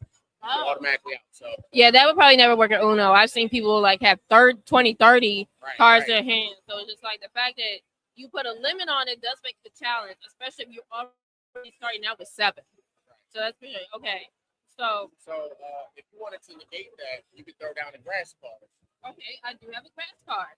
Throw down a grass card, and that means you get to pick up a card too. Okay, so I'm picking a card. Yep, and it's now the next person's go. I'll throw down a wild bomb. That's to throw your cards out. So all my cards? No, just 1 card. Just 1 card? Yeah. All right, so I'm going to... Okay, I'm going to throw out this card right here, and it's called Snatch. So it's like, if I discard that, is it still in effect, or is it like gone? It's gone, okay. So I'd be like, all right, draw another one. 5. You ain't got a grass card. Okay, so I got to draw 5. Or deck. Deck also is a safe card. So grass and deck are the safe cards. Okay, so I do have deck. So I throw that, so now I don't have to draw 5. Right. Okay. So one of the other things is with deck, you can actually you only get to use it 1 time. Oh. So basically now it's just a placeholder in your hand. You can use it to your advantage as far as like if you do need to discard a card, discard that one because now it has really no use. Okay, got it. So and also you get up to 5 draws extra. Like if you don't have a card, let's say you're down to your last card and you need to put something down, you can just draw until you get the 5. Once you get the 5, you can't draw anymore. So. Oh wow! Yeah, it's a little, you know, you'd have to actually sit down and play it a little bit first, so it's a little bit intricate, you know. I do see the strategy in the route that you go with. Okay, so we do have the bomb card. So what does the bomb do? Same thing is the wild bomb. So the wild bomb makes everybody drop a card, but it's just me and you playing. So okay. But the regular bomb is just the next player has to drop a card. Whoever's turn is next. Got it. Now, did we go over all of the basic cards, or there's some more cards that we haven't seen yet that could be in the play? These are all of the basic cards for real. Reverse snatch. But there are cards being developed right now that we're trying to add in. So we'll be posting about that soon as well.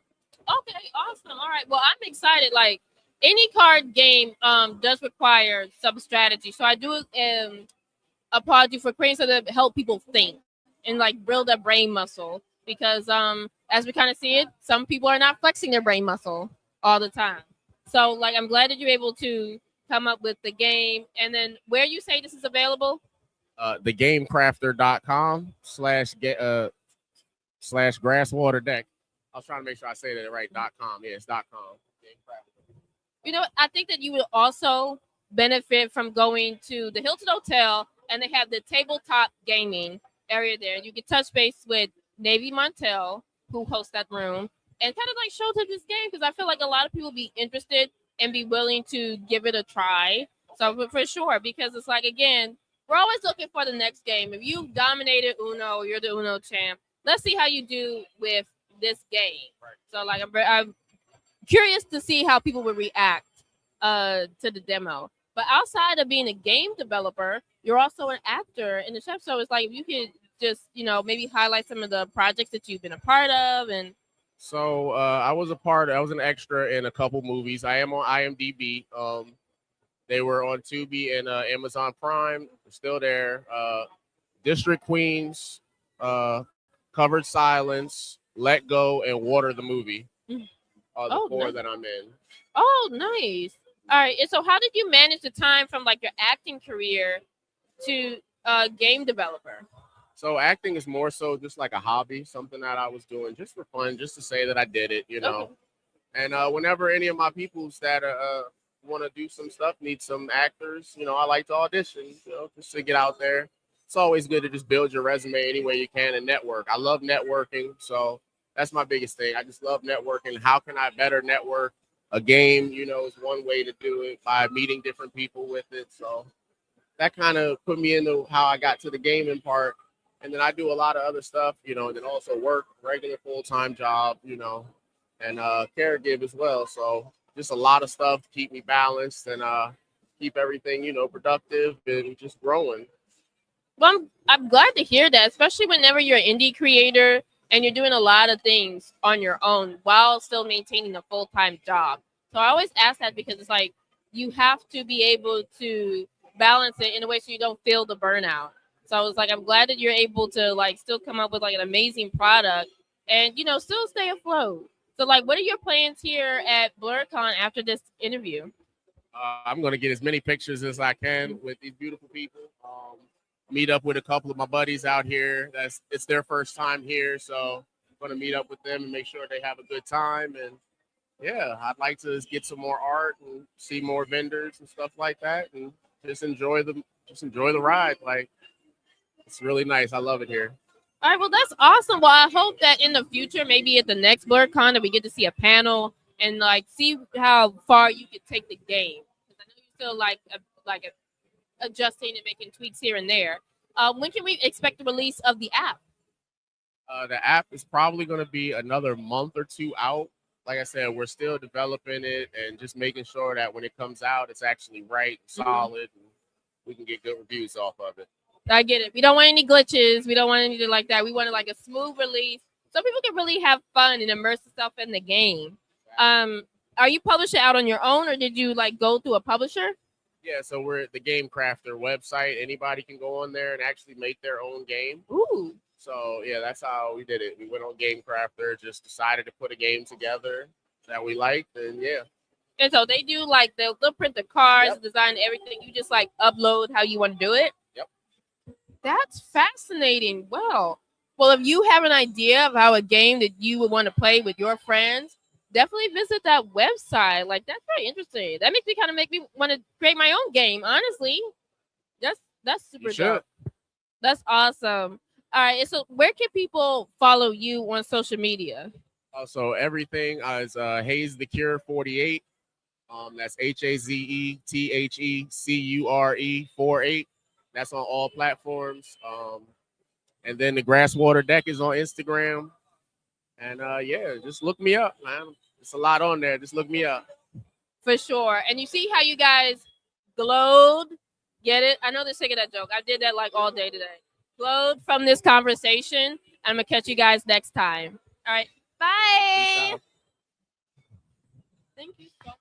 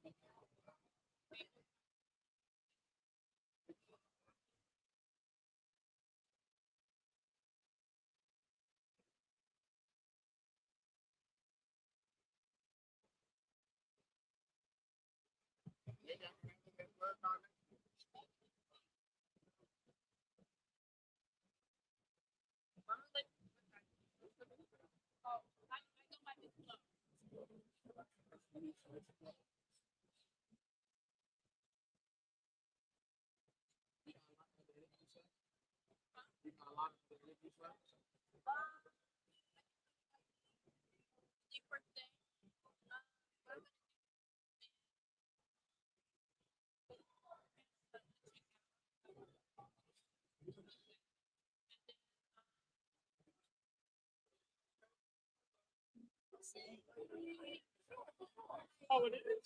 Oh.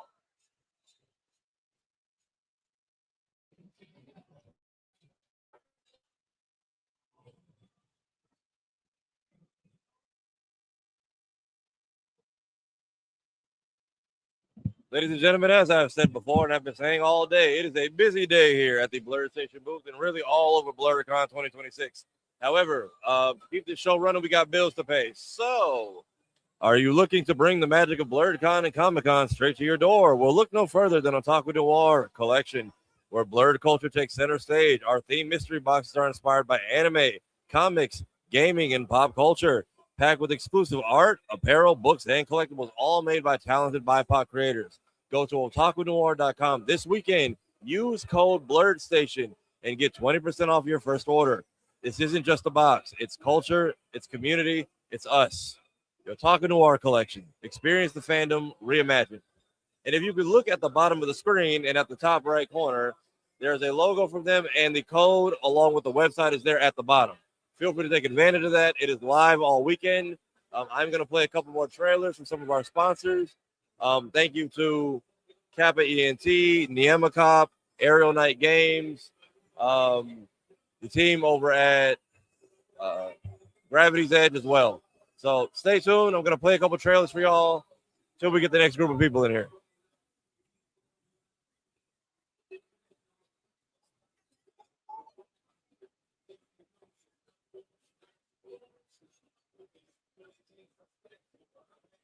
Welcome to the Otaku Noir collection, where we bring the energy of our comic convention straight to your home.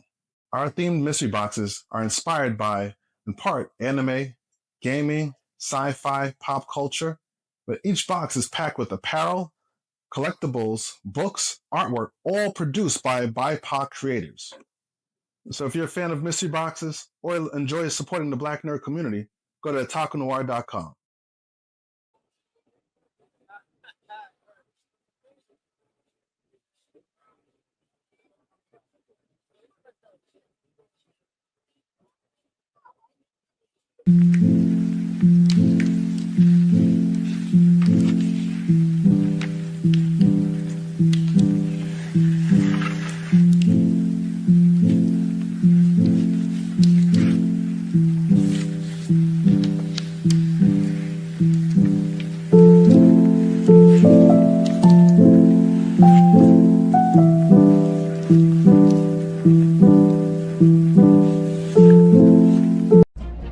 Get ready for survival, one of two experiences of Gravity's Edge.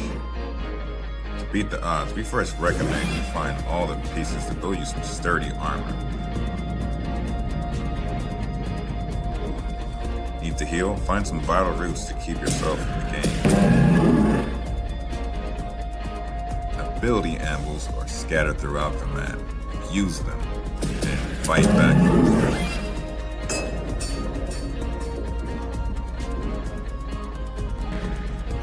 Easter eggs and secrets await you in each section. What will you find?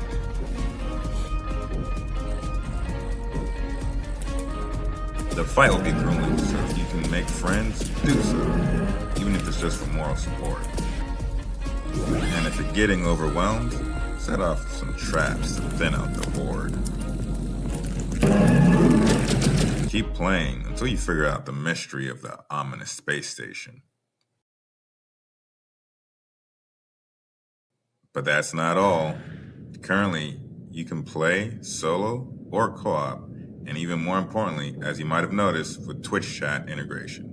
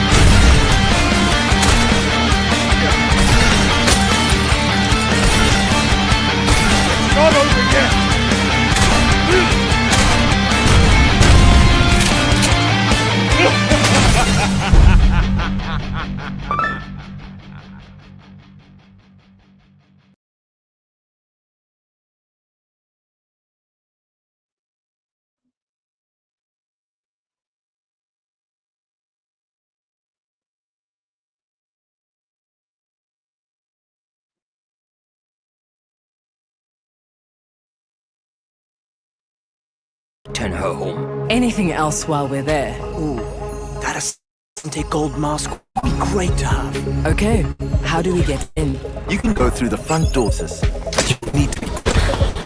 Through the garage. Wednesday is garbage collection, so security is lax. Locked. New shutters. I can handle the locks. Look at that combo! You're welcome. Okay, I'll take that. Stairwells are closed after hours. We'll need them dead. I'm on it. I'm in. Have you got a surefire way out? Once the alarm is tripped, we won't have time to think. So think ahead. Got it. That door will close when the alarm is tripped. Your exit route is through the construction site. However you get here, we'll be waiting for you. I'm ready. Let's bring it home. Go, big sis! It's time to get out of there. I've almost got it. Luckily, Africa has you on their side. Nearly there, Nani. Bad guys are coming. Go time. Run! 10 seconds left. That thing is fast. Move, Nani. Let's go!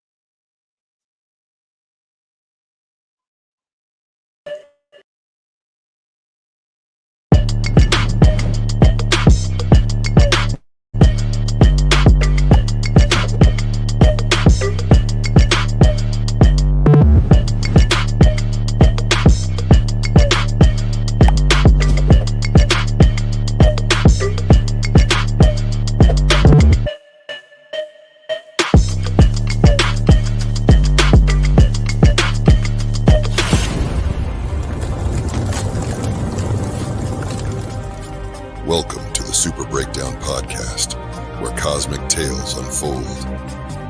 Join Power Maximus, Lord Triage, and the Darth Legacy Jason M40 on a journey through heroic realms, where legends are born and destinies entwine. Delve into the cosmic currents, unraveling the mysteries of superheroes, villains, and champions. Embrace the cosmic energy that binds us all and let your journey begin. This is the Super Breakdown Podcast. Enter the cosmic saga.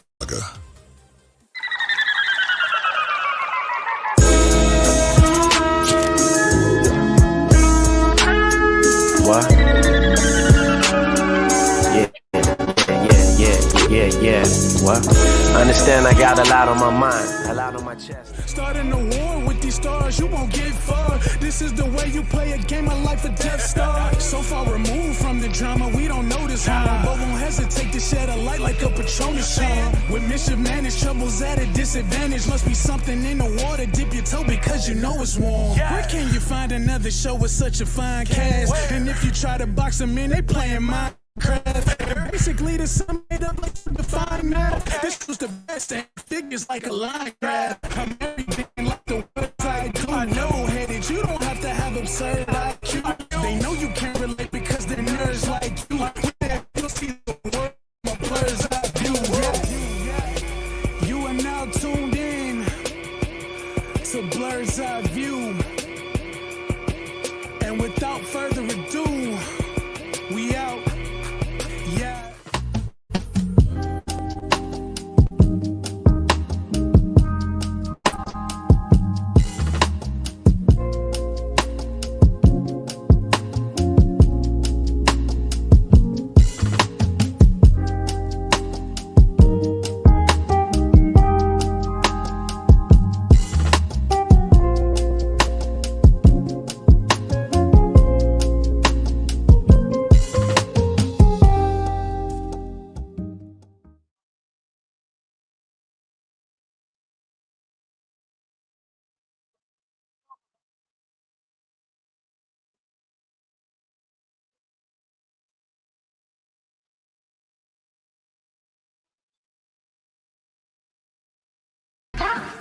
Damn, babe, hurry up.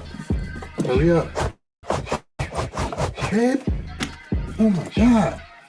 Jeez. All right, let's do this. Hey guys. I am Jay. And I am Lainey, and welcome to Geek by Heart. Yes. Where we talk about anything that's geeky. Absolutely. So we do comic book, whatever. Movie reviews, we do trailer reviews, we talk about our games that we play. Yes. We actually stream our games that we play. Definitely. Right now, I am doing Echoes of Wisdom and Zelda, and then when it comes out, we're doing South of Midnight. And I'm going to be doing, I started doing it, and I kind of logged out a bit, but he's coming back to it. Yeah, I'm coming back to it. It's called Series Quest. It's basically games that has like a couple series. Right now I'm doing Gears of War. Yes. All right, I think I'm up down to 3, part 3. Yes. So yes, I'm going to be back on it soon. Tell him when. Soon. Tell him when. Soon. All right, well, at the very least, you can find me on Wednesdays, all right, at 7:30, and on Sundays at 5:30. All right, and please check us out on Instagram and TikTok. And Twitch. All right. All under what? Our banner name? Geek by Heart. Okay. All right. So I am Lainey. And I'm Jay. And we hope to see you soon. Peace to the gods. When he let it bleed. What? Facts. Back. Last.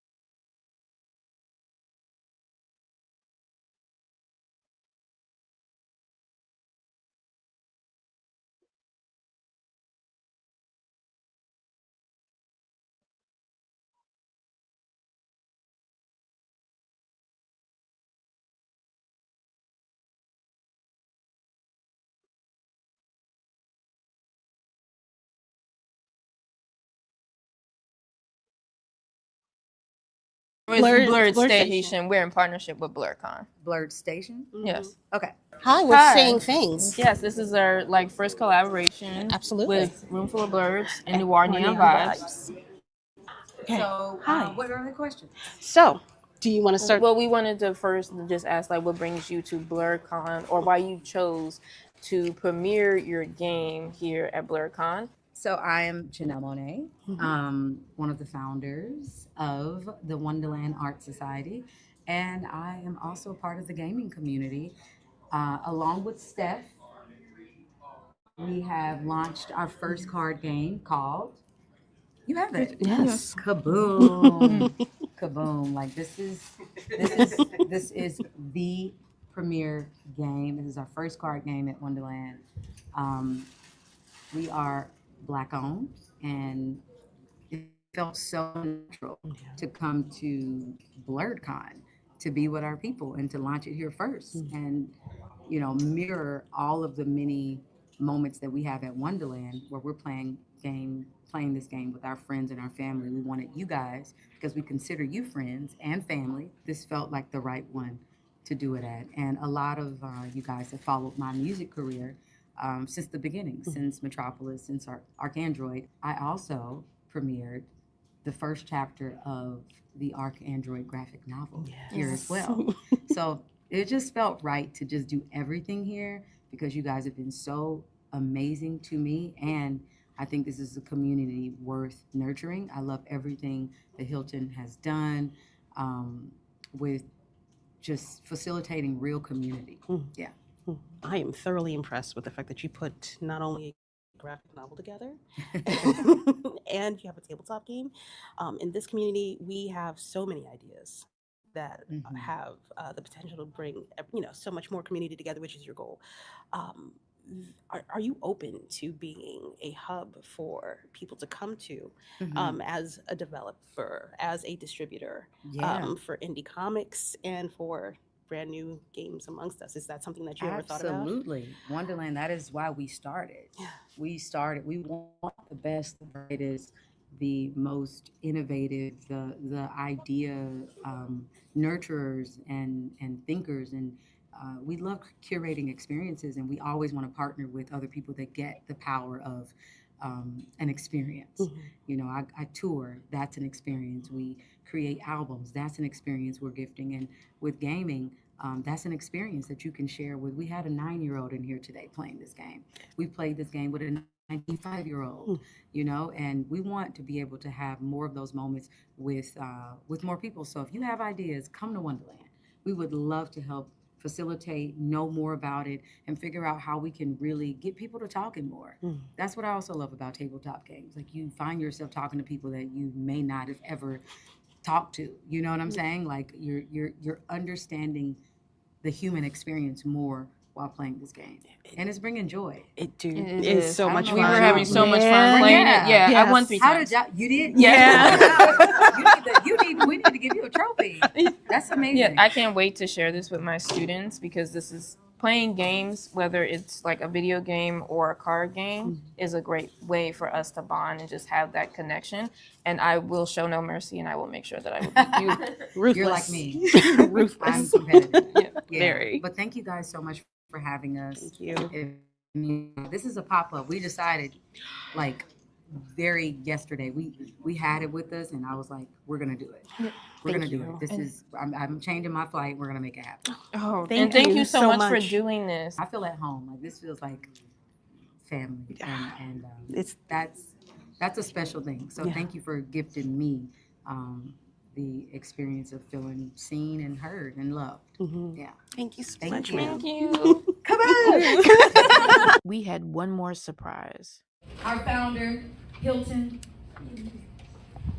is gifting everyone a free deck.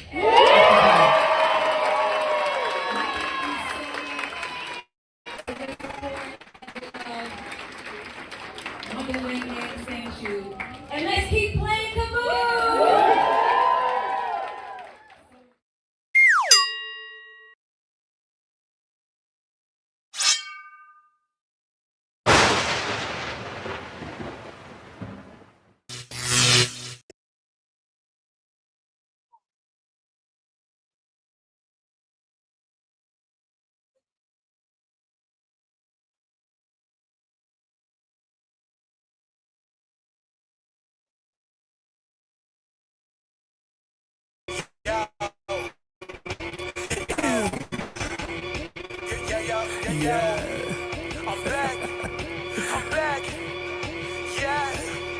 Look, crazy ain't the great nerdcore rap guy. Got into a duel fate and I just pulled a trap card. Third-rate rappers with a fourth-rate catalog. Destined for the shadow realm, y'all should never act hard. Flow is so insidious that I need an apprentice type. Master with the force, peep the context in my sentence, right? Phantom like the Sithis, just don't ask me what my pen is like. They know that I'm the menace, who you kidding? Bitch, I'm Dennis Knight. Sweet tooth drive, hide-headed, rhymes are surely cold. Tested, you can never twist my metal like the jury goes. So I ain't never mad when I push it to the max. I got Chris riding with me, about to turn this bitch to Fury Road. Since animated, I'm the one that crew congratulated. Winners will provide protective cover like it's laminated. Damn, I made this 16 like a guillotine. It's fascinating. If you think that you're ahead, you get decapitated. All that aside, I ain't merely here to rap words. I'm here to tell you who representing for the black nerds.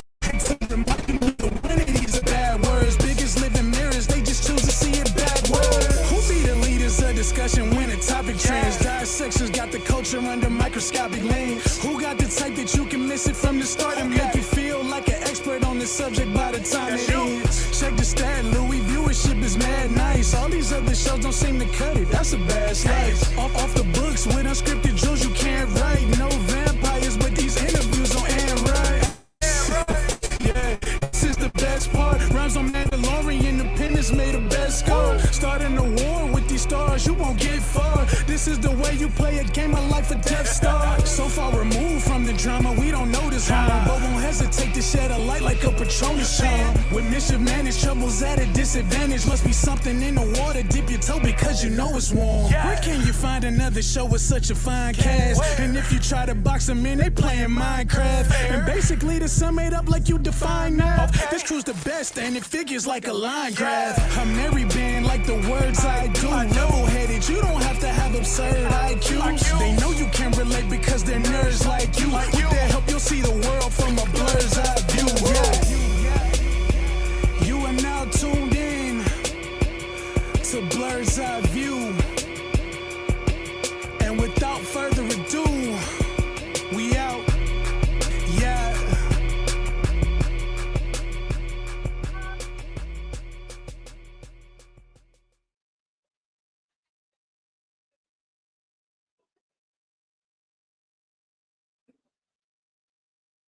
Ladies and gentlemen, we are here with one fly brother. I gotta say, first off, you've been rocking them outfits all weekend. Oh, thank you so much, my guy. But we are out here, Blerd's Eyeview, BlerdStation, and BNN at Sonic Expo with the one, the only, Mr. Devin Mack. Voice of Sonic the Hedgehog in Sonic Prime, as well as King-Eye Sonic, Orbot, and Cubot. So how this is your first stateside con, right? Yeah, as a guest at least. I've been stateside before, but this is new to me. I was saying, how are you enjoying the expo? Like, did you ever think you'd see an event with just one character you played? Homie, this is crazy. Again, the size of it all, but also all the love, all the positivity. The fact that one character connected so many people in such an amazing way is crazy, and it's a beautiful thing to see. Okay, you are Sonic the Hedgehog for me and a lot of other people, but for those who don't know, where else might they have seen you or seen your work? My earliest work goes back to 2006, where I voiced a character named Labrat in a show called Grossology on Discovery Kids. And I'm also in Lego Ninjago as Aaron and the Skull Sorcerer. I've been the voice of, the new voice of Chef in Total Drama Island, the reboot. Web series called Tome, Terrain of Magical Expertise, where I was Raccoon and Beyblade Metal Masters as Zeo Abyss. Okay, so when it came to Sonic Prime, how did you end up landing that role? Because it seems like y'all had a whole new cast of characters, and I was excited for it because I'm like, I don't know any of these people, but I'm curious to see what their take on is going to be. So what is your origin on getting into this, into becoming Sonic? So that audition just showed up in my inbox from my agency, just like any other audition, except when I saw this one, I'm like, nah, but like, how though? This ain't real. I never even really tried to do a Sonic voice before. I'd done like some fan animations where I'd been Eggman, I'd been Tails, I'd been Knuckles, but never even thought I had a good Sonic voice. But then I'm like, hey, you know what? I think maybe there's something here. I sent my MP3 in, they liked it, and yo, here we are. Okay, and then was it the show, or have you always? What is your origin story with the fandom? Was it this, or have you always been a Sonic fan even prior to the role? I'd say like off and on, like growing up. I remember when I first discovered Sonic was through the TV show The Adventures of Sonic the Hedgehog with Jaleel White. And man, I thought that character was just so cool. I was the shy kid, so I'm like, man, I want to get like that someday. And so my fandom has gone back and forth. I never actually owned any of the Sega systems.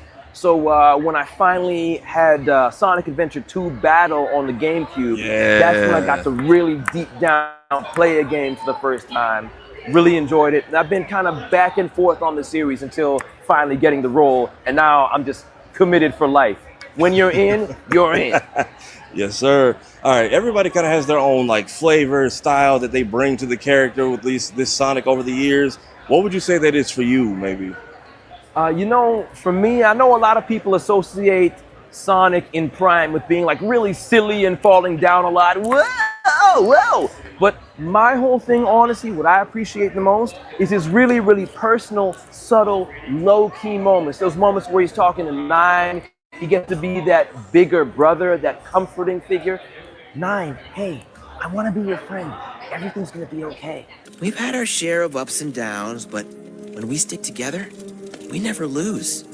And when all's said and done, there's a reward than sharing a chili dog with your best pal. Ever wonder where we'd be if things had gone differently between us? Not anymore. Hey, I never doubted you for a second, and that proves why. Only a true friend could pull off a save like that. Friend? We're friends. You bet we are. What did you think would happen to me when you brought your friends back? We're all in this together, and I really think you'd grow to love them as much as I do. That's the stuff that really, really connects with me personally, as I do have a little brother of my own. So that's what it's all about for me. Because I got a little brother and nephew I watch the show with now too, and I can show them right on. Sonic looks like you as well, which is nice. See that. But speaking of Prime, the show kind of ends, I don't want to say on a cliffhanger, but kind of on a running into our next adventure type of. Was there more? Was there any plans? Was there a movie? Because like I'm thinking, oh, they're getting a season 4, and then I see full series on DVD. I'm like, yep, that's it for these guys. So the ending that y'all saw, while it is a ambiguous cliffhanger, I'm not gonna say too much because I don't know if I'm gonna get in no trouble. But there was a little bit more to that. Oh, you gotta be kidding me. Okay, team. We gotta go back. And as soon as I saw it was changed and made much more ambiguous, I'm like, oh, we're a lot less likely to get more episodes now. I'm still holding out hope. Now that they're putting the show on Nickelodeon, it's been a lot of viewership. Are they? Some hope that maybe Nickelodeon say, we want more. We want more, please. For whatever reason, I imagine SpongeBob as the CEO of Nickelodeon. And I'm hoping, Mr. SpongeBob, that we can be granted some more episodes. If this is all we get, I'm still really grateful for the ride. Yeah, if not Prime or I don't know, maybe some get. Do you think we'll see you with Sonic? Anything else? It's not impossible. I'll say that much. But again, I'm really grateful that I've gotten to be a part of this in any capacity. I never thought it would ever happen. All right, and for the people who don't know, follow you on the socials. You are a Sonic voice actor who also streams Sonic games. That is right. I stream Sonic games just about every Go Fast Friday and Spin Dash Sunday. And you can find me on YouTube as Devin Mac and twitch.tv/Devin and Raccoon. For those who don't know him, he's the legal co-owner of my channel. It's a long story. Okay, did you ever beat the game? I guess the full stream. Did you ever beat the game with the mask fully on? So I was playing Sonic Racing Cross Worlds, and I had to win a race on Pumpkin Mansion, which I've never done before. And I was about to in about half an hour of playthrough, and then I was in first place, and I shot a ghost at myself like an idiot. Did I do it to myself?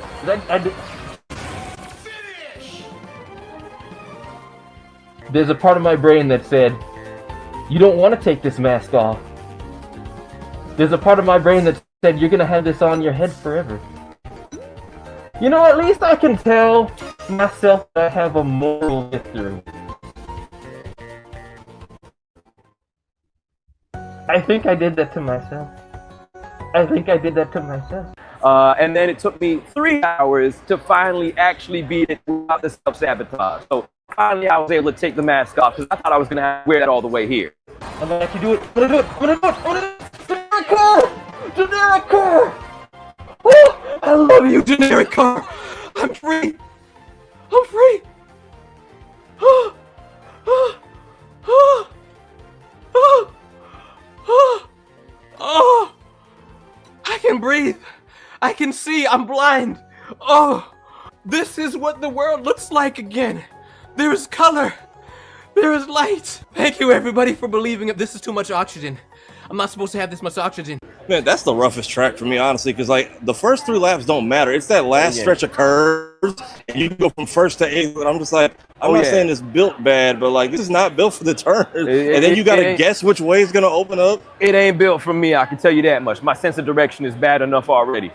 All right, this was a little bit more personal for me. So somebody who grew up getting called Urkel his whole life, but no one ever told me what Family Matters was. And I'm just like, I don't get any of these jokes. And not till I was in college, I was like, oh, Family Matters. Why y'all didn't tell me? But if y'all had said the guy who voiced Sonic, it would have clicked immediately. But you being only the second black voice actor to hold this role, man, and now there are kids who can watch the show and look up to you, like, what does it mean to hold that accolade after 30 plus years of this franchise? That's a really special thing to me because I grew up watching Family Matters. I grew up seeing Steve Urkel and Stefan Urkel, for those of you who know that version. And to be a part of that legacy and to get to share something like that with Jaleel White, who's somebody that I very much look up to, very much hope to meet one of these days, it's an incredible thing. And Sonic does have roots in the culture, taking influence from Michael Jackson, be it the shoes, the music. So to be able to contribute to that is something that's really, really special to me. Always, always will be. Yeah, all the ties to the culture coming back full circle, man. It's beautiful to see. Like No the second doubt. I saw you got announced, I was like, dread-headed Sonic, man. I No feel doubt. so seen. And then you're born and raised in Canada, or?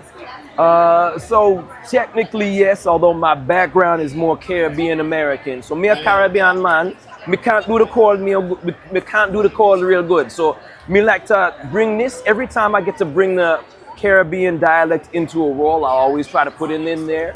Sadly, wasn't able to work it into Sonic just yet, but you never know what the future might have in store. Okay, which island?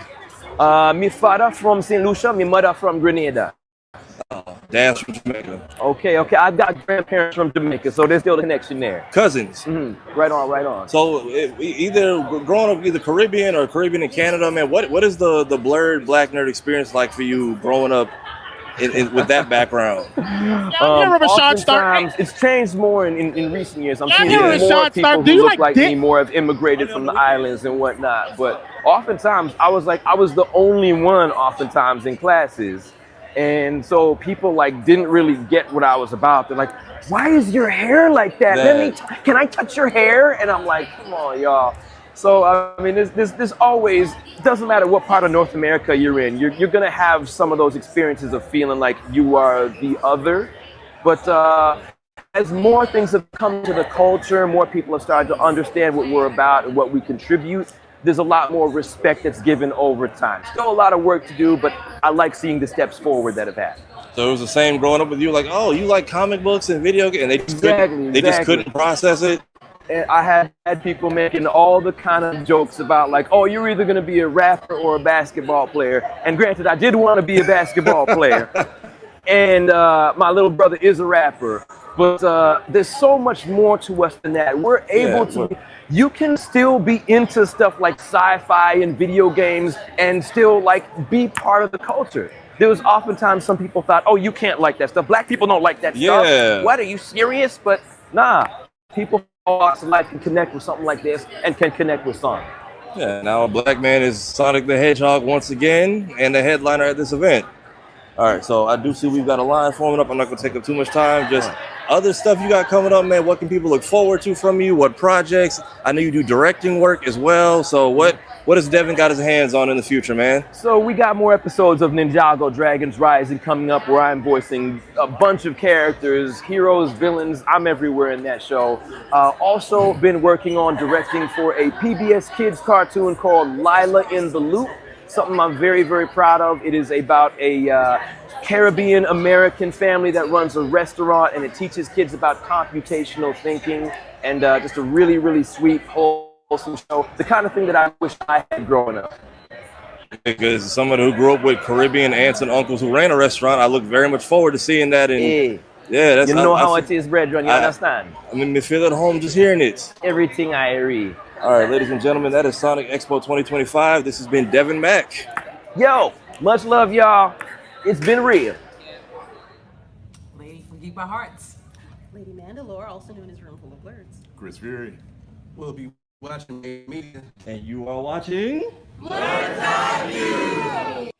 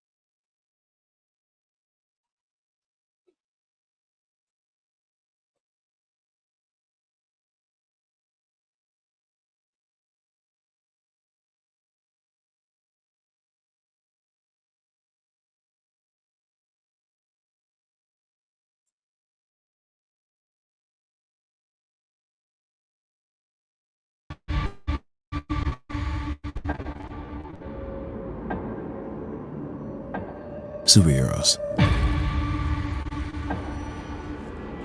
They're supposed to save the day, right? Xerxes. Xerxes. Xerxes. Xerxes. Xerxes. Xerxes. Xerxes.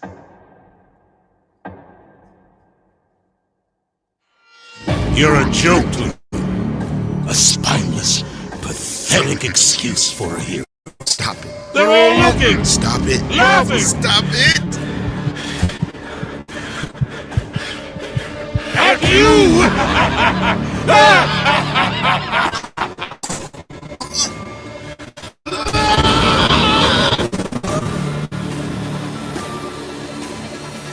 I said stop it.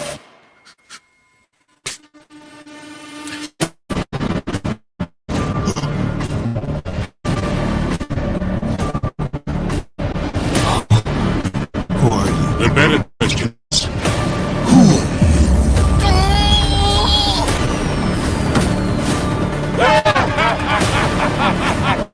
Try this one on for size.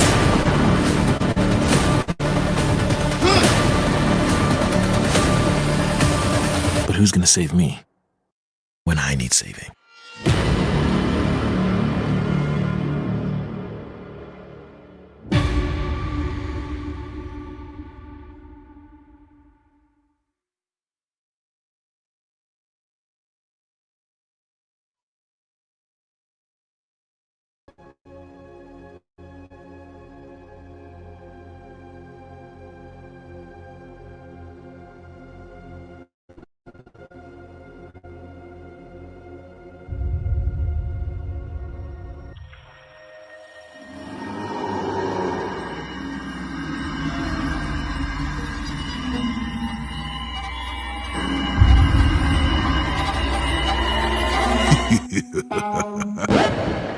it to the top, to push it to the top. We really charged up. We really charged up to push it to the top, to push it to the top, to push it to the top. Yeah, they guess right. We the best side. We just passed by all in less time. Charged up, charged up, charged up by the enemy.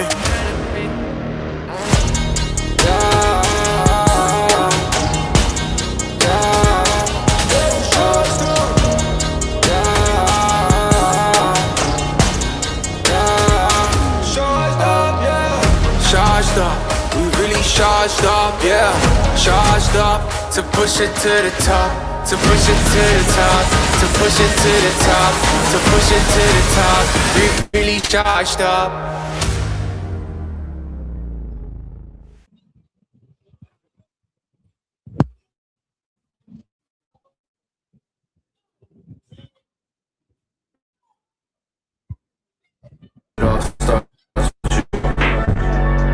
Everything you ever wanted, everything you ever dreamed, it starts now, it starts today. There is no tomorrow.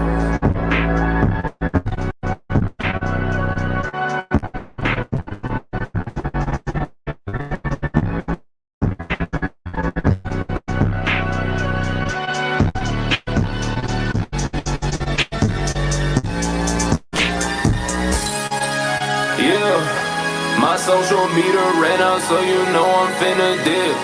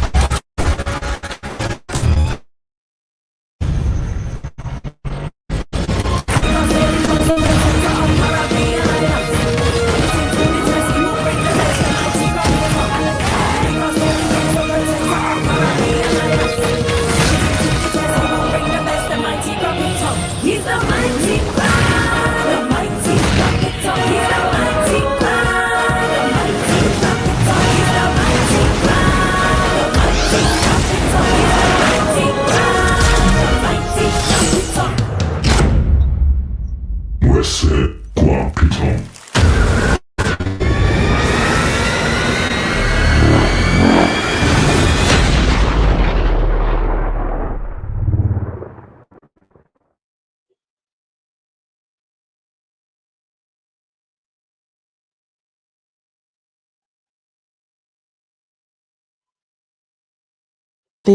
really cool, and that was interview the cast of a major motion picture. The Running Man is in theaters right now. I also got a chance to see an advanced screening of the movie, and let me tell you, it was a good time. The movie stars Glenn Powell as Ben Richards, who's up against the insidious network that just wants to distract the masses while Ben fights for a better life for his family. The wife and mother of his child is Sheila, played by the lovely Jamie Lawson, and she is absolutely his anchor throughout his journey. I was able to get a few minutes to chat with her about her role in the movie. I'm good. How are you? I'm wonderful. First of all, congratulations on all of your nominations. You are in great company among Juilliard alums like Viola Davis and Wendell Pierce. And like them, you've built a career on choosing layered, grounded roles. What's something about Sheila that audiences might miss if they only see what's on the surface? What's something that audiences might miss if they only look at it on the surface? Yes. About Sheila or just about the movie in general? Sheila. I think if you're only looking at the surface, it's an interesting question. Reason why is because we were really intentional in crafting her and her relationship with Ben, that there is no surface read, that you get. I would hope people understand that they are a team at the end of the day, that there's real love between them. That you can understand that she's doing the best with what she's got, and she doesn't blame her husband for the predicament that they're in. Even if it means that she has to put in extra hours, she's willing to do that because she looks at it as a team. So I hope people get that. Because I think they've done a really good job of driving that point home in the film. So I would hope. I mean, if they don't get that, then I would question if they fell asleep at some point. Which shouldn't happen, because this movie keeps you on your toes with all the twists and turns, and you're like, you dare not blink because you're going to miss it. And honestly, it feels like it's going to be quite loud, so everything will wake you up at some point during this movie. Do we one last question? Sure. Sheila also feels like she's got a storm brewing beneath the surface. What pulled you towards her energy as a character? You're funny. I love it. What pulled me towards her character? Honestly, I loved the way in which she's written in this film. It's a bit. She gets to have a life in a way that she didn't have it at all in the original film. And her experience, I feel, is more relatable in this film than what it was originally written in the 80s, right? Because we get to really understand, we can all resonate with this woman who is doing the best that she can, and even still her experience is getting completely distorted for the purposes of the network and what they're trying to sell to folks, right? And so that was immediately what attracted me to wanting to do this. I'm always looking to honor the women in my life. And there's a lot of women in my life who can resonate with that, who feel like they're not being seen fully for what they actually are doing. And here's an aspect where she is seen fully by her husband, who will defend her till the end. And if nobody else can help, he's determined to help restore her and her child's dignity. Oh, I love. Oh, wait, not the emotions. Okay. No, that's the thing.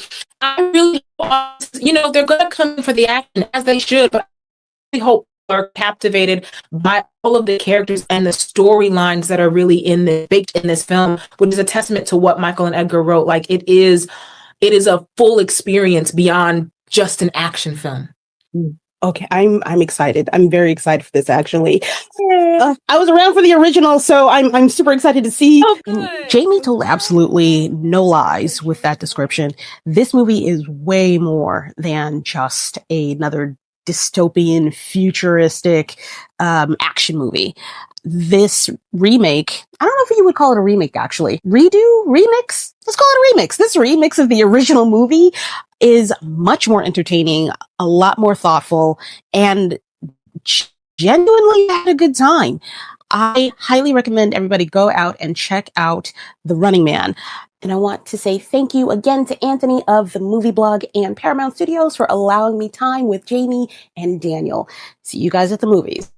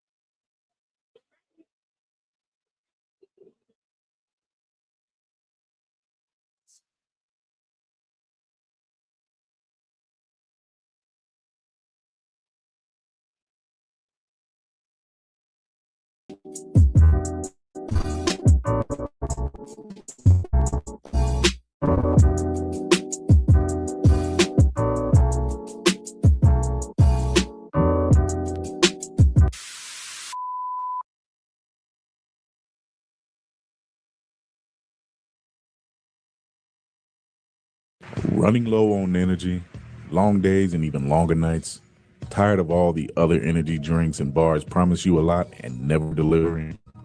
Need to make it through work? Want a product that can keep up with your busy lifestyle? Want no longer? Try Chef's Chocolate Salty Balls. The balls that are so smooth and with a load of nutrients and vitamins to really get you up and bouncing off the walls. Made with all natural ingredients and healthy junk to satisfy even the pickiest eater. Chef's Chocolate Salty Balls are sold everywhere where you buy your junk. And now, for those who want that extra kick in the butt, comes Chef's Heavy Duty Chocolate Salty Balls with 120% more caffeine than the leading brand. Disclaimer: this product has not been approved by the FDA or World Health Association. Warning: this product is not intended for consumption by children, elderly people, or women who are pregnant or may become pregnant. You might even get pregnant.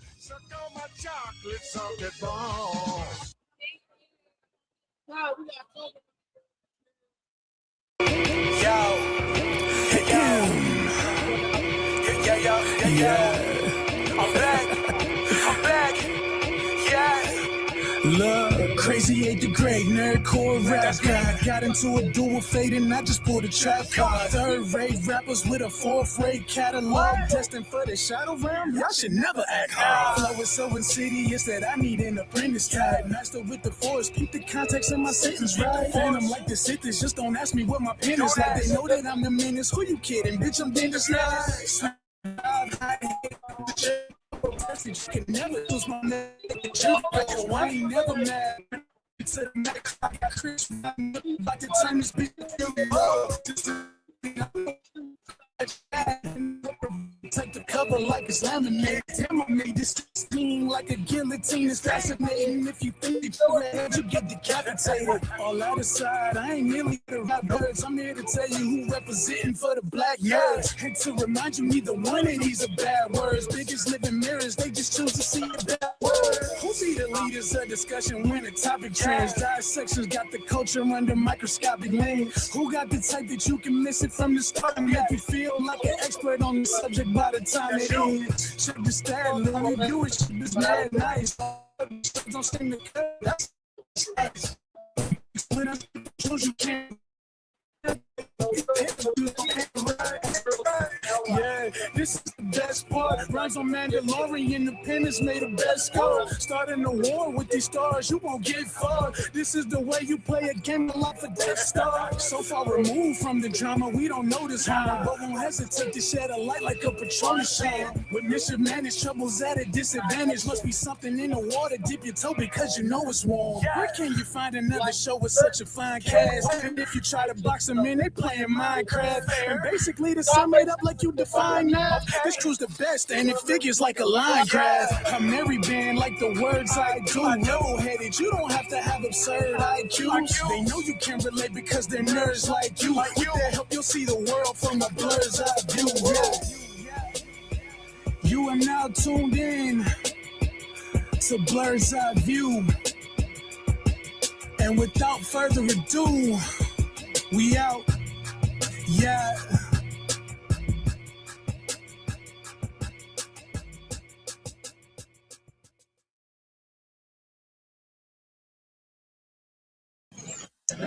Hey, everybody, back again for the Thursday night edition of Blerd's Eye View. I am your captain of the ship, man on the wall, Chris Fury. Thank you for tuning in.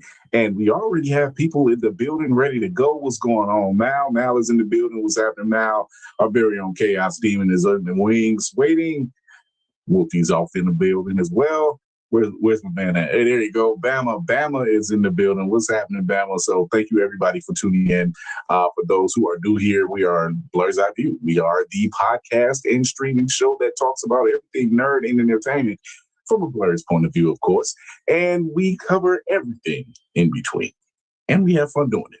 2 hours to get away from the BS of the world that's going on outside your door. We're live Tuesdays and Thursdays, 8 p.m. Eastern on YouTube and Twitch. You can also hit that like, share.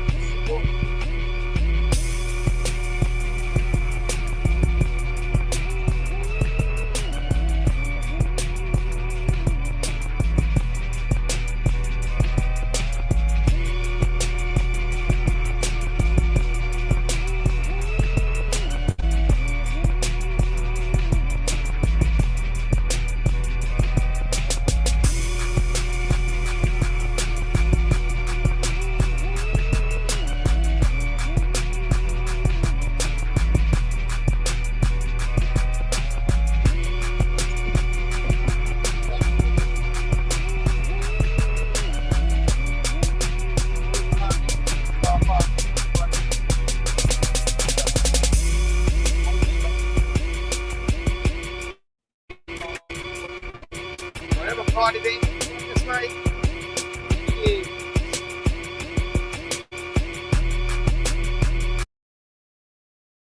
Lovely, illustrious Mr. Ahmed Best here with us.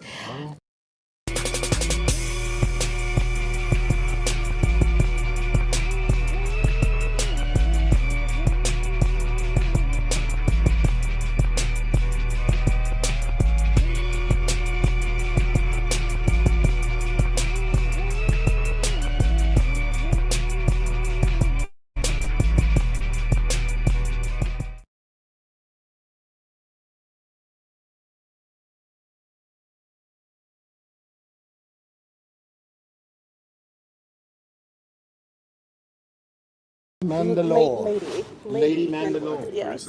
Chris Fury. Chris Fury, Lady Mandalore. Yes. I go by Tatiana Love Sexy. I like it. It's got a lovely ring to it. Hello, everybody. This is Lady Mandalore and Chris Fury reporting live from BlerDCon, sponsored by BlerdStation. And we have the lovely, illustrious Mr. Ahmed Best here with us. He has blessed us with his presence. I am so happy that you are here. So We're happy to be here, Lady Mandalore. Thank you for having me. I'm going to start off with this because we don't have a lot of time. Yeah.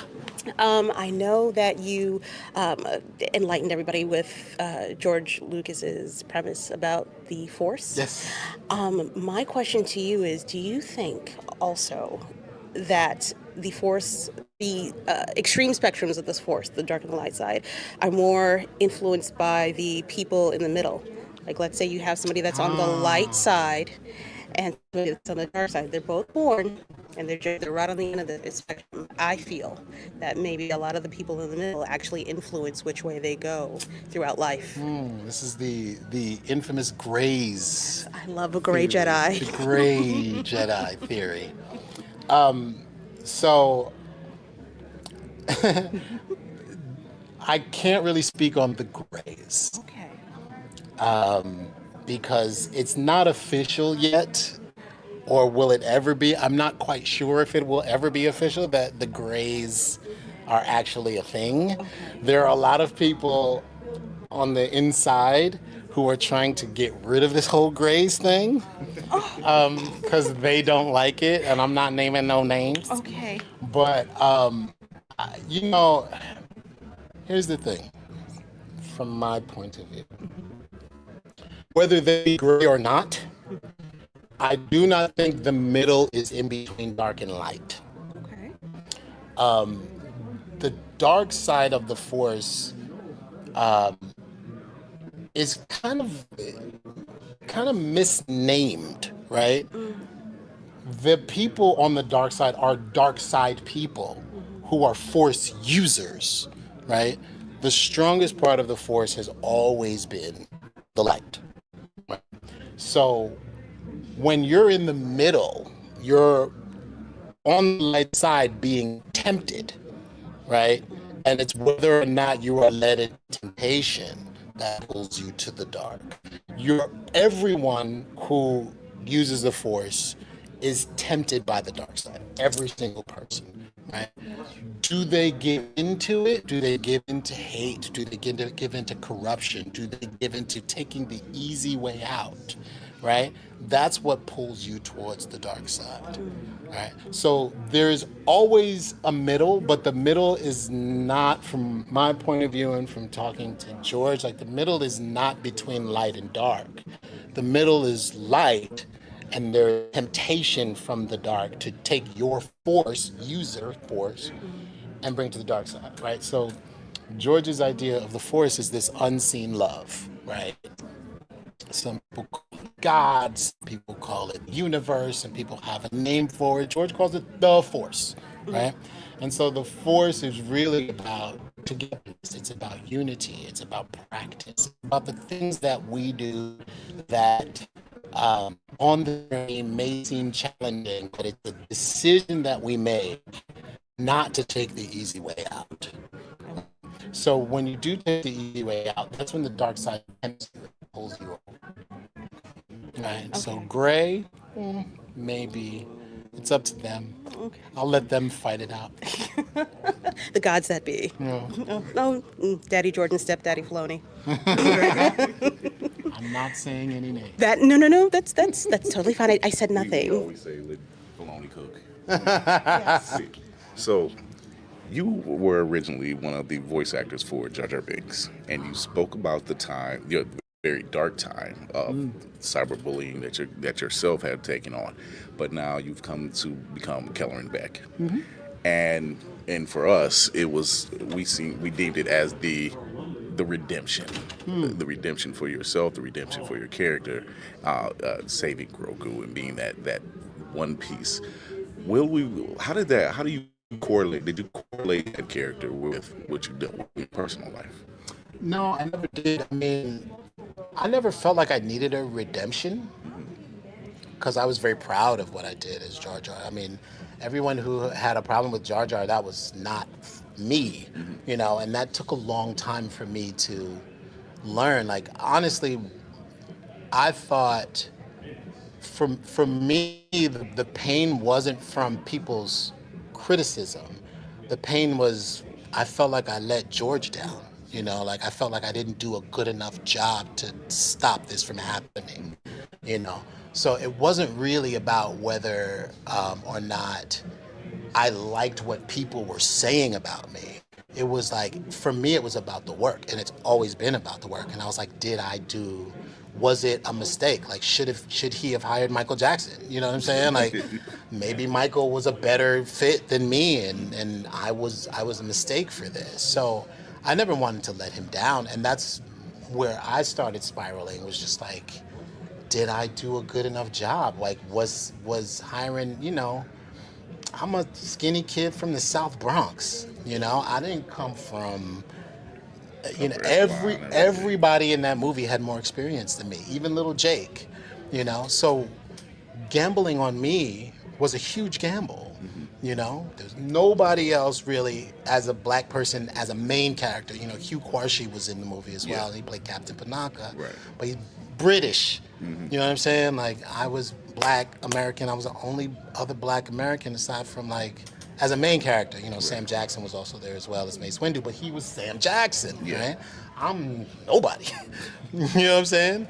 So for me, I was just like, maybe you should have hired Eddie Murphy or somebody. You know what I'm saying? Somebody who had more shielding, who could have shielded the movie from this type of critique.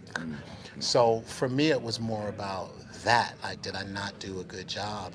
But as a performer, as somebody who did the part as an actor and as an artist, Kellerin Beck wasn't a redemption. It was, for me, Kellerin was just another way for me to be creative. I created Kellerin Beck out of nothing. They asked me to do Jedi Temple Challenge, which was the kids' game show, and they were like, you can make up the Jedi that you want to be. And I was like, let's go, let me cook. You know what I'm saying? Like, I've been dreaming of being a Jedi since 1977. Like, I'm in, right? And I'm a writer, I'm a director, as well as an actor. So coming up with a character, that's what I do every single day. So I did all the backstory. I did all the homework that you do as an actor to come up with the character, and I made Kellerin Beck extremely deep. So the thing that you see on screen has layers and layers underneath it, which is why he works the way he works, right? Because I have a reason for it. And I learned that from George. Like, every character George ever came up with has an entire history that you don't ever see, right? You might see, like, one, you know, like Kid Fisto. You might see Kid Fisto for like that long, but he has an entire background. He can breathe underwater. He's like, his journey to being a Jedi, there's all of this wealth of information underneath it. So that's what I did with Kellerin. And so when Mandalorian came around, it just made sense, you know, because I did all the work that would make this character the character that not only would save Grogu, but you would want to know more about. Yes. You know? That leads to the next question. Will we be seeing Kellerin Beck in the future? You know, I don't know. I really don't. I mean, I would love to really explore where Kellerin and Grogu go. You know, it's 30 years until he meets the Mandalorian, right? So what was he doing all of those 30 years? Who trained him and how was he trained? You know? So I would love to explore all of those things. And, you know, of course I have it. I know where it happens. I know where it goes. But it's up to, you know, the powers that be to want to tell that story. But I'll tell you, as fans of Star Wars, the fans have a huge influence on what gets done. You know, you think you don't, but you really do. Everybody listens to the fans. Everybody listens to the fans. So the more Kellerin Beck noise you make, the closer I'll be able to be able to tell the stories. you know, there has to be a demand for it. You know, it really does. Well, when people are being what BlerdStation is all about, and putting those places, speculative fiction, sci-fi, manga, animation, and everything else. And so seeing those characters like that being done in highlighted, where we see ourselves represented, is the place necessary. So we appreciate it. We'd love to have you over. We'd love to have you over BlerdStation. So thank you. This is Chris Carey. This is Lady Mandalore. We're here with us at best. BlerdStation, live from BlerDCon 20.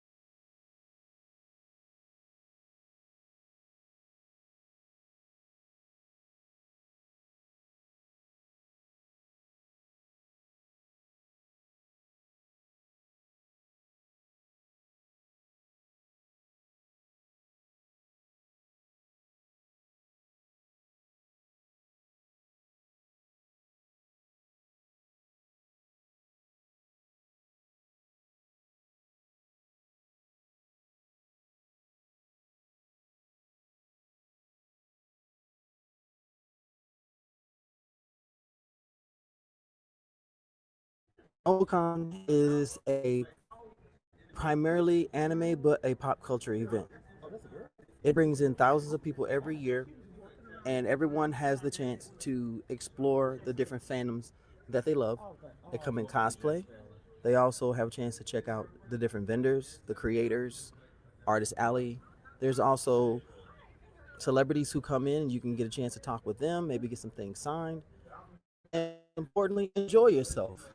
Events like this are extremely important because they are conducive to their culture. But as a Blerd, you also want to make sure that you're just as welcome as anyone else. So this is something I'll be exploring while I'm here.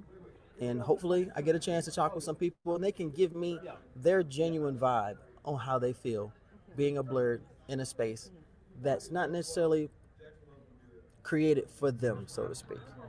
And ladies and gentlemen, boys and girls, Blerds of all ages, good evening, good morning, good afternoon. It is I, Negi Montel, your frosted bearded BlerDCon here at MomoCon for my first time.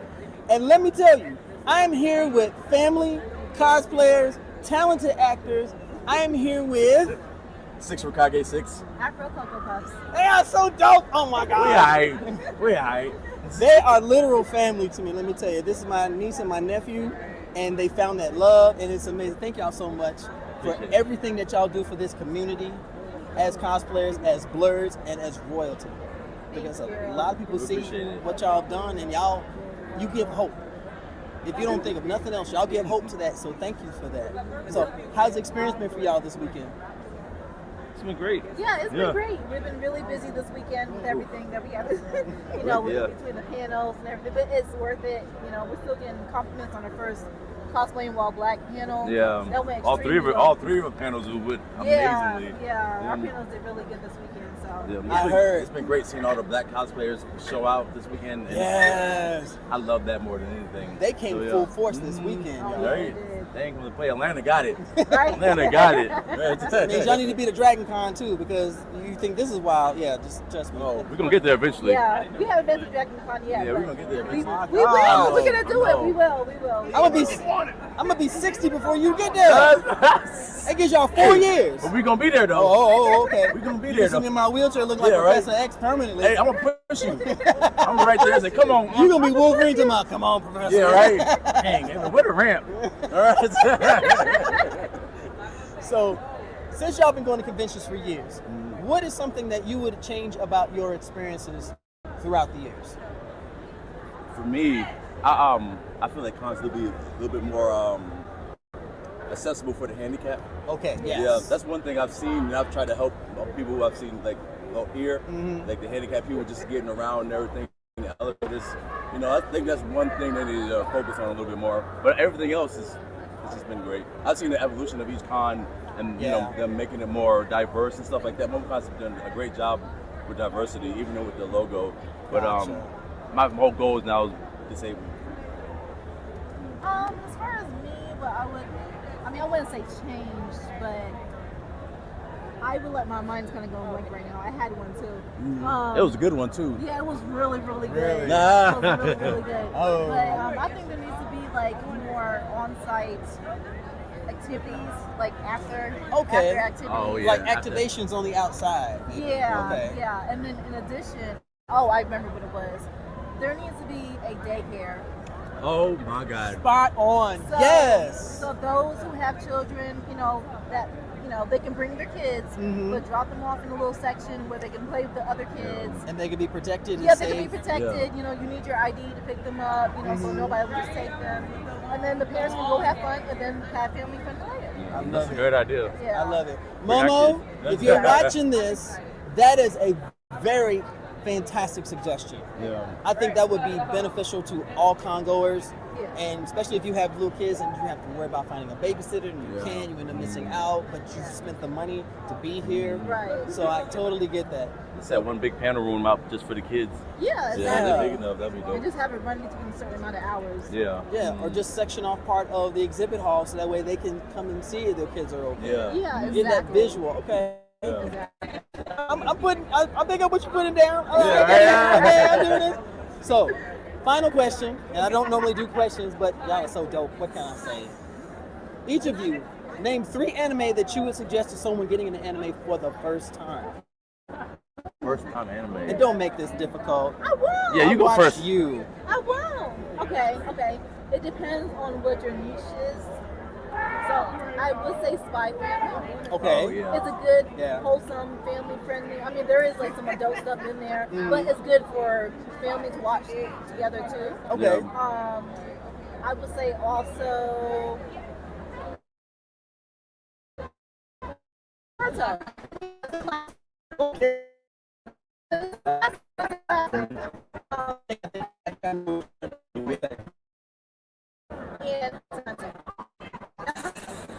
Hunter. That's my favorite. Really? Okay. Okay. Total left, like you thought it would be with this boy in his fishing hood, and then it just takes a left, and then it just comes to Rucker. Yeah, it's true. Yeah. Okay. I wasn't expecting you to say, well, I knew you. What were you what? Okay. I have one main one that I highly suggest for people who just started, and it's Delicious in Dungeon. Okay. Okay. Okay. It has a bit of everything. It's lots of life, action, cooking. It means like all adventure too. It means all the qualifications of anime, and it's a little bit of everything. It's a good story. It's good. Awesome suggestion. This is my favorite anime. Secondly, I would say Tenchi. Really? Tenchi Muyo? Yeah, it's a little older anime, but interesting. I got a little gray hairs in my beard, but so you throwing harem out there? Okay, I ain't mad at that. I mean, it's a little mix. You know, I say you can't the have boy, a harem he now, got a but good I'm lesson. He was a good lesson. He learned a lot. But he got a lot too. That is very true. And then for my last one, I'm gonna say, for new people, One Piece. Take your life, take your time. It's worth it. The crazy thing is, I was expecting one to say it, but it came from the other instead. One Piece. Because not for our first time, because they see the amount of episodes and they get overwhelmed. It's okay. There's so many variations. They made it shorter now. They made it shorter for them. There's the live action. Yeah. Yeah, that's No, true. but I suggest you go back. I understand that the animation was done in the 90s. I get it. But it's so worth it because there's no storytelling like One Piece. I agree. I Yeah, got it's you. like you literally going on a journey with the characters. Yeah. And you see them grow slowly. So, yeah, definitely. All right. One Piece. Okay, I like those suggestions. Y'all are amazing. Thank y'all so much again. Flowers go to y'all for being incredible. So where can everybody find you and show you that love that you are so richly deserving? Where can we find you? Over there? Yeah, right there. Oh, okay. But anyways, I'm Afro Club on every streaming platform, every social media platform. Type it in. That's me. There's only one. I'm 6MYK6, every platform. I have a company called Nerd.0 in Charlotte. Shout out Nerd.0. Yeah. Shout out Nerd.0, definitely. And we got a couples page, Oh, Coco yeah, Kage. Coco Kage. Oh, that's he's gonna support them. Oh, it's that love you won't see anywhere else without a commercial. Oh. Thank you so much. I appreciate it.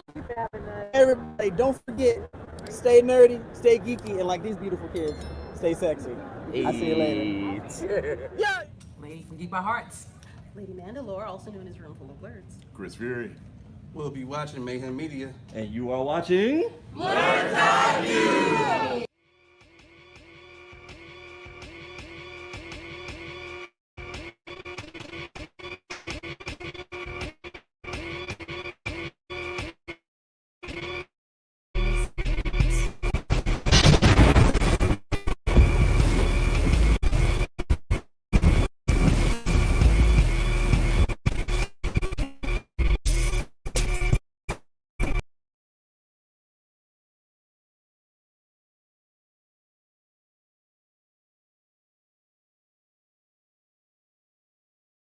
Okay, you there? Yeah. Okay, all right. Yeah, ready when you are. One, action. Hey everybody, this is Room Full of Blerds coming to you live from DreamCon 2025. I have found a fairy. I'm kidding. No, I found Miss Crystal Chanel. Hi everybody. How are you enjoying this DreamCon so far? I've been running around. My voice is gone, but I'm having a great time. That is a sure sign of a good time. Heck yeah. Are you okay after dodgeball? I did tear my ACL, so I was pretty happy about that. The only thing about dodgeball was I saw the rules 5 minutes before we started, and there was like 30 rules. So it was a lot. It was a lot. Do I think I could have won if there were no rules at the minute? Yes, but unfortunately, I did not have that. Oh, they were grown-up rules. And the referee was being paid by the other team. No, I don't know. But I'm gonna spread that around. I believe it. I believe it. She doesn't lie. She's a truth teller. Like, why would look at his face? Stop it. How are you doing with all of your projects? I know that you've been on like a lot of like almost literal side quests. Hey, so the original purpose of this video was to practice my cinematography, and then it turned into me walking around a bunch of different places. I saw a lot of cool things. No. Yes. Is there anything that you are currently working on that you want to talk about or give an update to your fans about? Yeah, so I have this series called The Adventures of Crystal, where it's literally like my side quest. I do Pokemon Go and all this like just different stuff, right? Yeah. But now I'm trying to turn it into more of a choose your own adventure like video game style through Instagram. And so I'm working on that. It's been really interesting kind of figuring out the mechanics and how that would work. I literally died with the very first one that she put up. I died immediately. Yeah, so I'm trying to do more of those. Have them more like interactive stuff like that. So it's like my entire audience goes along with the game, and so that is beyond. I'm like, holy shit! Why has nobody thought about doing that? Right. So I'm very excited to start working on that. That's my next project. I can't wait. I hope. Oh, please be safe. I hurt. Jump. My body's very killing home shower. I thought it was really cool. So enjoy it. I did it. Yeah, of course. Oh my gosh. Where are you? What panels have you checked out so far? Actually, I went to Bay Brigade. Oh, I went to that one too. That was fun. What other panels? Oh, I went to the open mic. That was cool. I stopped by after up for a bit, but it was already ending by the time I got there. And there's so big. It's crazy. And there's so much going on. But I really, like, maybe next year, I really want to make sure to, like, because I had them in my phone, I'm going to go here and here and here. Baby, I got a whole list of shit I ain't seen. Yeah. Not even a little bit. Yeah. Things that I wanted that I had no idea I was gonna go see that I actually ended up at anyway. Okay. No matter what, you still have a good time. Yeah. You still have a good time. 100%. Whether you're working or you're running around or you're playing. You know, exactly. You get it, exactly. You're always gonna be bound to have a good time. Thank you so much. I know you gotta run. I don't want to keep you for I appreciate you for wanting to do this with me. Of course. Thank you. No problem at all. No problem at all. I will keep in touch with you. Yes. Okay. Yeah. I love the collab. This is the record. Anyway, this is here for the Blerds here with Chris's channel. Please go follow, share. He is fucking awesome. Yeah. That's why my voice is on.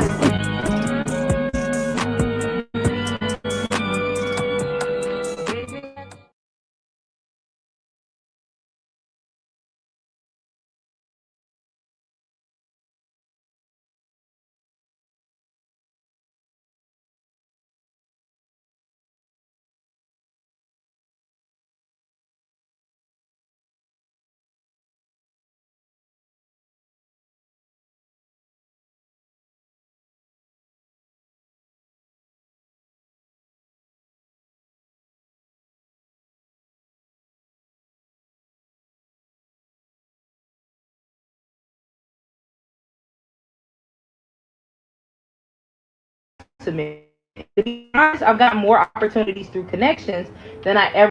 Comedian, content creator, writer, gamer. Even though I suck, rapper, I do a lot of shit. And one of the shit I do is I wrote a book called Half Famous, a guide to making it from someone who hasn't made it yet.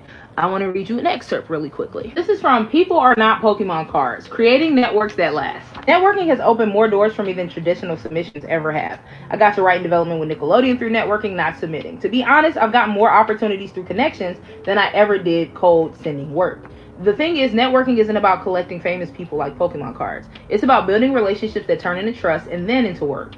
Carl, which is Carl Jones, from the Boondocks, didn't just see me as another comic to come up. He saw me as someone serious, someone with a point of view. And that only happened because I put the time into building a real connection. At the end of the day, networking isn't about being fake, it's about being present. Be kind, follow through, be the person people remember when the right opportunity comes up. Because the truth is, your networking from a submission inbox. Facebook group or random conversation with remember for the right reasons. So to read, every section has a wrap up. Networking is about people stuff being relationships last.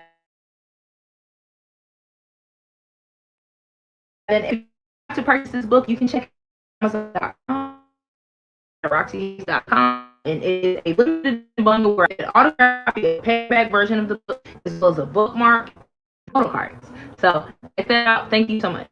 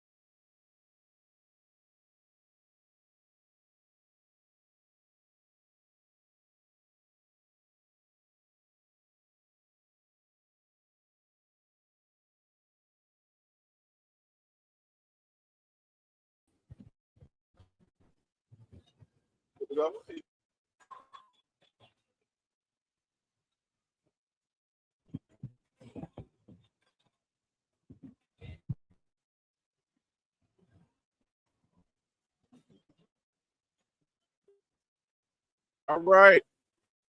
That must be time for the show. We lost signal twice. BlerDCon 2026 brought you BlerdStation live stream.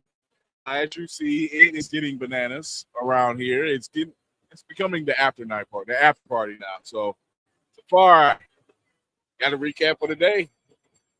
Today was a lot, man. That was a whole lot of getting up early and doing everything that we prepared for but didn't expect to do. So that is true. You'll see a lot of interviews that my did. Season from 3 Black Geeks. Tafari, as he always does. We have been busy. I told you that full court. Shout out. The sandwiches is hidden. Eat, drink water, and eat food. If you are at an event, please drink plenty of water. Shout out to all the food trucks that have been here. And I'm not going to lie to you. It might cost $20-$25. But this inflation is getting a little ghetto around here, man. But yeah, don't be like me. Eat sustenance. Don't go off Red Bull and willpower. We're getting old. Be an adult. So, shout out to my man, Speak the Blerd over. He was like, "Did you eat?" I'm like, "Give me some fries." He was like, "It's wings, Dad." I'm like, "Oh, so we are getting close out. We're getting ready to see, which is really like half a day. Really, it's kind of half a day. Go to bed early. Y'all lose an hour of sleep tonight. Happy daylight savings. Yes, yeah. Bring forward. Do not fall back. I guarantee you, a lot of these people are going to be extremely confused. Probably.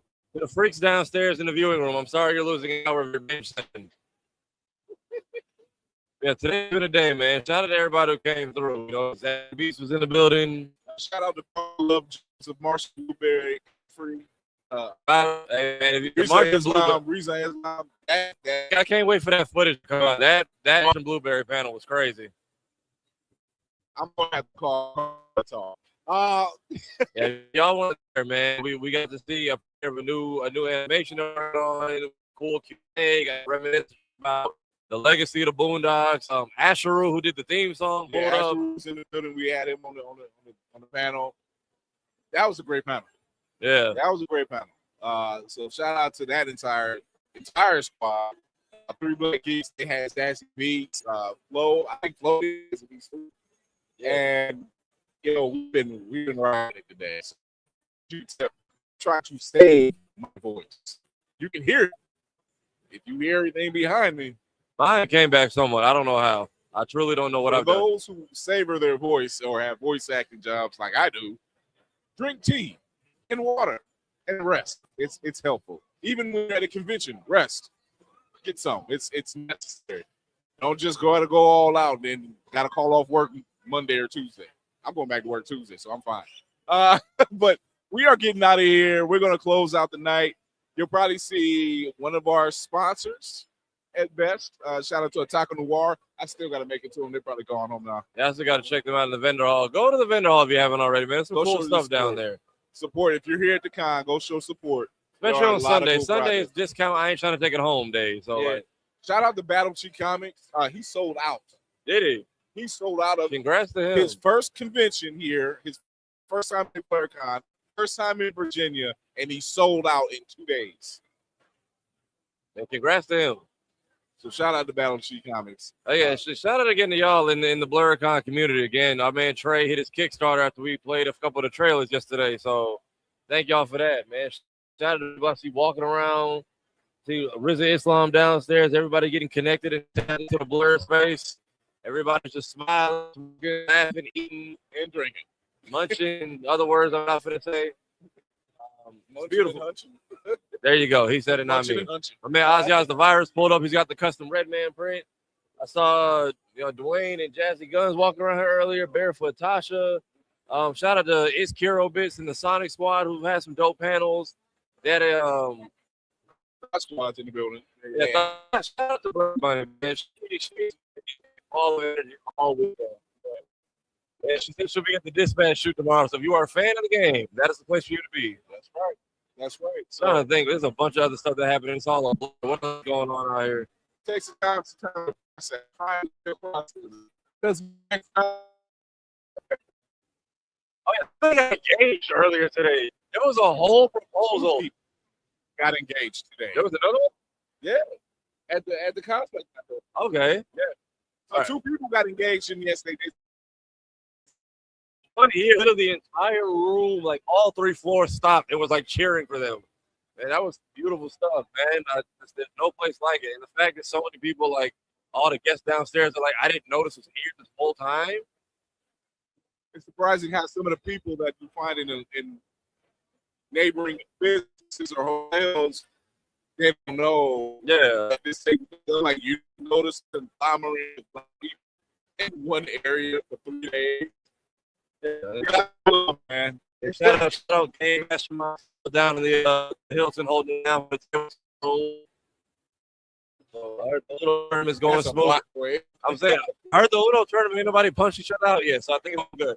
Although we did have Yu-Gi-Oh! And Kaibo here. I was saying, It's off, dude so- with the Kaiba flex that goes viral all the time was just here. So that was almost a thing. But yeah, it's a lot. It's a Yeah. lot that's going down in BlerdCon. Yeah, Rap So Petty was in the building somewhere. Classic Indeed, the Hood JJ came from here down the street. So everything is starting to blend more city. Shout out to all the kids that were in the cosplay contest. Yeah, there was a family dressed like all of Sector V, right? Yeah, there was a whole family dressed as K and D. And when I say they did the pose, and the crowd lost it. So this is our fandoms are in good hands. We need a 4-day weekend. I hate that this is over tomorrow. Have you? Because that 4th day is like recovery day. But until then, we see you all night. Tomorrow morning at 10 a.m. as we do the 3rd and final day of the live stream of BlerDCon, brought to you by BlerdStation. Your new Black Hole. Sign up at BlerdStation.com. Check out some of the stuff we have over there. Check out. You should sign up. I definitely don't want to miss none of that. Yeah, I ain't running these boards for my health. If you let me back, I've been playing all day. Yeah. Trust me, when we done, we're done. And you know, the news organization that we had earlier that came to us. Oh my God. Hollywood Vendors, that is at something TV, that's DMV. I can't remember it. It's escaping me right now, but I didn't. You'll see the interview. I got to run it back. Yeah. That's the kind of day we've had. We've It's been been over here. So yeah, it's been a whirlwind of day. So if I don't get everybody's name right or remember them, I'll recover from it and I will correct it. But until then, we'll see you tomorrow morning. Chris Fury from Blerds, Eyeview. RIP, blank. Out. We gone.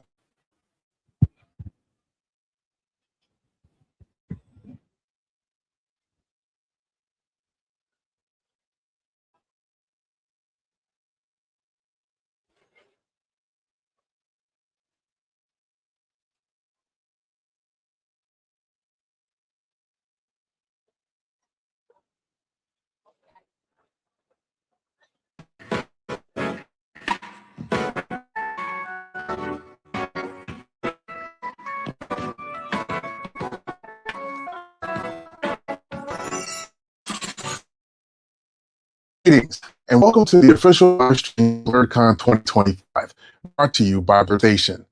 My name is Demetrius Holt, and I am the community partner here at BlerdStation. We want to support our independent artists. Happy to be here at BlerDCon, helping co-sponsor with BlerdStation. Shout out to BlerdStation for providing the platform. We appreciate the opportunity to promote it. Shout out to him and BlerdStation for making all this possible for us to go live. Ain't nothing like your own folks supporting you. Right. Hey, we're at the BlerdStation panel. I really want to thank BlerdStation for giving American Media the opportunity to be part of this of this broadcast. Shout out to Demetrius, the good folks over at BlerdStation.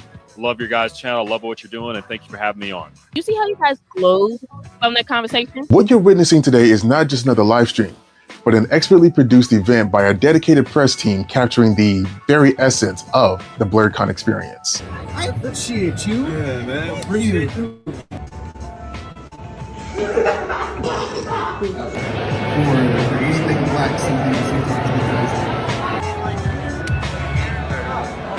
Good afternoon, everyone. My name is Demetrius Holt, and I am also known as Hellspawn Cosplay.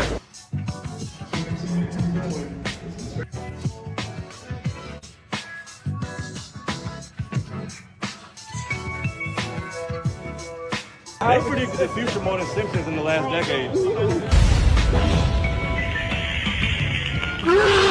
I meant what I said, bro. I meant what I said. Right here. Say BlerdStation crew, y'all.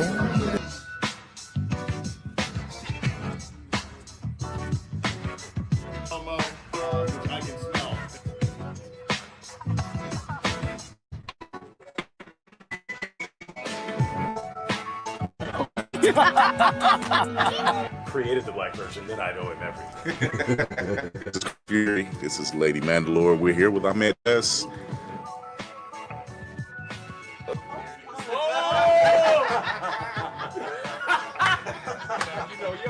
But the tone of it is really what we found.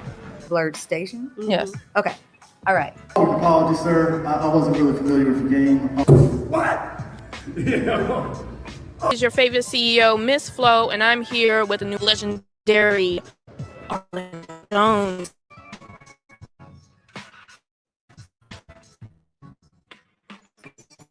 Express sincere thanks and gratitude to each and every one of our sponsors who put in on this production.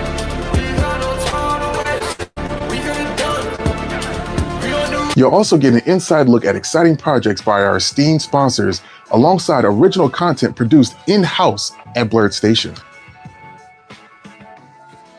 I'm the creator of Issue 1, an original series by BlerdStation. Whether you're looking to elevate your event or enhance your audience engagement, BlerdStation is here to help see your vision come to reality.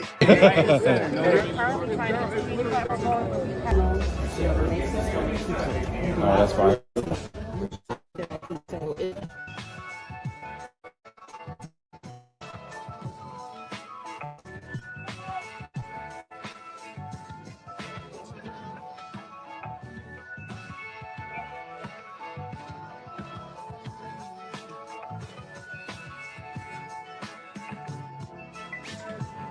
If you or someone you know is interested in partnering with BlerdStation, whether it's hosting a live stream or investing in our growing platform or sponsoring future broadcasts, please don't hesitate to get in touch with us. You can go to BlerdStation.com and hit contact and hit us up directly.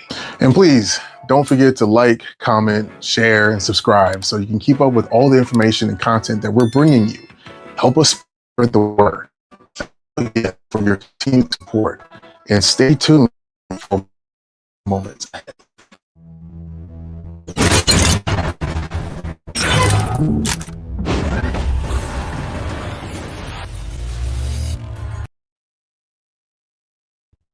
When you need it the most. Tafari TV.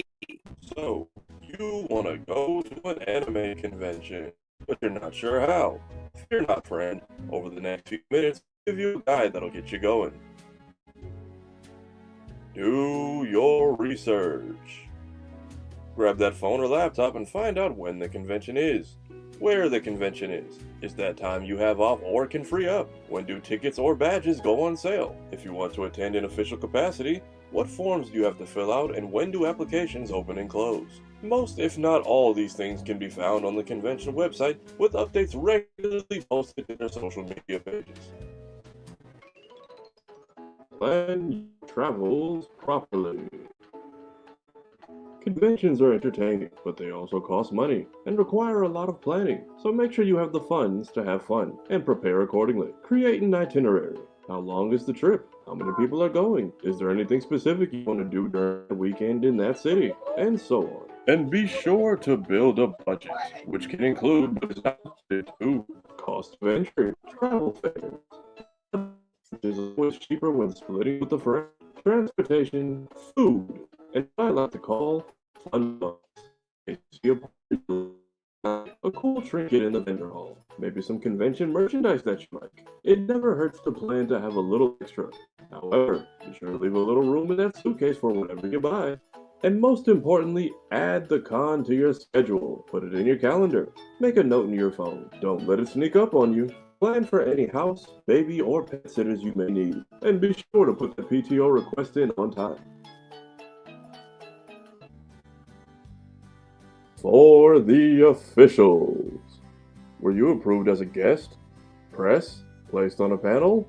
If you've been invited or accepted to a con in some official capacity, here's a few tips. Check your email regularly, as you will receive more updates than the average con attendee. Be sure to fill out all necessary forms before their given deadlines. Did you get the hookup from someone on the staff? Was a pal able to pull some strings? Be sure to get it in writing. While this person may have the power to grant you entry or special privileges, there's dozens if not hundreds of other staff members who may not know about your arrangement.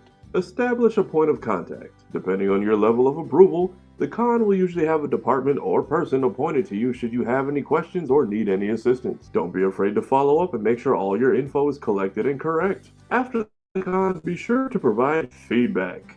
Being of official status, you may be asked for additional information on your experience. What went good? What went bad? What can be improved? And so on. These things help the con run efficiently, improve properly, plan accordingly, and optimize operations each year. Optional, but don't be afraid to send a thank you email after the con. This can include pictures you took, interviews you conducted, a summary of your experience, and things of similar nature. Convention staff work diligently to put on a good show, so gratitude to them is always appreciated. It can also help build a good relationship should you or your team want to return next year.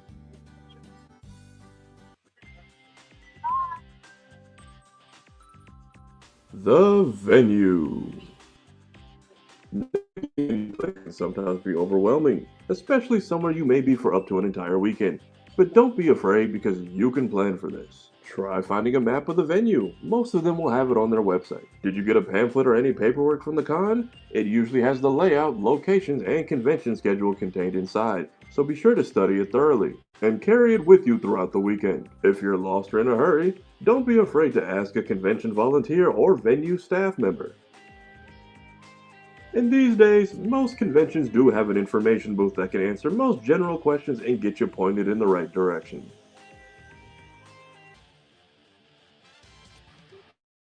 Weekend weather. Be sure to check the local conditions close to your convention date. Is it going to be hot? Is it going to be cold? These can have a major effect on your weekend and cosplay plans. At a convention, it's always handy to bring a bag or backpack, and some helpful things to include in there are a phone charger, some battery packs, and if you're gonna have to beat the heat, maybe include a fan in there too. Remember, these are highly populated and public events. Hygiene is important. Be sure to shower and use deodorant daily. Doesn't hurt to keep a stick on you just in case. And most importantly, hydrate properly. Be sure to drink plenty of water. You may be walking a lot and we don't want you passing out.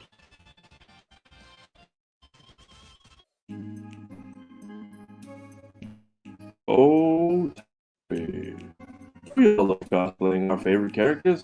Some people go above and beyond to be appealing to the eye.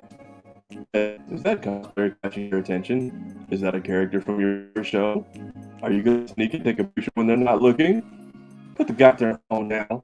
They're not gonna be shocked if you ask for a picture. If they do say no, that's the end of the discussion. Don't be worried about it. I mean, if you see a look interests you, please be kind and cordial. Cosplayers are people too. Kindly ask if you can take a photo of them or after they give. Cosplay is not consent. If the cosplayer is 18, please be sure to ask their parent or guardian if they are okay. Everyone's here for a fun time to celebrate fandom. Be sure to do it respectfully.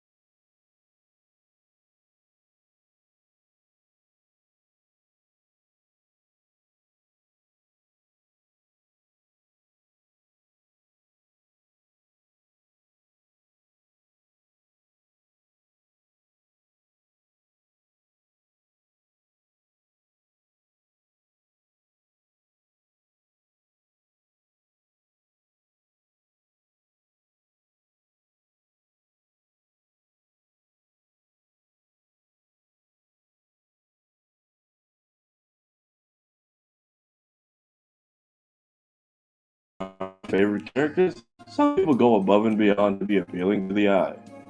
Hey, is that cosplayer catching your attention? Is that a character from your favorite show? Are you gonna sneak and take a picture when they're not looking? They got their phone down. They know what they got on. They're not gonna be shocked if you ask for a picture. And if they do say no, that's the end of discussion. Don't be weird about it. I mean, if you see a look that interests you, please be kind and cordial. Cosplayers are people too. Kindly ask if you can take a photo of them or with them, and respect whatever answer they give. Cosplay is not consent. If the cosplayer is under 18, please be sure to ask their parent or guardian if pictures are okay. Everyone's here for a fun time and to celebrate fandom, but be sure to do it respectfully. Hey, is that a popular celebrity or creator? Do they look busy or in a hurry? Are they still taking photos as they walk? Do you want one? While not ideal, there is a way to go about this. Be sure to keep up with the crowd. Wait your turn. And please have your camera open and ready. The guest is being polite, but they clearly have somewhere to be, so let's be smooth about it and not throw off the con schedule. Speaking of celebrities, let's move on to our next segment.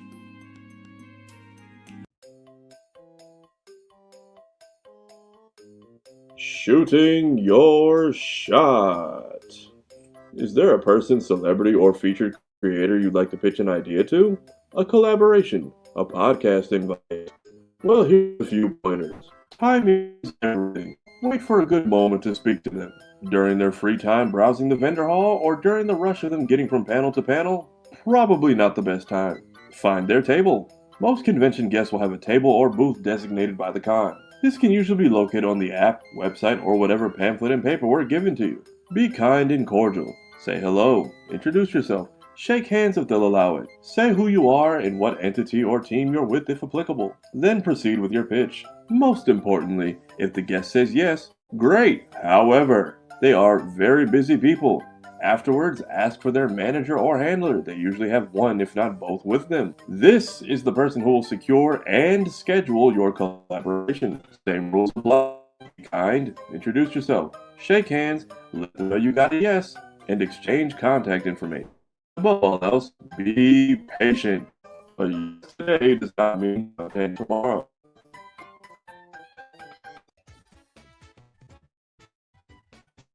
Convention events. During a convention, there may be a lot of events happening.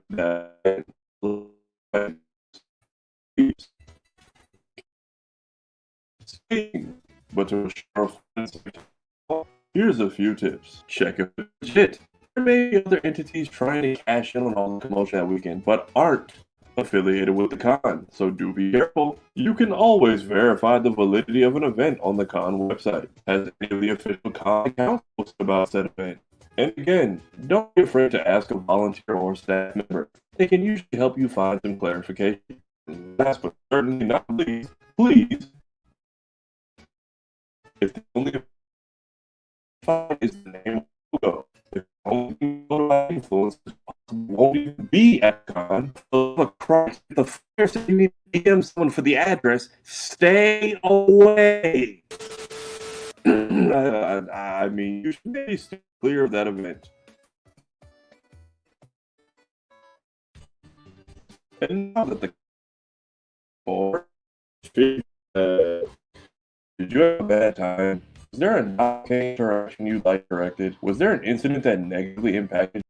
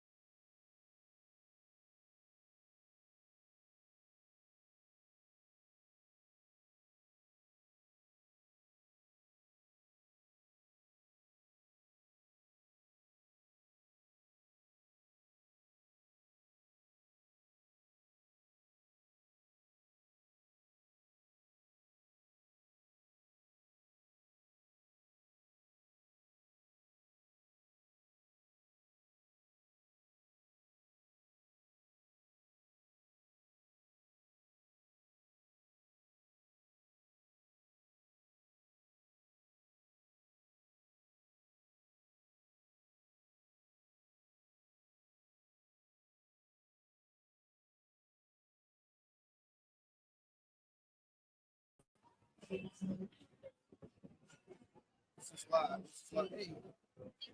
what's up?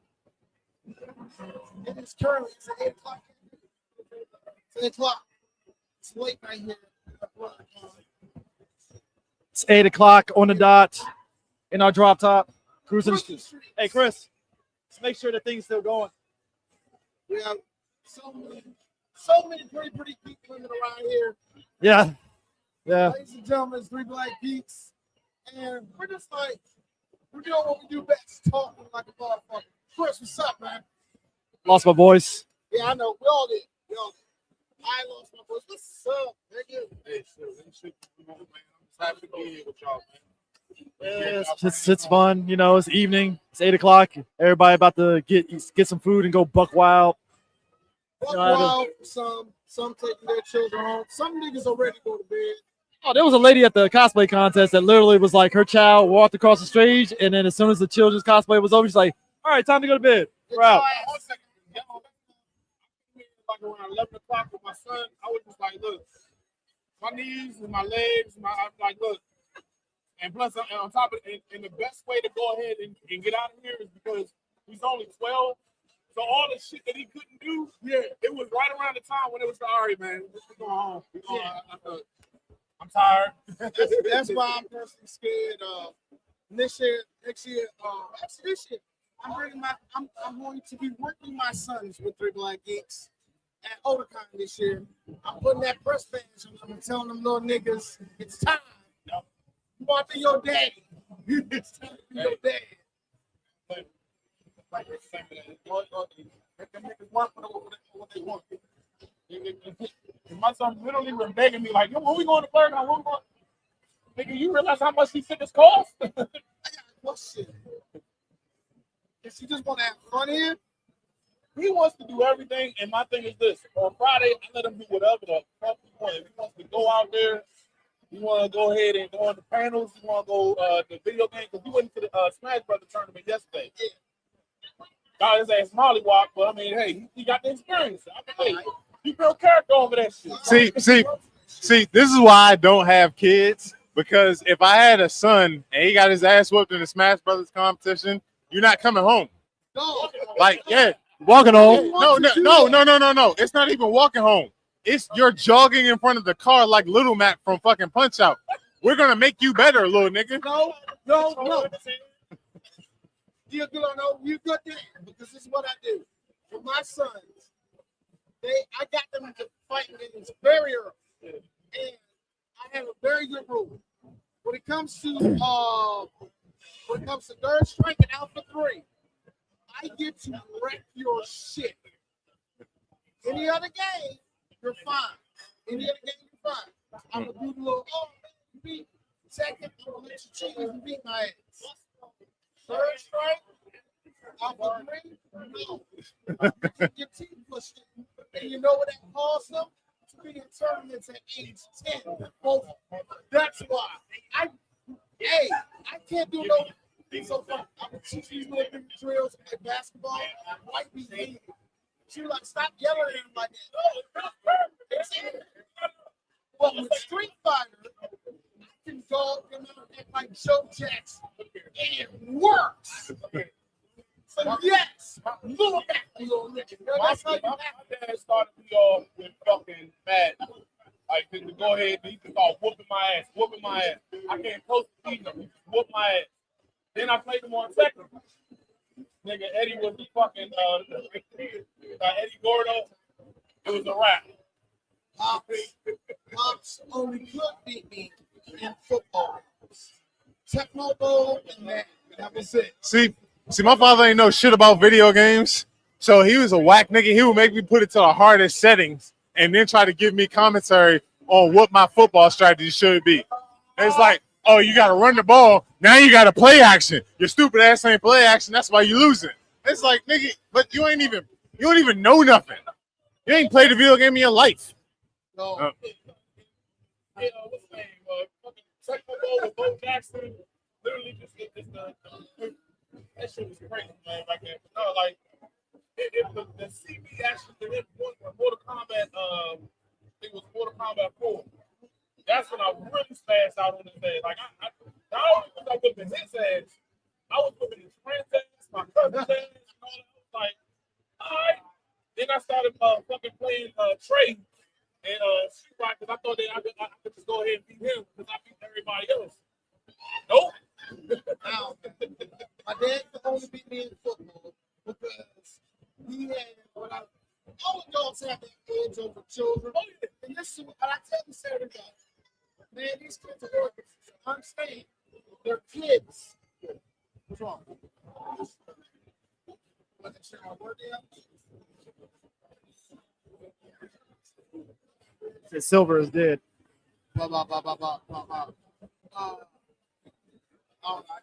There's so many pyramid heads here this year.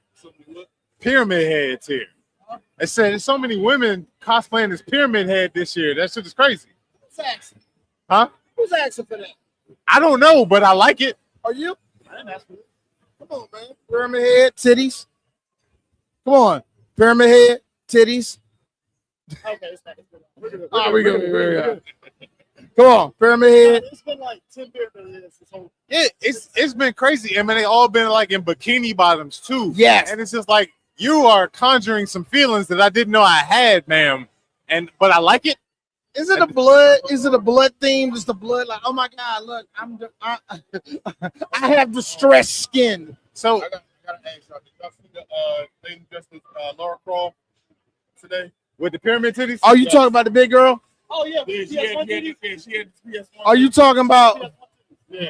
You talking about a girl that's shaped like Michael Jackson's baby mama? Why are y'all falling down? I just said a thing. Y'all act like I said something new. Listen.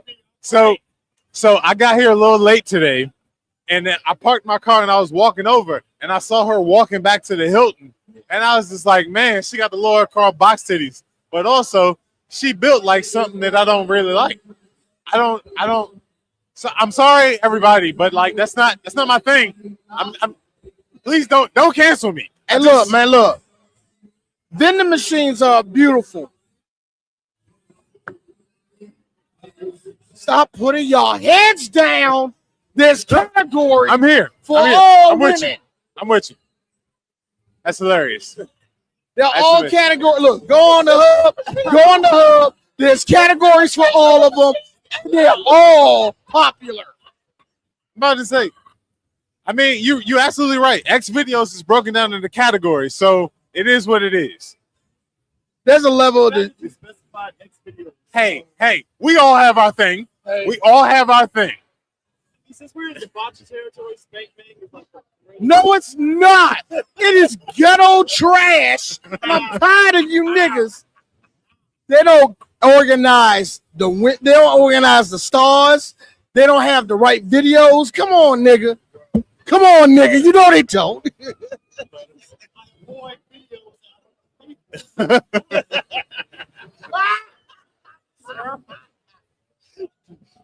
You know what? Stop exposing. Where's DJ Sue at? I don't know.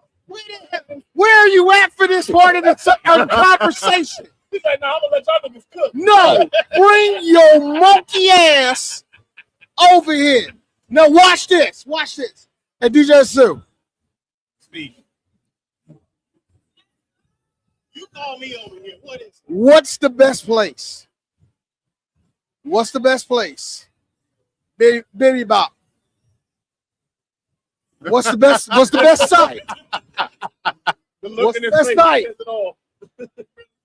Breaking Hammer. Yeah. We already in. We're already here. We here now. We're here now. We are here now. Yes. All right. Now, to answer this question, it really depends on what you're looking for specifically. Everybody, take out notepads now. I'm about to say, I got the notes on my phone. Vintage. Shut the fuck up, Chris. Are you gonna make him? Vintage. Heather Hunter, I'm a fan. Obsession, he's a fan. He's a man of culture. Obsession. This That's is true. culture. This is very, very true. All right, we here. See, okay. There is E-Con. E what? D found that the other. I found that. Hold on. See, I got a code switch. Yeah, E-Bronner. Yeah.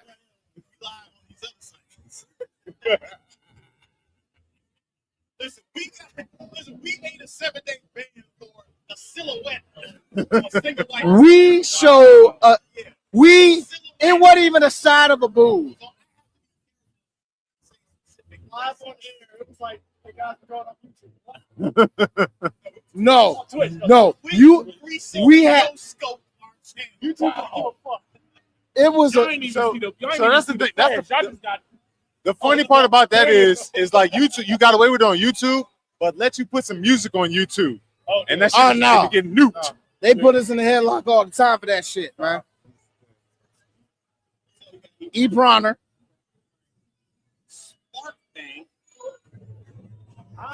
I still say no. It is gutter trash.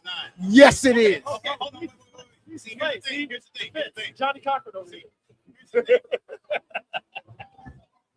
When you're looking for vintage, nobody who uploads it ever puts the real title. Uh-huh. Sometimes you have to type in mattress actress's name and vintage, and a vast ocean of videos shows up. Not on Banger. The more you know.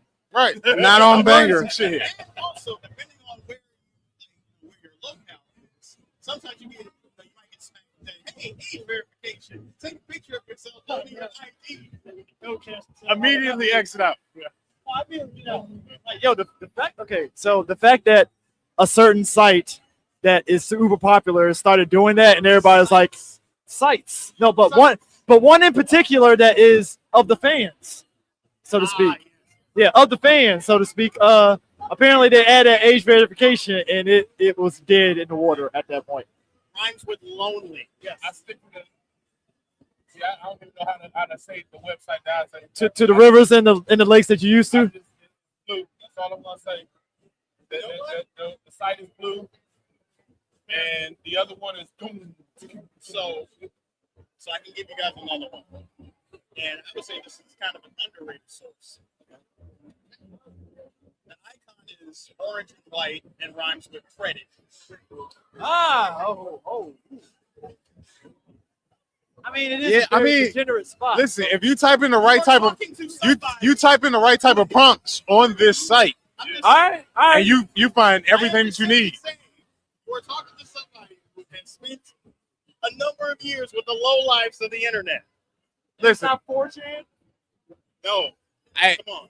I'm gonna tell you this. I'm gonna tell you this. If you're looking to find someone's OF, you go to that site first and type in their name, and you get everything you want. Hold up, you type in their name followed by Reeks. I feel like one of y'all about to say, what I will not tell you to do is do this. What I will not tell you to download. All I'm saying is this: to bring it full circle to One Piece. One Piece, what? If you want to live in life, you got to be a pirate. All right. There are 7 seas. 7 seas. And they need to be sailed. Eventually, you find the One Piece. Eventually. What is the One Piece when it comes to this activity? The friendships you made along the way. You talking to niggas? Because I ain't.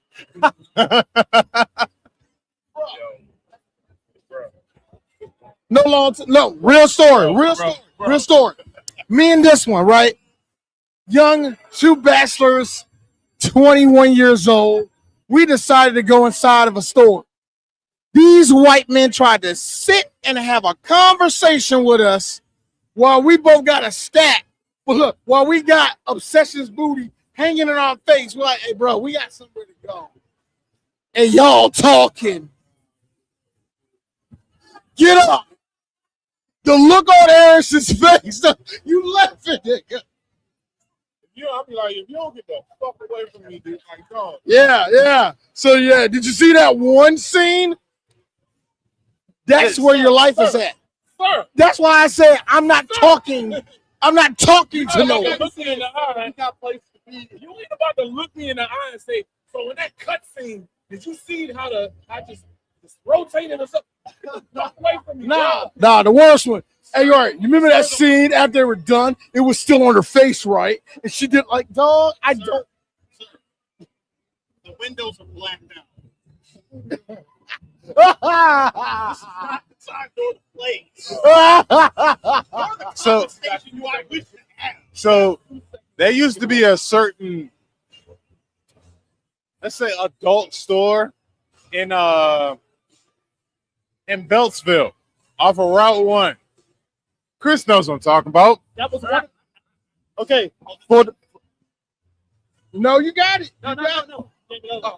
Full disclosure, I worked in one of those stores all through college, so I know the one you're talking about because that was one of the locations.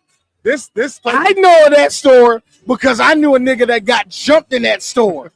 Long story short, long story short, he fucked somebody else's girlfriend. That's all I know. Okay. Yeah. So Place where you can literally like this place used to have they used to have the viewing rooms in the back. I heard about that. And me being the curious person that I was like, you know what, I'm gonna check one out. But I started walking, and as I walked back towards the rooms, the floor got stickier and stickier. And I was like, you know what? I'm gonna get out of here. You guys got it. I'm fine. I'm gonna go. The point is, this is the reason why none of that shit happens here. Or maybe it does. We don't know. Oh yeah. Again, the windows are blacked out. Yeah. Certain stores. No, I'm talking about this hotel. Oh no. No. Apparently we have cuddle parties. Cuddle party, dry humping parties. I say again, just be adults. Fuck each other. Just be adults. Come on. Say, hey, I like you. Let's have intercourse. That's all you family friendly, guys. Consent. I'm gonna.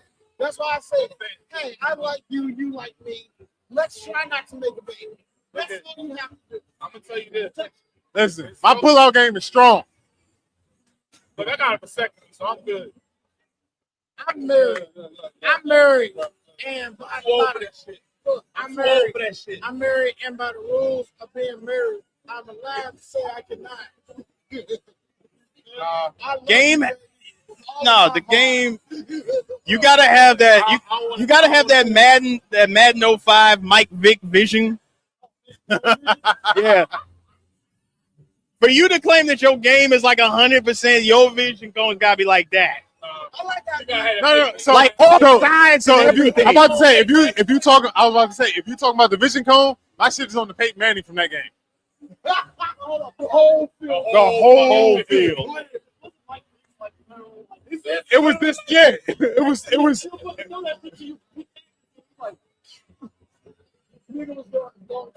Nope.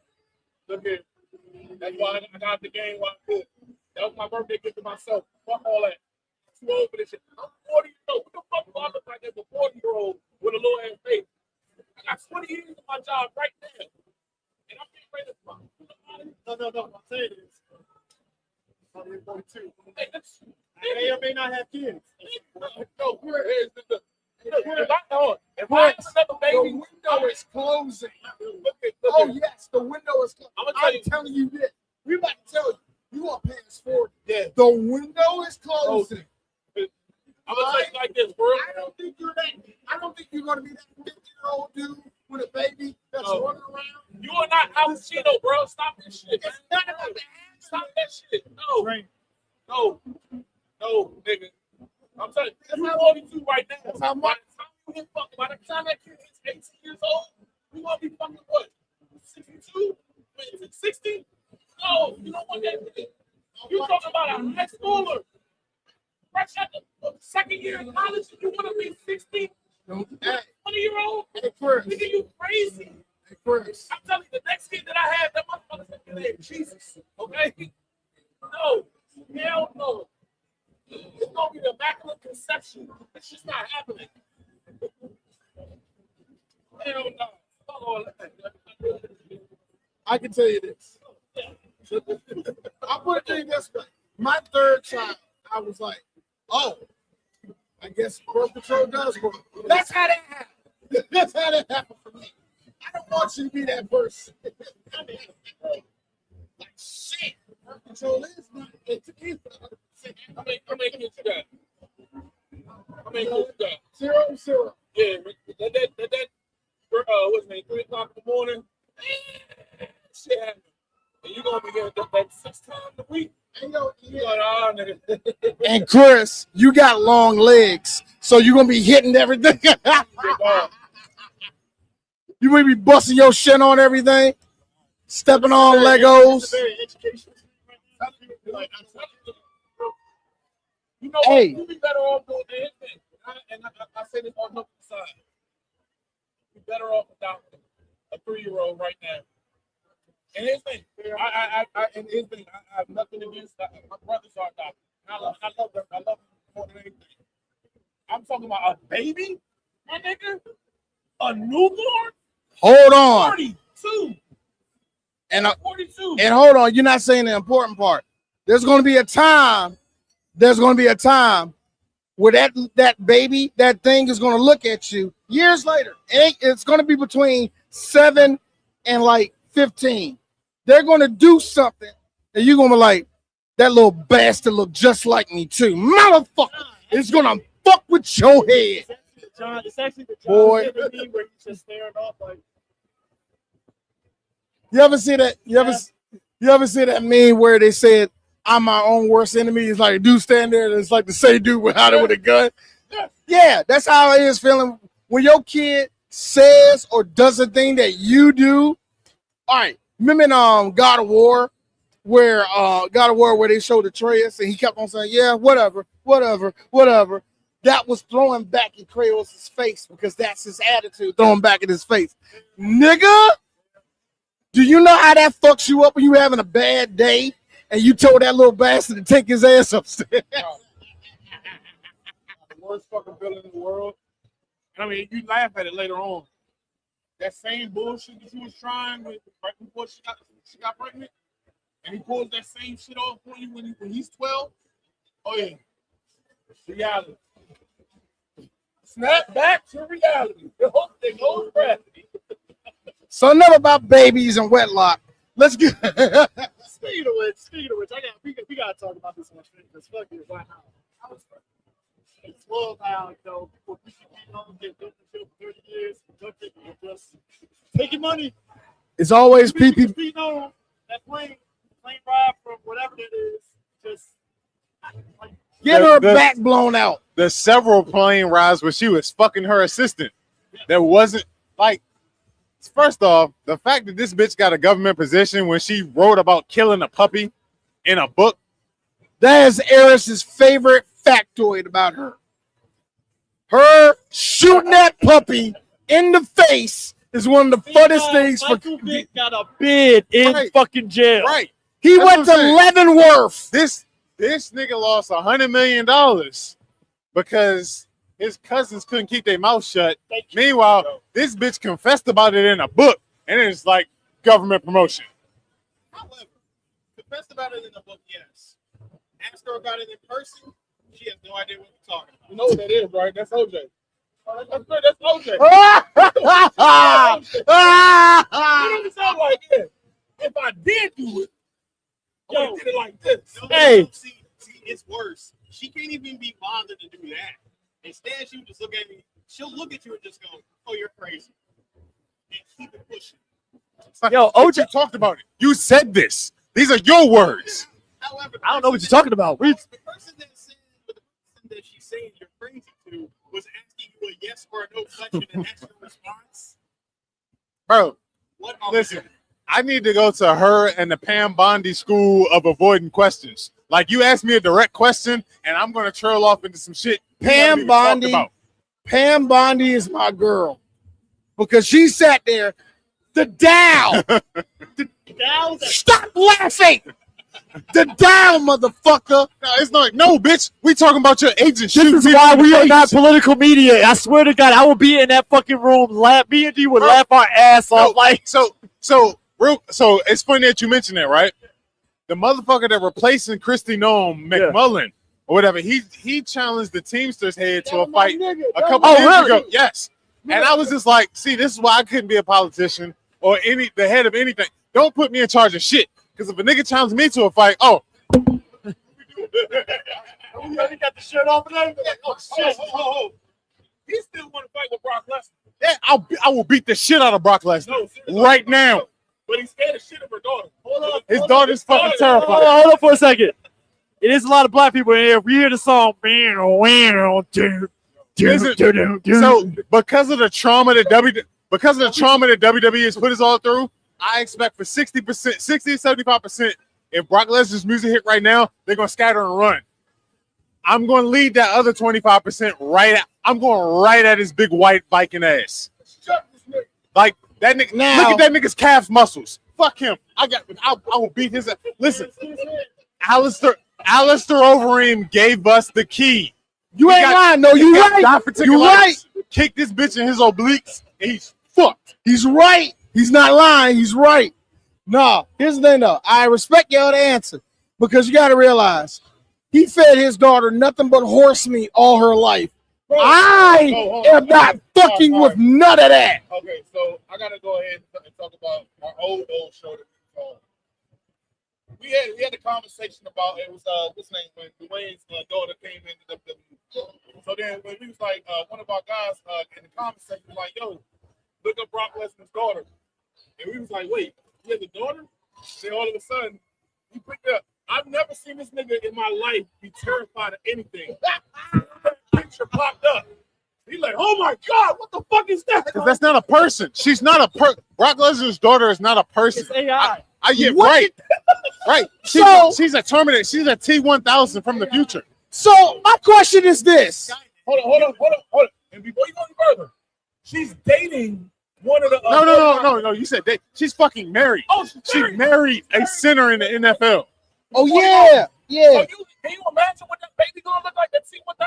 That's what I'm talking about. In the NFL center? So this is my good question. What did Sable do? We are cooked. Nothing. What did Sable do? She was the incubator. That's what I'm saying. Her genes lost the fight 3 times. Her genes got F5 through a table. Okay? Two sons and a daughter, and your genes didn't even break through at all. Like Sable was the switch that the military pressed.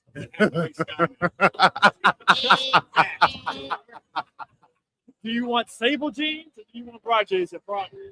Somebody just kept on tapping Brock. Honestly, I wish some of Mark Merrill would have got through on some of them kids because at least they would have looked normal. Dog, ish. Ish. Here's my thing, though. I always wanted to see what happens when you crank up strength and defense all the way and let everything else on the bottom. I always wanted to see what happens when you do that. They did that shit. So you saying? Here's my thing: if she doesn't punch I mean this. If she don't punch an animal and knock it out, her life is wasted. I'm just saying. I need to see her uppercut a bear. I need her to be a terror for the women's division like 5 years from now for no fucking reason. She's never going into the wrestling. She's never going into wrestling. I want to see her bite a hood of a car. I'm telling you. The I want to see her versus on Jordan there, Grace. Naomi, hi. Who else? All right, Bianca, hi. So since we're on the subject, right? And like most of the time, they say that bookers have like 2 to 2.5 years of good booking, right? And right now we're in like year 3, year 4 of Triple H's booking. How do you guys feel about what Triple H is doing in the WWE as the head of creative right now? Missed hit. And I got a feeling that's what he's going to be. Where Vince was so up his own ass, he let good ideas go by.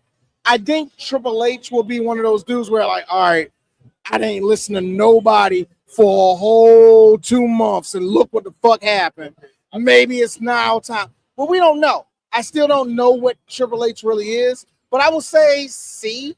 About a C, because it could be way worse. I would say this: when you have a sniper and he's 50%, what would you consider that as? That's you hit and miss, literally. Because I mean, like the only thing, the one issue that I had with him, other than all the constant on off shit. It's the why the fuck does it take forever just to book black people?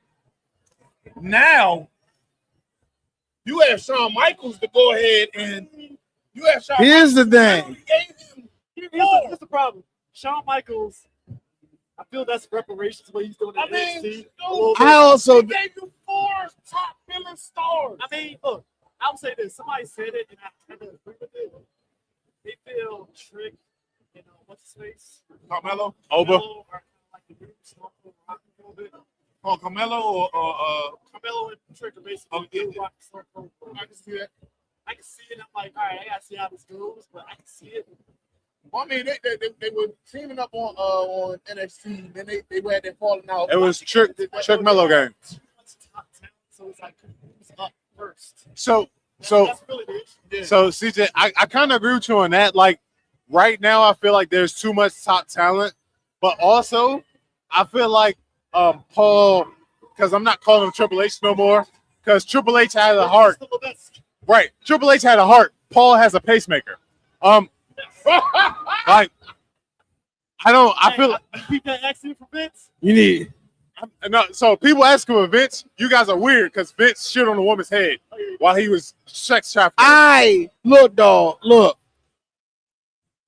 Did you hear the reaction? Look, the way I learned the news was learning it on Jim Cornette's show. So when they said it to Jim Cornette, I had the exact same reaction. What? Bro, no. So Jim Abbey Road, like, I know Vince. I don't know who that is. So who is that on, dude? On our show and on our old show, yeah, I'm like the researcher. So I read all of the lawsuit, and I'm reading about that, and I'm reading about he has dildos that he used on women named after black wrestlers. Oh yeah. Like, this nigga freaky. So he's one of them. Yeah, like Vince is super weird. That's super rich man shit to me. All right. Many questions about why he got Marquez on. So, like, Yeah. Like Marquez, get that man. That's where you get Big Daddy V and Sexual Chocolate from. Like that's like, you're a gross. He's one of them. He's one of those white men. The funny thing about it is Big Daddy V, you can't find his finisher nowhere. Like you got to go into the depths of YouTube to find his old finisher. I always look. Here's my thing. It was the fact that he was just landing on men and just humping them while they on the ground. That's the thing, nigga. That was forced sex. That was grape. That was grape. Yes, it was. It was implied grape. That's why you can't find the shit nowhere. My thing when it comes to the black wrestlers, actually, when it comes to Triple H, number one, this is coming from, I'm a Triple H fan. He ain't never ducking them charges. Let's make it very clear. Oh, that every time I look at the way he books, I think about him and Booker exactly. T. People like you. Even, and that's my thing. Even if, that's why I have to look at it. Is this one of those situations where no black wrestler is actually legit up for it? Or do they have something over it or wrestling? I try to factor in as much as possible because the last thing I want to come to is you really didn't want Booker T to win that match. That's why I don't want to go back to that. But that being said, I will go this far. Where there's smoke, there might be fire with that. Because you notice that there was a substantial gap. And unless your name was Bianca or Jade, you got no time. So that's where I'm like, it's weird. Something's up with that. So he's a typical white man. Yeah. He fetishizes black women. He hates black men. You know what I mean? Because I'm getting to that point. Trick Javon Oba, like people is like, they're booking Oba as a monster. He's doing nothing. He literally has nothing. Like he just squashed Johnny Gargano. We know how they feel about Johnny Gargano. They don't give a fuck, nigga. Like Johnny wrestling. Johnny Gargano gonna get that fucking chest slit to him by fucking old boy the only reason Trick is getting over is because the crowd loves going whoop that Trick, and I'm not sure. Hey, guess what? Booker T's the reason why Trick really upset. Listen. So it's like, oh shit. So real quick, I want to address that real quick since we live and shit or whatever. British wrestling channels understand that because y'all don't like AAV doesn't mean that Booker T is one of the best wrestling commentators right now. I am so sick, and I'm tired of British wrestling channels talking about. That's he how sucks. I feel. Look, Hey, fuck y'all. The food sucks, nigga. We don't like gravy or tuna. Exactly. Booker T's a bad man. Look at he's starting up Creed. Oh shit! Bobby Roode can't move. Bobby Roode can't move. I got Bobby. Underrated part of that segment, Kevin Nash is shit. Also, fuck Kevin Nash. fuck Kevin Nash. Kevin Nash. You know what he said I about know me? he did. That's just like I will devil's advocate. This is what happened. Kevin said this. Click. Fuck. Listen, he knew he fucked up the second it went out there. You're probably absolutely correct. I think that's what happened with Kevin. I will go that far with Kevin. You're very much correct. But also, I'm tired of these white men doing that shit. Exactly. Like, stop doing that shit. Y'all need more black friends. It's like y'all have been around black people long enough to know what our reaction is going to be. Kevin's been calling white people super character, and it's been fucking hilarious. So I'm like, chat David Kev, you know black people at this moment in time, it don't take much with us. It don't take much for us to go, what the fuck? We are on edge. We are constantly on edge. Here's the thing. I understood what he was saying about that. Yo, Kev, could have backed up a little bit. Yeah, like, your shit. The room, nigga. The room, nigga. Again. Y'all, you telling me you ain't got him on speed dial? Like, hey, bro, you know what? Hey, you think about it if I said, look, hey, look, I don't know, man. I don't know. I don't know that. Don't do that, dog. Hey, just don't. I don't even want to say that at all. Don't even mention black people for a while. I think it's important to have. All right, so I gotta tell y'all this shit because I told him when I said it on our show today. We at BlerDCon. A friend of mine is literally across the street. I had to drop my stuff off to a room real quick. So this lady walks up to me. So how's BlerDCon? This what? How's BlerDCon? And see his thing because I'm always that guy to where I make sure I'm trying to educate you, but I'm not an asshole. But sometimes I just want to say, I told him today, I gotta really start being an asshole and really start gatekeeping this shit. He told me I should have just said, "Have a nice day." Yeah. The only issue was I pressed the button to go upstairs, and she's literally going on the same floor. So it's like, damn, I can't dodge this bitch. What do I say in this situation? All of a sudden, you get his floor falls like, oh shit. I told him embrace the awkwardness. Have a nice day. I mean, look, just stare at her. Hey, when I got out of the SP outfit, like I did the elevator with a bunch of folks that were going to a party on the second floor. It's awkward like 5 seconds, and they were like, all right. Hey, listen. Like I said earlier today, we black. We made chitlins a delicacy. Yeah. It is what it is. We own it all. I do find it funny though. There are going to be white people outside going, "What's going on?" Every year. I didn't expect this in the Washington area. So they must have like a little gathering or something like that. I didn't get in their business. Sometimes I just don't need the fucking. But here's the thing: we don't need to know. I don't need to know. We are black people. None of my fucking business. It's none of our business. No, it ain't. But then when it's like, it's gotten so bad to the point to where it's just like, why do you want to fucking know? Because I mean, what you trying to colonize that shit? I mean, look, all the white flight pilots that came out the bus, they were looking around confused. Yeah, like you saw niggas coming over to an event having fun, just minding their own motherfucking business. They ain't doing no. I mean, some of the folks are cool, but they're like, what is this? I mean, some of them are, but I'm talking about like the ones who are not cultured enough to know the difference. Like, Or care enough. That part. I don't have a problem with some of the people who's willing to, hey, this is not appropriate to be with this thing and that thing. Okay, good, you get it. You understand. But when you get to a point where it's just like, well, what is BlerDCon? Bitch, the damn thing says it right there. There's a D.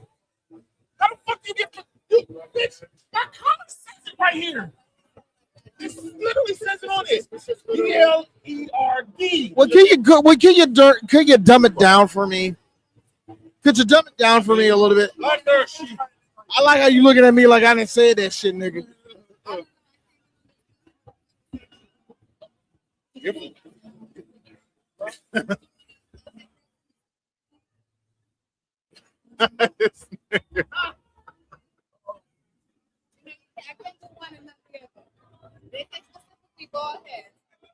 I need your RG. Bald headed nigga. These bald headed bastards. Can't grow hair. She's showing pity because y'all can't grow hair. She's showing pity because y'all can't grow It's hair. not my fault. I blame my grandfather. Oh, geez. It's their I look, real talk. It's grown back in, but I got like a little bald patch right here. I be looking at that shit like, don't you Stevie Wonder my ass, nigga.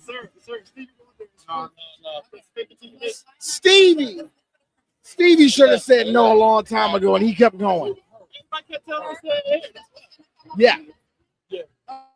Like I like how the braids got to the back of his head and just it's just like three strands. But it's not Puerto Rican. No, it's Carlito's way. Look at these niggas. All because they ain't got no hair. Bald bitches. Huh? Well, yeah. You know. Because see, I'm mature and I understand that men change. That's what the fuck that is. That's what the fuck that is. And follow. Bald motherfucker. How y'all doing, man? We were dog. Just to let you know, me and him would dog y'all the fuck out. That's fine. Oh, I'm gonna tell you like this. I'm at my job. I'm not gonna say where I work. I've been at my job for 20 years. February 13th is 20 years. I got a new dude that just came in. He's 23. He's like, yeah, man, I'm 22 years old. He's like, well, how old are you, sir? How old are you, my man? I'm 40. Oh, shit, my mom's 40. Like jumping over and saying, I was so like, and then just a blur. I went to the restroom, looked in the mirror. Oh, you that old nigga now. You the old nigga at work now. I'm like, fuck. See this thing. You're old in the convention scene is different now. You're unattractive to girls. It's a rat. That shit was sad. That shit sad. I like my women season. Oh no! Nigga say I like my woman like my chicken. I like my woman like my chicken, nigga. Hey, you go to Oticon, you see some of the older dudes there. It's like, bro. But it's a lot of these, not a lot of these. Yeah, exactly. I like how it was just a little bit more broader, but I accepted it. I get the gesture, nigga. I get the gesture. I went to the first time I went to BlerDCon, I had the time of my life. Then I went to Oticon the following year, and I was like, oh. And BlerDCon was my first convention. Period. I was like, this the type of shit, y'all. Where's the season in this? I need some Larrys in this motherfucker. It's cool, but it's no. Oh no, there. I'm not saying shit. Oh yeah. I'm saying you went to BlerDCon first. Oh, yeah. And then go to Oticon? Oh, it's fucked me up. Like, You went is that your king? You went to Popeyes and said, I'm going to go get chicken the next day and walked in the Boston market. That's what you did. That's what the fuck I did. And here's the sucks. Like, the market's good, but goddamn. No, you went to Bojangles and then went to Raising Cane's the next day. I have yet to be to Raising Cane's. I have yet to be there. I know everybody tells me that. Everybody tells me that. Only fucking hypo Raising Cane's today. Goddamn sauce. That's it. That's it. That is it. Hold on. I went to the drive-thru with you know the one water. You know the one water. Yeah, I know the one. I seen the one water. I went over to that one and literally I said, yo, I've never had Raising Cane's. What's the big deal about this shit? And the dude in the driveway said, hey yo, for real, it's just a sauce. Hey, Hey, nothing in this motherfucker. Hey, I tripped my wife up on this shit. And it was a white boy who said it. Nah, I tripped my wife up on the shit out. She was like, oh, raise the peace. Like, what's so great about raise the peace? So it's got to be sauce. I the sauce. That's the prize. Sauce. What do you mean? I don't need. Hold on. It's the sauce and the fucking bread. They'll never talk about the fucking. Everything else fucking sucks. Why are the fries always soggy? Like that makes no fucking sense. Even when you get them fresh, they're soggy. It's like, what the fuck are y'all doing back there? Not seasoning the chicken. Not seasoning the chicken.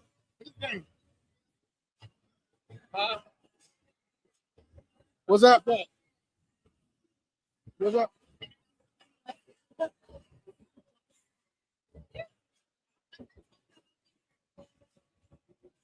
Nigga, move! What are you doing? Goddamn! Metal! Oh, you good? Huh? Oh, shit. Oh, that's why. There you go.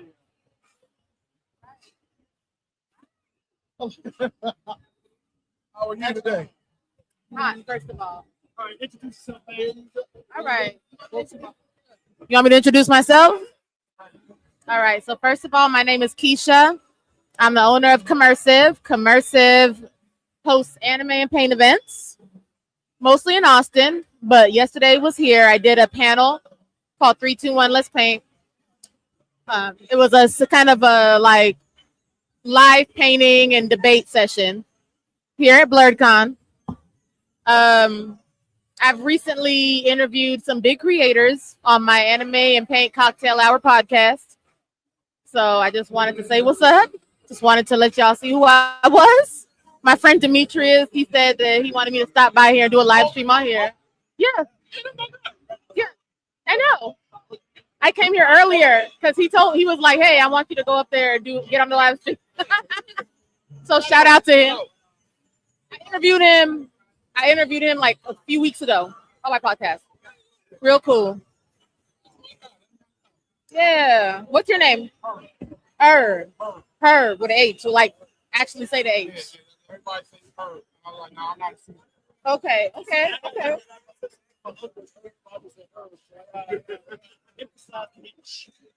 This wig is about to come off because it is making me too sweaty.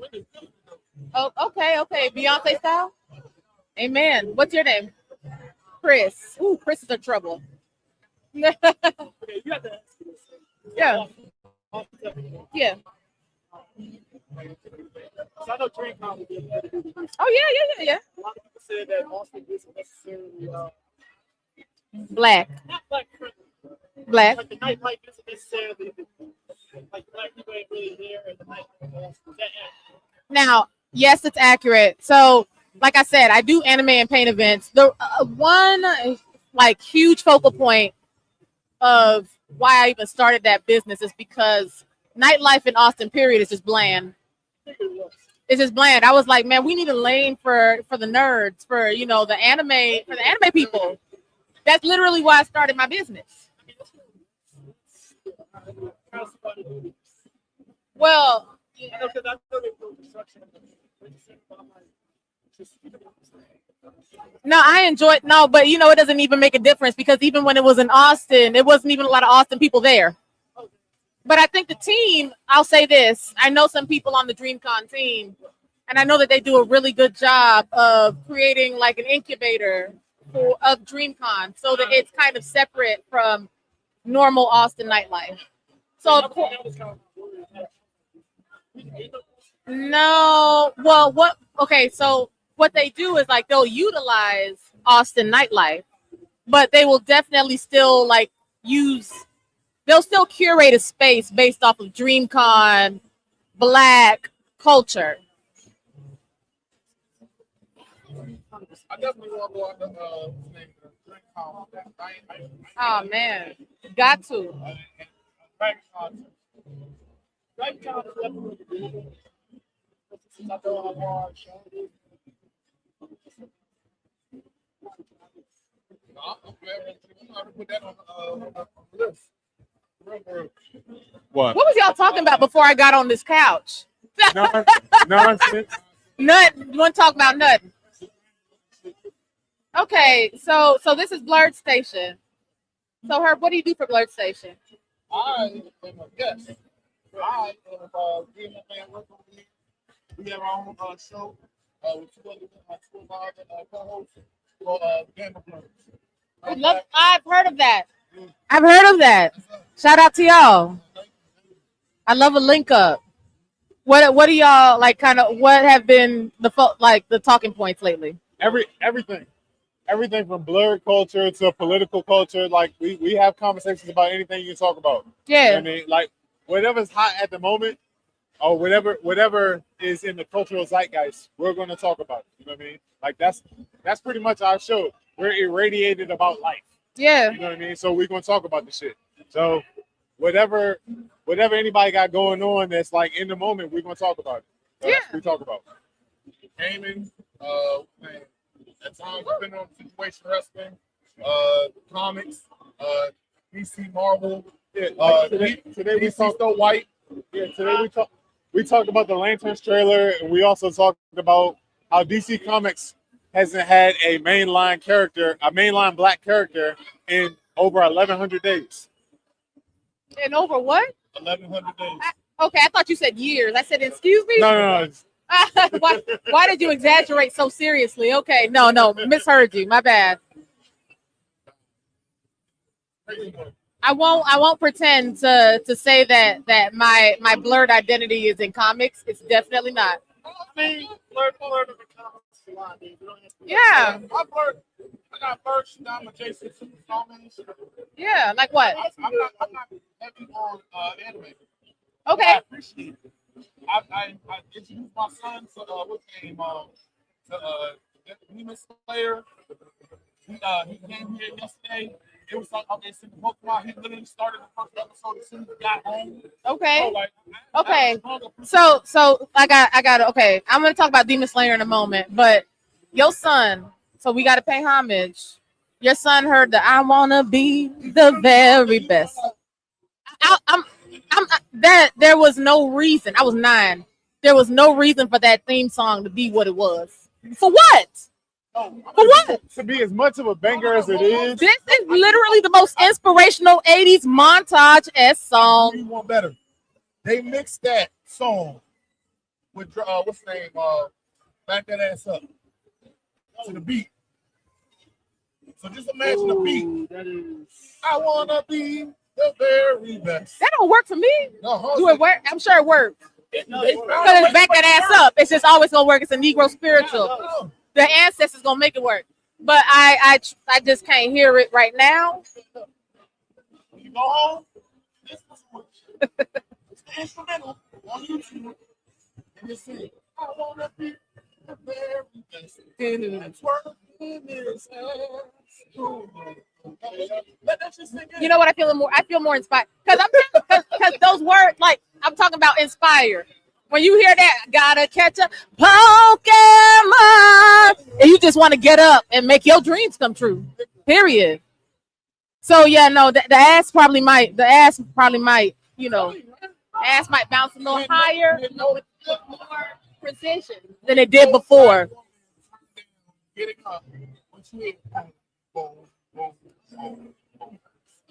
I wanted you to continue. She looking at the DJ. See? She looking at the DJ. Oh wait, live. I messed up there. Man, the myth, the legend, Hilton. Right. Oh. Eat crispy cookies. Nah, get your LL Cool J looking at us.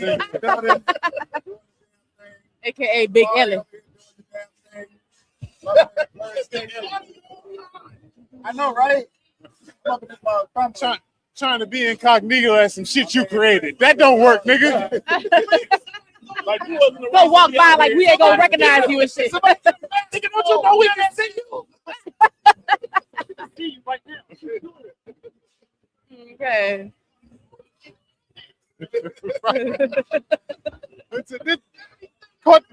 This shit is in 4K, nigga. That's the clearest shit I've ever seen. Y'all are fun. Y'all are fun. So anime is not your thing though. So you're a comic book guy. I have an appreciation for it. I watch like Hell yeah. Hell yeah. I love this. And I need to go back to it. It's not like, oh, I don't fuck with it. I fuck with it. I just never went back to go and watch the rest of the stuff. Because I'm one of those people where it's like, if you watch the first couple episodes and then a couple weeks go by and you missed it, I'm not gonna look at what's on now. I need to go all the way back to where I left off. So that's the type of thing that's hard to believe with anime. I haven't seen our co-host, his cousin Trey, has been trying to get us to watch One Piece for the longest time. We're already 1,236 episodes behind, and you want us to start now? Now, I'm saying that as somebody that still has not been able to watch it, and I've tried. But you like it or you don't. But when you like it, won't you be glad that there's more to it? But you told us like it'll start getting good by episode 500. Nigga, what? Start getting good is crazy. That's what he said.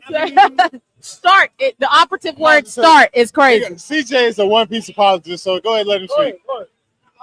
Apologist. Does it owe you an apology?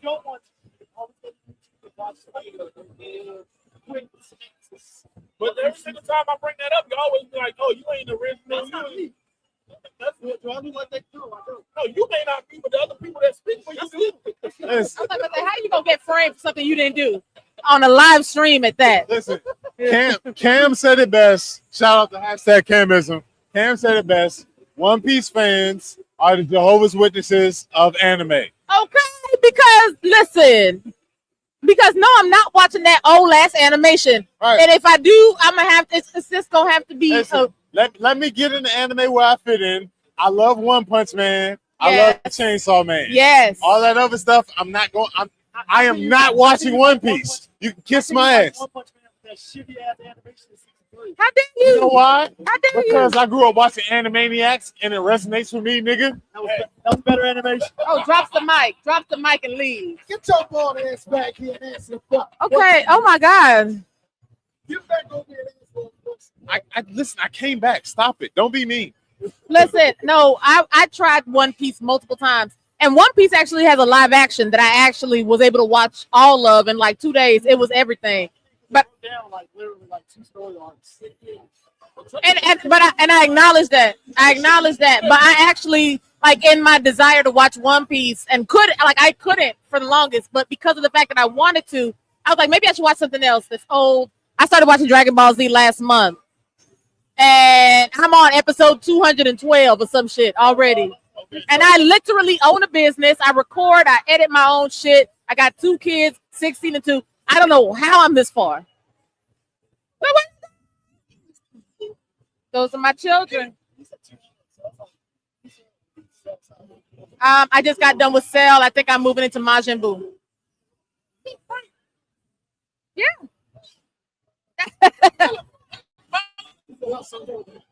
Really? That's about right. I don't look it. Okay. And I'm not a teen mom, so I didn't have the 16-year-old when I was 16. So there's some here. Okay. Yeah. No, you know what's funny though? I was gonna bring my 16-year-old here because we host when we do the panel thing, like we usually host it together at DreamCon. But then I sent him to Panama. I spent a little bit of money, in the Christmas. You got money. I got a job. You know what I'm saying? I have a business. That's how you know what your parents were like. I got a job. I got it. Oh, that is not the case here. I simply live and I survive. I do what I got to do. If I got to do something, I'm gonna do it. That's me.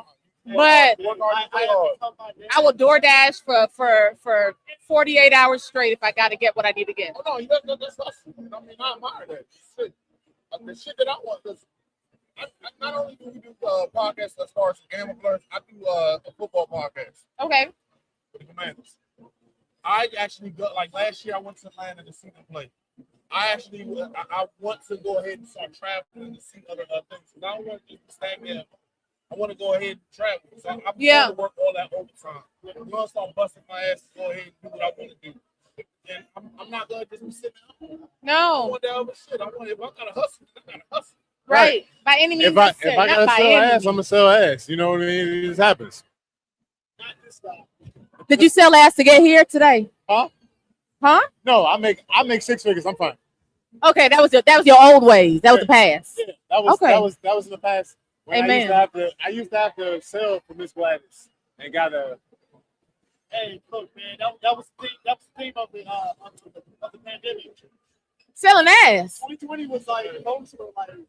Listen, hold on. What they call you? Trip? No, that's when OnlyFans kind of like came to. Yeah, you're I right. used to get that old white lady the best 10 minutes of her life. No, hold on a second.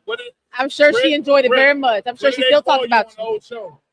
What you mean? Oh, shut up, nigga. What they call you?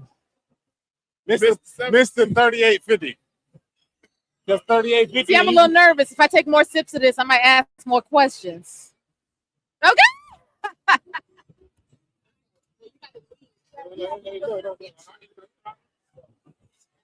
Ask away. I gotta get here.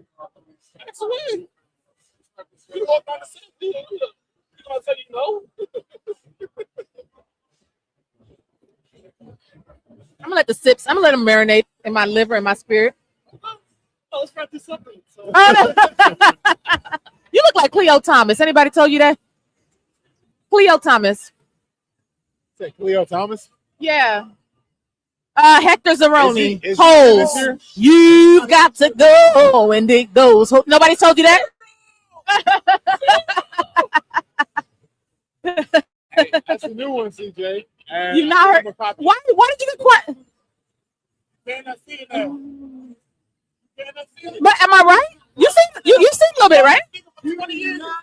I see it now. No, he does not. No, he does not. He does. No, he doesn't. It's the first thing I noticed when I sat here. It's the first thought I had when I sat here. You don't look like he's a stop for a hurricane season. No, not. The nigga didn't talk the whole time movie. You're like one of 5 black people that know that movie. That's why I'm looking at your ass. You pulled out hurricane season. Hurricane season. Forrest Whitaker. They really thought, Bow Wow thought he was gonna get an Oscar on Hurricane. Chad was like, this is it. Baby, who was watching this live stream? Just asking for myself. Oh, okay. Well, them 6 people are having a time right now. Bow Wow was like, we got Forrest Whitaker in this movie.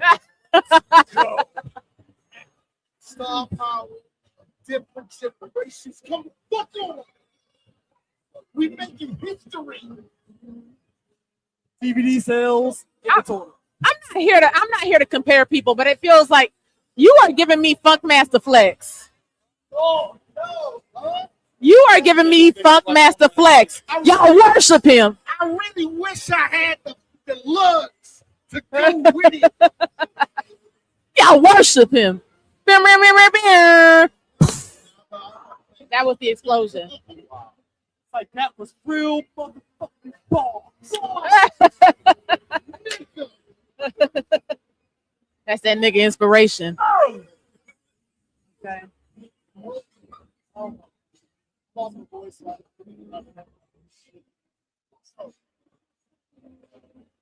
Redmond, you see y'all tomorrow Sunday. That's it, BlerDCon.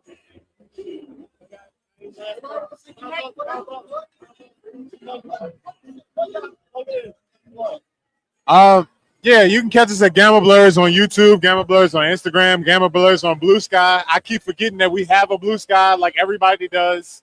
So please follow us on Blue Sky so that we can remember we got the shit, because I forget literally weekly.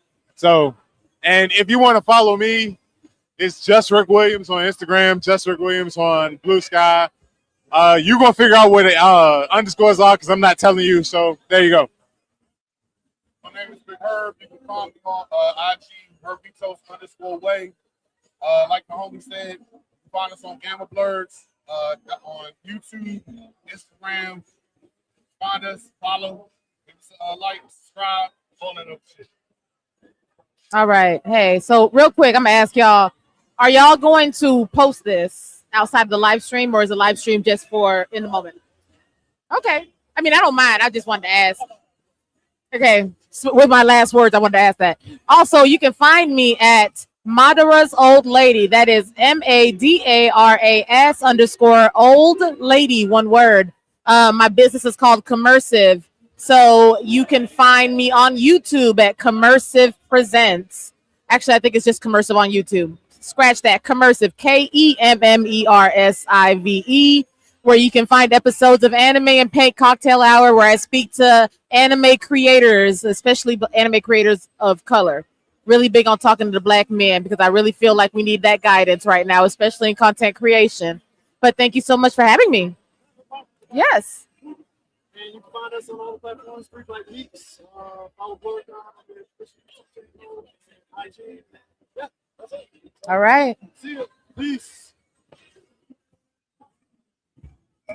That was hilarious. Thank y'all for just, accepting me. People say